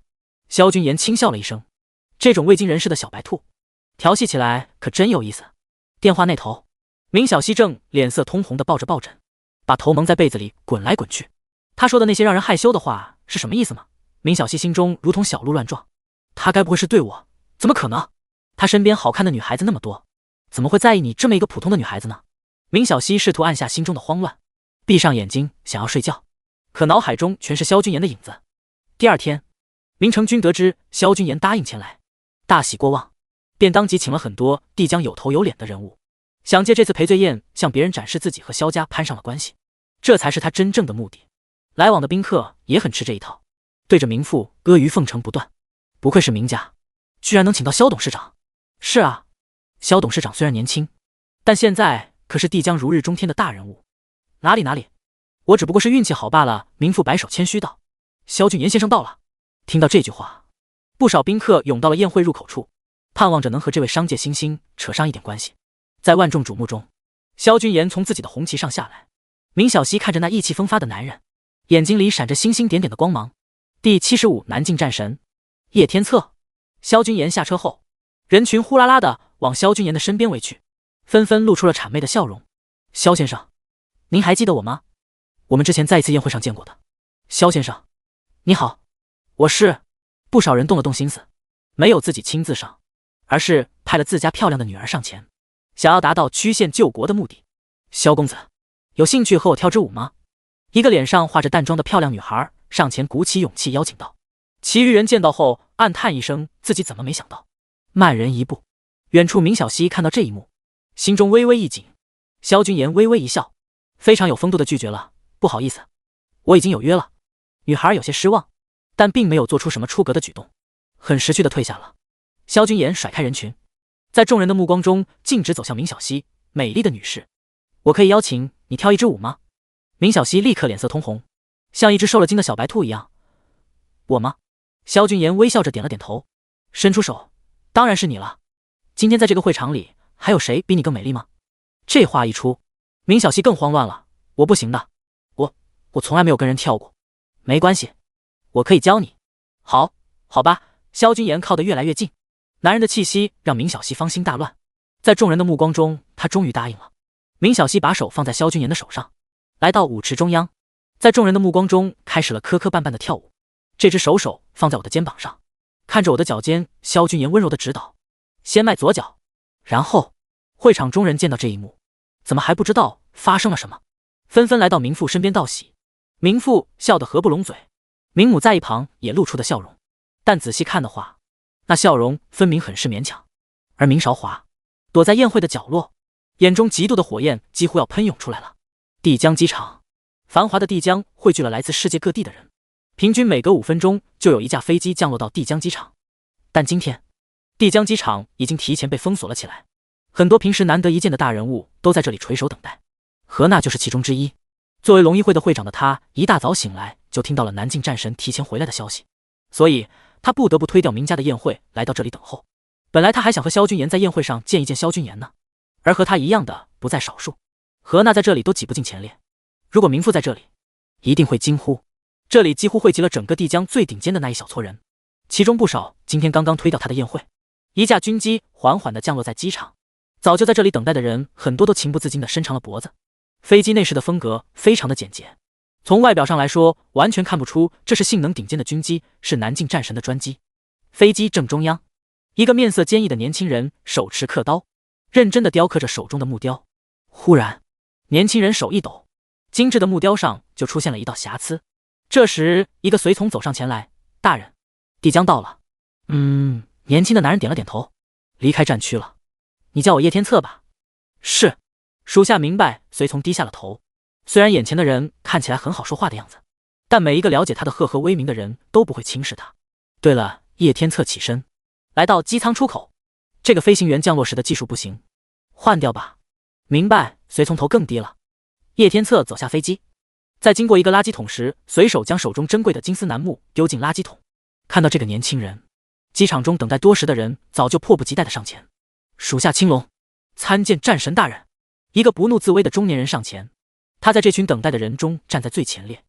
不用这么多礼节。叶天策摆摆手，都什么年代了，我们在军营是上下级，出了军营就是战友。看来这个战神大人很是随和呀。青龙身后不少达官显贵松了一口气，这是属下自愿的。青龙的脸色毫无变化，并肩作战过的他知道面前的年轻人究竟有多么恐怖，丝毫没有因为他的年轻而有任何轻视和不满。战神大人对青龙恩重如山，所以我很敬重战神大人。被叫做战神的叶天策没有继续纠结称呼问题，而是问道：我让你提前来到帝江布局，你做的怎么样了？回大人，局势已经部署好了，现在来迎接您的就是帝江最有权势的一批人。听到青龙的介绍，这些在帝江平时权势滔天的人，此时争先恐后的上前恭维传说中的战神。看着众人的样子，叶天策嘴角勾出了一丝冷笑。多少年了呀？自己当初像丧家之犬一样离开帝江，现在自己终于有了复仇的资本，我一定要把当初的血债连本带利的讨回来。15年了呀，叶天策感叹道。15年的物是人非，让他陷入了回忆之中。15年前，叶天策的父亲生意失败自杀，叶天策因此家破人亡，而那个害得他家破人亡的罪魁祸首，就是萧俊言的父亲萧家，萧振阳。第76，危机将至。在他在街头流浪，到极点的时候，那个叫明小溪的女孩子给了饥肠辘辘的他一顿饭，而女孩也成了他这么多年来心中的白月光，是他每每遇到困难时唯一的慰藉。想到那个温柔的女孩，叶天策嘴勾起了一丝笑容。后来，大难不死的他被一位神秘老人相中，带去了龙国边境，花了10年的时间，经历了生与死的考验，终于练就了一身本事，医术、武功、玄术各方面达到了顶尖之后，叶天策通过这10年里获得的强大，简直超过了人类的常识。第11年，他加入了护卫龙国的天神殿，隶属龙国南境边防军。这是一支在全球都赫赫有名的强大军队，靠着强大的实力和出色的表现，第13年，他就成了天神殿的主力大将。第15年，在老者出去云游四海之后，他就晋升为龙国5大战神之一的南境战神，只在天神殿主一人之下，龙国有神，战无不胜。如今他叶天策归来，就是要掀起腥风血雨，让曾经害他家破人亡的萧家付出血的代价。我让你关注的消息怎么样了？和来迎接他的人打过招呼之后，叶天策直接沿着秘密通道走出机场。萧家前段时间萧振宇退位，把董事长的位置传给了他的儿子萧君言，目前君言集团更上一层楼了，甚至拿到了龙医会的抗癌特效药。叶天策并不在乎，萧家即使再厉害，也只是一个普通的商业家族，就算是背后靠着的龙医会，也不会为了萧家得罪他。只要他想，他随时都可以让萧家失去一切。就让他们先高兴一会儿吧，让他们在最快乐的时候被打入地狱，一点一点的折磨他们，才有复仇的快感。我明白了。青龙点了点头。明家目前正在举办晚宴，好像是为了明家小姐和萧俊言举办的。你说什么？叶天策猛然转头，身上爆发出了强大的气势。我记得明家二小姐已经有婚约了吧？难道这个宴会是为小溪办的？属下无能，还没有查清楚。青龙低下了头。叶天策的气势实在是太强了，那就赶紧去看看。叶天策冷静了下来。你去宴会，把小溪给我请过来，阻止他和萧君言订婚。属下明白。说完，青龙就带着一部分人离开了。隐在人群之中的何娜隐约听到了叶天策和青龙的谈话。什么萧家宴会之类的？何娜眉头不禁皱了起来。萧家居然能够被战神关注，虽然不知道为什么，但恐怕战神的态度不是很友好。眼下那小子正在参加宴会，还是先发个信息提醒他一下。一番思索后，何娜决定先和萧君言这个他看着很顺眼的年轻人打一声招呼。借口内急，何娜来到了厕所。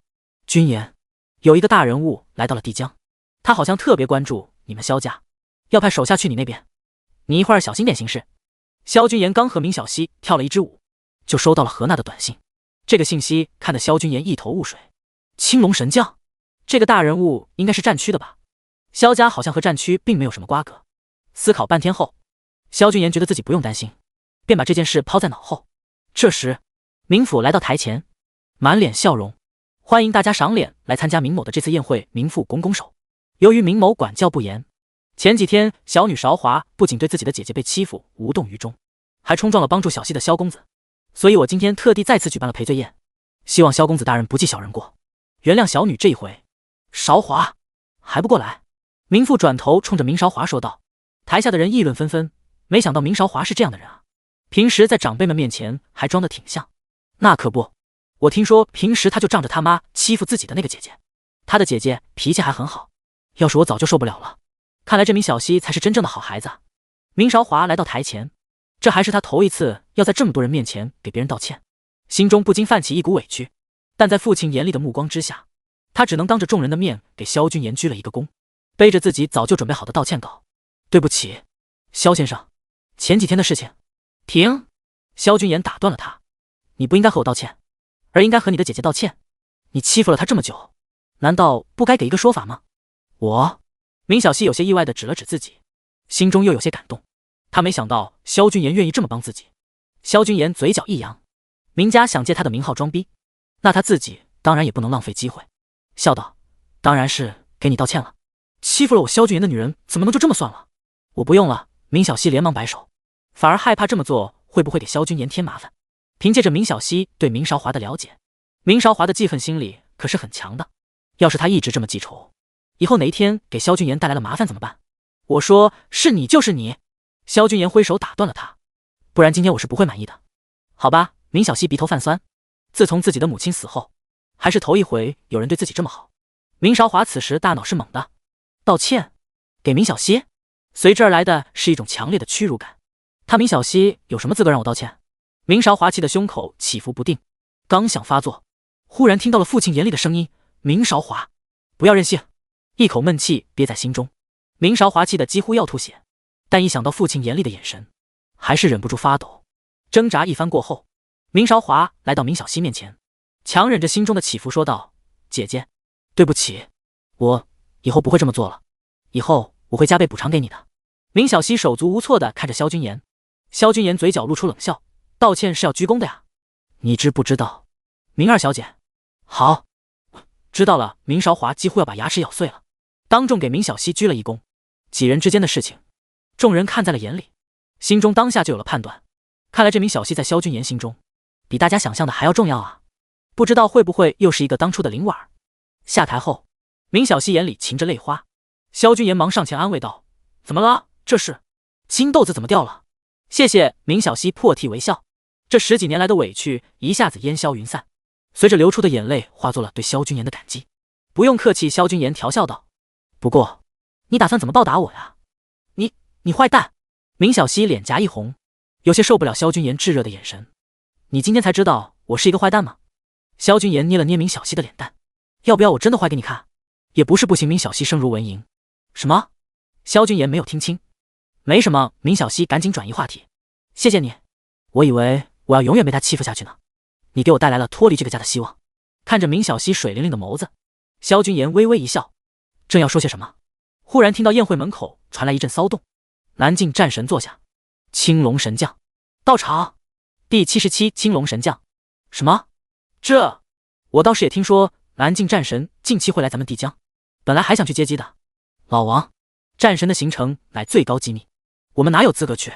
倒是这青龙神将，乃是南境战神座下猛将。明董事长，你可以啊。宾客们纷纷惊讶地看着明父，没想到明家居然这么深藏不露，连青龙神将这样的大人物都能请过来。但明父心中比他们更疑惑，明家能和萧家攀上关系就不错了，怎么入得了青龙神将的眼？之前他虽然听说青龙神将已经来到了帝江，也送去过拜帖，但对见到这样的大人物是不抱希望的。惊讶过后，随之而来的就是狂喜。不管今天青龙神将为什么要来参加明家的宴会，那都是给明家面子，把握住机会，明家未必不能一飞冲天。明府本来想趁着现在人少去和萧君言聊一聊的，但现在很显然有更重要的事了，所以道歉后甩开身边的宾客，来到宴会的门口，欢迎青龙神将立言。寒舍真是蓬荜生辉啊！明府嘴角都快咧到耳后根了，在周围人羡慕的目光中挺起了胸膛。你就是明家家主？从入门起就一言不发的青龙神将终于说出了第一句话。正是。青龙大人，你的女儿明小溪呢？青龙神将继续问道。小溪？明府不解，难道青龙神将是为了小溪来的？一瞬间，明府心中电光石转，当即说道：小女小溪在宴会中，正在和人聊天呢，带我去。青龙神将并没有对明父太过客气，以一种不容置疑的口吻说道：明家家主对自己大女儿有多冷淡，帝江上流社会是很清楚的。面对青龙神将的傲慢，明父没有表现出丝毫的不满，反而表现得更加殷勤。小溪明父脸上挂着笑容，一副慈父的模样，来到了明小溪面前。明小溪之前和萧君言攀谈完后，本想找个角落等待宴会的结束，但被人围住，正不知所措。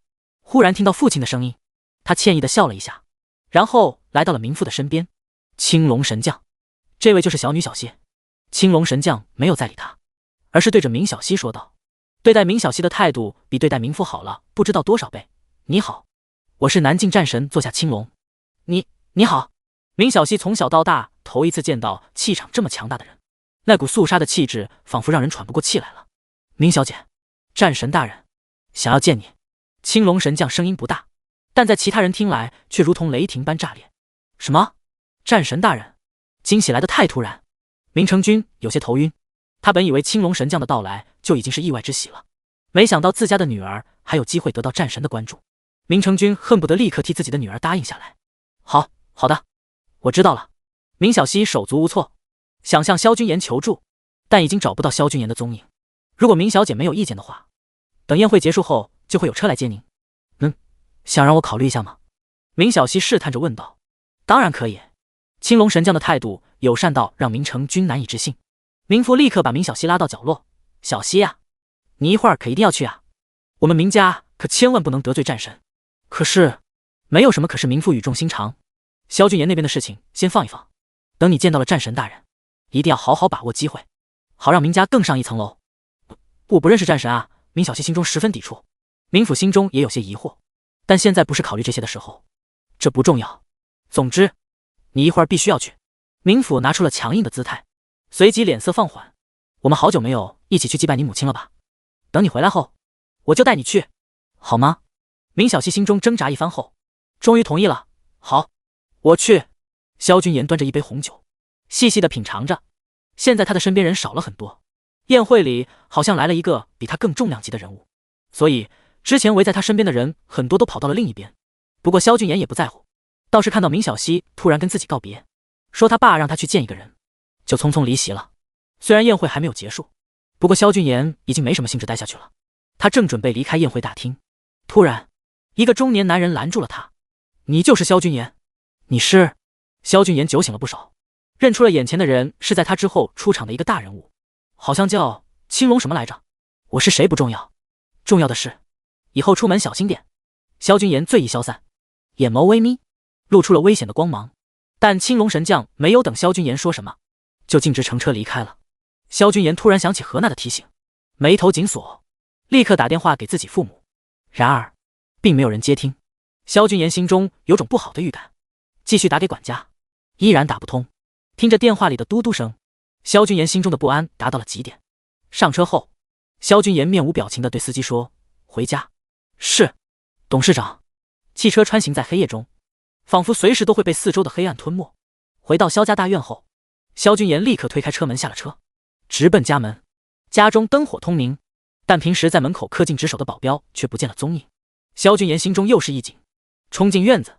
萧君言瞳孔一缩，只见院子中横七竖八的躺着萧家雇来的保镖，而一个魁梧的身影则踩着他们的身体，站在了院子的正中央。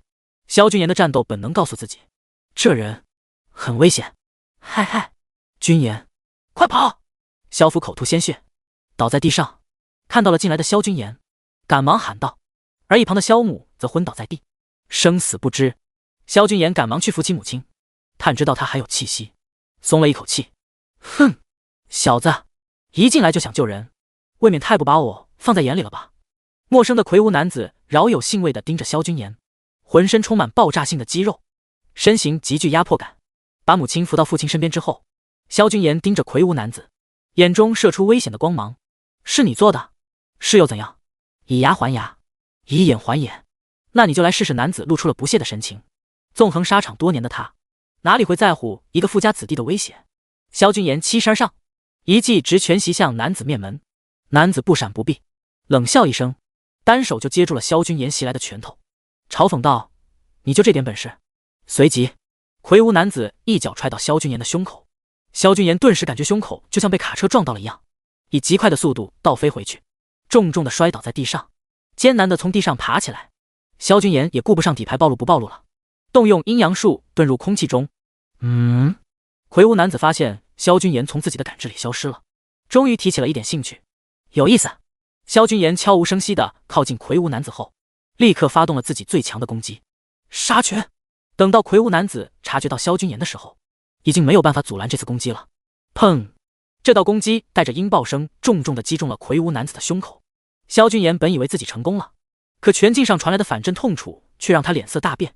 这一拳是萧军言前世当特种兵的时候练成的最强必杀技，可此刻落在了魁梧男子身上，只是让他后退了几步，而萧军言则被反击的力道震得手臂发麻。哈哈，爽快！男子一把撕下自己的外套，这样的力气才够劲儿。你比你的那群废物保镖强多了。魁梧男子欺身而上，再次一拳将萧军言打飞。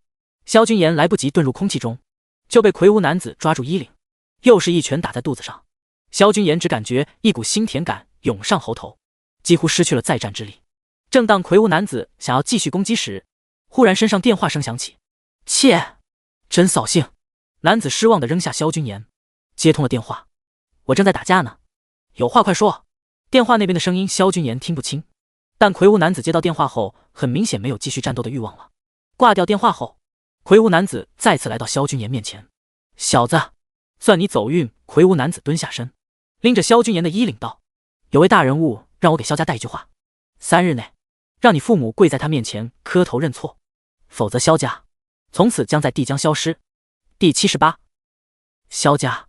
喂，还有，记住了，我叫玄武，下次见面本座再来与你玩玩，希望你到时候能更抗揍一点。说完，玄武就走出了萧家，而萧家中早就没有了一个能站着的人。玄武走后，萧军言缓缓地恢复了过来，随后打电话把家里人都送进了医院。现在母亲昏迷躺在床上，管家也受了重伤，生死不知，只有萧父和萧军言还能保持清醒。经过简单的包扎后，恢复力比较强的萧军言已经能够自由活动，但医院里刺鼻的消毒水味和萧家的现状让萧军言的心情糟糕无比。爸，今天的事究竟是怎么回事？那人为什么要袭击我们萧家？唉，萧父叹了一口气，这些都是爸爸年轻时候的事情了，现在波及到了你。今天的那个人是玄武神将，隶属于天神殿5大战神之一的南境战神叶天策。战神，我们家只是商业家族吧？为什么会和这样的人有瓜葛呢？那是15年前的事情了。那时军研集团刚刚崭露头角，竞争对手太多，军研集团最后杀出重围，才有了今天的规模。只是后来我听说，其中一家公司在竞争中倒闭，那家公司的董事长不堪重负，带着老婆自杀了，还留下了一个孩子。即使是混迹江湖多年的萧振阳，此时脸上也多了几分恐惧。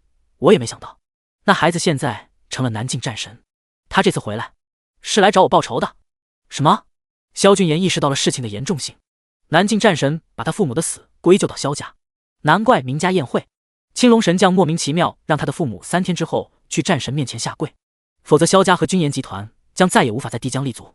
爸，我们有对不起人家吗？萧军言沉笃地问道。萧振阳自然明白儿子的意思，连忙摇头道：没有，当年是公平竞争，你爸我行得正坐得直。看着父亲的眼神，萧军言点了点头，他知道这个节骨眼，萧振阳没有必要骗他，既然没错，那就不需要认错。萧振阳拍了拍儿子的肩膀，事情没那么简单，孩子，你不知道天神殿的力量，那是我们龙国的禁忌，即使我们得罪的不是天神殿主，只是5大战神的南境战神，但战神的怒火也足以让我们萧家从这个世界上消失。萧振阳眼中含泪，哽咽了一声，又继续道：你长大了，军研集团在你手里，我很放心，剩下的事情我亲自去找战神说清楚。萧军言连忙拉住他的手，看今晚的局势，那南境战神霸道无比，又不分青红皂白，自己老爸去了还有命回来吗？你先休息着，等我调查清楚了情况，我们再做打算。萧军言说完，又是不放心的拍着萧振阳的手叮嘱道：听儿子一次，好好陪着我妈，这几天不要离开这里，我会派人先保护你们。看着萧军言笃定的眼神，萧振阳老怀甚慰，这儿子自从大病以后是真的长大了，只是不知道这样的好日子会不会很快到头。萧振阳苦涩地点了点头，爸听你的。从医院里走出来后，萧军言眉头紧锁，光从战神实力露出的冰山一角来看，萧军言就知道萧家绝不可力敌。思索片刻，萧军言决定先打电话问一问情况。首先想到的是何娜，也正是他第一个提醒萧军言要小心的。嘟，电话打过去，但久久无人接听。萧军言心中有一种不妙的预感。挂掉电话后，萧军言又打给了司徒晴晴。天海集团是帝江房地产的龙头企业，在打探消息方面总是很灵通，不然也不会每次都知道哪片地要开发，从而提前布局。这回倒是打通了，但接电话的却不是司徒晴晴。喂，电话那头传来了司徒晴晴父亲的声音：“司徒叔叔。”萧君言惊讶道：“君言啊，我知道你想要问什么。”司徒修叹了一口气，无奈地说道：“但这次你们得罪的人，我们司徒家也得罪不起。晴晴这几天被我关在了家里，哪都不能去。希望你能理解我作为一个父亲的私心，但叔叔可以提醒你，有时候退一步海阔天空啊。”“我明白了，司徒叔叔，打扰了。”萧君言挂掉电话，心情又沉重了几分。这时，下属方和忽然打了电话过来：“不好了，老板，公司的很多合作商忽然要和公司解约，即使要支付违约金，他们也不在乎。祸不单行，恐怕那个人已经出手了。”但萧君言在属下面前并没有表现出慌乱的样子，他是公司的顶梁柱，必须要给其他人信心。“我知道了，你先按合同起诉他们，然后其他的等我明天再说。”挂掉电话后，萧君言关掉手机，强迫自己心情平静下来，慢慢梳理脑海中的思绪。南境战神、青龙、玄武，萧君言有些头痛。本以为解决了晴天就高枕无忧了，没想到还有一个更难缠的南境战神叶天策，他是回来报仇的。但萧君言没想到，居然是找他报仇。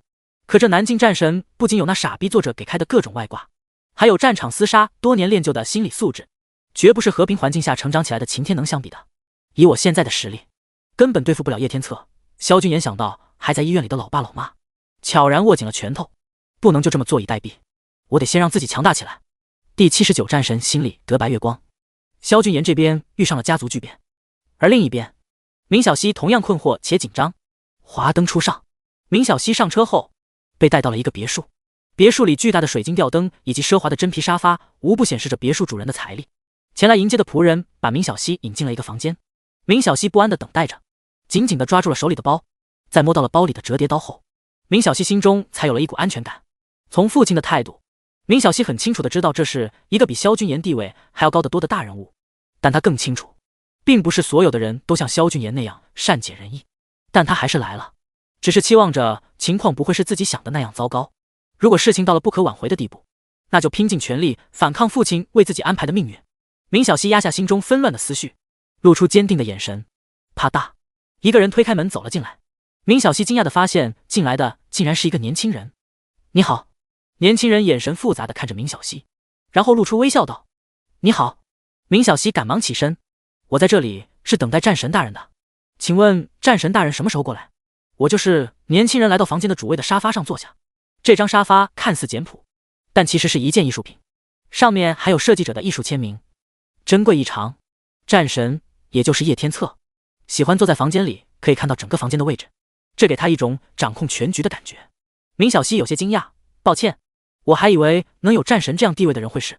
哈哈哈！叶天策笑道：“大多数情况下恐怕都和你想的一样，不过我是例外。”叶天策继续说道：“你不用紧张，我不会对你做任何事的，所以你可以不用把包里的刀握那么紧。”明小溪尴尬地放下包，心里松了一口气。“请问您找我有什么事情吗？”“不是什么很重要的事。”叶天策摆摆手，“就是想要问一些问题。听说你们明家和萧家关系很好。”“明小溪点头。萧家军研集团现在的董事长萧君言是一个很厉害也很温柔的人，他帮了我很多忙，在我心底就和哥哥一样可靠。”说着，明小溪脸上闪现出了温柔的神情。叶天策把明小溪的表情尽收眼底，脸上一道戾气一闪而过，但等到明小溪看向他的时候，他又恢复成平易近人的模样。“是吗？”叶天策点了点头。“如果说有人要伤害他呢？”明小溪想了想，说道：“我不知道我能为他做什么，但我一定会和他站在一起，尽全力帮助他。”哈哈，叶天策的笑意有些勉强，生硬地转移话题道：“不说这个了，你觉得我这个房间怎么样？”“很好啊。”明小溪环顾四周说道：“我很喜欢这种风格。”“你喜欢就好。”叶天策说道：“要不要我把这座别墅送你？”“不行不行！”明小溪赶紧推辞道：“不行不行，无功不受禄，无亲无故的，我实在是不好意思收你的东西。”听到无亲无故几个字后，叶天策有种把自己身份说出来的冲动，但还是压制住了。之后又聊了一段时间，大部分情况下都是叶天策问，明小溪答，颇为无趣。聊天快要结束时，叶天策又露出笑容问道：“明天我能不能也请你过来呢？”明小溪露出为难的神色：“明天好像是君言的生日，如果可以的话，非常抱歉。”“没关系。”叶天策故作大方，但手中的茶杯细看之下早已出现裂纹。明小溪走后，叶天策回到了自己的房间，在书桌前沉思良久后，叶天策对着某个无人的方向说道：“把天罡星叫过来。”是。一个声音从空气中传来。明小溪走出别墅，正要上车，忽然被一个穿着红裙的女人拦住。你就是明小溪？是。明小溪老老实实的点头。眼前的女人气场非常强大，明小溪下意识的就回答了她的问题。女人围着她转了几圈，边转还边不断打量着她，然后上前挑起明小溪的下巴，也没什么特别的嘛，怎么就被阿策念念不忘呢？这时旁边的司机忽然插话了：“朱雀将军，这是战神大人让我送的人。”朱雀脸沉了下来，用得着你提醒？明小溪被这个女人的视线看得浑身不舒服，刚想说些什么，朱雀就踩着红色的高跟鞋走了。就在明小溪离开后不久，一个富商打扮的老人急匆匆地走进了叶宅。很快，男人见到了在院子里喝茶的叶天策，属下天罡星商明海，参见战神大人。起来吧，叶天策淡淡地说，同时示意坐在自己腿上的朱雀也起来。朱雀有些不满地嘟了嘟嘴，但还是乖乖照做了。我有些事情交给你办。叶天策懒洋洋地说，属下定当从命。帝江有个萧家，开了一家公司叫军研集团，我要看到军研集团破产，越快越好。明白。商明海点头说道。朱雀忽然问道，一个商业家族而已，既然你和他们有仇，为什么不让我直接出手灭掉他们？不行。叶天策摇摇头，他们和小溪认识，我不想让他知道这件事和我有关。你还真是在乎他的感受啊。怎么嫉妒了？叶天策笑道，明小溪是他的白月光，他希望自己也是明小溪的白月光，但眼前的朱雀也是他目前的女人之一，我哪有资格嫉妒？毕竟我连个名分都没有。朱雀酸溜溜地道。叶天策揽着朱雀纤细而有力的腰，把她抱在自己怀里，我看你就是嫉妒了，来让我好好开导你。朱雀轻轻地挣扎了一下，好像在表示自己的不满，但在叶天策的攻势下很快就放弃了。朱雀加重的喘息声传来，可在叶天策眼中，他就像是明小溪的替代品，一件可以任他玩弄的发泄工具。明小溪，我会让萧军言痛不欲生，也会让你心甘情愿来到我身边。商明海很有眼色的悄悄退了出去。第80，瀚海商会的狙击，穷途末路。商明海离开叶天策的别墅后，乘坐着自己的豪车来到了一栋写字楼前。身为瀚海商会的会长，商明海有很多的事情需要处理，很难让人想象有人能对他呼之即来，挥之即去。关键是他还不敢露出任何不满。商明海在商界中就是一个传奇，白手起家的亿万富翁，一掷千金的慈善家，手眼通天的商界大佬，这些都是他身上的标签。他一手搭建起了垄断半个帝江商业圈的瀚海商会，并至今一直在担任会长。走到哪里，他几乎都是人群中最耀眼的存在。作为商人来说，他已经站在了顶端，触摸到了事业天花板，几乎是退无可进了。但他同样清楚的知道，天花板之上还有人存在，但那个领域不是单纯的商人就可以触摸得到的。所以当传说中的战神找上他的时候，他牢牢的抓住了这个机会，心甘情愿的成为了一只白手套，成为36天罡之中排名第2的天罡星。会长，这是您明天的日程安排，您看看需要改动吗？商明海的秘书也是他的儿子，把明天的日程安排表放到他的面前。都取消吧。短短几个小时，桌子上就已经挤满了文件。商明海一边批改桌子上的文件，一边头也不抬的说道，明天我还有更重要的事情要做。好的。秘书点了点头，犹豫了一会儿说道，父亲，您要不休息一会儿吧，这些事情交给别人处理也是一样的。商明海皱着眉头厉声说道，都说过多少次了，在商会里别叫我父亲，叫我会长。我明白了。会长秘书低下了头，明天我要处理一些关于军研集团的事，这些事情今天就要处理完，不然文件积压会对公司和商会的运转效率产生影响。军研集团？秘书露出了思索的神色，他已经习惯了商明海一边批改文件一边听别人汇报工作。这家公司好像最近靠着抗癌药物出了一些风头，但依然够不上顶尖。为这家公司花上一整天，是否有些过于慷慨呢？商明海摇头道，是那位大人交给我办的事。秘书心中了然，不再继续追问。那我们新拿的那块地该怎么办呢？秘书继续汇报其他工作。上面有一个钉子户，他们背后好像有一些关系，我们是否要用一些强硬一点的手段，让当地黑帮去处理吧？他们背后的关系我会找人压住的。夜色逐渐加深，只有父子两人的对话在办公室里回响。另一边，萧军言的车来到了一栋大楼前。先不用等我，结束了我给你打电话。好的，董事长。司机将车辆开走。萧军言长叹了一口气，自从他记起南境战神的来历，他心里就越发惆怅，尤其是南境战神的真名叫做叶天策。当初从明晓溪口中听到这个名字的时候，萧君言并不以为然。可现在记起原著剧情后，萧君言再无法忽视这个名字了。也不知道明晓溪知不知道南境战神的身份。萧君言百感交集。明晓溪对叶天策有恩，如果两人再续前缘，说不定连明晓溪也会离自己而去。先不想了。萧君言收回了心绪，抬头望着眼前的商业大厦。这座大楼比君言集团更加接近帝江的市中心。有趣的是，这栋大楼对面就是瀚海商会的办公大厦，北方联合商会。这个商会就是一些人为了抵抗瀚海商会的恶意收购和吞并而出现的，主要由来自龙国北方的很多商人组建而成。据小道消息说，这家商会背后有北境战神的影子。事实上，这不是谣言。这家商会年轻的会长林清梦，就是北境战神的女儿。一个这么年轻的女人，如果出身普通的话，即使再有能力，也不可能压下商会里那么多老油条。但面对瀚海商会的步步紧逼和南境战神半公开的为瀚海商会站台，北方系的商人们不得不选择一个靠山。而这个时候，北境战神的女儿出现在了他们面前。事实上，南北境战神之间的不和是公开的秘密了。自从天神殿殿主以身体不适隐晦地表达出想要隐退后，南北之争就开始了。尽管北境战神一直没有什么实质性的举动，但南境战神则不停地在进行各种布局。东西两境的战神要么战功不够，要么年纪太大，都没有想要竞争的实力和想法。只有南北境战神，一个正值春秋鼎盛，一个是历代以来最年轻的战神，又都在数次战争中立下赫赫战功，才有了一较高下的资本。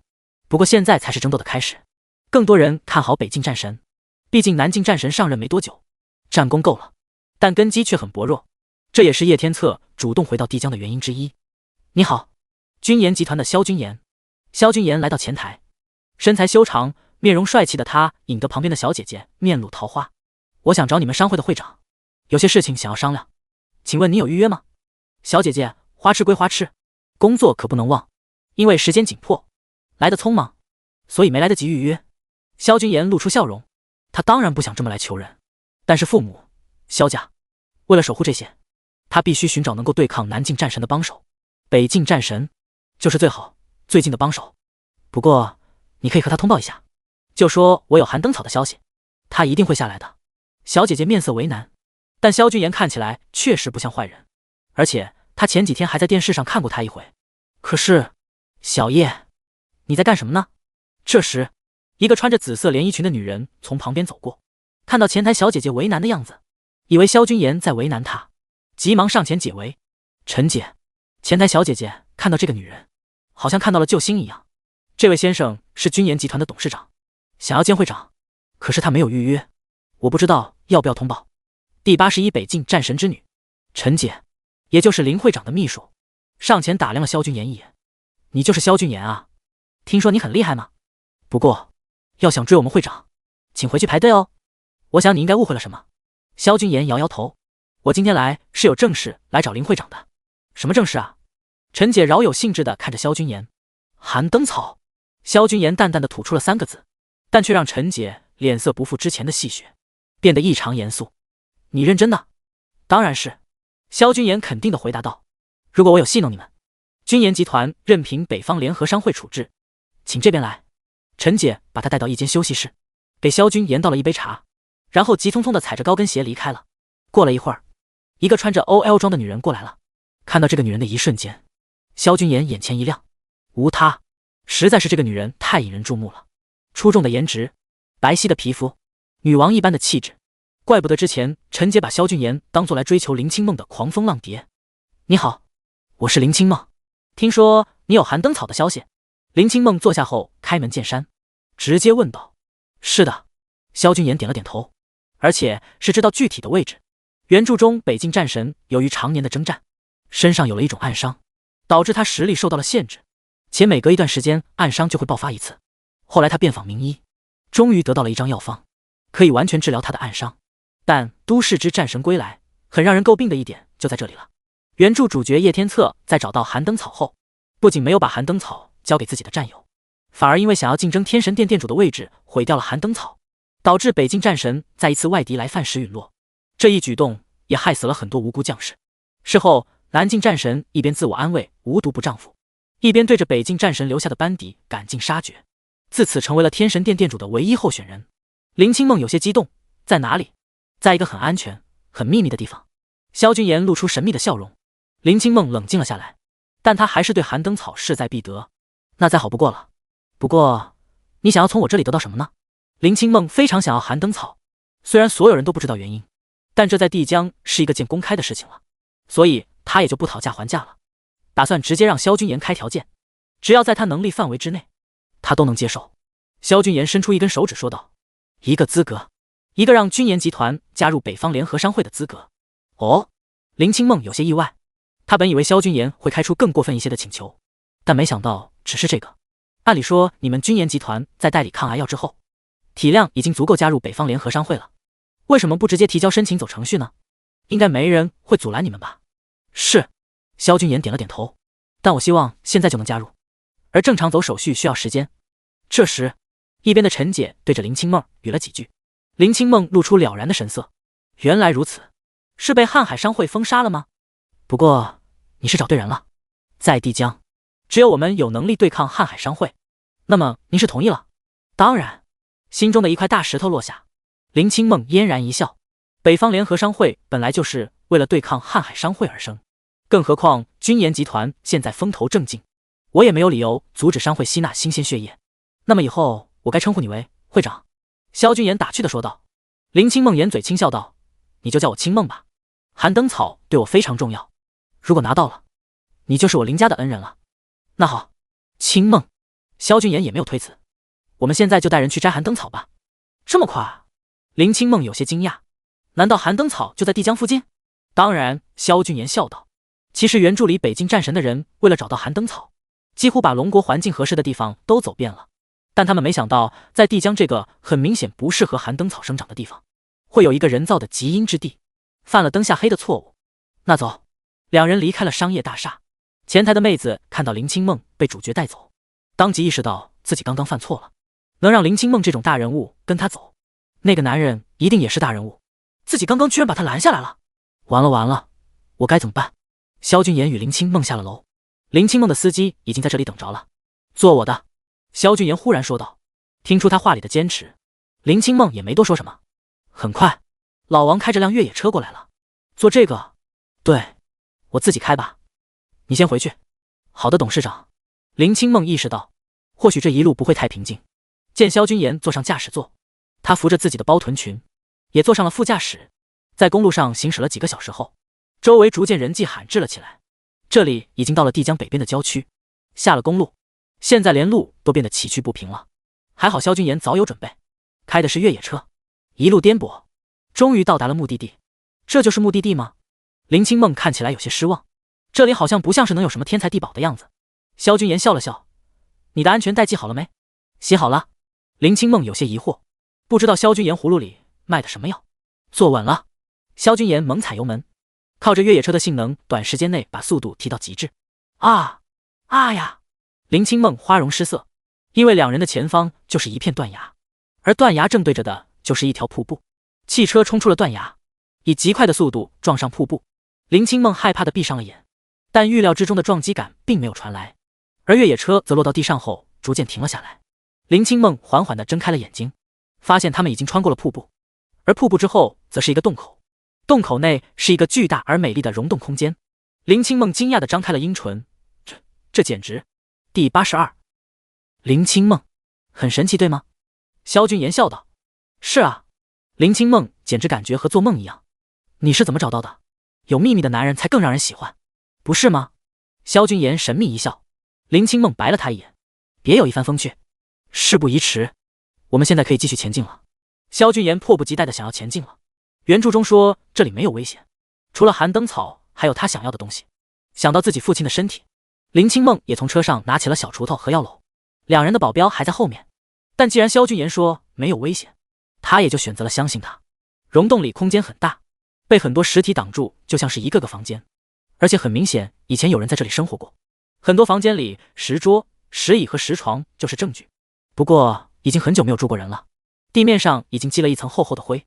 借着发光的石钟乳照明，萧君言牵着林清梦的手，带着她在复杂的地下迷宫内穿行着。林清梦的脸有些微红。终于，二人来到了此行的目的地。地上有一口散发着寒气的深潭，围绕着寒潭星星落落的点缀着许多散发着微光的小草。看到这美丽的景象，林清梦露出了惊喜的表情。太好了，这就是寒灯草。说完，林清梦急忙拿起锄头上前去挖。林清梦因为自己父亲的病情，其实是有学过关于寒灯草的知识的，不仅清楚它的样子，还明白它的生长环境，如何采摘等。萧君言没有上去帮忙，他有自己的事情要去做。你先在这里摘草药，我先离开一会儿，等一会儿再回来。萧君言说道。找到草药的惊喜占据了林清梦的内心，现在没有什么事情比挖寒灯草更重要的了，所以他头也不抬地答应了。萧君言离开林清梦后，熟练地沿着溶洞内的道路七拐八绕，很快就到了目的地。这里人生活的痕迹很明显，不过一样看起来是很久以前了。眼前的房间看起来像卧室，还安上了一扇石门。用力推开石门，萧君言看到了一具盘腿坐在石床上的白骨。走进房间，萧君言在枯骨身前看到了一片布，布上面则写着繁体字：于幼时即是武，奈何家贫，无从拜师，遂日日去武馆偷异性天资聪颖，所见招式，过目不忘，终有所成后神武10年，蛮夷乱华，余求一席安寝之地不得，遂怒而从军7年后，败南蛮，破北狄，所斩之敌巨万，终使南蛮北狄见吴齐及望风而逃上遇刺，然荣华非余之所欲也，遂隐于此，为最新武道，以求一窥无上之境。然人力有时尽，吾深知大限将至，日渐衰颓，武道之心不在，遂书一册，命名《武道求索》，尽得余之武道精粹，望后来者以余之所得，以武正道，破凡人极限。天佑7年，武持白六。读完后，萧君言心潮澎湃，正色向着白骨认真地拜了拜。熟知剧情的萧君言打开旁边落满灰尘的盒子，把里面的一本古籍拿出来揣进怀里，然后关上石门，离开了这个石室。等回到刚才发现寒灯草的地方后，林清梦已经挖好了草药，甚至保镖们都已经搭好了简易的绳索桥，进入溶洞找到了他们。既然已经挖好药了，我们回去吧。萧君言说道。这里是一个老前辈的安眠之所，还是不要打扰为好。我明白。林清梦能拿到寒灯草就已经很满意了，他可以说几乎什么都不缺，所以也不在乎萧君言去了哪里，拿了什么。顺着绳索桥走出溶洞后，林清梦有一种恍如隔世的感觉。父亲身上的暗伤一直是他的心病，他为了寒灯草已经努力寻找了很多年，这次终于找到了，他有一种如释重负的感觉。谢谢。林清梦突然说道。不客气。你知道吗？林清梦看着萧君言的眼睛，脸上浮现出追忆的神色。小时候在我的眼里，我的父亲是全天下最强大的人，他用他的强大保护着我和妈妈，保护着身边的战友，甚至还保护着我们的国家。我觉得他会永远这么强大下去。随即，林清梦露出了痛苦的神色，但我没想到他也会有那么虚弱的时候。那天夜里，他把自己关起来，不让任何人靠近，而我偷偷跑去看了一眼，却发现我心中战无不胜的父亲虚弱到只能蜷缩在床上。从那以后，我才知道他身上的暗伤，每隔一段时间就会爆发一次，给他带来痛苦。后来我知道他需要寒灯草来做药，我想帮他找了很多年，却一无所获。萧君言，谢谢你。林清梦看着萧君言，露出了笑容。谢谢你帮助我完成了多年的愿望。不用谢。萧君言嘴角露出了宠溺的笑容。告诉你一个秘密，其实是你的孝心感动了上天，所以老天爷才特意派我来送药的。噗嗤，林清梦发出了银铃般的笑声。你这么会骗人，是不是很讨女孩子欢心啊？当然不是，我说的句句是肺腑之言啊。那好吧。林清梦上车后，双手托着下巴。看在你这么会说话的份上，之前你加入商会的事就不算条件了，你现在还可以再向我提一个条件，怎么样？什么都会答应吗？萧君言眼神直勾勾地盯着林清梦看，把他看得脸颊微微发烫。当然。林清梦还不以为然，爽快地答应道，只要我能做得到。只见萧君言指着自己的嘴说道，那美丽的林清梦小姐，请问你愿意给面前这个单身的男士一个香吻吗？你混蛋，竟然提这种要求！林清梦气得直跺脚，我取消你的许愿资格。唉，果然不行吗？萧君言有些失望地说道，你都不肯亲我，他就更不可能了。林清梦皱起眉头，这家伙什么意思？他是谁？他在追别的女人，还拿我跟他对比，过分！他不可能，我可能。忽然一阵香风袭来，萧君言的脸颊传来一道湿润感。萧君言看向副驾驶，林清梦已经下车跑远了，他嘴角扬起，根本没有其他女人，不过是自己想吸引林清梦的雌竞意识。不过，这女人倒是让他心情好了许多。第83武道球所，萧君言一回到君言集团，秘书马上迎了过来：“老板，您太厉害了，公司的危机已经解决了。”方和看着萧君言，眼神充满了崇拜。萧君言点了点头，知道是林清梦那边已经有所表示了，动作还真快。我们公司已经加入了北方联合商会，你派人去那边接洽一下，以后利用好那边的资源，公司未必不能更上一层楼。好的，老板。方和眼中崇拜之色更甚。但是之前那些和我们解约的人正在楼下的会客室，他们想要为之前的事和您道歉。你看，呵，萧君言冷笑，不用想也知道这群人是为什么来。我君言集团岂是他们想解约就解约，想道歉就道歉的？一群趋炎附势的人，让他们等着。明白。方和推了推鼻梁上的眼镜，眼睛中露出一道寒芒。我会让他们记住这个教训的。简单的处理完工作后，萧君言就回到了医院，向父母说明目前的危机暂时得到了解决。萧府听说后松了一口气，但还是叮嘱萧君言要小心。吃完晚饭后，萧君言掏出了怀中的书《武道球所》。这本书名字平平无奇，但打开后萧君言发现它的内容却与其他的一些武功秘籍有所不同。前世萧君言为了提高自身战斗力，也练过一些武功，按照上面的招数练起来，实战中也有一些效果。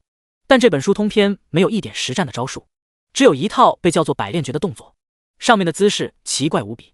除此之外的都是一些日月迎仄、陈宿列张之类的自然规律和观赏山川的心得。越到后面天人合一之类的东西，萧君言越看不懂。明明每个字都认识，连在一起却不理解。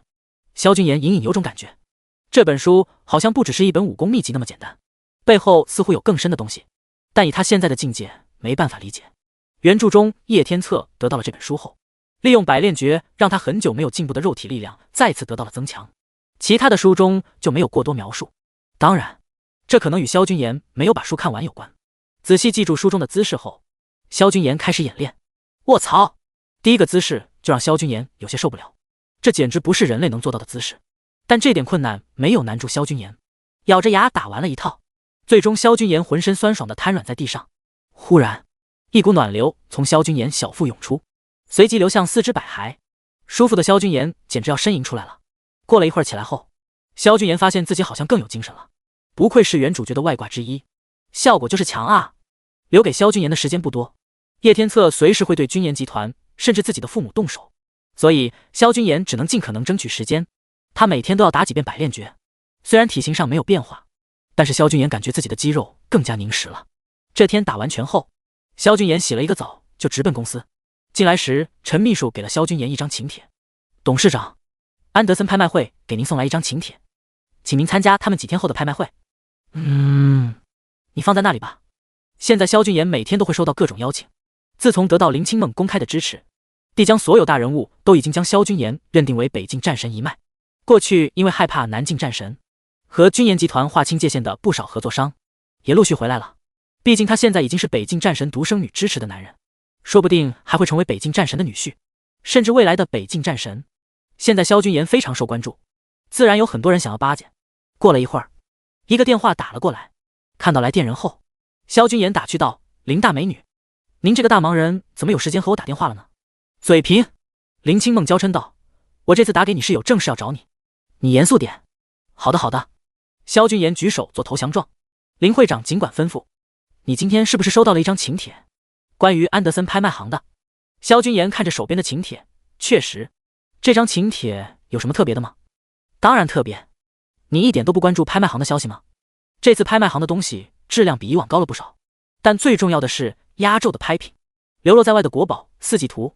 四季图，即使是萧君言这个从不关注古董的人也听说过四季图的大名，可是四季图不是早就流失了吗？萧君言疑惑地问道。确实流失了，四季图一共有4幅，乃是隋朝传说中的画家展子虔所画，如今都流落在国外。而这次要拍卖的正是象征冬日的踏雪图，所以我们这次要把这幅图给拍回来。是的，为了这件事，我父亲特意给我打了电话，我希望你能陪我去。林清梦期待地说道。没问题。萧君言回答得很干脆，这是每一个龙国人都不能拒绝的任务。听到萧君言没有一丝犹豫就答应了，林清梦很开心。那你先准备一下吧，后天和我一起去。行。与此同时，帝江城另一边，叶天策身边的人这几天都能感受到战神大人心情不是很好，派天罡星商明海去对付萧家，本以为是十拿九稳，但没想到对方居然能在这个时候直接加入北方联合商会。处于北境战神的庇护下，叶天策现在想要动他也要多考虑一下，当然也只是多考虑一下。更让他生气的是，北境战神居然把身上的暗伤治好了。尽管北境战神的身体情况被隐瞒得很好，但叶天策非常精通医术，他之前从北境战神的状态推断出北境战神一定患有暗伤，所以他从来没有把北境战神这个自己明面上唯一的竞争对手放在眼里。但前几天和北境战神的一次视频会议上，叶天策发现北境战神面色红润，精神焕发，不仅暗伤治好了，实力还更上了一层楼。这逼迫叶天策不得不为了保险起见进一步做一些准备，以免自己在竞争中落入下风。哼，这么点事情都做不好，我要你何用？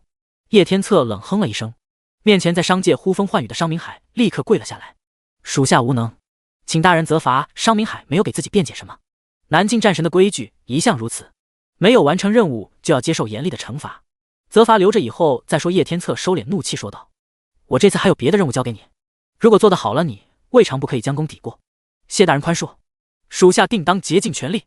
几天后的安德森拍卖会上，你要去把拍卖会的国宝踏雪图拍下来。没问题，属下一定会把国宝带回龙国。商明海保证道。第84前往拍卖会，谁说让你把国宝带回来的？叶天策恨铁不成钢地叹了口气，如果让人知道是我出手拿回国宝，会有很多人盯着我，尤其是那北境战神，现在正是他竞争天神殿殿主的关键时期，他不希望因为其他事情引来太多人的目光。大人，您的意思是你要以捐给龙国博物馆的名义拍下它，然后要假装国宝丢失，最后再送给一个叫山口指的桑国人，这是否有些……商明海有些犹豫，这要是被发现了，在龙国可就人人喊打了呀。谁让你亲自去做了？叶天策厉声道，随便找一个人替你去，你在暗中关注就好了。属下明白。商明海离开后，叶天策余怒未消，脸上遍布寒霜。贵为战神，虽然掌控了一定的权力，但有些事情却更加不能以他现在的身份去做，比如直接杀了萧军言全家，又比如抢回踏雪图，他都只能暗中进行。叶天策站起身来，从背后的保险柜里取出了另一幅画，这是与踏雪图齐名的落叶图，只不过没有人知道他在叶天策手里。天书长生不老的秘密，我一定要激起。叶天策想得到踏雪图，乃是因为画中隐藏了一个天大的秘密。踏雪图本来有4幅，统称为四季图，除了踏雪图，还有落叶图、游春图、童子戏水图。据当年带走他教了他一身本领的师傅所说，这每一幅四季图之中都藏有1/4的天书，天书来历不详，但师傅告诉他，只要得到天书，就能一窥长生不老的秘密。长生不老，他叶天策有了权势，有了女人，接下来最想要的自然便是长生不老。所以这些年他用尽手段得到了一幅踏雪图，可空有这一幅根本不够，按师傅所说，要同时集齐4幅才能看到完整的天书内容。所以这次他既要隐藏在幕后，不被北境战神和天神殿主知晓他出手，又要拿回踏雪图，那只能动用桑国人的力量。这群矮个子蛮夷，去吧，将踏雪图给我带回来。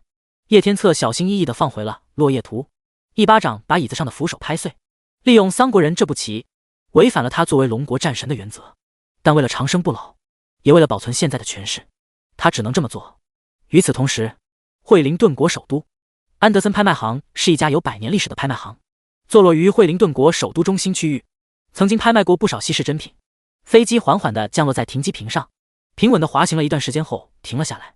随后，飞机的舱门打开，出来的人赫然是萧君言和林清梦以及他们的随行人员。飞机流线型的外表看起来赏心悦目，林清梦还特意在飞机的表面绘制了自己喜欢的颜色。萧君言倒不是买不起飞机，只是他平时的业务基本都在国内，很少有用的到飞机的情况。这里景色不错呀。萧君言四处打量了一番，机场周围是一排排梧桐树，阳光打在梧桐树上，投下斑驳的阴影，悦耳的鸟鸣加上不知从何处传来的花香，让人心旷神怡。是吗？你喜欢就好。林清梦笑着说道，这是我朋友的私人机场，他给我们安排的住处也在这附近。朋友？萧君言有些惊讶，你不是从小都在国内吗？那个朋友是来国内时和我认识的。林清梦笑道，说起来你可能也认识，他可是大明星哦。一会儿你见到了，可不要太惊讶。萧君言正疑惑，忽然听到了身后传来了流利的中文。嘿，林，这位是你的男朋友吗？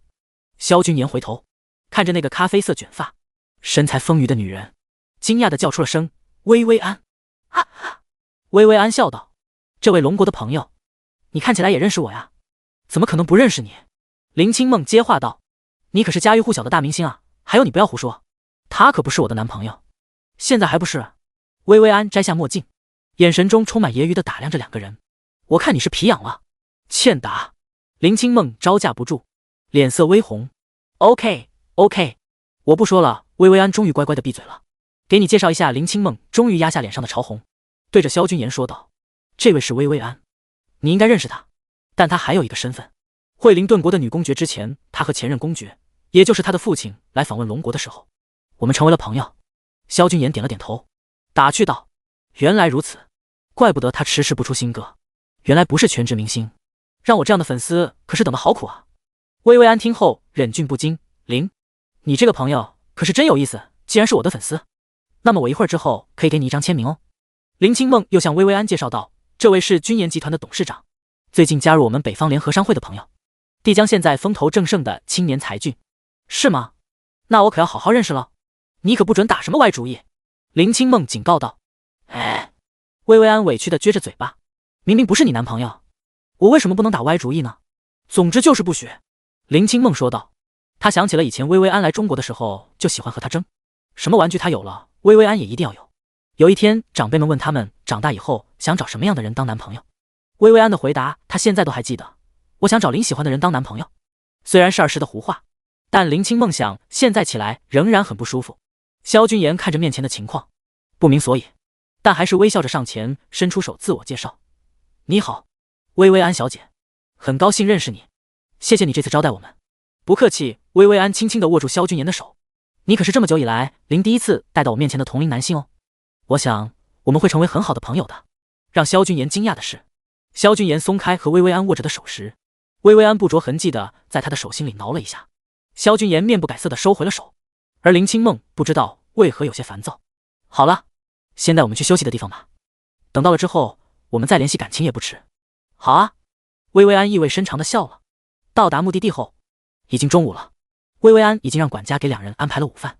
饭桌上的三人都没有什么食不言寝不语的规矩，所以就很自然地聊起了这次的拍卖会。这次我们是为了踏雪图而来，薇薇安你知道吗？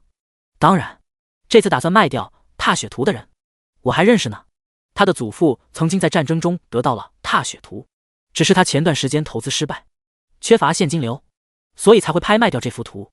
薇薇安一边优雅地使用着刀叉，一边笑意盈盈地看着萧君言两人说道，而且这次的拍卖会特意请了很多的龙国人，就是希望你们能够高价把踏雪图买回去。没错。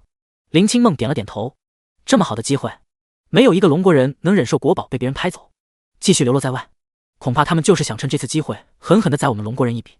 但我们不会坐以待毙。萧君言说道，我们这几天会联系其他的龙国人，团结起来，彼此之间不再竞价，然后再用商会和国家的力量向参加拍卖会的其他国家的人施压，暂时抽掉他们的现金流，这样他们就没办法和我们竞争了。薇薇安看着萧君言，眼中异彩连连，听起来似乎是个很不错的主意。但你们忘记了一件事哦，第85踏雪图，这里是惠灵顿国。薇薇安伸出了一根手指，我们惠灵顿国作为东道主，在自己本土上筹集资金是很快的，如果我们国家的人想要拍下这幅画，可能会成为你们最大的竞争对手，所以我们需要你的帮助。林清梦认真地说道，以你在惠灵顿国的影响力，是可以让其他人不参加踏雪图的竞价的，毕竟这对龙国人来说是国宝，但对你们来说并没有什么特殊的意义。事成之后我会给你报酬的。当然可以。薇薇安微微一笑。到了拍卖会这一天，萧君言和林清梦挽着手走过红毯，走进了安德森拍卖行。不得不说，惠灵顿人对贵族的仪式感之类的东西是真在乎，连开个拍卖会都要请记者走红毯。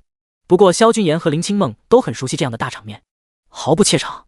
走过红毯时，两人超高的颜值甚至引得旁边拍摄的记者频频按下快门。来到自己的包厢后，两人坐好。萧君言发现拍卖会里来的大部分都是龙国人。林清梦微微一笑，我已经安排好了，下面的龙国人大部分都是我们这边的。我们这次主要是提防蚌国人和桑国人，不过我之前找人挤压过他们的资金链，现在他们应该拿不出太多钱。那就好。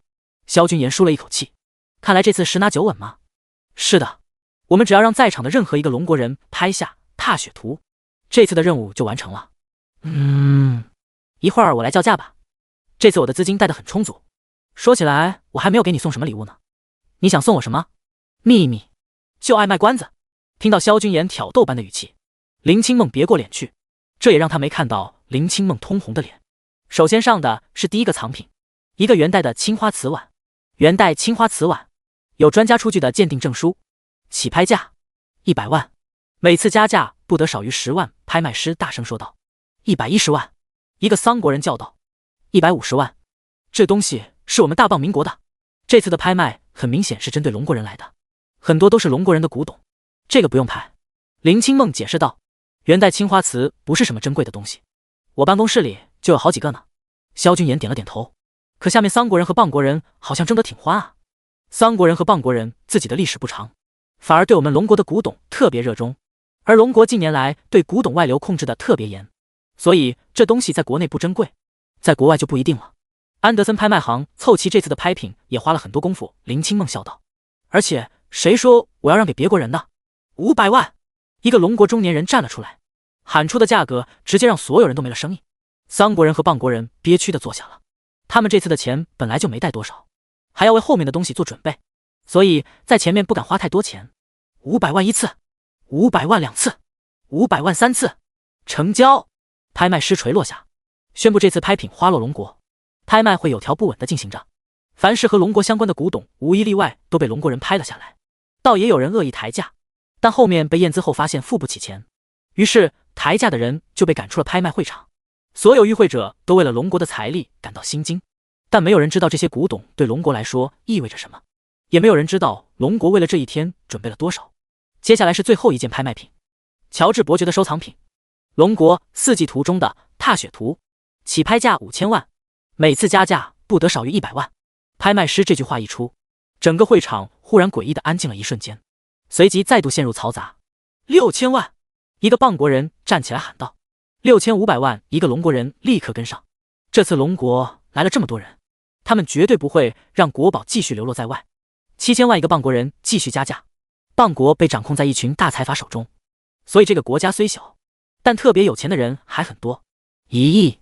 萧君言举起手中的牌子，会场短暂的安静了一瞬间，但很快又有人继续加价。怎么这么早开始加价？林清梦问道。我们预计可能要5个亿才能拿下它。加快速度。萧君言微笑道。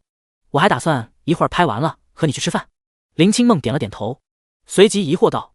奇怪，桑国人为什么没有叫价？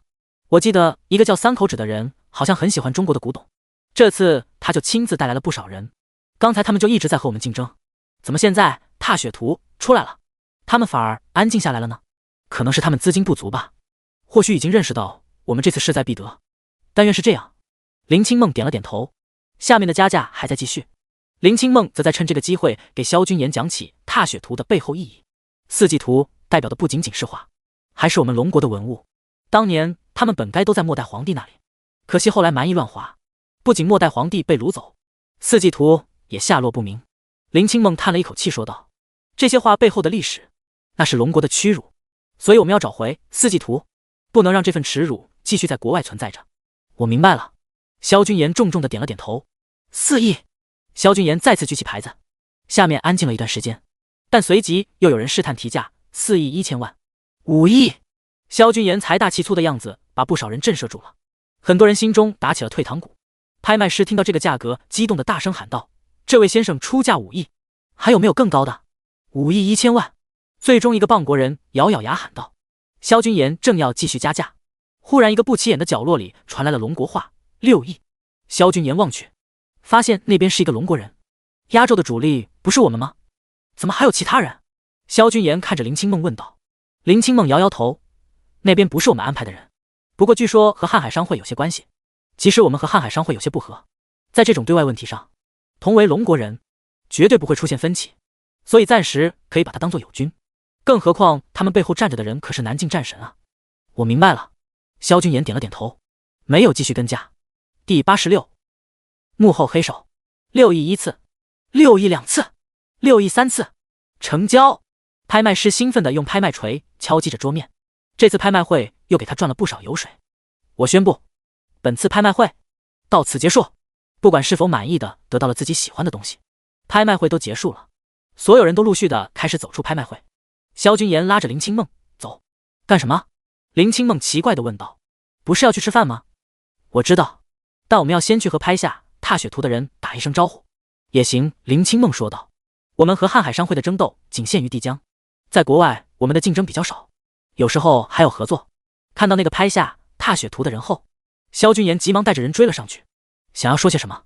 然而那人看了萧君言和林清梦一眼，走得更快了，好像在躲避着两人。奇怪，他在躲什么？难道这光天化日之下他还以为我会抢他东西吗？萧君言有种不好的预感，对着林清梦说道：你先回去吧，我跟上去看一看，总感觉没有这么简单。林清梦点了点头，他对萧君言还是比较信任的，记得保护好自己。放心吧，我还等着跟你回来共进晚餐呢。萧君言调笑道。随即他便是走到一个无人的角落，使用阴阳术遁入了空气中。拍下踏雪图的那个人四处张望了一番，然后在保镖的簇拥下坐上车准备离开。萧君言连忙爬上车顶，双手抓住车沿。车上的中年人正在打电话，语气中满是兴奋味道的说道：是，大人，演员和道具已经就位，我们一会儿就到指定的地点了。挂掉电话后，中年人命令司机转向，然后又让一部分保镖沿着原来的路行驶。看到后面跟着的车队少了几辆车，萧君言顿时觉得有些奇怪。他们现在既然拿到了踏雪图，就应该先走繁华街道，走闹市，然后尽快把话带到安全的地方才对，怎么会往偏凉的地方走呢？更不要说还故意让一部分保镖先行离开了，肯定有问题。萧君言暗暗提高了警惕。不多时，头车缓缓停了下来，萧君言趴在车顶上，看得比较远，知道是前面的道路上出现了一堆路障。保镖们分工明确，一部分人下车快速地清理着路障，另一部分人则继续留在车上保护着老板。你们给我都下去清理，在车上偷懒干什么？中年人装作生气地说道。可是老板，我们需要保护。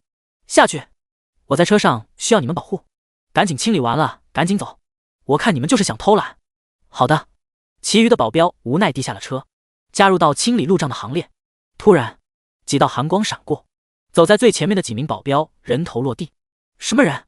剩余的保镖纷纷掏出手枪寻找来犯的敌人。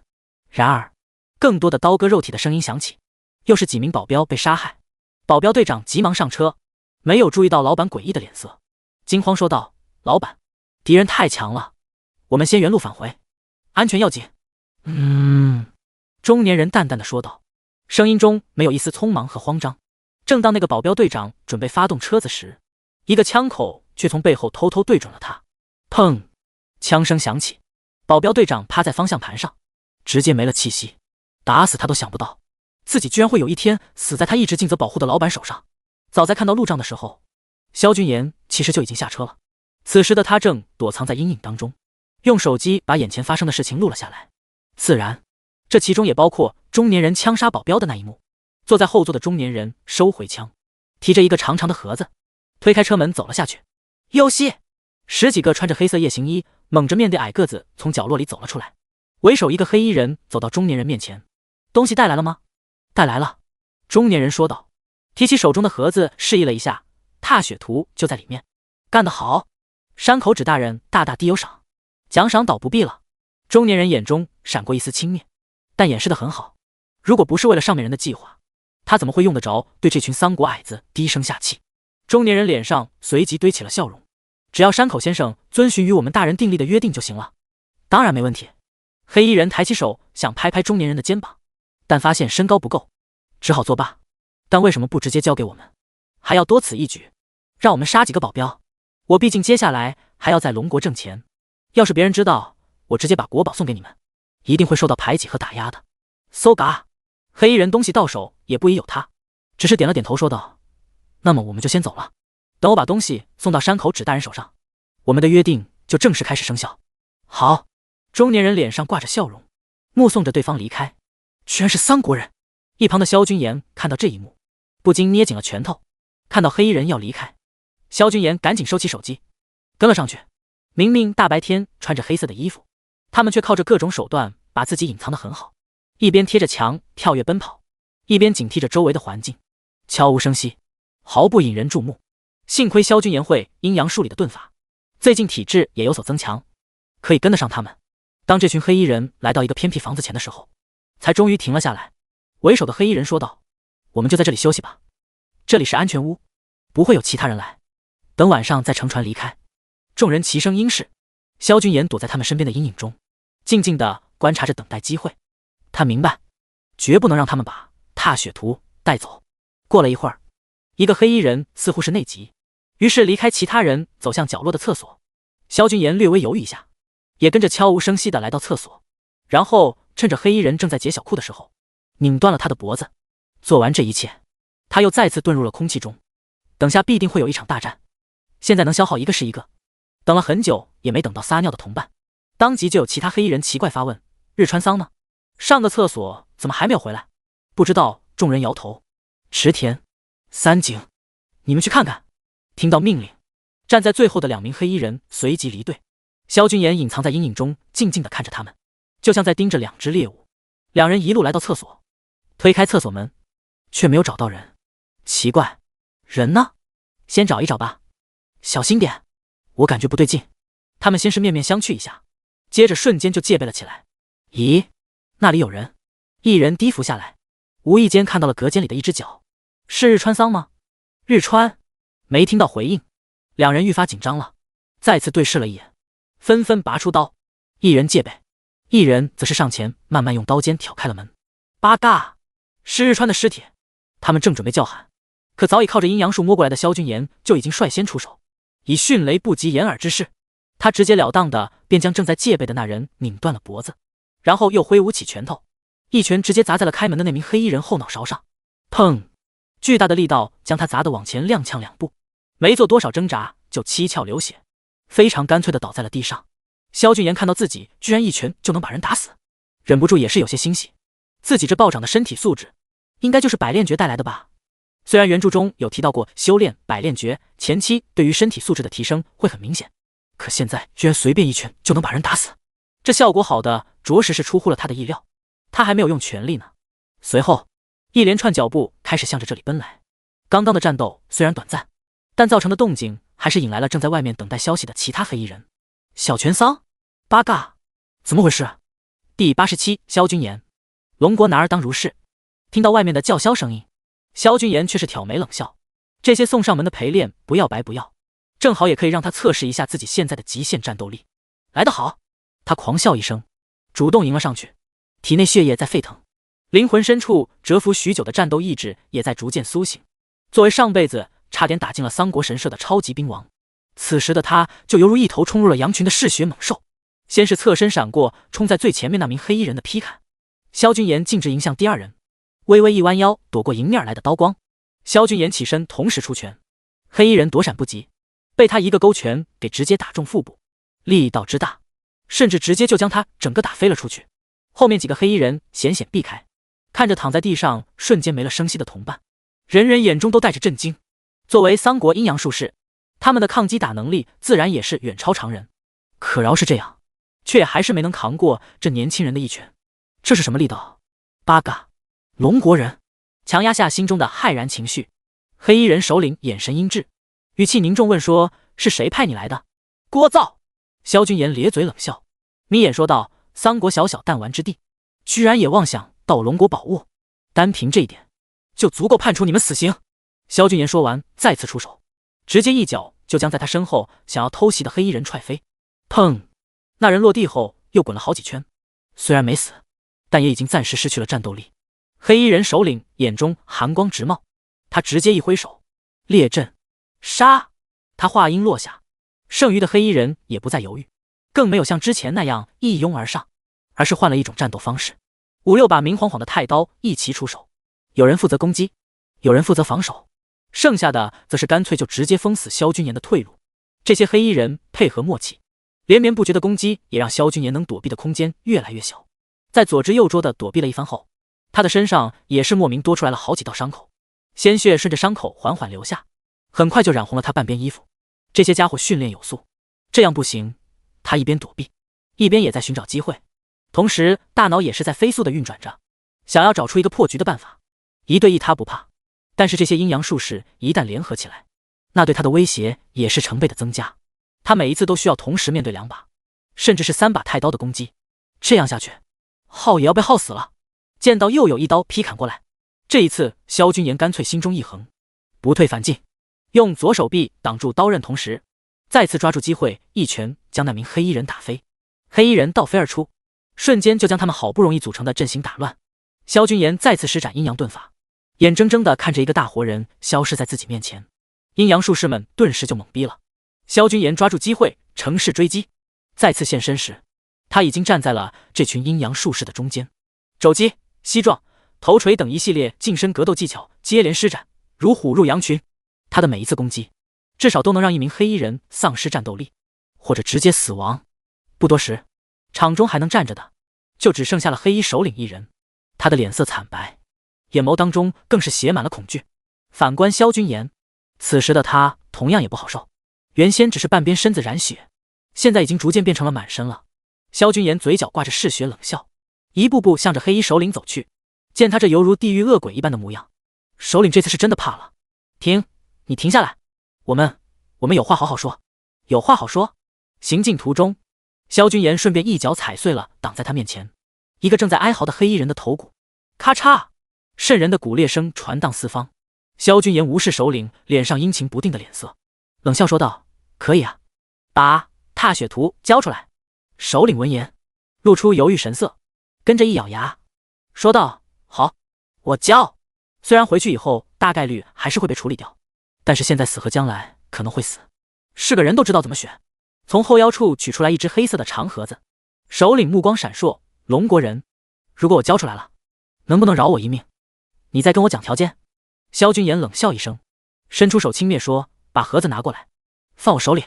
好。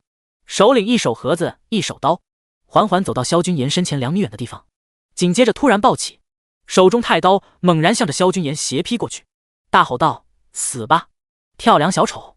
萧君言早就知道这些桑国人的尿性，侧身躲过首领太刀的同时，左手直接抓住对方拿刀的手臂，大力一把拉过来，紧跟着又是一拳打中他的下巴，崩掉了他满嘴的牙。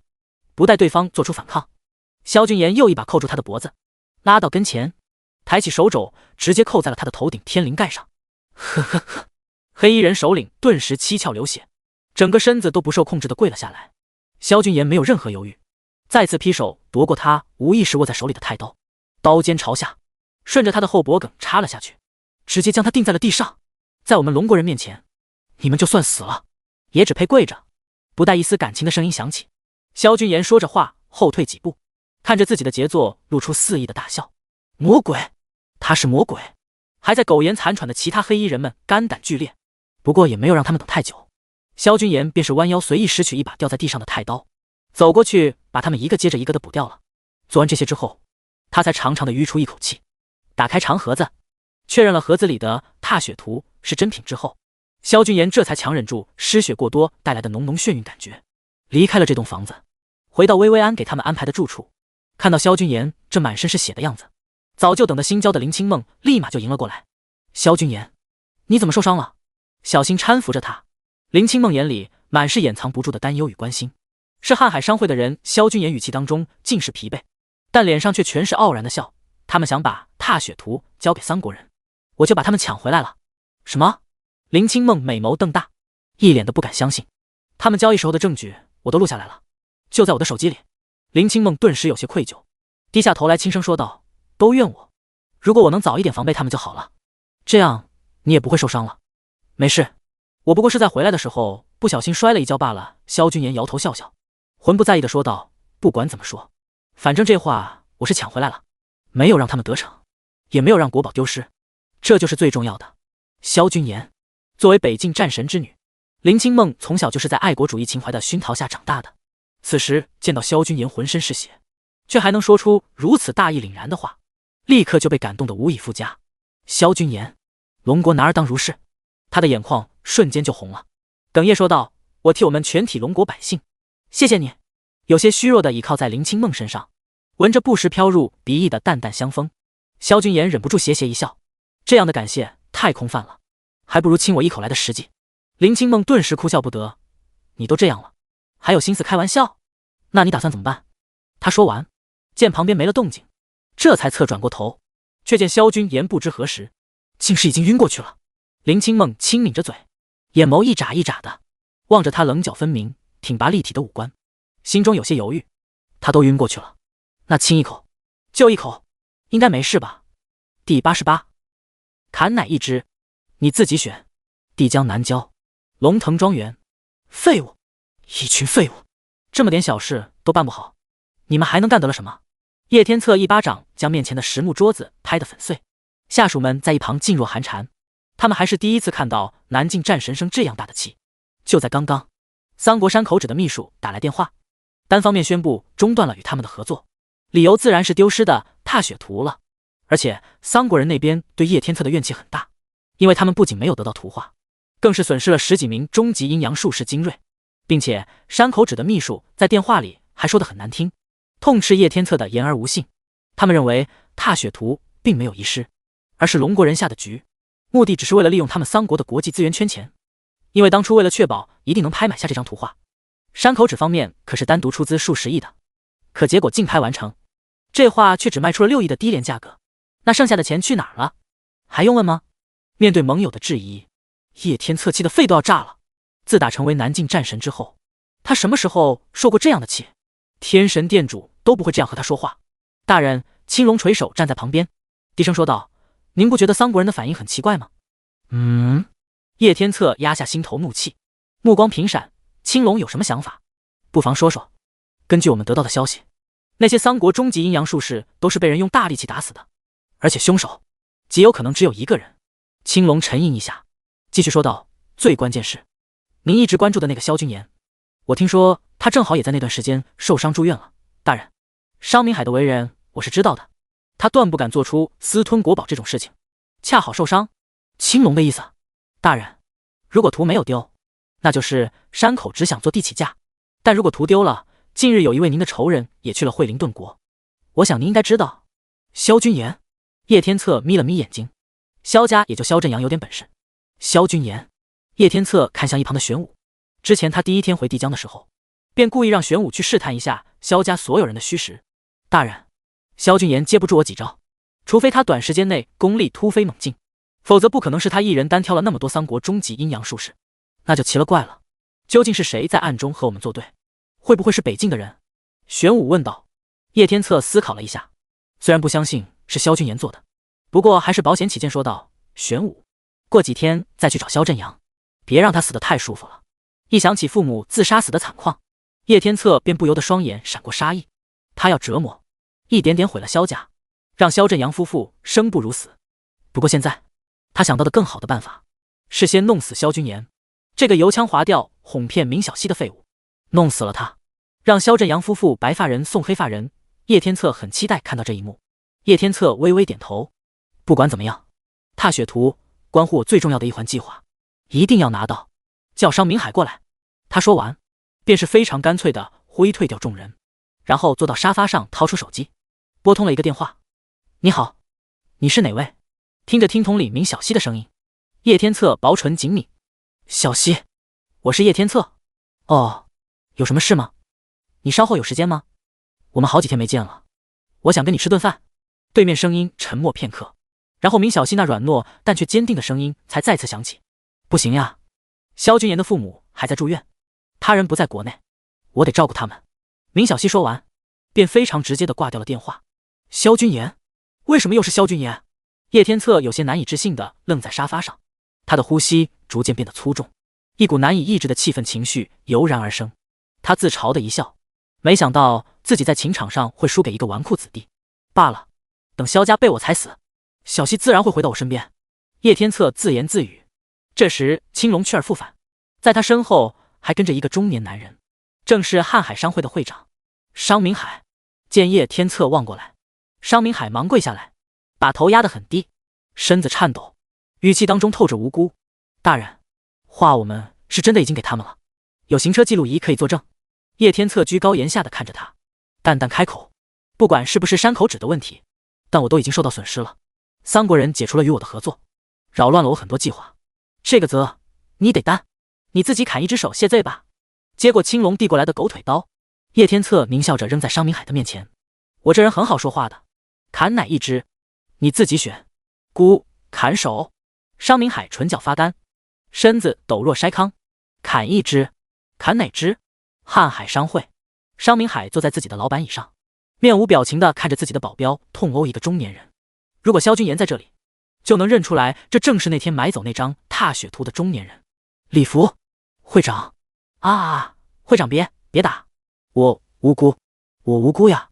礼服护住自己的要害，口中凄惨叫着，一边哭诉：我发誓，我发誓，我真的是亲自把话交到桑国人手中的。不信你把那人找出来，我跟他当面对质。无辜。对质。商明海冷笑起身，左手缠着绷带，跟你交易的那些桑国阴阳术士的身体现在都该发臭了，你找他们对质？好，那我现在就送你下去找他们对质。商明海铁青着脸，状若疯魔，给我打断他的手，打断他的脚，往死了打！啊！不忍再看礼服的惨状，一直坐在待客区的副会长站起身来说道：商会长，不能再打了，再打真要出人命了。不打。商明海斜瞥那人，冷笑道：为这件事情，我没了一只手，你知道吗？就因为他办事不力，就因为他的玩忽职守。他越说越激动，到的最后更是直接变成了咆哮：我没了一只手，那他就要没两只，给我打！会长，这很明显就是桑国人出尔反尔啊！大人他……副会长说到一半说不下去了，自己都能想到的问题，战神能想不到吗？可他依然要了商明海的一只手，这说明什么？唉，意识到今天礼服在劫难逃，副会长狠狠叹了一口气。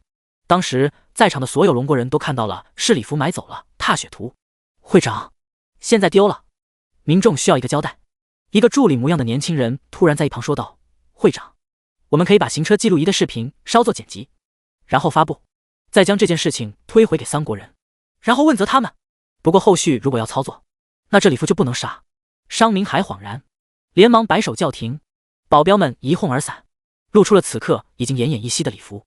如果行车记录仪是物证，那他礼服就是人证，他们大可以发一个通告，将这些信息整理发布出去，这样瀚海商会就能从这件事情中摘除出来了。有道理。商明海沉思过后也觉得这是一个好办法，但自己的左手可是因为礼服没的，这个仇怎能不报？把礼服打残，再给我砍掉他的双手，送进医院。云清，这个方法既然是你提出来的，那就交给你来实施了。助理连忙低头应是，看向礼服的目光有些不忍，毕竟这是他的姐夫。好了，都滚吧。商明海挥退众人，走回到桌边，拿起电话，望着通讯录里青龙的备注，略一犹豫后还是咬牙拨了过去。这个办法很好，自己之前怎么就没想到呢？反正是桑国人撕毁协议在先，那他们现在做什么都不过分了。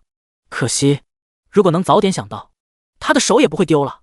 第89送货上门的薇薇安，惠灵顿中心总医院病房。当萧君言缓缓从昏迷中苏醒的时候，已经是2天之后了。阳光透过窗户泼洒在他的身上，耳边是悦耳鸟鸣，鼻尖还萦绕着淡淡的花香，不，那是薰衣草味洗发水的味道。这里是医院。萧君言打量着眼前的一切，然后他就看到了正趴在自己床头陷入熟睡的林清梦，稍微活动了一下身体。萧君言有些惊喜地发现自己力气似乎又有所增长了，除了当初挡刀的手臂还会隐隐传来微弱痛感之外，其他的伤口都已经恢复得差不多了。可能是动作的幅度太大，影响到了床头的林清梦，后者迷迷糊糊地醒了。稍一抬头对上萧君言的目光，林清梦顿时露出欢喜的眼神。你醒了？萧君言点点头，嘴角露出笑容。你犯迷糊的样子真好看，没了战神之女联合商会会长的光环，刚刚睡醒的林清梦浑身上下都洋溢着青春的气息，也不知道想到了什么。林清梦连忙一脸羞赧的低下头，可是很快又抬起，语气关心的问道：你现在感觉怎么样？要不要我去叫医生过来？我感觉挺好的，特别是一睁开眼就能看到你，我的心情就更好了。萧君言笑，没有意识到他话里的意思。林清梦舒一口气说道：医生也说你不会有什么事，只是失血过多昏倒了，身上的伤口也恢复得很好。我昏迷了多久？ 2天。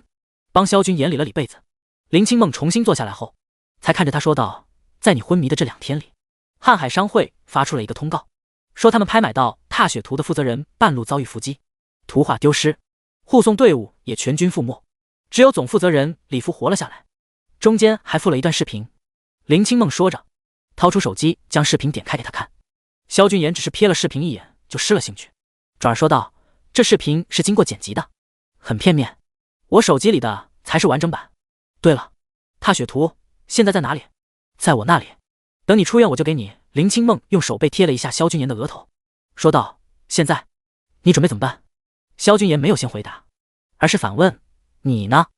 你有什么想法？”“我们手里有原版视频，我想把视频和图画交给我爸，经过他的手，相信瀚海商会这次肯定洗不脱通敌卖国的罪名。”萧军言摇头失笑，无奈说道：“林会长，瀚海商会的重要人物在这次的事件中都没有出现，而且那个李福竞拍的资金来源也肯定是查不到的。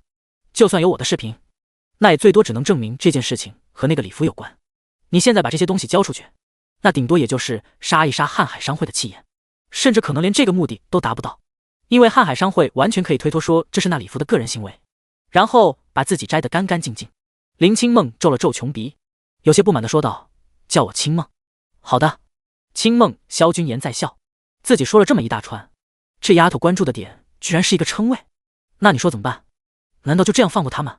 当然不是。萧军言露出沉笃笑容，我们要对付的可不是区区一个瀚海商会，而是他背后的南境战神叶天策，他才是你爸爸最大的竞争对手。叶天策？林清梦一头雾水，不解问道：“这件事情难道还和叶天策有什么关系吗？你不会真的这么天真的认为，如果没有叶天策的首肯，瀚海商会敢做这种把国宝交给桑国人的事情吧？商明海他还没有这个胆子，那现在怎么办？”“拖，现在应该着急的是叶天策河山口指，不是我们。”萧军言露出不怀好意的笑容，让子弹再飞一会儿。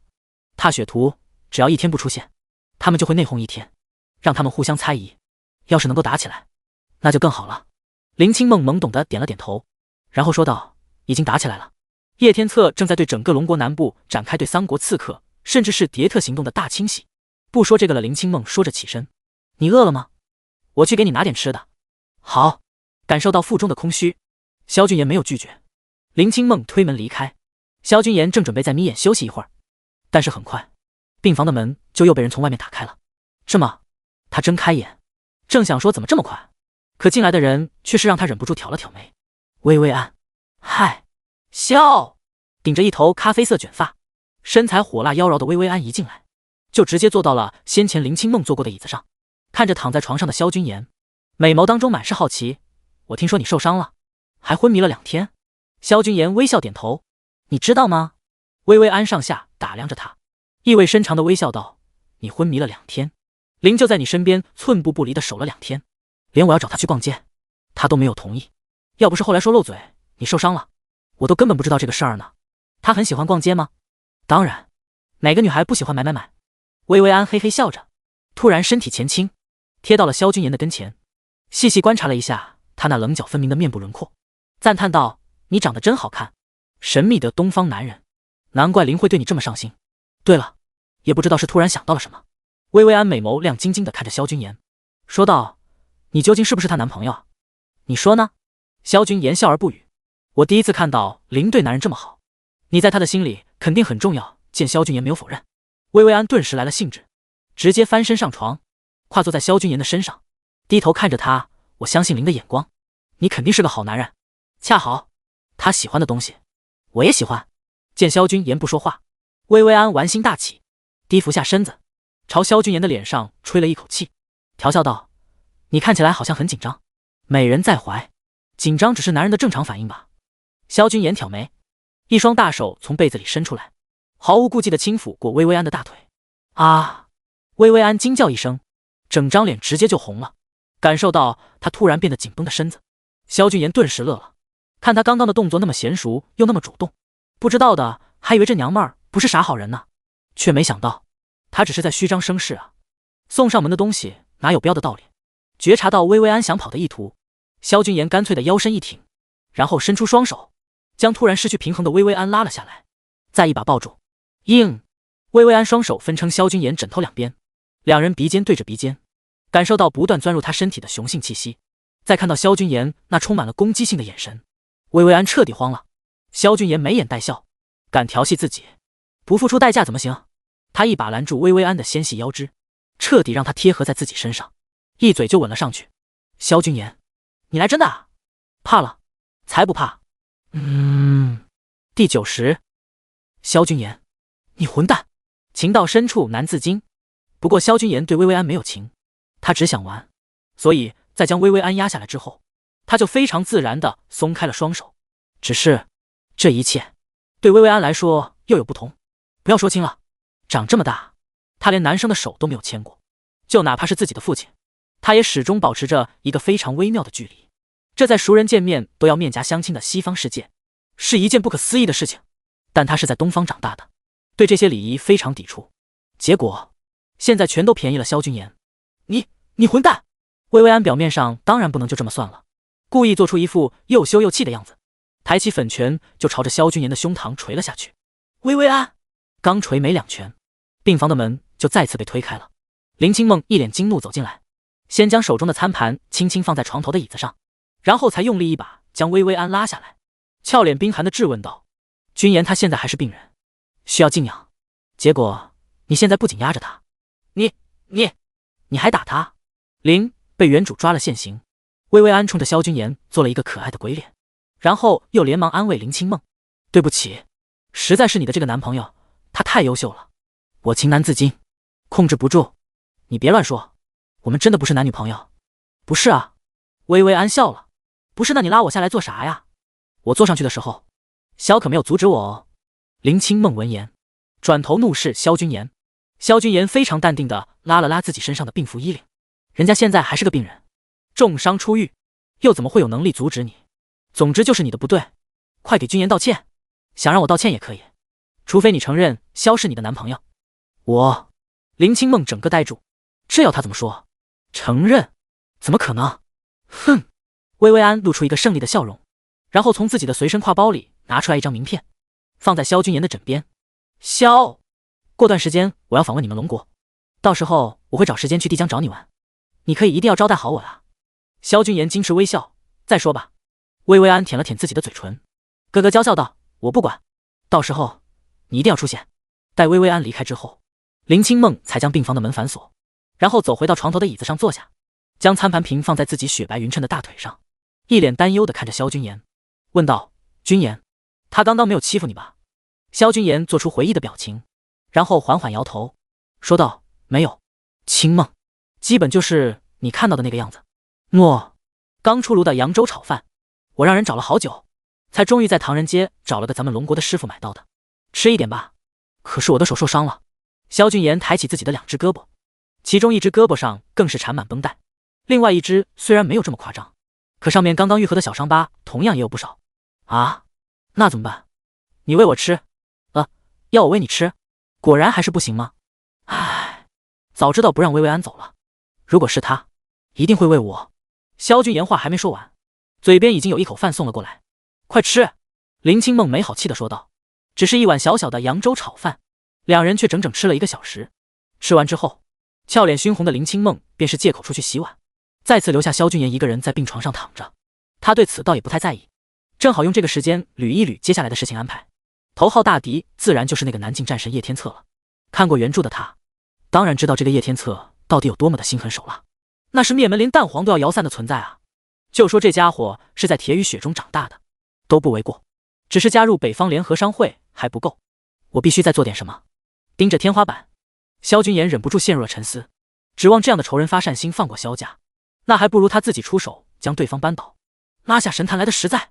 而那踏雪图就是一个很好的契机。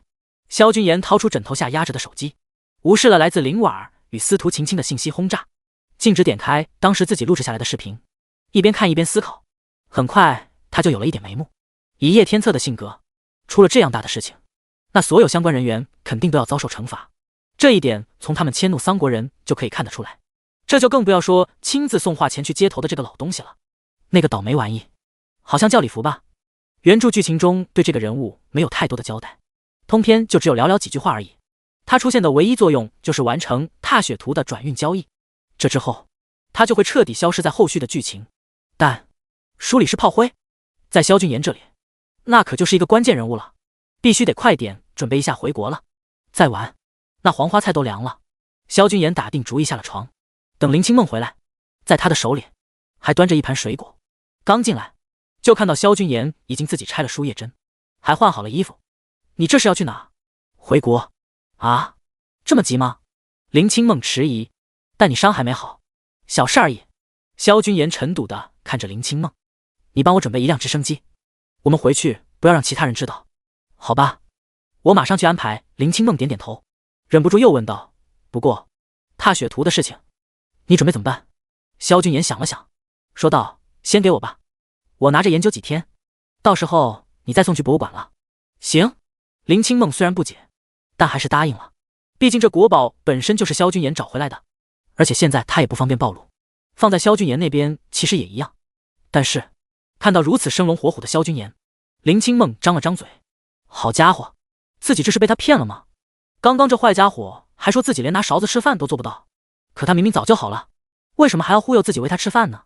第91回国，开始布局帝江第2战区机场。萧俊言刚下直升机，忍不住就伸了一个懒腰，再次呼吸到龙国的空气，让他身体里的每一个细胞都在发出欢快愉悦的信号。其实在休息了5道求索之后，他就已经发现自己的身体似乎对蕴藏在空气中的某些神秘物质有种奇特的吸引力，特别是在负伤之后，那种感觉也会更加的清晰。直升机刚落地，这里已经布满了北境战区的人。林清梦问道，君言，要我送你回去吗？萧君言察觉到北境战区这些人看他的眼神似乎有点敌意，估计是把他当成吃软饭的了。不用，我让人来接我了。见状，林清梦也感觉萧君言有点不自在，没有再说什么，看着萧君言上了自己的车。老杨，去君言山庄。君言山庄。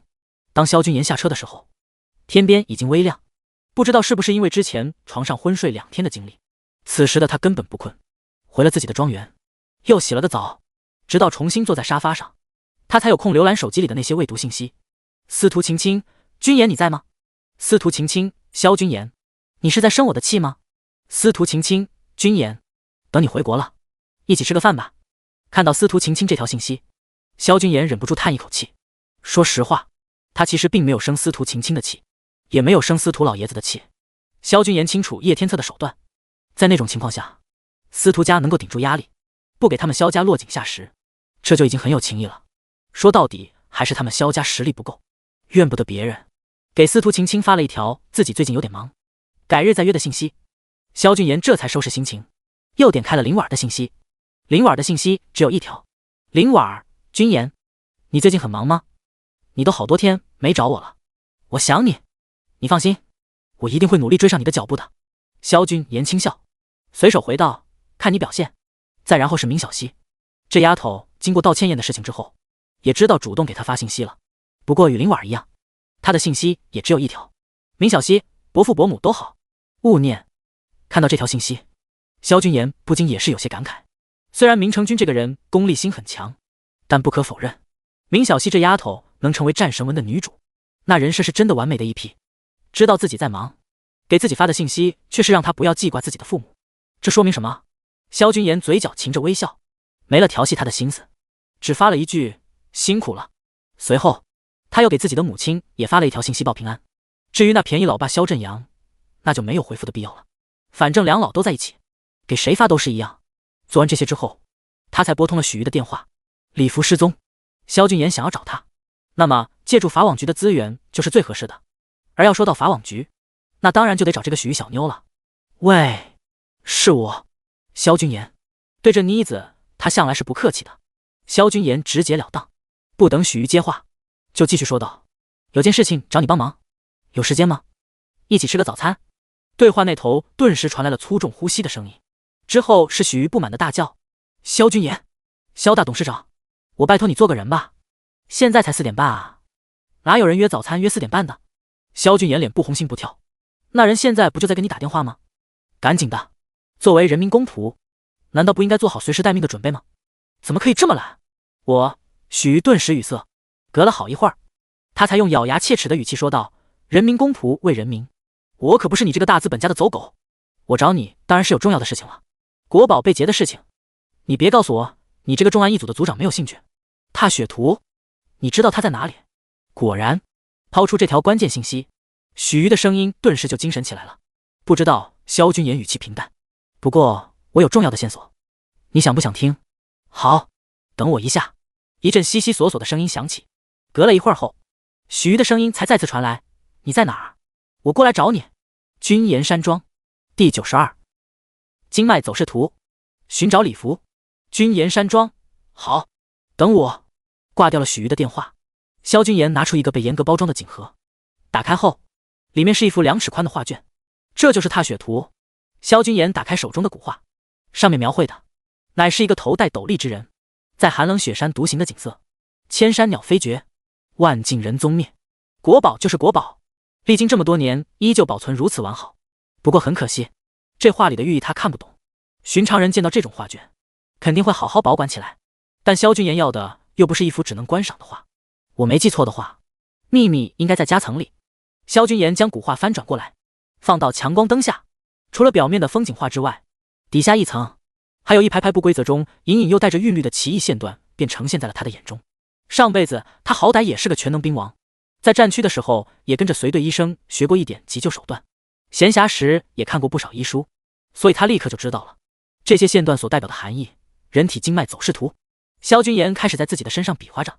如果以肚脐眼来区分，那这些经脉走势所指代的部位应该在肝脏、胆囊等部位。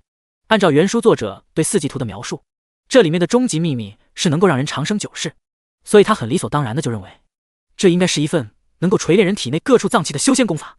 就这么简单，如此轻易就破解了踏雪图里的秘密，这让萧君言兀自有些不敢相信。可下一刻，他很快发现了问题，这些经脉走势有大部分是断裂的，而断裂的地方穴位相距甚远，不完整。萧君言忍不住叹一口气，看来要将4幅图里的夹层取出，再全部叠在一起，才是完整的修炼图。少爷，许小姐来了。就在萧君言翻来覆去端详踏雪图的时候，管家老钱突然走了进来，说道。萧君言随手把图画丢进盒子里，再放进沙发下的暗格中，然后才示意老钱让他进来吧，通知厨房准备早餐。是。老钱说着就准备退下。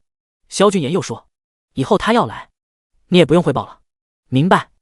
不多时，许瑜就满头大汗的小跑着冲了进来，倒是来得挺快。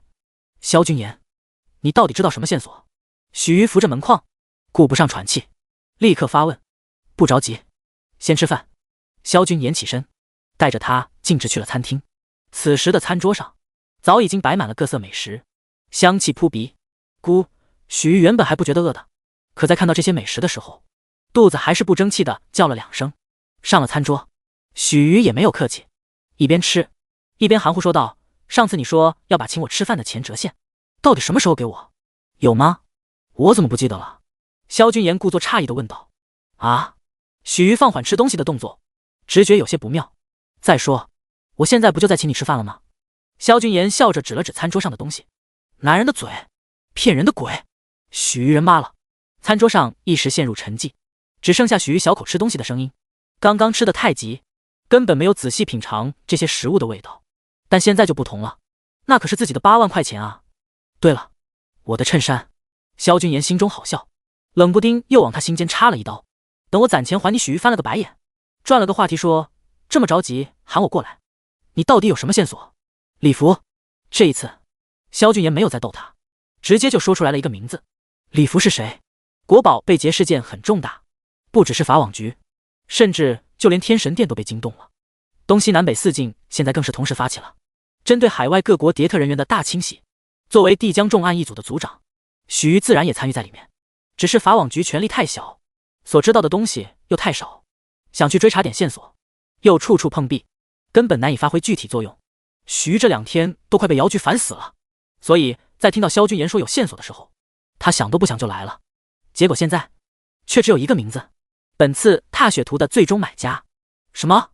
看看就知道了。萧君言说着，拿出一个平板递给他，这上面是他的详细资料，来源绝对可靠。许瑜一脸郑重的接过，心下有些感动。萧君言肯把这个东西给他，这其中的含义他又怎会不懂？这是对他的绝对信任。礼服，年龄49，瀚海商会旗下一家外贸公司的负责人。5日前，其公司账户内突然暴增100亿现金流，参与安德森拍卖会，拍下许多古董，包括踏雪图。100亿现金流，许瑜怔怔然地放下手中的文件，黛眉微蹙。当时竞拍的时候，我也在场，想着李福也是龙国人，所以就没有参与跟他的竞争。谁知道那话居然就丢了。萧君言坐在他对面，轻轻吹着手里茶杯上飘荡的茶叶，神情平静。可是，这能说明什么？许瑜有些不明所以。这就是我找你来的原因。昨天下午，他失踪了。你往后翻翻。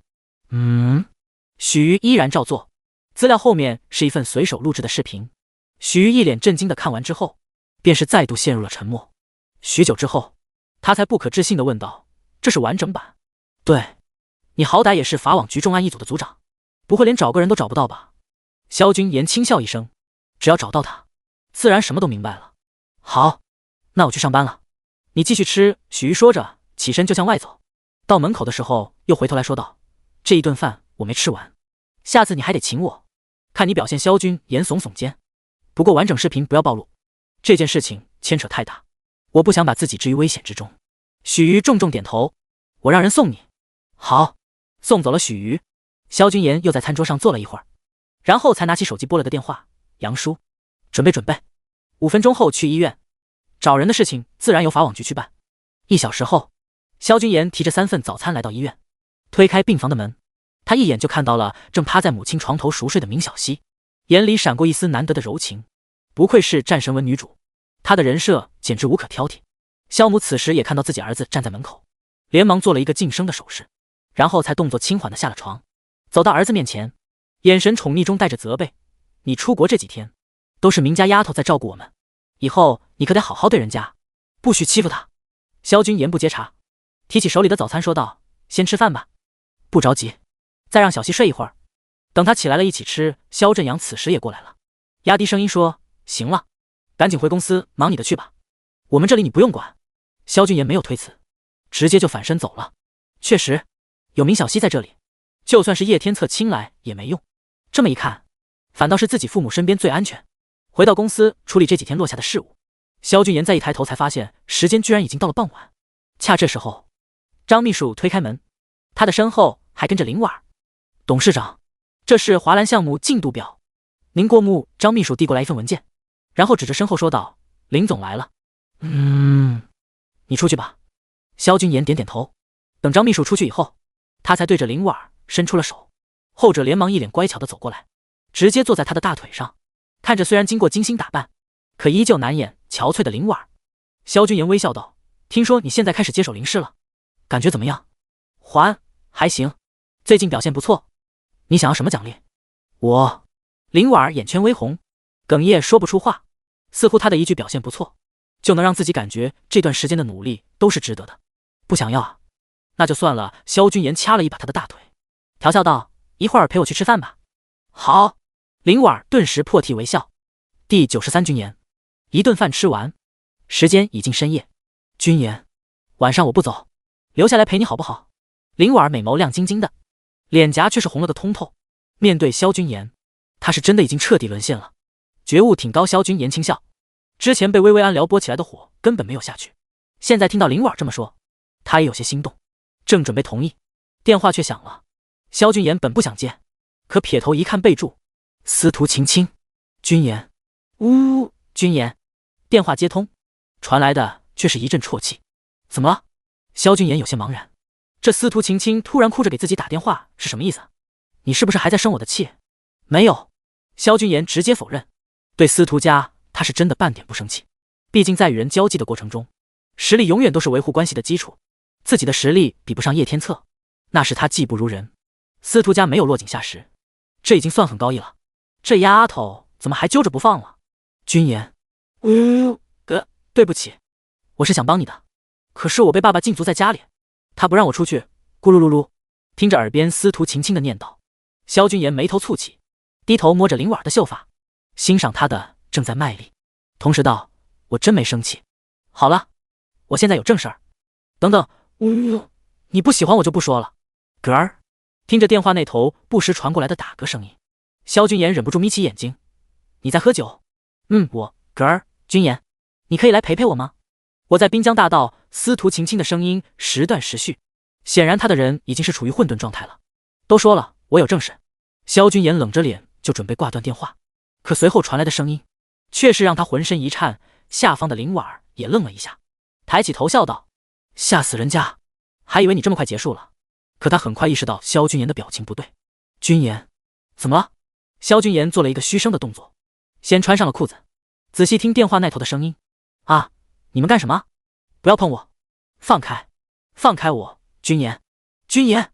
司徒晴晴尖叫的声音猝然从听筒里传了出来，声音之大，就连原本正安静等待萧君言打电话的林婉儿，都在此刻投来了诧异的目光。萧君言听到的还要比他更多一点，那是几声很隐晦的窃笑。出事了！萧君言猛然起身，摸了下林婉儿的头。今天先这样，我得出去看看情况。现在的林婉儿已经没有以前那般不懂事了，浑身上下透着一股知性美，点头道：去吧，路上小心。萧君言火急火燎地出了门，一个天仙似的冷艳总裁，大半夜的孤身一人沿着江边走，又喝得醉醺醺的。现在电话里又传出来这样的声音，傻子都知道是怎么回事。老杨，滨江大道。好的，少，算了，我自己开。萧君言回到车上，想了想，又将司机老杨拉下车，自己坐上驾驶位。沿出发前，他还不忘回头对老杨吩咐道：你送林总回去，然后就下班吧。是。老杨连忙低头应是，看着红旗鼓足了劲儿冲江出去。他回头对站在自己身边的林婉儿低声说道：林总，我送你。好。红旗轿车在公路上疾驰，此时已是深夜，路上车辆行人都很稀少。萧君言一边猛踩油门，心中也是有些庆幸，幸好他们今天吃饭的地方距离滨江大道不远。3分钟后，红旗轿车驶上滨江大道，萧君言放慢车速，全神贯注地留意着街道两边。你们放开我！啊！救命啊！君言，君言！不多时，一声高过一声的尖叫声传进了萧君言的耳朵。他连忙停车，扭头就看到马路对面正有7、8个挤成一个圈，圈子中心是一个不断哀嚎尖叫的年轻女人。司徒晴晴！那几个不想死的给我放开他！萧君言翻过隔离带，浑身上下溢散而出的铁血气势顿时就将那几个男人震慑住了。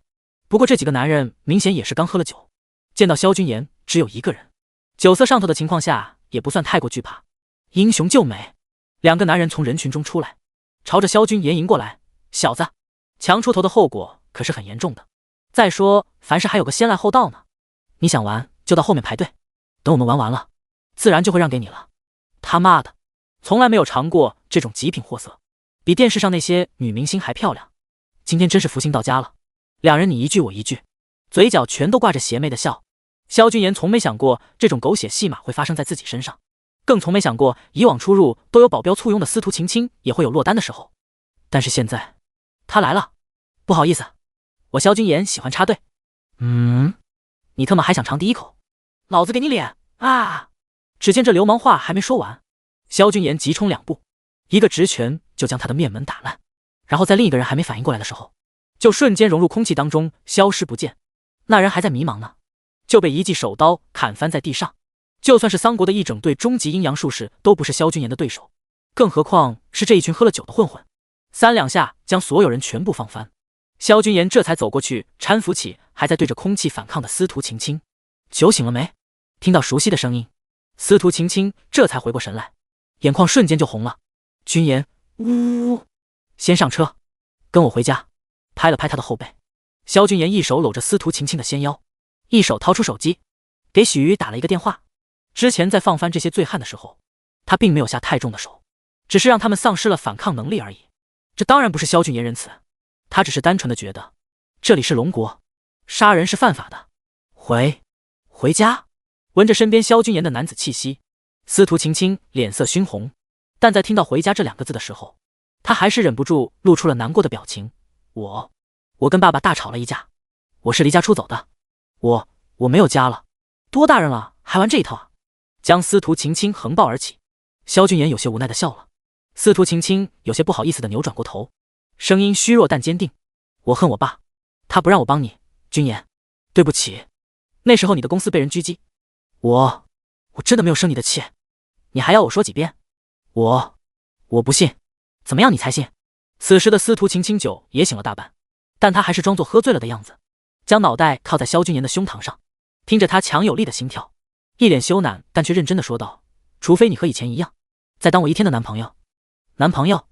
自己的女人这副模样，你猜男朋友会怎么办？司徒晴晴红着脸，别过头去，随你怎么办？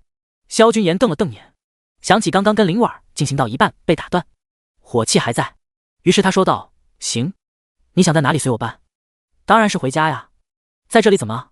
司徒晴晴说着，看到了不远处的红旗轿车，他的声音顿时压得更低了。你喜欢的话也可以，这可是你说的哦。司徒晴晴将脑袋埋得更低，只觉得浑身燥热难当，反正我以后就是你的人了。唉，女人。萧君言抱着司徒晴晴上了车，又把车开到了一处海岸边。这个时间点，这里人影都没有，不过萧君言还是一剑把车窗帘都封上，看着怀里那全身白里透红的美人，一边不敢看她，一边葱白色的玉手已经伸进了她的怀里。看来以后我要童女尿，得找别人要了。法网局的效率很高，两人还没入戏，那边几个醉汉就已经被带走了。搂着萧君言的脖子，司徒晴晴满眼迷醉，嘴角更是扯出来一道满足的微笑。很快，第94初见临战天。2个小时后，君岩山庄，萧君言带着行动不便的司徒晴晴回到家，一起洗了个澡，便是相拥着睡了过去。此时天已经蒙蒙亮了。中午时分，一通电话将萧君言吵醒，他将电话拿起，发现是许瑜。君言，礼服已经找到了，现在就在我们局子里，你什么时候有空过来？电话刚接通，许瑜有些雀跃的声音就跟着响起。萧君言沉吟片刻后说道：先不管他，磨一磨他的心理防线。好，许瑜应一声，接着问道：不过昨晚那几个醉汉，你准备怎么处理？你把他们的个人信息整理一份给我，然后就放了吧。放了？许瑜有些吃惊，这不像是他的作风啊。照做就是，回头请你吃饭。萧君言说完直接挂断电话，原本还打算再睡一会儿，可林清梦的电话又来了。君言，听着林清梦的声音，萧君言微笑说道：清梦这么早找我，有什么事吗？没事就不能给你打电话吗？当然可以，只要你愿意，我们24小时通话都没问题，就凭嘴。林清梦嘻嘻一笑，根本没有半点联合商会会长的架子，笑了一会儿后又换了个语气郑重说道：我就是想来问问你，今天晚上有个很重要的宴会，你有没有兴趣参加？今晚？萧君言一边在脑海中回想着书中的剧情，一边也是语气认真的说道：能被清梦说成重要的宴会，我又有什么理由不参加？今晚的宴会目的他已经想起来了，林清梦的生日宴，北境战神之女过生日，这在原书剧情当中可是不可多得的盛会，到时候到场的除了帝江本市的那些富豪望族，还会有北部战区的很多战区大佬，不只是叶天策座下有青龙白虎等神将，北境战神手底下同样有。萧君言现在正是需要扩宽人脉的时候，又怎么可能拒绝？这妮子，生日宴就生日宴吗？搞这么神秘，偏偏他还得装作不知道的样子来配合他。那这么说，你回来了？林清梦瞬间就开心了。会来，那我们晚上见。好。萧君言从床上坐起，先是轻轻地替司徒晴晴盖好被子，然后才翻身下床，又去浴室冲了个澡。出来后发现他还没醒，萧君言便不打算等了，给他留了张纸条后就径自离开，去参加生日宴。怎么可以没有礼物？洗澡的时候他已经想好要送什么东西了。出了庄园，上了车，萧君言直接对司机说道：老杨，去玉石城。玉石城以盛产玉石著称，位处帝都省南面，与帝江市的直线距离有200多公里。萧君言可不是林清梦，出行还有直升机接送这200多公里跑下来。等他到玉石城的时候，时间已近中午，你先回去吧。随口跟老杨吩咐了一句，萧君言直接下车。是，少爷。目送着红旗车走远，萧君言这才扭过头望向身后这座就算放眼全国也能排进前3的超大型玉石交易市场。按照原著剧情，林清梦生日的那一天，这里将会开出来一块极品红色翡翠。当然这开出极品红翡的只是一个小小路人，所以再开出不过片刻时间，就会被人以高价买走。而买走红翡的那个人，就是北境战神林战天。收拾好情绪，萧君言一路沿着指路标行进，他的目的明确，就是交易市场里的帝王御行。这一路走来，随处可见浑身散发着摄人气势的路人，他们虽然看似在无意识的游览闲逛，可那不断转动的视线却是将附近的一切情况都纳入了眼里。萧俊言不用想都知道，这些肯定都是北部战区的超级精锐。又往市场中心处走了10来分钟，一栋5层楼房就出现在了他的面前。萧俊言虽然是第一次来，但有剧情里的描写，他对这里的一切都还算是比较熟悉的。轻车熟路的上到3楼，一抬头就对上了2道犀利中带着审视的目光。萧俊言淡淡与他们点了点头，突然一阵喧哗声就从大厅里传了出来。嗨，又垮了，这都第几块了，我都替他心疼。可不是，你这来的都还比较晚了，我已经站在这里看一早上了，光是 B 货 C 货都有几10块。卧槽，偌大一个帝王玉行，不会连一块 A 货都没有吧？倒是有，就是质地比较差，颜色也浅薄一些，听其他人说，当时那一块只有不过3分的样子。这老哥运气也太差了吧。萧君言笑眯眯地从楼道里走出来，迎面就看到几10个人正围聚在一起。同样，他一出现，立刻也是吸引过来了几道充满戒备的目光。萧君言没有理会他们，而是径直挤入人群。人群中央，此时正有一个师傅正在埋头切割石块，在师傅身旁，还有一位看起来40多岁的魁梧男人，一双虎目炯炯有神，顾盼之间令人生畏。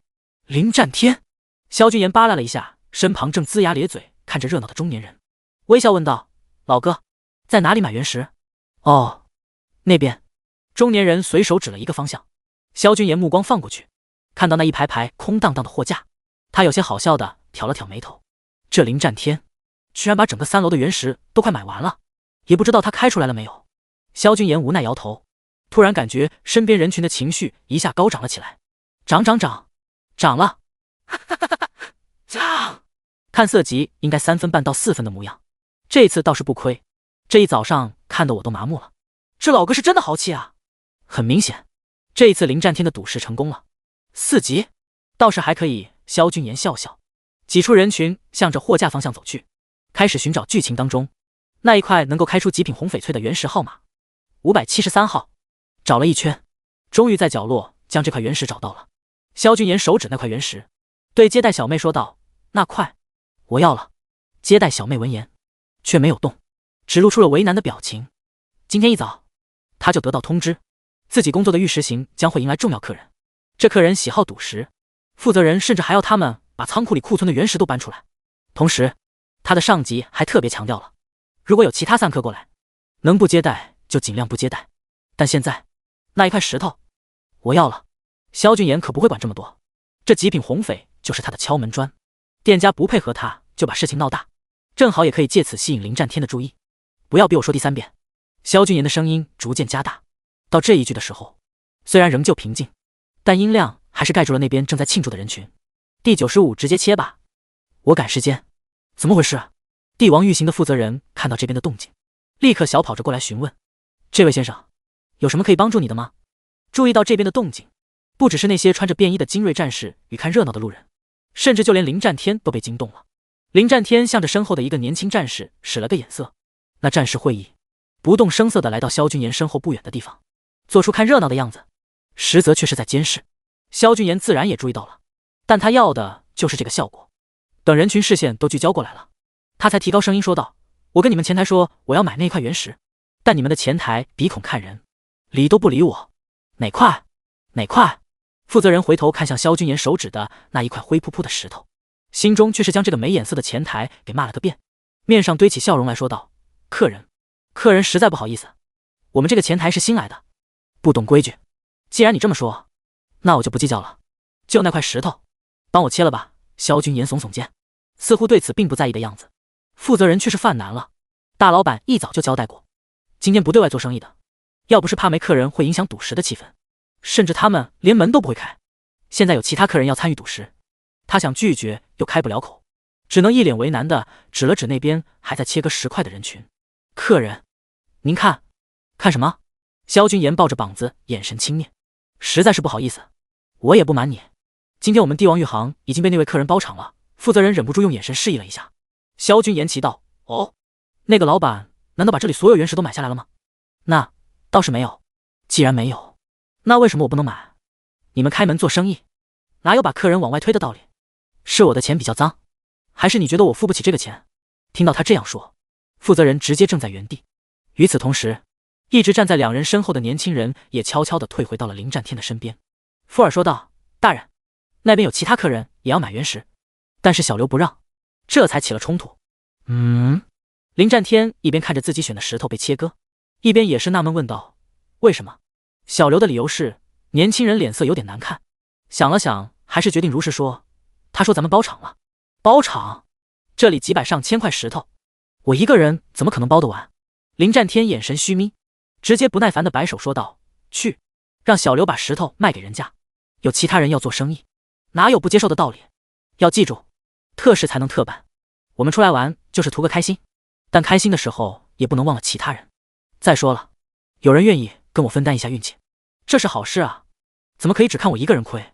年轻人重新挤出人群，然后遥遥对着负责人挥了挥手。负责人连忙点头，没有人会跟钱过不去。这一次的这些石头大多都是存货，质量实际上都不咋的，卖给不是卖。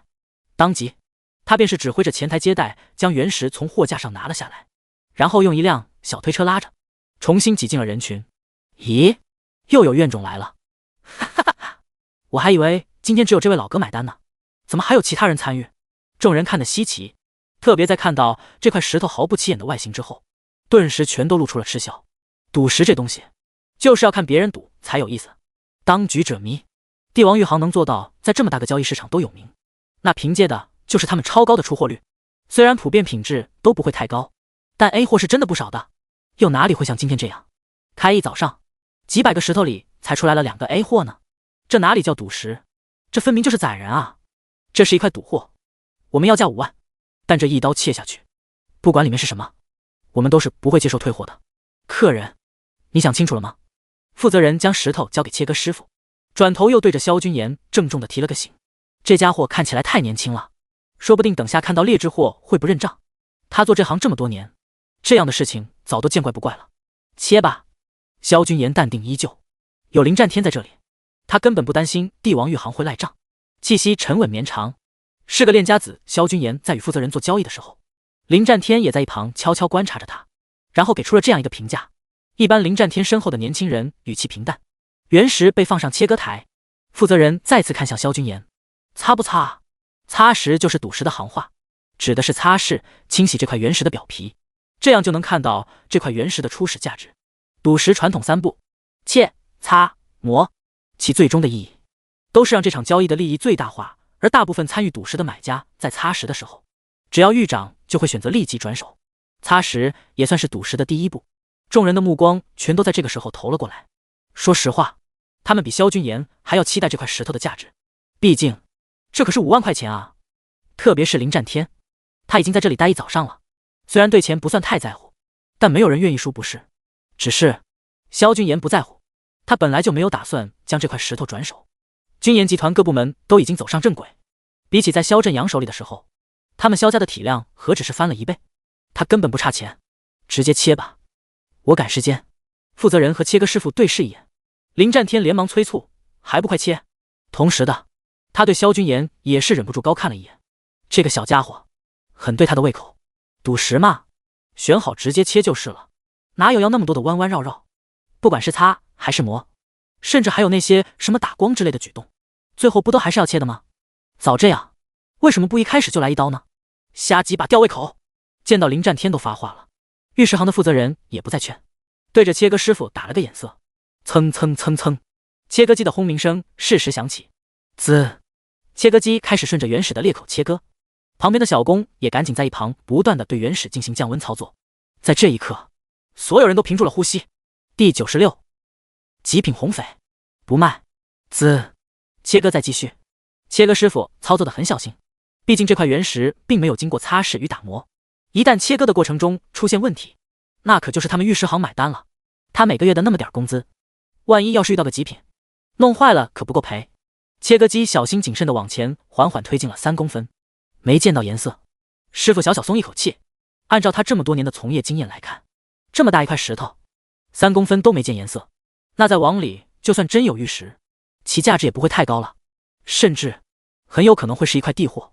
所谓地货，就是以其他材料冒充原石的货色，估计是库房里的存粮不够，下面小的随手在路边捡来的破石头吧。但这不是糊弄人吗？大老板真是越来越不要脸了，师傅一边小心翼翼地往里切，一边也是在心里念叨：切割继续。3公分缓缓行进到了5公分，一点嫣红如血出现在了切割师傅的眼底。红的！切割师傅呼吸顿时急促起来，幸好他的心理素质还算过硬，虽然心中震惊，但手却没有抖，他的动作更加小心了。7公分，9公分，缓缓的，那顺着裂口切下去的一刀终于见底，一整块灰扑扑的原石在这一刻终于变成了一大一小2块。死！红色，是红色的，这颜色深到就跟凝固的血一样，这得是什么色级？极品，这绝对是极品啊！这小子赚大发了！众人伸着脑袋，在原石切割完毕之后，顿时震惊的齐齐大吸好几口凉气，无数道羡慕嫉妒恨的目光瞬间落在萧君言的身上，当即就有人开口：小伙子，你这石头才5万买的，我出50万，卖给我。别听他的，我出100万。20倍的差价。听到报价，周围人都震惊了，但更让他们看不懂的却是这年轻人面对如此高额的差价，却是非常果断的就拒绝了。不卖，乖乖，这不会是老徐给我安排的托吧？林战天同样满脸的不可置信，原是抱着看别人笑话的心态，结果没想到人家只切了一个，就开出来一块极品红翡翠，而且转手就有人要出100万收购。巧合？这要说没有猫腻，打死他都不信。我去查他。他身后的年轻人冷着脸就准备去下达命令，但身形刚动就被林战天给出手拉住了，道：罢了，就当看个热闹吧。好。盯着萧君言波澜不惊的背影，林战天想了想又说：你说会不会是老徐知道今天我女儿生日，想送我礼物又不好意思，所以就安排了这么一出，然后让我自己掏钱买？年轻人怔了怔，缓缓点头，赞同道：有道理。哎，他要走了，快跟着他。林战天这边还在旁若无人的说着话，转眼却见刚刚开完原石的萧君言竟然没有想要当场出售的意思，而是安排店家打包，然后很果断的就要离开了。看这样子，给人感觉他好像就是冲着这块石头来的一样。这一下还得了，他立刻就安排人跟了上去，同时自己也是再次催促切割师傅将自己还没切完的石头处理完，然后就也跟着离开了。看着霎时间空了小一半的大厅，负责人心头却是忍不住一个劲儿滴血。刚那块石头你看清楚了吗？色级起码也在8级以上，是真正的极品。妈的！负责人与切割师傅面面相觑，心头滴血。他们本来是想与萧君言商量回购的，可对方居然直接就让自己这边帮忙打包走人了，目的性强到让人无法忽视。另一边，萧君言提着一只礼品袋，刚出帝王御行的门，立即就觉察到了身后有人跟踪，他的嘴角勾出一抹弧度，四下寻找一番后，便径直向着不远处的一间茶楼走去。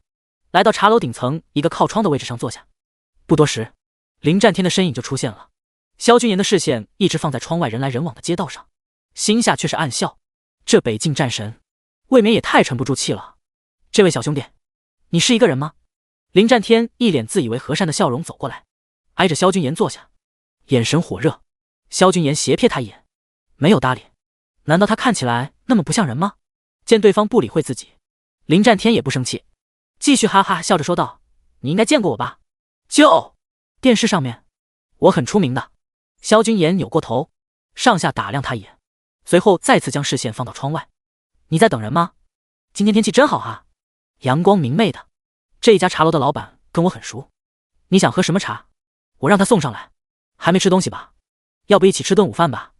林战天这边绞尽脑汁的找着话题，看起来似乎完全没有架子，但不代表其他人也跟他一样。至少一直站在他身后的年轻人此时就看不过去了，自己的大人可是真正的英雄，但却在一间茶楼里遭到了一位年轻人的无视，这如何能忍？喂，我家大人在跟你说话呢，你听不见吗？萧君言扭头朝他看了一眼，神情淡漠。哈哈哈，不好意思，他还年轻，你不要跟他一般见识。林战天哈哈笑着打了个圆场，但这话怎么听，萧君言都觉得他丫的是在暗讽自己，觉着掉的也差不多了，他也不准备继续摆谱，随口说道：先生有什么事情直说吧。好，小兄弟快人快语。林战天赞了一声，直接开口：我想买你手里那块原石。他心里下意识的就把萧君言当成了玉石行老板安排的托儿，目的就是为了把这块原石半卖半送给自己，这样一来还不会引起其他人的怀疑，倒是用心良苦。不卖。萧君言瞥他一眼，皱眉说道：我之前在大厅里就说过了，不卖。先生这样不依不饶找过来，真当我好脾气吗？你开个价，不卖，1个亿。林战天伸出一根手指，萧君言的拒绝，在他看来就是玉石行老板在跟自己谈价。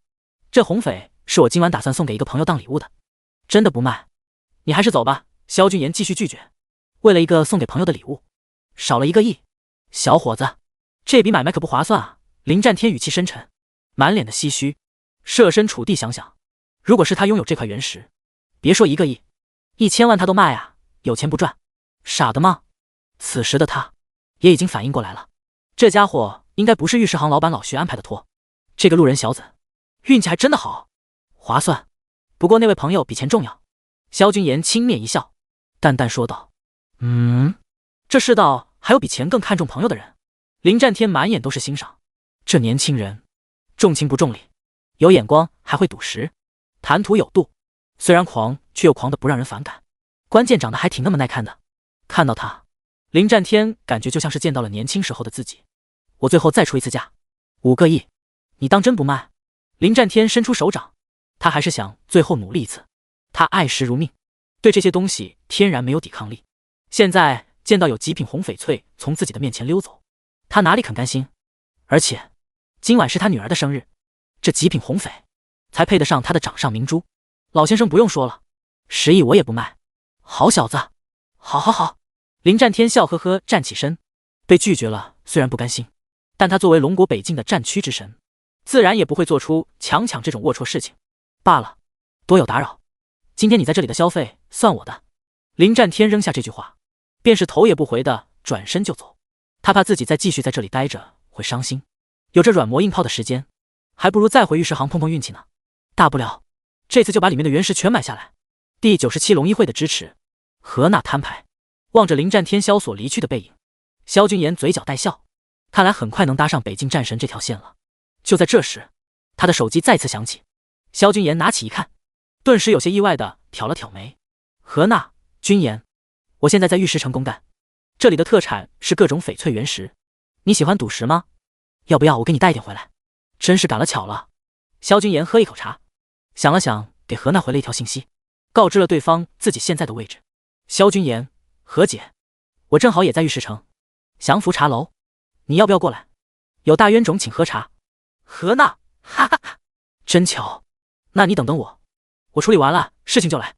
萧君言放下手机，又惬意的在位置上坐了半个多小时。一阵脚步声就传了过来，扭头迎面就看到何娜正向着自己这边快步走来。何姐，我怎么不知道龙议会还跟玉石城有合作啊？不等何娜说话，萧君言就笑眯眯的当先开了口。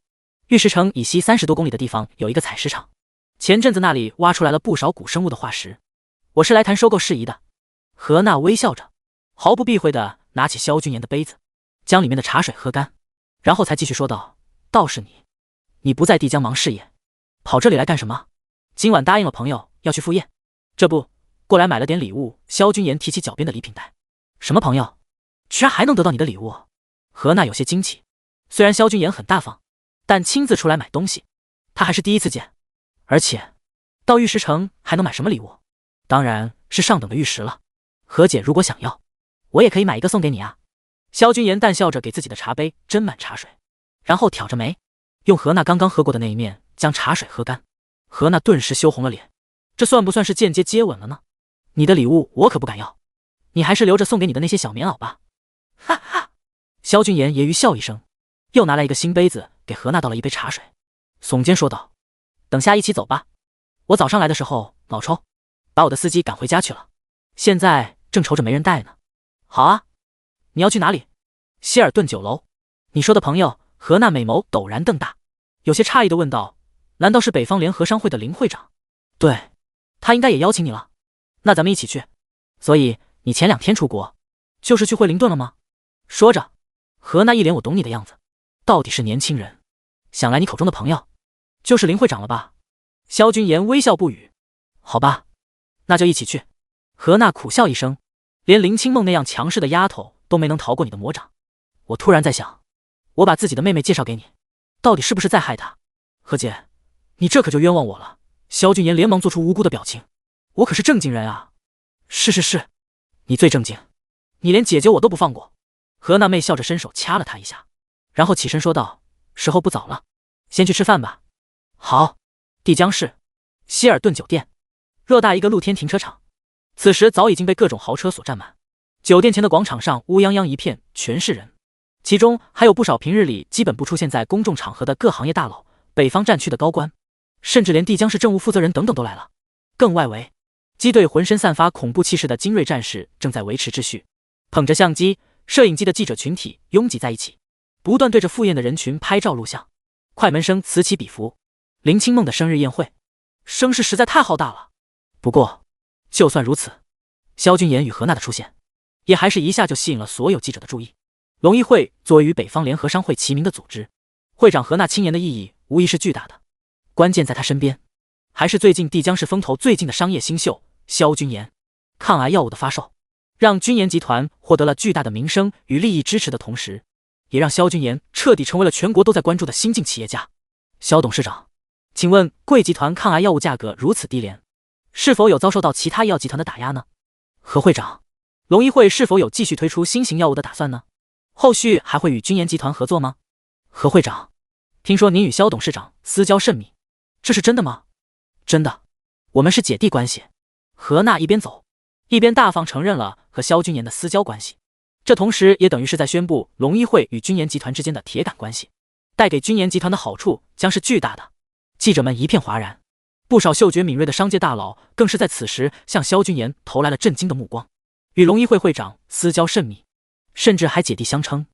现在军研集团又成为了北方联合商会的荣誉会员，背靠龙国两大顶尖集团。萧军言，军研集团不能惹。当即，不少老板就全都向着两人迎了过来。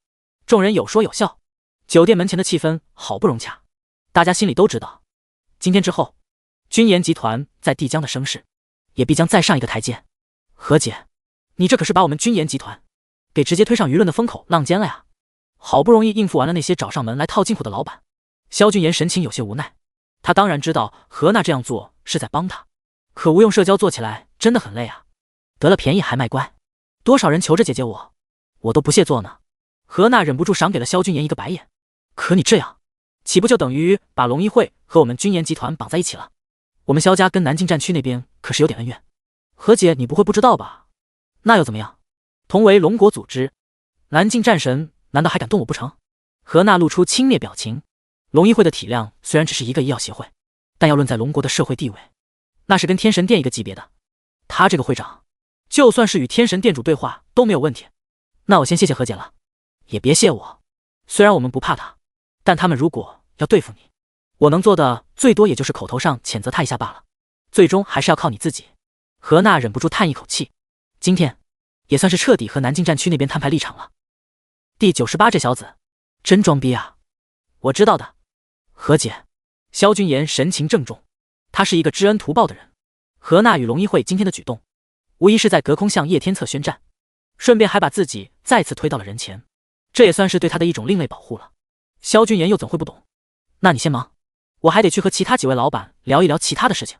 何娜松开挽着萧军言的手，调笑道：“这里应该还有不少你的老相好，我就不给你做电灯泡了。”何姐你误会了，他们只是我的干妹妹。萧军言正经答道。第4声，我懂。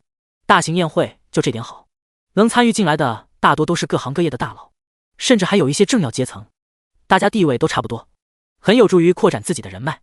与何娜分开，漫步在宴会大厅里，萧军言刚从侍者手中托盘上拿过一杯香槟，一阵香风就突然向着他的方向飘了过来。清梦遥遥对着来人举杯示意一下，萧军言双眼一亮。作为宴会的主角，今天的林清梦很漂亮，一身白色高定礼服将她的姣好身材彻底勾勒了出来，特别是行走间胸前的那一抹深邃，让人忍不住想要一窥其中的曼妙。军言，你怎么才来？我等你好久了。林清梦快步走到萧军言面前，双手背在身后，身子前倾，同时脸上露出甜美满嘴的嬉笑，一双美眸扑闪扑闪的，热情十足。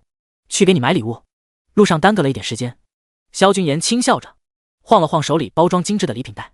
给我的。林清梦双眼亮晶晶的，眼波流转间溢出的全是欣喜，其中隐隐还能看到一点娇羞。对，但是现在还不能给你。眼见林清梦伸手就要来抢，萧军言却是一脸好笑的说道：别抢，现在还没到那个环节呢，提前给你了。等下其他人该以为我萧君言小家子气，参加生日宴都不给人带礼物了。啊，你知道了。林清梦眨眨眼，有些不好意思的低下头。我又不瞎。萧君言微笑着用眼神示意了一下会场司仪台上挂着的横幅，幸好我早有准备，不然的话这岩石还真拿不出什么金贵的东西。什么金不金贵的，只要是你送的我都喜欢。林清梦将脑袋埋得更低了，不知道为什么，自打从惠灵顿回来之后，他脑子里想的最多的就是萧君言了。不说这个了，你跟我来，我介绍一点其他行业的老板给你认识，那些人都是咱们联合商会的支柱。林清梦非常自然地拉着萧君言的手，把他带往另一个围聚在一起的人群。只不过他这样的举动却是让正在维持现场秩序的2个负责人皱起了眉头。哪里来的登徒子，居然敢跟大小姐这么亲密？那小子看着就不像好人。哎，大小姐心思还是太单纯了。小黄，你派人跟着他，只要找到他落单的机会，就上去警告他一下，让他离大小姐远一点。那被叫做小黄的年轻人点头，随手指点身后一名战士：阿杜，你去找机会教训他一下。好的，大人。注意收着点手，这种纨绔都是弱不禁风的，等下你要把人打出什么好歹来，大小姐那边咱们也不太好交代。是。被点到名字的年轻人恭敬行礼，在看向萧君言的时候，眼神也是带起一丝轻蔑。与叶天策手底下有青龙、白虎、朱雀、玄武4位神将一样，林战天作为北方战区的战神，手底下自然也有4位神将：天、地、玄、黄。而这里的小黄指的就是4位神将里的黄字特战队的总队长。今晚就是由他们来负责整场宴会的周边安全。去上厕所了。不多时，阿杜就看到萧君言告开了人群，独自一人向着卫生间的方向走去。唉，大小姐身边总有些不知死活的纨绔来骚扰，一年不知道要清理多少个。意识到了这是一个不可多得的好机会，阿杜连忙跟在了萧君言的身后进了厕所。沿进门的时候还不忘在厕所门口放一块维修中的警示牌子。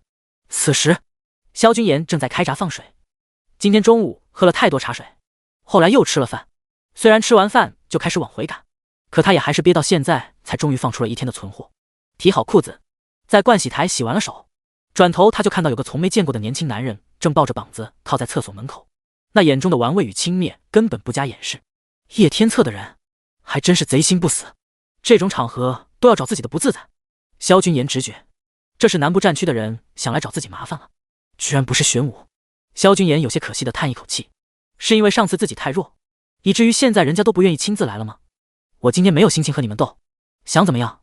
瞥了那人一眼，萧君言随手扯出旁边的纸巾开始擦手。事实上，自从开始修习武道求索之后，萧君言现在的实力真的比之先前有了长足的进步。特别是在惠灵顿与那支阴阳术士小队厮杀之后，他已经彻底找回了前世叱咤战场时候的那种热血感觉。战后他也曾经做过战斗总结，如果玄武还是那天晚上那样的速度与力量的话，萧君言自觉现在的自己还是可以与他一战的。虽然不一定可以将他打败，但他也不会像上次那样几个回合就败下阵来，毕竟是全能兵王。萧君言骨子里还是非常好战的，这小子真装逼啊。只是萧君言这一副云淡风轻的模样，尤其是在他说话的时候，甚至都不正眼看一下自己，这种行为在杜天骄看来就是对自己的挑衅。他本来只是想来警告一下对方，顺便让他吃一点小苦头的，可现在看来，如果不下狠手，他今天肯定会睡不着的。自己堂堂黄字特战队的禁卫，居然被一个纨绔给无视了，这要传出去，那他杜天骄也不用再在北方战区混了。小子，你成功惹怒我了。第99报答北境战士，惹怒你又怎样？萧君言眯着眼，将擦过手的纸巾揣进口袋。尽管直觉告诉他面前这家伙并不太好对付，但那有什么关系？不服来干就是，反正这里是北境战区管辖的范围，叶天策的人敢在这里闹事，那打了也是白打，只要自己不吃亏就行了。小子，你找死！你记住，打你的人叫做杜天骄。与萧君言想的一样，杜天骄也自认为这里是己方的主场，自然也不会担心会把事情闹大。不，应该说闹大了正好，不仅能让大小姐看到这可恶年轻人的真面目，还能顺便将他直接赶出去。当然，赶他出去之前，还得先让自己过过手瘾。北方战区为自家大小姐举办的生日宴，那是牛鬼蛇神都能贴在大小姐身边的吗？念及此，杜天骄便是果断率先出手，向着游子站在原地耍帅的萧君言冲了过去。笑！再给老子笑！待会儿老子打的就是你那张可恶的臭脸！真以为长得帅就能为所欲为？这只是酒店一层的公共厕所，内里空间本就不算太大，两人之间的间隔也不过几步远，所以只是短短一个呼吸的功夫，杜天骄就已经冲到了萧君言的面前，一记直拳击出，着落点正是萧君言的面门。与此同时，他脸上的表情也开始逐渐向着狞笑转变。中！心中暴喝一声，拳头已经马上就要砸到那张可恶的臭脸了。他甚至已经在脑海中预演好了后续一连贯的套路动作。然而，直到拳头将要近身的时候，萧君言终于动了。只见他微微一个下伏，轻松躲开了杜天骄的直拳攻击。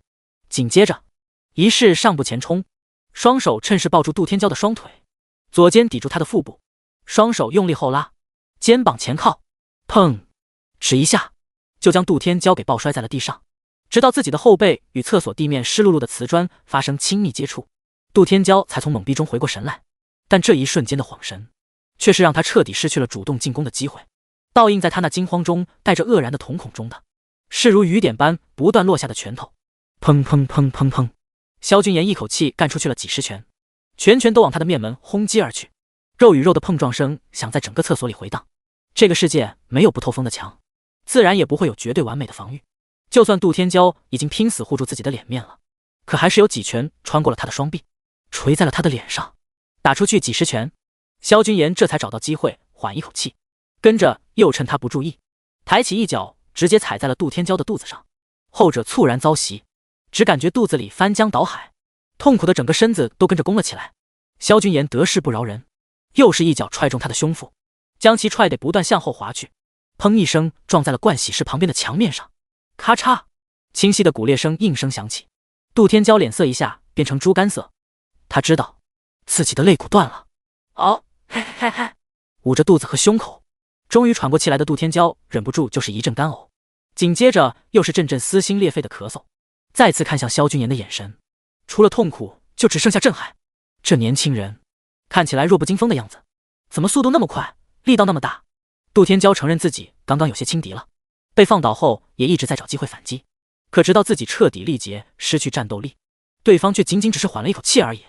可惜他要是知道萧君言其实连一半的力气都没有使，不知道会不会当场崩溃。你一口气憋在胸口上不去下不来，脸上更是不断传来火辣辣的疼痛。不用想也知道自己现在肯定已经变成猪头了，这特么的居然臭水沟里翻航母了。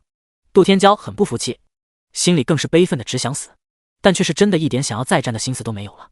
回去告诉玄武，如果他还要来找我麻烦，那最好能够自己来。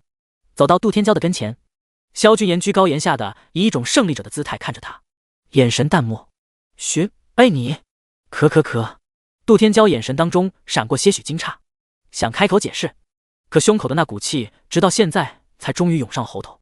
捂着嘴剧烈咳嗽了一番之后，再摊开时，掌心竟已满是嫣红的鲜血。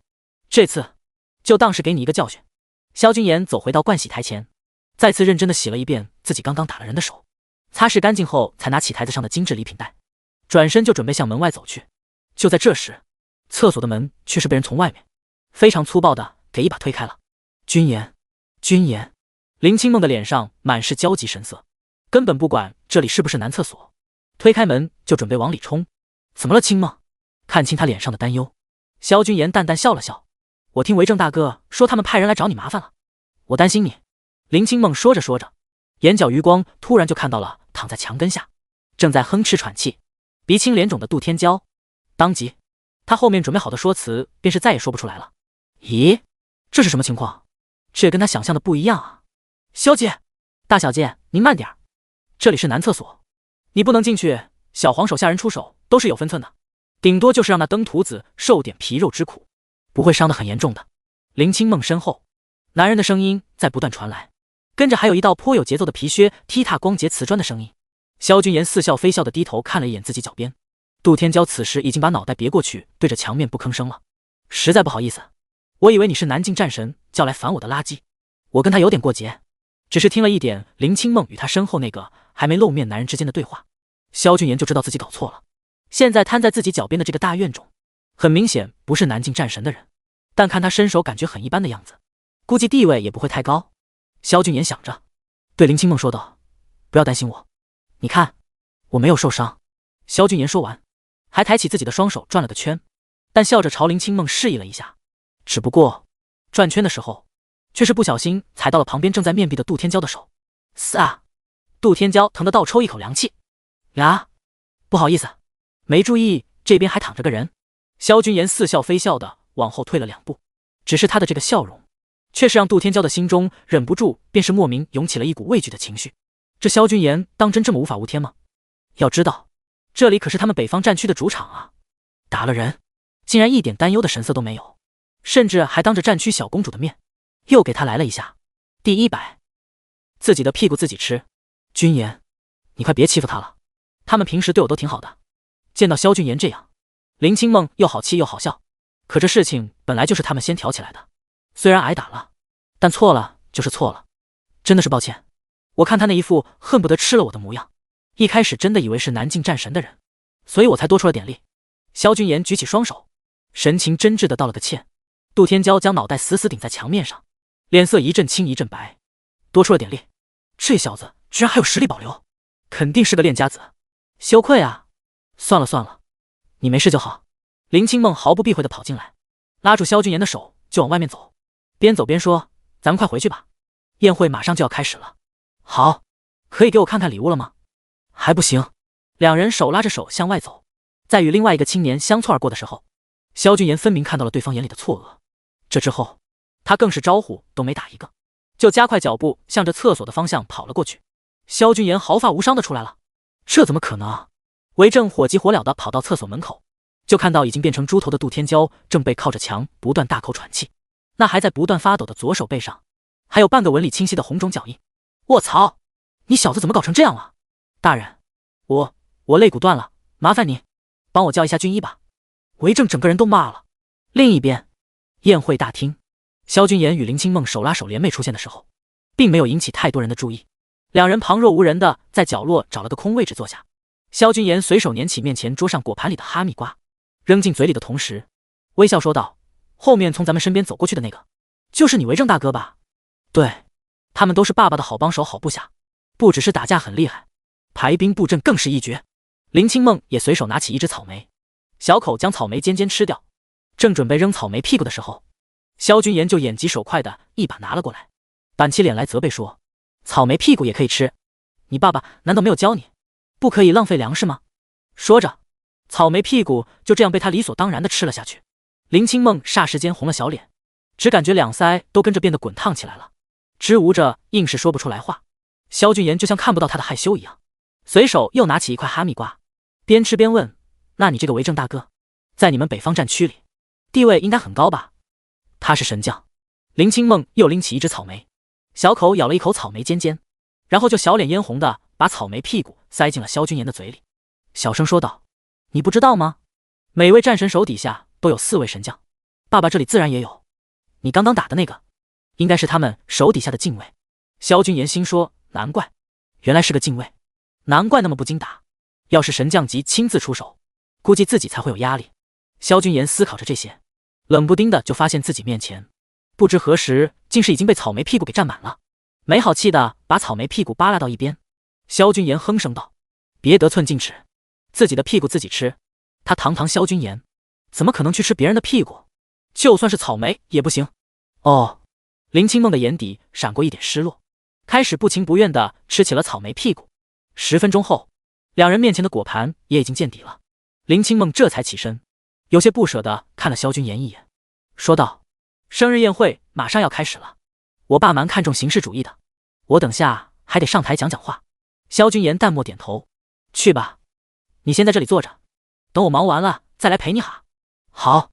目送着林清梦走进酒店方面专门准备的休息间，萧君言背靠在沙发上，一边打量着会场内的各个宾客，一边也是再次翘起了二郎腿，那淡定模样，就好像这场宴会是他举办的似的。通过刚刚与杜天骄的内战，他已经对自己全新的实力有了一个比较模糊的认知。禁卫在他面前连还手的能力都没有，但应该距离玄武那个级别还有一点差距，就不知道这个差距到底是多少。跟叶天策相比呢？不过他也不慌，反正武道求索，他现在连入门都不算，未来还有很大的成长空间。迟早有一天，他一定能单手把叶天策那家伙按在地上捶，捶完再撒泡尿让他照照镜子，只有这样，才能够解了他的心头之恨。君言，我看你半天了，你跟青梦丫头真的只是普通朋友吗？萧君言这边正在畅想未来，何娜娜带着一丝玩笑的话语便是冷不丁传了过来。瞧何姐这话说的，如假包换啊！萧君言放下翘着的二郎腿，一脸认真的说道：“我的心里只有何姐，日月可。”何娜连忙伸手堵住他的嘴，调笑说道：“行了，姐姐年纪大了，不吃你这一套，还是把你的这些说辞留给你干妹妹吧。”哈哈，何姐真会说笑。何娜虽然现在是单身，可她本质上还是属于丧偶，以前也是受过爱情滋润的，那心理成熟程度，自然不是林清梦、司徒晴清、林婉之流能比。萧俊言对她也一直都比较克制，平时除了嘴上口花花，偶尔拿点好处之外，并没有太多的其他想法。现在听到何娜这样说，萧俊言索性也就不再隐藏了。好弟弟，你可真不愧是少女杀手，姐姐也是真没想到，居然连一向眼高于顶的北境战神独生女都会拜倒在你的落入你的魔掌。何娜脸上神情有些感慨，也是幸好你的另外几位红颜知己今天都不太够格参与今天这场晚宴，而够格的那一位却又不知道什么原因竟是没有来。年轻真好啊，连老天爷都在帮你。萧君言继续笑而不语。司徒晴清没有来，这还是蛮让他意外的，不过意外归意外，他倒也不算太奇怪，估计是那晚自己打针太用力了，还没缓过来，而且这丫头也不联系自己，难不成是怕他又生气？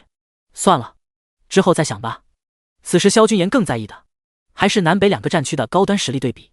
要知道，当初他在惠灵顿抢夺踏雪图的时候，随便一拳就能够轻易带走一条桑国阴阳术士生命的。可刚刚那名禁卫，虽然他是收着力的，可他也是足足挨了自己41拳，才堪堪失去战斗力。龙国战区战士们的实力比桑国阴阳术士强太多了。就在他凝神思考的时候，旁边还在自怨自艾的何娜突然摇了一下他的手臂：“快看，你干妹妹出来了！”第101宴会开始。萧君言的名字，其实林战天已经从自己女儿的口中听到过很多次了。一开始其实他并不在意，毕竟自己的女儿正是青春懵懂的年纪，突然对一个异性感兴趣还是蛮正常的，谁年轻的时候没有谈过恋爱？再说以自己女儿这从小被他养起来的眼光，普通人也根本入不了他的眼，加之又是行武世家，身上的功夫虽然只是三脚猫级别，但自保是绝对没有问题的。反正在林战天看来，只要林清梦感兴趣的不是自己的部下，那他就可以睁一只眼闭一只眼。直到后来林清梦带着寒灯草，并且点名这是那个萧君言帮他们找到的时候，林战天才终于对萧君言提起了一点兴趣。然后他就开始好奇这个男人到底有个什么样的品性。在之后，林战天又收到了关于抗癌药物以及君言集团的信息，仅此一点就让林战天对这个素昧蒙面的年轻人好感大增。于是他特别敦促自己的女儿一定要邀请对方参加今天的晚宴。也是因此，他并没有特别让情报部门给自己萧君言的照片，迟早都能见到的，又何必急于一时呢？此刻他顺着自己女儿的指引，看到了那个正坐在何娜身边与何娜有说有笑的年轻人。林战天眉头挑了挑，他就是萧君言。对啊，君言集团才加入北方联合商会，就帮了我们很多呢。林清梦的声音有些得意。还不错。真的啊？爸爸不反对。林清梦美眸亮晶晶的，一脸欣喜的朝着萧君言晃了晃小手。林战天突然有些迟疑，他不知道自己这算不算把女儿往人家怀里推，不过他没想到居然是这个年轻人。这小子他白天才刚刚接触过，听他的谈吐，再结合之前的传闻，倒也不失是一个良配。操，老子在想什么？林战天心中顿时有些懊恼。那年轻人那么优秀，身边肯定不缺女孩子，自己的闺女什么性子他能不知道吗？除了有点姿色，有商业能力，还是他林战天的独生女之外，他还有啥其他核心竞争力？他还是个傻。你呀，不要太放肆了，你这样子跟倒贴似的，把你老子我的老脸往哪儿放？林战天语重心长，女孩子家家要矜持，要淑女，略。林清梦俏皮的吐了吐小香舌，全当听不到。走，上台讲话去。林战天压下心头的不快，牵着女儿的手走上主持台，对着已经落座完毕的众宾客们哈哈一笑，朗声说道：大家能赏脸前来参加小女18岁的生日宴会，老林由衷的感到高兴啊。稍后大家吃好玩好，不够就招呼酒店方面再给大家安排，多的话我也不说了，大家请自便吧。今天的晚宴正式开始。随着他的声音落下，几十名酒店工作人员便是端着各种各样的食物从门口进入，宾客们也自发的起身，遥遥向着站在高台上的林氏妇女举杯示意，然后一饮而尽。林战天哈哈笑着将麦克风交给迎过来的主持人，然后带着女儿下了高台，放任女儿自由后，他也开始哈哈笑着一桌一桌的过去敬酒。在场除了联合商会的老板之外，还有不少都是他的老部下。难得一聚，林战天显然也是非常的高兴。主持人站在台上，大声开始宣布礼品单子。恭祝林会长方辰18，乔氏集团献上礼物鎏金玉镯1对。恭祝林会长方辰，孟氏集团送上贺礼南郊宅基地1块。恭祝林会长方辰，杨氏集团献上贺礼现金200万。公主。就在主持人开始播报各集团或个人送上的礼物的时候，林清梦已经撒丫子跑到了萧君言的身边，先是俏脸微红的跟何娜打了个招呼，然后才对萧君言说道：君言，我爸爸说他不反对。萧君言摆弄手机的手顿了顿，茫然道：不反对什么？哎呀，你好讨厌。林清梦脸色更红了，咬牙掐了一把萧君言的胳膊，哼声说道：他说你还不错，所以就不反对了。是加入北方联合商会的事情吗？这个你不是已经同意了？萧君言明知故问，他当然知道林清梦说的是什么，但现在就得装作不知道。你……林清梦顿时气急，我什么？有什么话你就说，吞吞吐吐的不适用现在。萧君言一脸揶揄的笑，林清梦这下是真的生气了，直接一伸手，我礼物呢？现在可以给我了吗？诺，自己拿。萧君言浑不在意的踢了踢搁在脚边的礼品袋，看着他那副云淡风轻的模样，林清梦肺都要炸了。你就不能把它送到我手里吗？那你要不要吗？要，我要，就是喽，要就自己来，我懒得动。哼！林清梦气鼓鼓的弯腰拎起礼品袋，回头瞥了萧君言一眼，将袋子牢牢抱在怀里，脸上全是傻兮兮的笑，自己去旁边开礼物，别打扰，我和何姐谈事情。萧君言用眼神示意了一下旁边的空位置。哦。林清梦不情不愿地走到旁边坐下，然后开始埋头拆礼物盒的包装。这一幕却是直接看傻了一直在旁边没吭声的何娜。你们，君言，你跟着战神女儿平时就这样相处吗？何娜暗暗啧舌，对萧君言又高看了一层。差不多吧。萧君言还在埋头摆弄手机，满脸无所谓的耸肩说了一句：石头。就在这时，旁边的林清梦突然惊讶的叫了一声。萧君言与何娜同时转头，就看到这丫头正含情脉脉的看着自己手里捧着的一块大石头，正在发呆。打死他都想不到，萧君言送给自己18岁的生日礼物，居然只是一块石头，这是什么意思啊？磐石方且厚，可以足千年。何娜美眸频闪，轻声赞道：君言，你倒是有心了，想什么呢？萧君言翻了个白眼，何姐，你可别曲解这东西的意思啊，死丫头没眼光，你不会也看不出来吧？咱今天在什么地方碰面的来着？何娜整个愣住。第102，连女儿都骗。萧君言与何娜之间的对话，林清梦自然是听到了。闻言，她失落的心情顿时收敛，然后开始翻来覆去的打量着手里这块灰扑扑、看起来平平无奇的石头，到底有什么特别的啊？林清梦不懂，但有人懂。虽然一直在与其他宾客们推杯换盏，可林战天的眼角余光还是始终放在自己女儿这边的。此时看到自家女儿怀里那块石翡翠原石，他才猛然想起了自己今天在茶楼与萧君言的那一番对话。这块红翡是我今晚打算送给一个朋友当礼物的，真的不卖，划算。那位朋友比钱重要，他口中的朋友就是清梦。林战天莫名的有些欣慰，原本他还觉得对方很傻，有钱都不赚，但现在人品好，重情义，心系人民，这些优秀品质能占一个，他都会觉得那个年轻人很有前途。可现在居然全部集中在了一个人身上，原有的那些微好感也在林战天的心中迅速放大。他就是自己女儿一直挂在嘴边的萧君言啊，女儿好眼光。林战天越看越是满意，确实也只有这样的人才能够配做自己的女婿。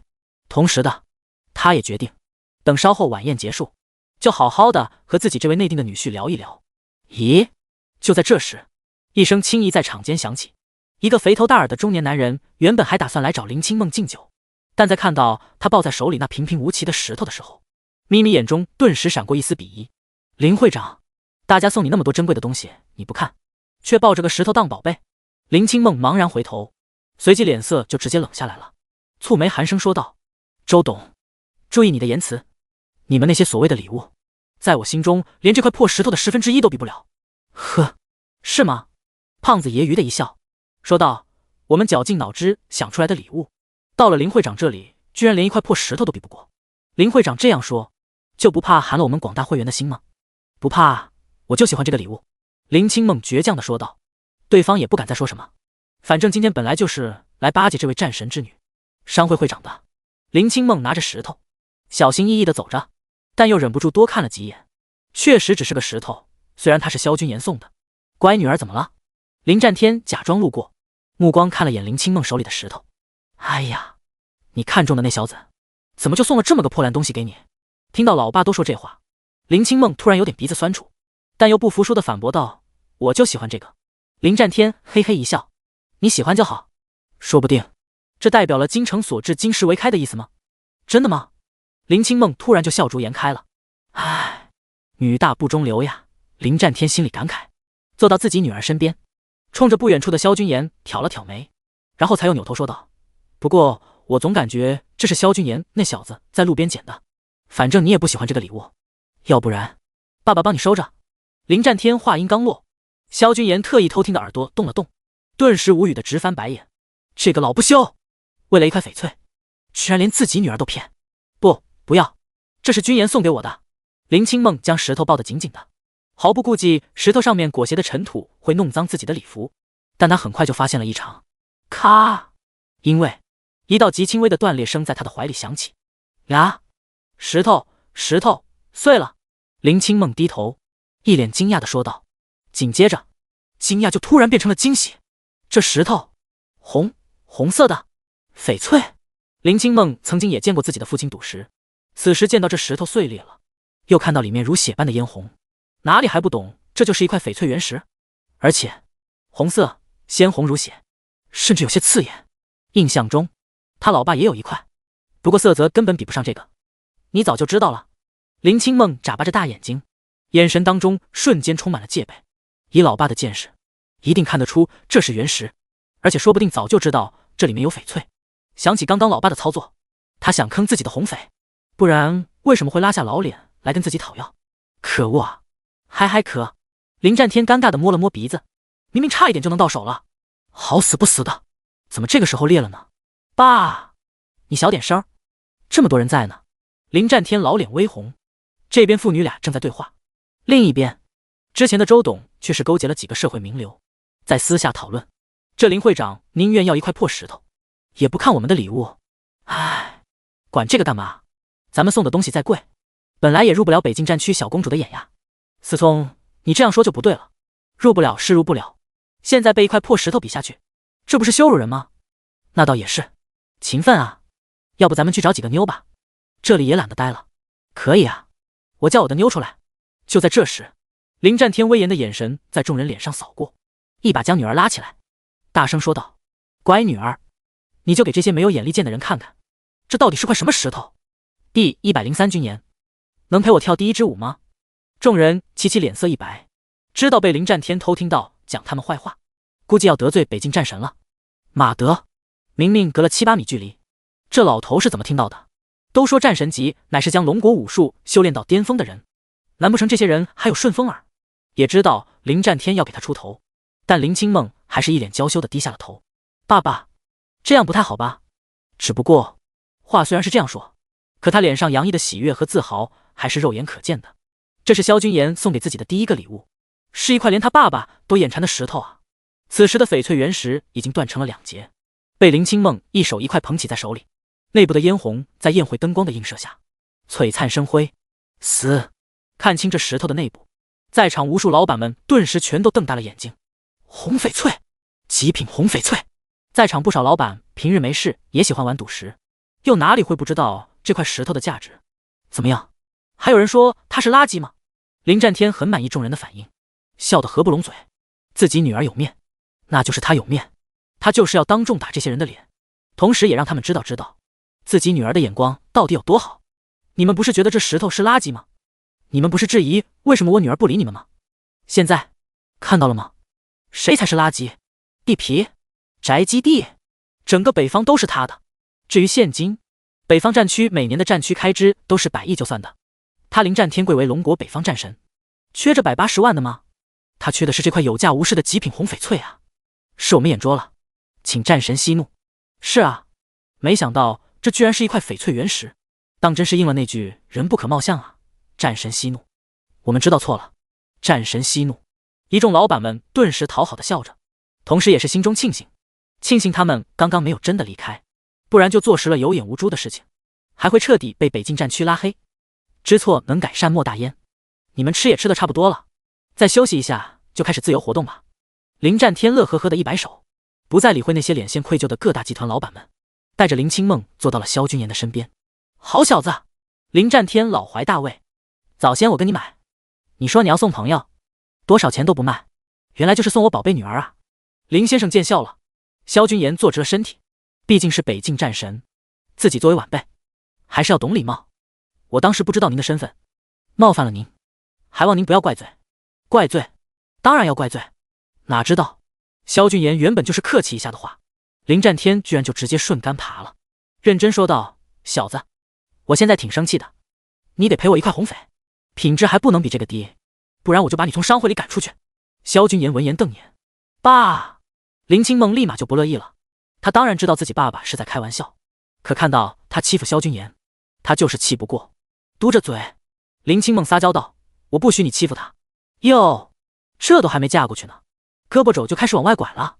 林清梦脸红了个透彻，将头埋进胸脯，嗔说：君言还在这呢，你不要瞎说。好好好，你们年轻人的事情老爸不掺和。林战天笑呵呵说道：那你们年轻人聊，我也去陪陪我那些老战友。林先生慢走，萧君言也跟着起身，语气恭敬。林战天闻言转头，蹙眉说道：还叫我先生呢？萧君言忍不住瞪了瞪眼，对方堂堂战神身份，又是长辈，不叫先生叫什么？叫爸吗？林战天也是有些尴尬，摸着鼻子说道：你跟我女儿是好朋友，跟小娜的关系也不错，那就叫我一声林叔吧。好的，林叔。萧君言摆摆手，林叔慢走。很好，很好。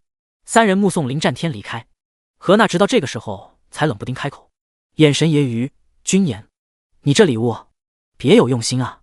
林清梦一个女孩子家又刚刚成年，根本不可能喜欢这种东西，但萧君言还是送了，这代表什么还用说吗？什么都逃不过何姐的慧眼。萧君言耸了耸肩，跟这一位没必要藏着掖着，索性也是大方承认。哈哈，你小子鬼精的。何娜一时莞尔，你们在说什么？小心的将红翡抱在怀里。林清梦凑了过来，好奇问道：说你衣服脏了，何姐怂恿我去帮你换衣服。萧君言翻了个白眼。呀！林清梦惊叫一声，脸色羞红，声若蚊蝇：谁要你给换衣服了？娜姐你好过分，居然跟他一起欺负我。不等何娜多做解释，林清梦就再次看向萧君言，小声说道：君言，我去换身衣服，你在这里等等我好。去吧。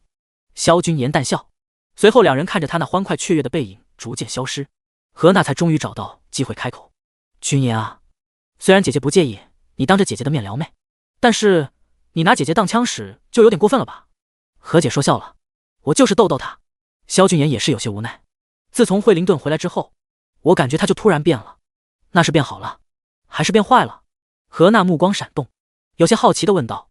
萧君言笑而不语，但他的心中却是清楚，这丫头突然跟自己这么亲密，绝不是突然开了情窦喜欢上了自己，最大的可能还是薇薇安那边的刺激起作用了。你就是萧君言。正在两人说话的时候，一道声音突然在萧君言身边响起。萧君言疑惑转头，就见到一大队战士在一个年轻人的带领下聚集了过来。见这阵势，场中顿时又再次静了下来。为正，怎么回事？正在与老战友们喝酒的林战天缓步走了过来，眉眼微皱，神情有些不悦。大人，我是来向萧君言请罪的。战士们齐齐敬了一礼，放下手的同时，为正说道：先前我见萧君言与大小姐走得很近，还以为他是窥伺大小姐的登徒子，于是我便自作主张，差使手下兄弟想要教训他。现在我知道我错了，所以我来道歉。为正板着脸，神情真挚。教训？林战天回头看一眼萧君言，然后又转回来，脸上威严神色再现。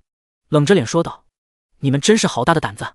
我林战天现在还站在这里呢，你们就敢私自动手，还不把我放在眼里了？那以后我要不在了，你们怎么办？还不得反了天了？大人，对不起，我们只是想保护大小姐。”所有战士齐刷刷跪下，脑袋埋得低低的，满脸羞愧。虽然吃亏的是他们，但错了，那就是错了。怠慢我的贵客，你们自己出去领罚。虽然为政是自己手底下的4位神将之一，但战神之名不可辱，谁都不行。就在这时，萧俊言突然站起身来说道：“林叔，且慢。”林战天再次转头看向萧君言，这件事情也不能全怪他们，他们只是守自己的本分罢了。再说，萧君言活动了一下身子，一场误会而已，我也没有受伤。林叔，我厚脸请您能卖给我一个面子，就原谅他们吧。萧君言温和笑着，心中更是清楚，现在可是拉拢人心的好时候。北境战区的人需要一个台阶下，加之自己上辈子同样也是行武出身，对这些忠心耿耿的汉子自然也觉亲切。现在见他们认错的这个架势，心里早就原谅他们了。本来就是误会，你们都听到了吗？人家不计较。林战天眼底掠过一抹欣赏，还不快谢谢人家？难道还要我亲自来谢吗？谢谢，萧董事长，多谢。萧先生。一众士兵跟在他的身后，吼出的声音振聋发聩。韦正双膝跪地，没有起身，就这样跪着对他抱了抱拳。今日是我的错，还望您能不跟我们计较。很明显，萧君言的求情让这个刀山火海里挣扎出来的汉子真正服了。不打不相识。萧君言摆摆手，浑不在意地说道：“君言，让你久等了。”去而复返的林清梦脱去高贵典雅的晚礼服后，他又换上了一身雪白真丝连衣裙，充满了青春气息。没有，林清梦光着同样雪白的修长大腿，小步走过来，拉起萧俊言的手，一脸羞赧的小声说：“能陪我跳第一支舞吗？”这丫头，她显然并不知道刚刚发生的事情。好啊，左右看看，反正没有熟人。萧俊言反正也无聊，直接随着他起身，调笑道：“美人相邀，又哪里有拒绝的道理？会说话你就多说点。你想得到没？”两人联袂进入中央舞池，林清梦笑容甜蜜，满脸的幸福之色，与萧君言相互轻拥在一起。恬静淡雅的钢琴声随之响起。舞池中央，两人开始伴随着音乐翩翩起舞。众宾客一时也是看得呆了，当真是好一对金童玉女。第104，是萧君言吗？你快点过来吧。一曲终了，林清梦脸色熏红，眼眸眨动间溢出的全是意犹未尽的神色。怎么没跳够呀？看出了林清梦的羞窘，萧君言莫名觉得有些可爱。林清梦抱着他的脖子，将脑袋深深的埋下来，额头抵在他的胸膛上，却不说话。那要不再来一曲？林清梦豁然抬头，开心应道：“好呀，你想得美。”萧君言却是淡笑着松开了揽住林清梦纤腰的手，眼神促狭：“你讨厌！”林清梦恼羞成怒，挥舞拳头捶在他的胸膛上：“不理你了。”哼，嘿嘿，两人这番打情骂俏的模样，却是看得不远处的林战天眼角直跳。虽然他不反对自己女儿和萧君言接触，但他们好歹避讳着自己一点啊！这里还有这么多人呢。一直到他们出了舞池，其他宾客们才开始相继入场。晚宴也在这个时候逐渐走向尾声。你们还真是无法无天啊！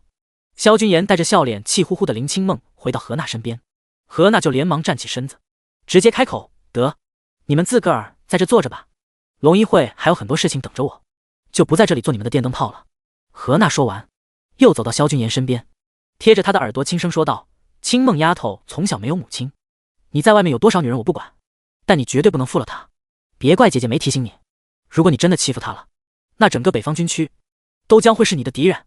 放心吧，何姐，我的为人你还不了解吗？就是因为太了解，所以我才担心啊。”何娜无语：“你自己傻样，心里没点数吗？行了行了，你快走吧，真是有了新欢就忘了旧爱啊。罢了罢了，姐姐走了，自个儿伤心去。”两人笑眯眯地看着自怨自艾的何娜离去，直到她的身影消失，林清梦才抱住萧君言的手臂，将下巴磕在他的肩膀上，脸颊微红，吐气如兰：“君言，谢谢你的礼物，我很喜欢，那你可得看好了，别让你爸爸给要了去。”“哼，才不会呢。”林清梦嘻嘻一笑，跟着突然情绪却又有些低落的说道：“不过人家还真没想到这辈子收到的第一个礼物居然会是一块石头。错了，是翡翠原石，那也只是石头，你要不喜欢就还给我，我换个人送。你敢？林清梦扬起脑袋，凶巴巴地看着他。萧君言眨眨眼，微笑着伸出另一只手，在他气鼓鼓的脸蛋上捏了一把，淡淡道：那你把它还给我，你看我敢不敢？等一下，我接个电话。他说着，从口袋里掏出来正在不停震动的手机，见是一个没有备注的号码，本不想接的，可犹豫片刻后还是按下了接听键。是萧君言先生吗？是我。你是？林清梦松开抱着萧君言手臂的手，一脸好奇的把脑袋贴了过来，随后又被萧君言面无表情的一手推开。你好，我这里是帝江中心医院的住院部值班室，你现在在哪里？还请你赶快过来吧，刚刚突然冲进来一大群人，见什么就砸什么，打伤不少值班的医生护士不说，他们还直接冲进了你父母的房间，很久都没有出来，我担心有什么意外，但我们不敢去看。总之你快点过来吧。电话那边的女人年纪明显不大，声音稚嫩，带着浓浓的恐惧和不安，但萧君言关心的不是这些，而是他说出来的话。有人强闯医院，打伤医护人员，还冲进了他父母的病房。好的，你们自己注意安全，我马上就来。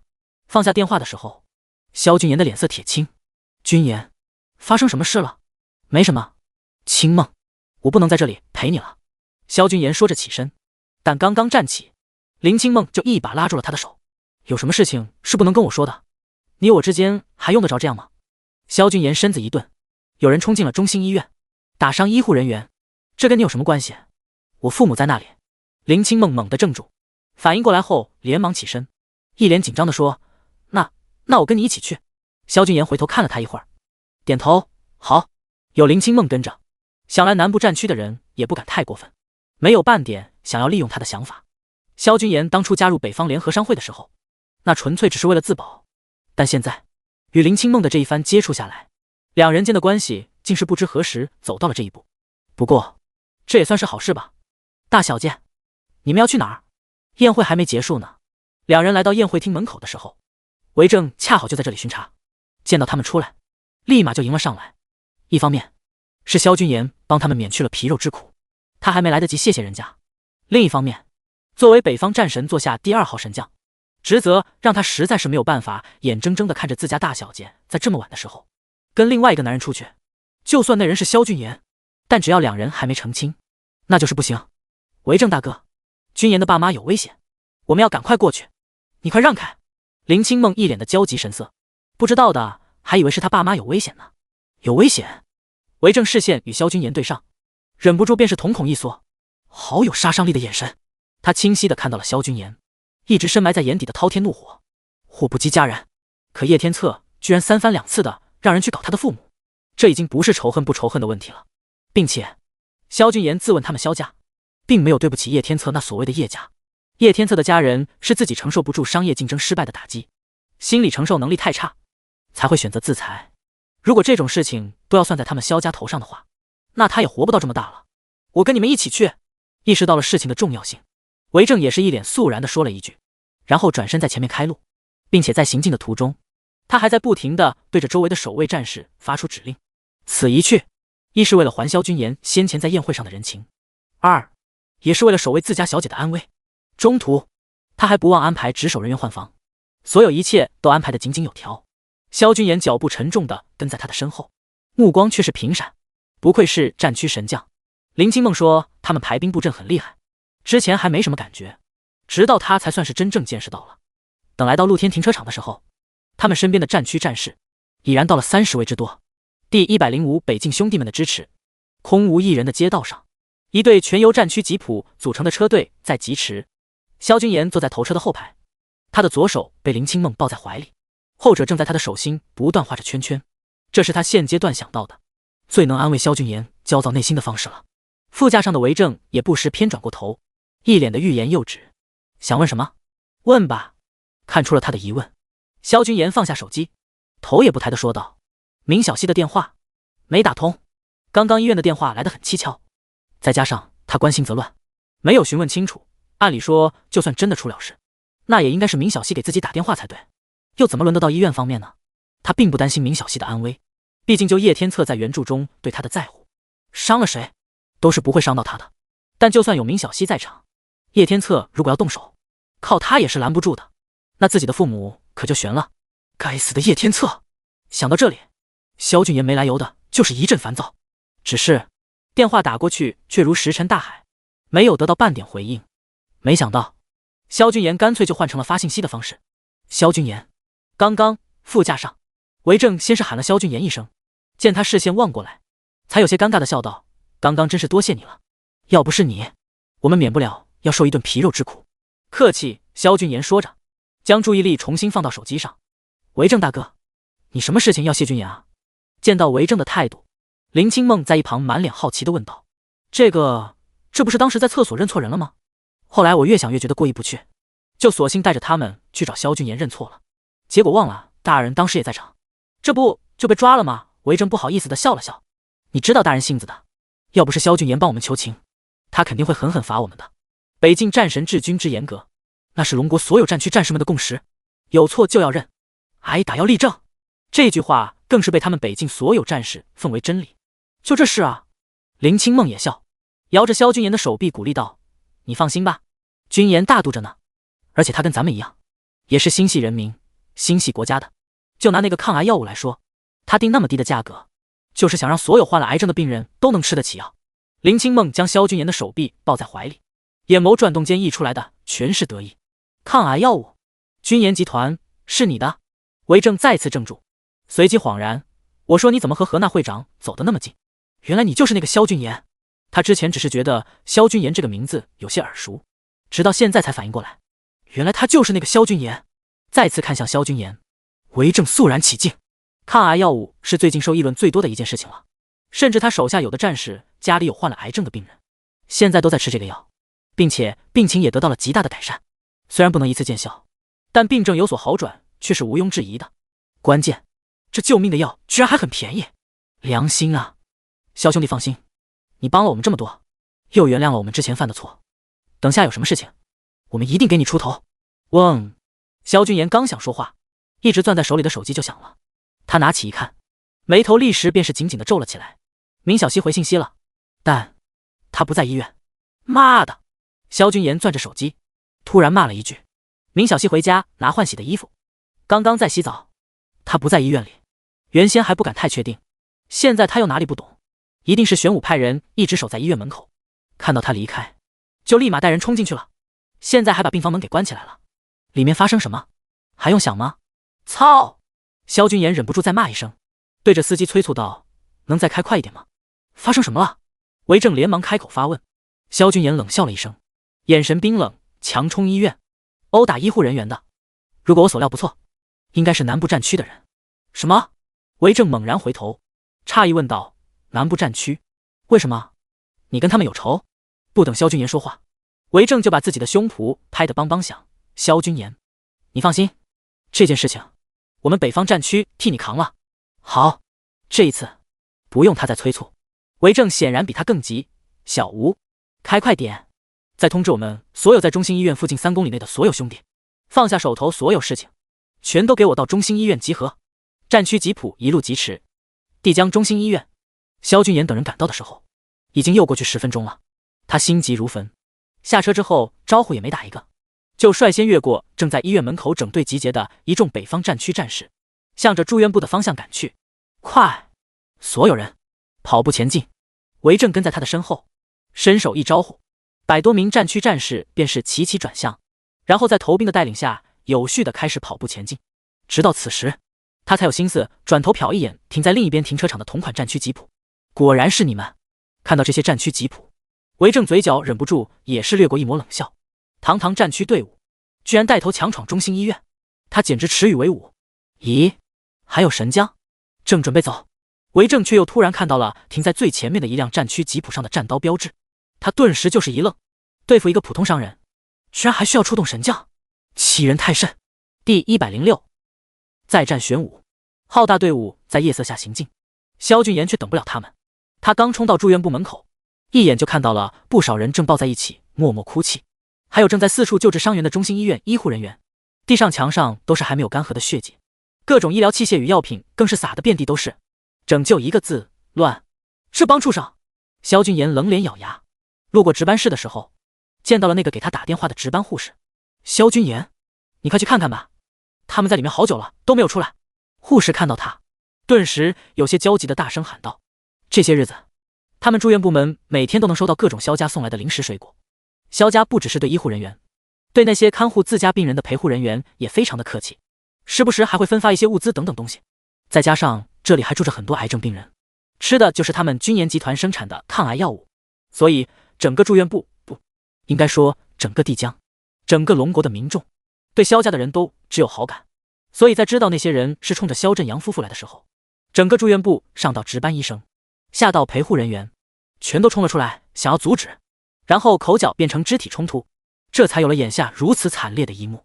萧君言听完了护士的述说，心中也是闪过一丝欣慰与不忍，紧接着这些情绪又全都转变成了滔天的恨意。同时他也终于是理解了为什么在原著后期叶天策会突然崩了人设，由原本镇守一方的堂堂战神变成了草菅人命的刽子手。他本来就是一个内心充满了暴力的人。叶天策，你该死！在战区的时候，他施加暴力的对象是龙国的域外之敌，做的事情不管多残忍，事后都会被美化成为捍卫龙国边境防御的美德。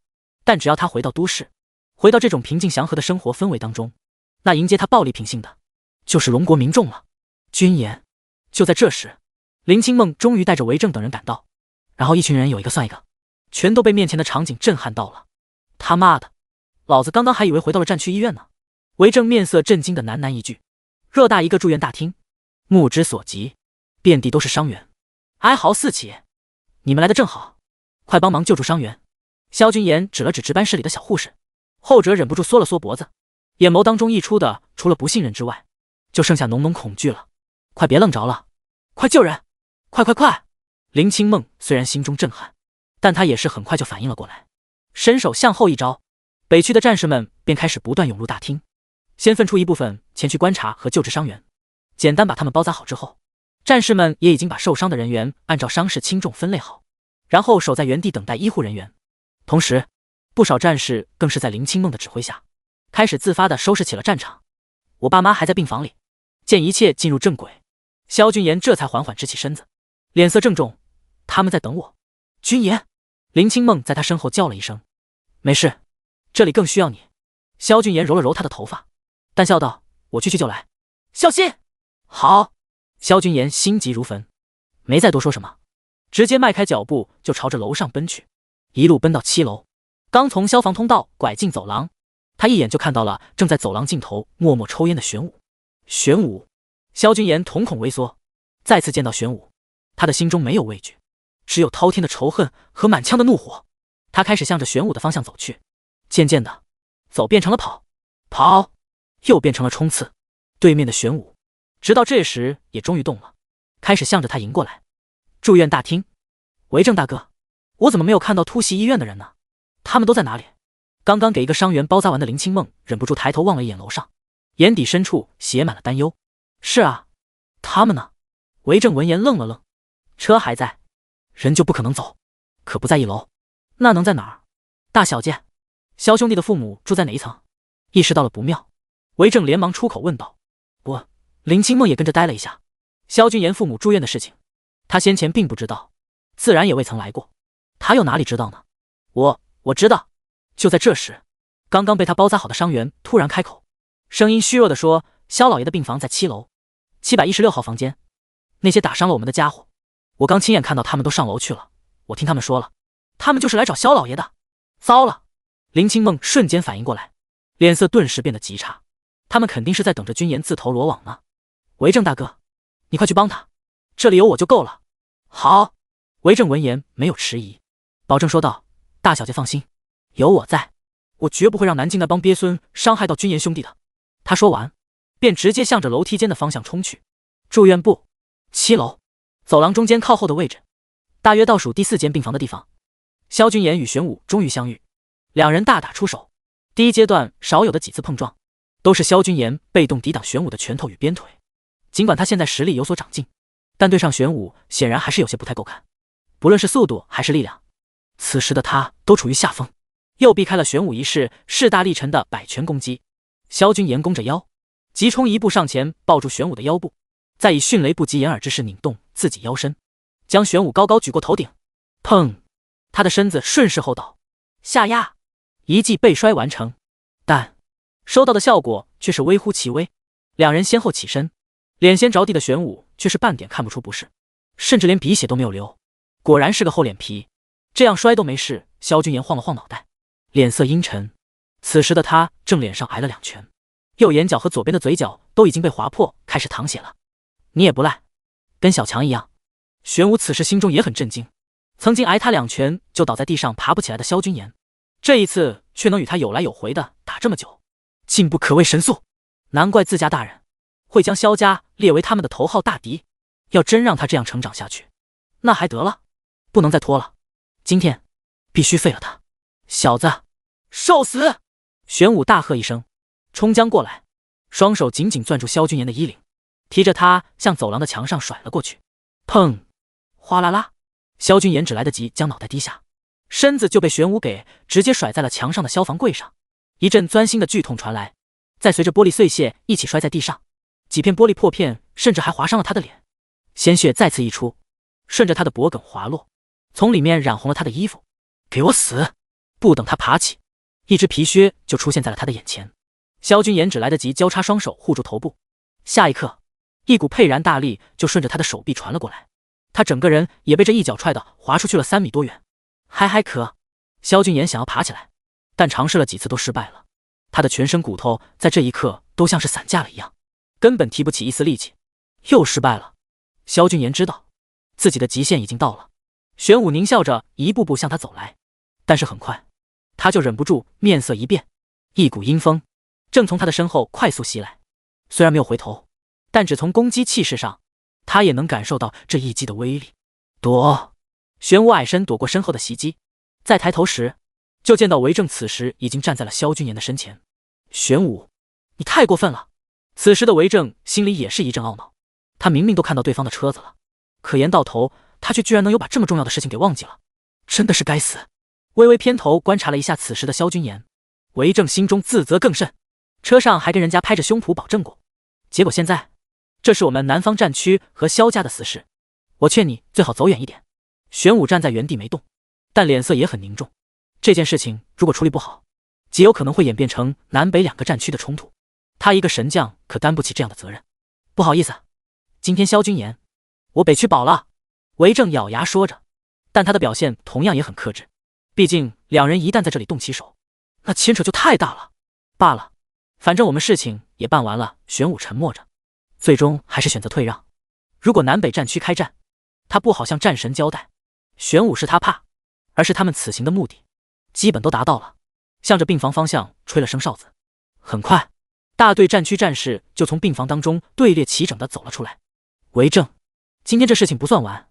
玄武挥手让手下战士们离开，然后眼神轻蔑说，你们护得了他萧家一时，难道还能护得了一世吗？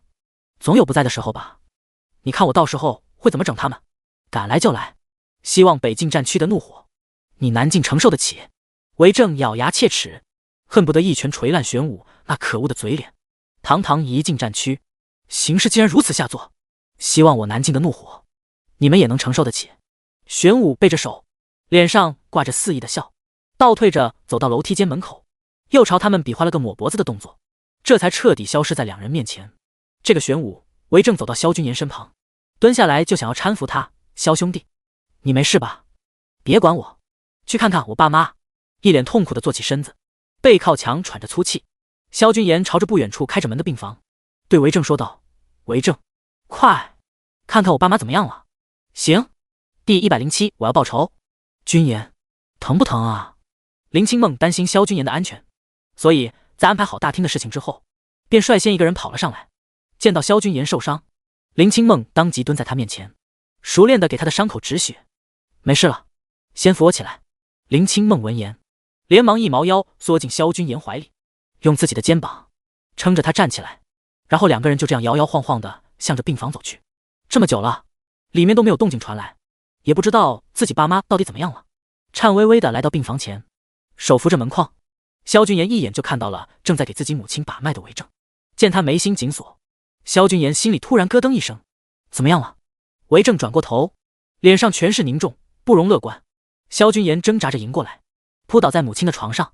他曾经发誓要好好保护的人，此时却在他的面前静静躺着，无声无不，还有呼吸。萧君言跪着将身子挪过来，把手放到母亲的鼻尖，感受到了那一点微弱的呼吸，他猛地松了一口气，没死就好，没死就好。萧君言强忍剧痛站起身子，疯狂地按着床头悬挂的紧急救护铃，按着按着，他又突然一拳狠狠砸在了墙上，砰！拳头破了，鲜血止不住地往下流，滴落在萧母沉睡中仍旧止不住痛苦的脸上，再顺着她的脸颊滑落在雪白的枕面上。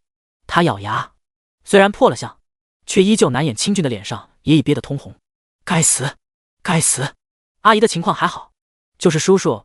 韦正皱着眉，有些不忍地看了一眼自己身后，在他身后有一张已经彻底垮塌的病床，萧振阳躺在断成两截的床板中间地上，床单被子将他埋在了下面，只露出来一只直挺挺的手，上面还有仍没干涸的血迹。我爸，他怎么了？萧君言踉踉跄跄地冲过来，一把拉住那只手，使尽浑身力气将萧振阳拉了起来。可他的身子虽然出来了，可脑袋却还是无力地垂了下去。死了！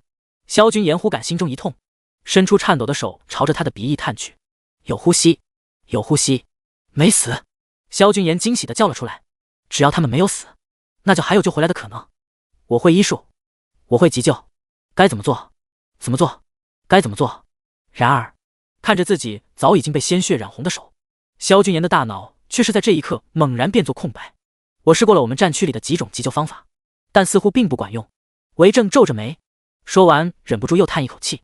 就在这时，病房的门被重新推开，两名值班的住院医慌慌张张地跑进来，在他们身后还跟着几个护士。快送急诊室去，马上安排手术。简单的探查了一下梁老的伤势之后，医院方面便是火速安排了急救，一直折腾到凌晨时分，萧振阳才终于抢救了过来，并被院方重新安排进了特护病房。但是看似情况稍好一些的萧母却是病情最严重的。医生检查后发现，萧母的头部曾经遭到钝器重击，脑中的淤血压迫神经，虽然及时安排了手术，可一时半会儿也是醒不过来的，不，也可能永远醒不过来。萧君言整夜守在房间里，林清梦也始终陪在他的身边，用他自己的方式给予萧君言无声的安慰。君言，北境战区一定会尽全力救叔叔阿姨的医。对，邱主任亲口跟我保证过的，他们没有生命危险。韦正也在一旁附和说道。想了想，他又忍不住提了一句，玄武那人睚眦必报，他说还会有下次，那就一定会有，这里是肯定不能待了。萧君言，接下来你有什么打算？打算？萧君言的目光始终放在自己母亲那张没有血色的脸上，语气冷漠。我要报仇？你只是一个商人，你拿什么跟他们斗？感受到他身上散发出来的寒意，韦正忍不住打了一个哆嗦。你可千万不能做傻事啊！你说的对。萧君言抬起头来，木着个脸，我爸妈不能再待在这里了。啊？韦正愣了愣，现在梁老伤情有所好转，但也毕竟只是好转而已。萧君言这是准备把他们放哪儿去？北方战区驻地吗？要说安全，似乎也就只……我倒是有一个地方。韦正蹙起眉头，迎着萧君言突然放光的双眼，硬着头皮说道，但你得稍微等等，我得先去问问那里的主人同不同意，有结果之后我才能告诉你。好。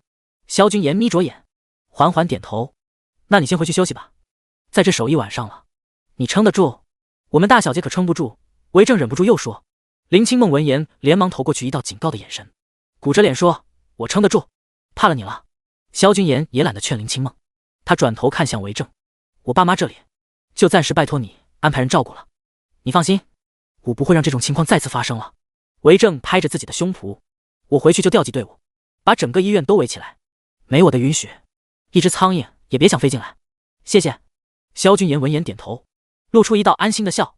有北方战区的战士在这里，玄武再想像上次那样直接冲进来，就没那么简单了。君言，林清梦听着两人的对话，突然觉得有些不对劲。你要去哪儿？萧君言将自己的手挣脱出来，抬脚朝着病房门口走去，没回头说报仇。第108，悲催的礼服。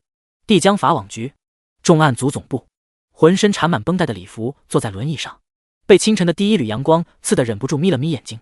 在他身后推着轮椅的是一名穿着制服的法网局法派员。看完了吧？看完就回去了。法派员说着，就准备将刚刚感受到阳光温度的礼服往回推去。你们都关我4天了，到底要干嘛？能不能直说？你们到底要干嘛？礼服差点崩溃。按照法网局的规定，涉案嫌疑人在证据不足的情况下，拘留时间最长不能超过48个小时。然而，早在5天前，他就已经被法网局的法派员们给抓进来了。抓他的理由是涉嫌贩卖国宝。不过，因为证据不足，法派员们只能把他先抓过来，然后拘留。但拘留他是有时间限制的，于是乎，每次只要一到时间，就会有一名法派员推着他的轮椅，送他出法网局的大门，晒个几10秒的太阳，然后再被重新拘留。你们搁这儿套娃呢？卧槽！又开始了新一轮的循环往复。李福的内心已经不能用卧槽来形容了。我知道的，我可都告诉你们了呀。你们到底想怎么样？我可警告你们啊，我是瀚海商会的人，你们这样抓我，就不怕瀚海商会去找你们姚局的麻烦吗？别呢，那法派员翻了个白眼。你自己心里做了什么？你自己有数。要不看你是伤员，你以为我们还会好吃好喝的供着你？那你们好歹找个医生来给我换个药啊！我这药这么多天没换，都馊了。那我没办法，你可以自己去和上面反映。法派员重新将他推进拘留室，冷笑说道：你跟我说这些没用，我就是一个坐办公室的，我什么都不知道。卧槽！反映？那你好歹给我一条反映的途径啊！没办法，留下这句话后，法派员便非常干脆地离开了拘留室。之后他又按动电梯，一路来到5楼，最终在一扇门前停下脚步。叩叩叩，轻轻敲了敲门，内里传出来一句：请进。许队，这已经是第3次拘留了，咱们这样搞会不会不太好？推开门，看着坐在办公桌后面的许瑜，法派员的脸上也闪过一丝为难。以前其实也不是没有这么搞过，但每次这样搞都是在有绝对证据的情况下，这叫击碎犯人的心理防线，是计策。可现在对这个礼服，他们重案组是真的没有证据啊，怎么不太好？倒卖国宝，这最够礼服吃花生米了。我们现在只是对他例行采取措施，有什么问题？见许瑜板起脸来，法派员顿时噤若寒蝉。别看许瑜在萧军言面前是个受气包，可那只是因为他打不过萧军言而已。实际许瑜在重案组总部，不应该说在所有法网局法派员心中，他都是冷面铁血无敌霸王花。法网局上上下下，除了姚局之外，那几乎可以说是无人敢惹的。这不是没有证据吗？法派员缩着脖子，小声嘀咕了一句：你放心吧，证据已经在路上了。许瑜不耐烦地瞥了他一眼，冷着脸说道：带礼服进审讯室，隔绝所有对外通信，切断所有室内监控和录音设备。1个小时之后，我要审他。好。法派员满脸懵懂地退了出去。等办公室的门被重新关好，许瑜这才脸色复杂地拿起手机，上面只有一条萧军言在半个多小时前发来的信息，他要找礼服。幸好我顶着压力把人留下来了，不然现在还真是不好交代了呢。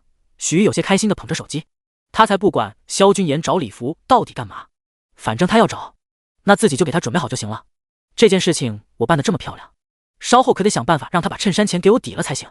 许瑜2只手背相互叠着，撑在下巴上，嘟着嘴将视线翻上了天花板，心里却是美滋滋的。吃人手软，拿人嘴短，自己帮了这个坏蛋这么大的忙，他以后应该不会再欺负自己了吧。与此同时，帝江市迎宾大道，一辆红旗车正在公路上疾驰，萧军言坐在后排闭目养神，他的手里还捏着一只玻璃瓶，瓶子里的液体是绿色的，虽然模样看着很瘆人，但实际上这只不过是他从何娜手里讨来的营养液罢了。据说药效很强，而且立竿见影。杨叔，开快一点，礼服，我最后再给你一次机会。审讯室内，许瑜坐在礼服对面，俏脸寒霜，清秀粉嫩的拳头上此时已经隐隐有些红肿，这都是打人打的。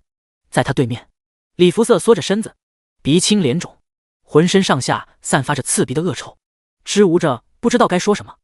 你这法派员，你倒是问我呀，你问呀，你什么都不问，上来就打我，你到底想让我说什么？不说是吧？好。许瑜扭着手腕，抿嘴就站了起来。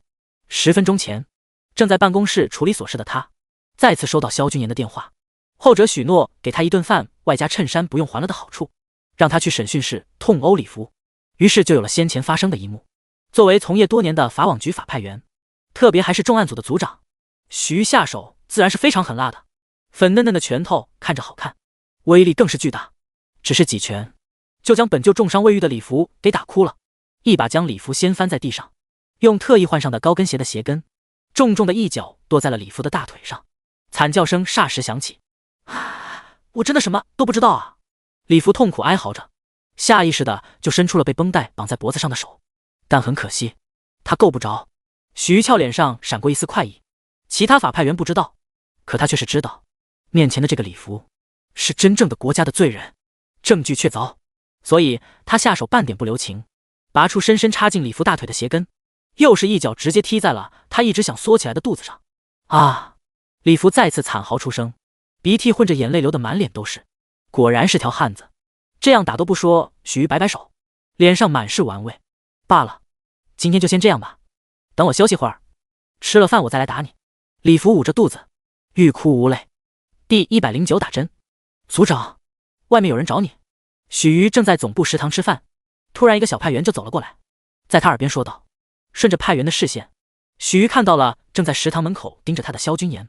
君言，看清他脸上的细密伤口，许瑜连忙一脸关切地迎了过来，担忧道：发生什么事？怎么搞成这样了？手指轻轻抚过萧君言满是伤痕的脸，许瑜眼眶顿时就红了。没事。摔了一跤，萧君言将他的手抓在手里，打量了一圈食堂的环境，声音平淡道：李夫人呢？带我去见他。跟我来。许瑜说着就准备走，可他一动，身后的萧君言突然脚下一个踉跄，他眼疾手快地搀住了萧君言，满脸担忧：你怎么了？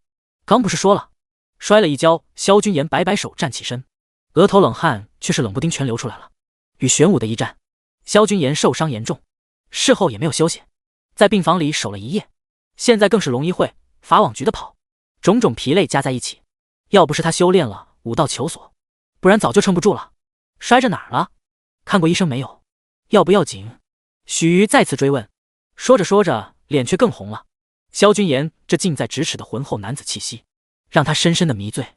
许瑜呀许瑜，你真是个没骨气的丫头，正儿八经追你的人能蹲满总部监牢，可你偏偏对一个不在乎你的人关怀备至，掏心掏肺。许瑜暗暗在心中骂着自己，嘴上却很诚实。要不咱们还是找个地方休息一会儿吧，我来给你按摩。不用。萧君言没有注意到许瑜的变化，咬牙起身的同时，淡淡对他吩咐道：等一下，记得把审讯室的录像和监控都关了，有些事情我不想让第三个人知道，我早就让人关掉了，还让医务室那边也准备好了，随时可以展开对李福的急救。你放心的折腾，只要他还有一口气，我就能把他再拉回来。好，伸手揉了揉许瑜的头发，萧君言难得的露出笑容，下次请你吃饭。别下次了，就今晚吧。许瑜嘻嘻一笑，娇羞中带着憧憬。等把李福的事情做完，你就陪我去吃饭。我今天能吃冰的，今晚不行。许瑜说自己能吃冰的，这要换成以前，萧君言肯定不会客气。但现在，他的父母还躺在医院里，萧家的头顶上还悬着叶天策这一柄铡刀，这两件事就像两座山一样，压得他几乎喘不过气来，又哪有心思去想其他？他现在的心里只有李福，就是这里了。来到审讯室门口，许瑜顿住脚步，扭头说道：君言，你自己进去吧，我就在外面帮你把风。不用，一起进去。萧君言将手扶上门把。我说的第三个人，是指除你我之外的第三个人，李福不算。哦，许瑜顿时开心的笑了。先前萧君言说不想第三个人知道的时候，他还很失落来着，毕竟作为当事人，萧君言和李福就已经把2个名额都占去了，以至于许瑜下意识就以为萧君言是想和对方单独谈。但现在不是就好。下一刻，审讯室的大门就被萧君言打开了。救命！救命！派员滥用私刑啊！派员打人了呀！此时的李福还保持着一开始的姿势躺在地上，原本都快昏过去了，结果现在又听到门口传来的动静，他顿时激动的直叫唤，因为他从桌子下面看到的不再是许瑜的高跟鞋，而是一个男人的皮鞋。换人了，换人他就不会挨打了。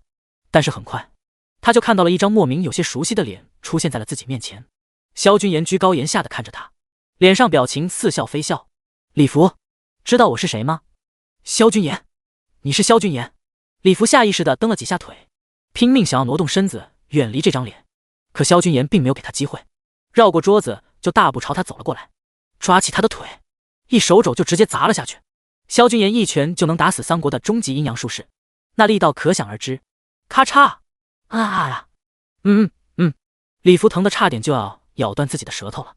许瑜眼疾手快，直接将自己脚下的高跟鞋尖顶进了他的嘴里。这一下，他想叫都叫不出来了。萧君言从口袋里掏出来手机，将之前自己录制的李福与桑国阴阳师交易的视频点开播放，然后放在了李福的面前。李福原本还在挣扎的动作直接顿住，他的喘息逐渐粗重，瞳孔也猛然放大。被人拍到了，他做的这么隐秘，甚至还让阴阳师将所有现场人员全部灭口，可为什么还是被拍到了？你嘴里的高跟鞋被萧君言伸手拿开，李福整个人都骂了。被拍到也就算了，可为什么他会有？很奇怪吗？要想人不知，除非己莫为。你们千算万算，也算不到那边居然还有一个摄像头吧？萧君言冷笑出声，看他的眼神就像在看一个死人。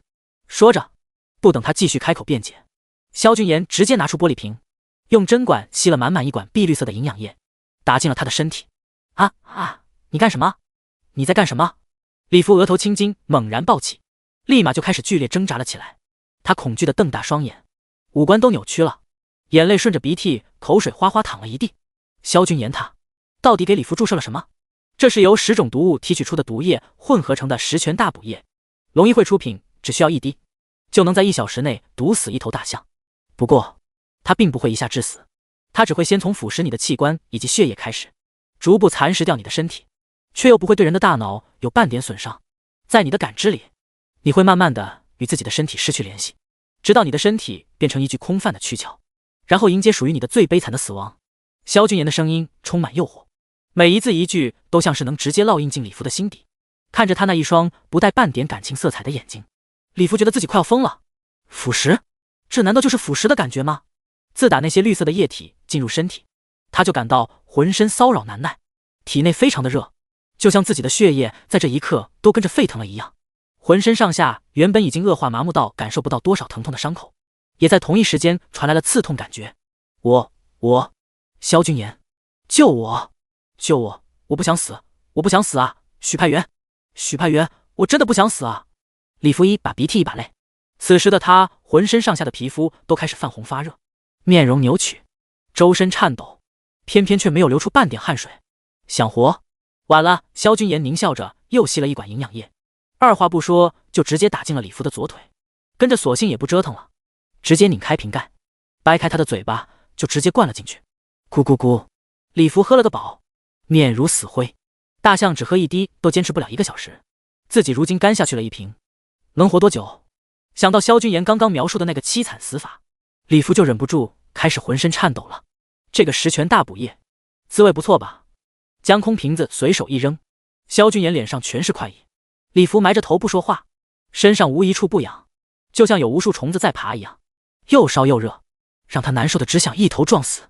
许久之后，李福才再次抬起头来，声音低沉的说道：“你杀了我吧，求求你，给我一个痛快。”第110，李福妥协。呵，迎着李福希冀的目光，萧君言直接冷笑着拒绝：“你知道为什么我在有确凿证据的时候，却只是让许玉抓你，而不审你吗？”李福早就难受的差点疯掉了，此时听到萧君言的问题，也是整个愣住，好半晌后犹犹豫豫的说道：“你是不是想让我帮你对付战神？”不等萧君言说话，李福就接着道：“不可能的，不可能，他的残忍嗜血不是你们可以比的。我要是敢背叛他，我绝对会被他一刀刀剁成肉酱的。天真，我如果把你交出去审判，也最多就是给你吃一颗花生米而已，那样对你反而是一种解脱。你所犯的罪行，我纵然是将你千刀万剐，也难解恨。”萧君言说着，再次抬手一手肘将他的另一条腿打断。李福凄厉的哀嚎着，直到此时，他才真正开始惊恐了。这萧君言居然真的不是来找他，让他背叛战神的，他真的想让我死。极度的恐惧外加体内无时无刻不再传来的瘙痒，逐渐开始蚕食李福的心理防线。不过奇怪的是，刚刚被萧君言打断的那条腿，此时却是比其他地方还要痒无数倍。极端的疼之后，是极端的痒，让他难受的只想扒开自己身上的皮肤来挠，就像有无数虫子正在啃噬自己的血肉细胞一样。再坚持一下，最多也就5分钟，你就可以去死了，我会进来给你收尸的。虽然只是一句空壳，萧君言说着，做事就要往外走。旁边许瑜见状也是跟着起身。萧君言的这些行为让他倍感好奇，这到底是什么奇特的审讯手法？他可是清楚知道萧君言此行目的的，可进来之后，他却是反其道而行之，在对方猜出自己意图的时候，却又矢口否认。而且，那罐东西明明就是龙医会最新研制的营养液，这2天才出的新闻发布会，准备投放到萧君言的君研集团旗下去投产的，怎么又变成十全大？哦，对，好像是叫这个名字。许瑜恍然大悟过来，按照萧君言，这似乎也不算是在炸他，而李福身体里的瘙痒，说白了，只是细胞血液在飞速生长，伤口肉芽在愈合罢了。这个痒是正常的痒，根本没有萧君言说的那么夸张。怎么李福连这个都受不了呢？啊，等等！就在2人快要走到审讯室大门的时候，李福突然大叫了一声。萧君言停下脚步，面无表情的转头看向他。许瑜则是双眸晶亮的看着萧君言。不出意外的话，这李福估计要投降了。果然，下一刻，只听李福说道：“萧君言，这都是战神让我这么干的，我也是身不由己。”萧君言神情不变，静待李福下文。李福会意，微微偏转目光看了一眼站在他身旁的许瑜。许瑜是我女人，有什么事你但说无妨。你谁是你女人啊？听到萧君言这样说，许瑜脸一红，伸出小手轻轻在萧君言的小拇指上掐了一下。你难道不想知道战神为什么要让我这样做吗？见萧君言似乎并不在意，李福不由加重了些语气的说道，只是浑身的瘙痒正在加剧，以至于他的声音都开始有些颤抖了起来。不过就是想借助桑国人的手把踏雪图转移吗？我当然知道。萧君言冷然一笑，四季图里的秘密不能告诉李福，但其他的东西却可以。顺便，如果能在他的心里打上一个自己不所不知的烙印，那就最好了。你……李福确实震惊了。原本他认为萧君言拍到的这个视频，只是他出售国宝古画给桑国人，然后判自己一个卖国罪。结果萧君言的说辞，却是大大的超出了他的意料。你还知道什么？我什么都知道。萧君言淡然一笑，挑眉说道：“山口只不傻，你们去找他的时候，他就已经来找我了。所以踏雪图现在就在我的手上。”他说着，将手放上门把，轻蔑说道：“告诉你这些也没别的意思，就是想让你做个明白鬼。”萧君言，哪曾想，萧君言话音刚落，李福却是突然激动起来：“我可以死，但我求你，能不能给我一次机会？我不想就这样悄无声息的去死，我想做大事，我想将功赎罪。”萧君言缓缓转头，脸上表情似笑非笑。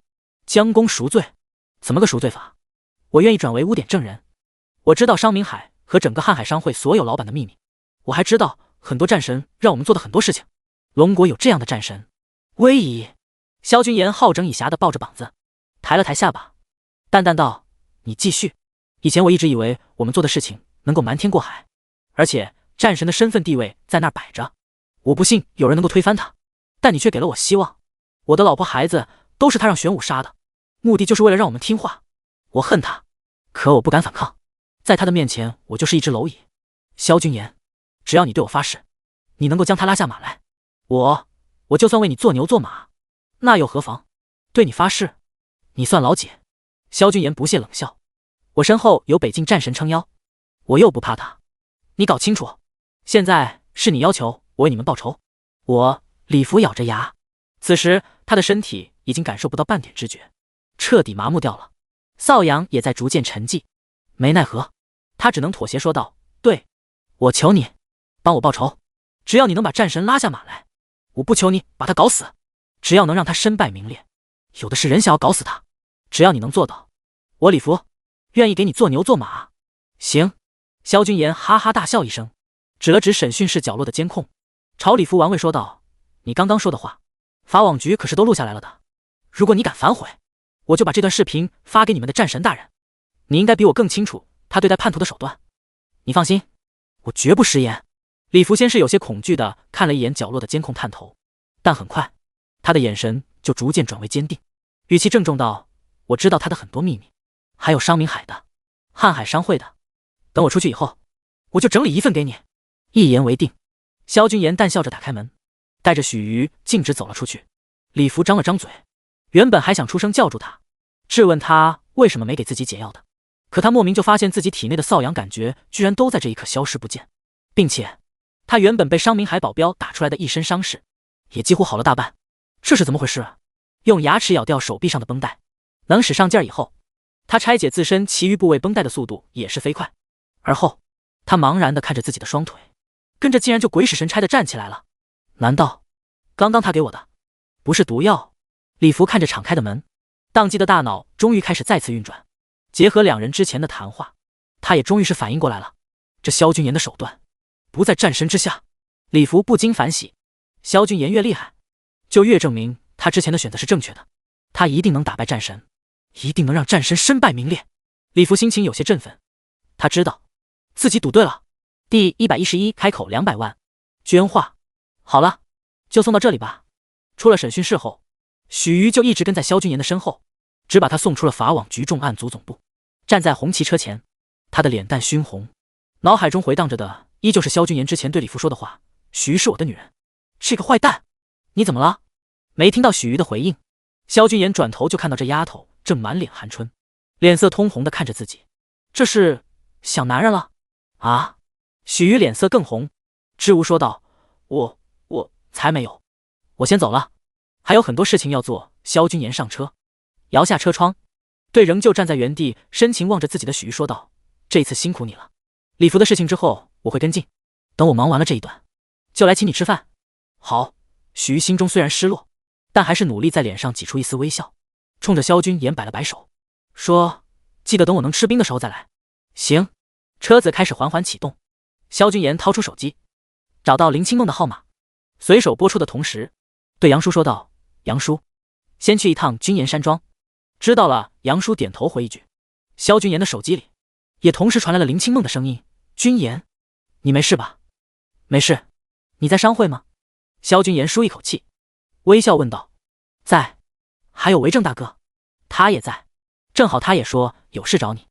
那你先把电话给他，听到韦正找自己。萧君言连忙振作精神，他可没有忘记当时在病房的时候，韦正可是说过要帮萧振阳夫妇找地方安顿的，不过好像需要经过其他人的同意。现在想来，这应该是有结果了。果然，几秒钟后，韦正的声音就在听筒中响起：萧兄弟，我替你问了，他们同意接收萧伯父和萧伯母。但韦正说着，突然有些犹豫。萧君言忍耐住性子，又隔了一会儿后，才听他继续说道：但就是需要你付出一些代价。萧君言忙说：什么？钱？很多钱？那地方一定安全吗？萧君言松一口气，他现在最不缺的就是钱，如果对方只是要钱，那就真是太好了。对，那地方叫桃源村，没有本地村民带路，外人就算调动卫星都找不到。提起这个，韦正显然很得意，语气都不由拔高了几分，说道：桃源村是我们北部战区腹地，你爸妈在这里绝对安全。好，他们只要钱吗？对，但他们要很多。提到钱，韦正的声音又忍不住微弱了一点，似乎他也非常不好意思，因为这种要求总让他有一种自己正在趁火打劫的感觉。很多钱？对，很多是多少？200万。韦正声音低不可闻，他为自己的狮子大开口而感到十分羞耻，同时的，他也在心中痛骂着自己那贪财的村长。200万啊，这样的天价，他到底是怎么好意思开口的？噗！萧君言差点就喷了，语气极为不确定的又开口问了一遍：200万？实在为难的话，要不150也行。韦正脸红到了耳根，100万啊，自己这辈子攒一攒，应该还是有希望攒到的，应该不算太多吧。他这段时间也总是听到萧君言是帝江商业新星的传闻，想来这样出名的一个人，100万应该能拿得出来吧。行了，只要能保证我父母的安全，我就给你们1000万。萧君言直接做出了决定。管中窥豹，北部战区的战士们到底淳朴到了什么程度？就从他这个堂堂神将，居然会觉得100万、200万是天价就能看得出来。只是看临战天赌石时候的那个豪气程度，也不太像是那么勤俭的人啊。可为什么他带出来的兵会是这个模样？1000万！韦正吓傻了。紧接着电话就是一阵颤动，然后林清梦的声音再次响起，语气像是憋着笑：君言，我韦正大哥没见过钱，你可不能因此而取笑他。冤枉！萧君言赶紧喊冤，无奈说道：清梦，我父母对我有多重要你是知道的，别说是区1000万，就算他说1个亿，我也会给他。我没有开玩笑，如果桃源村真的能保护我父母的安危，等我解决了叶天策之后，我就以君言集团的名义，再给桃源村捐赠1个亿，重建桃源村。嘻嘻嘻，好啦，我相信你了。林清梦嘻嘻笑着，转了个话题说道：你想让我做什么？没什么，我就是想让你跟你爸说一声，我要捐画。踏雪图，现在吗？林清梦微微一愣，对，我现在回家去拿画，然后就过来商会找你。你跟林叔说一声，到时候对外就说是你们把画追回来的。可以，我马上给你安排。那一会儿见。萧君言说完就主动挂断了电话。捐画自然是为了换取北部战区，换取林战天的真正支持。至于说为什么要用战区的名义，而不是他个人，废话，如果现在承认了，那叶天策不就知道是他半路劫道了吗？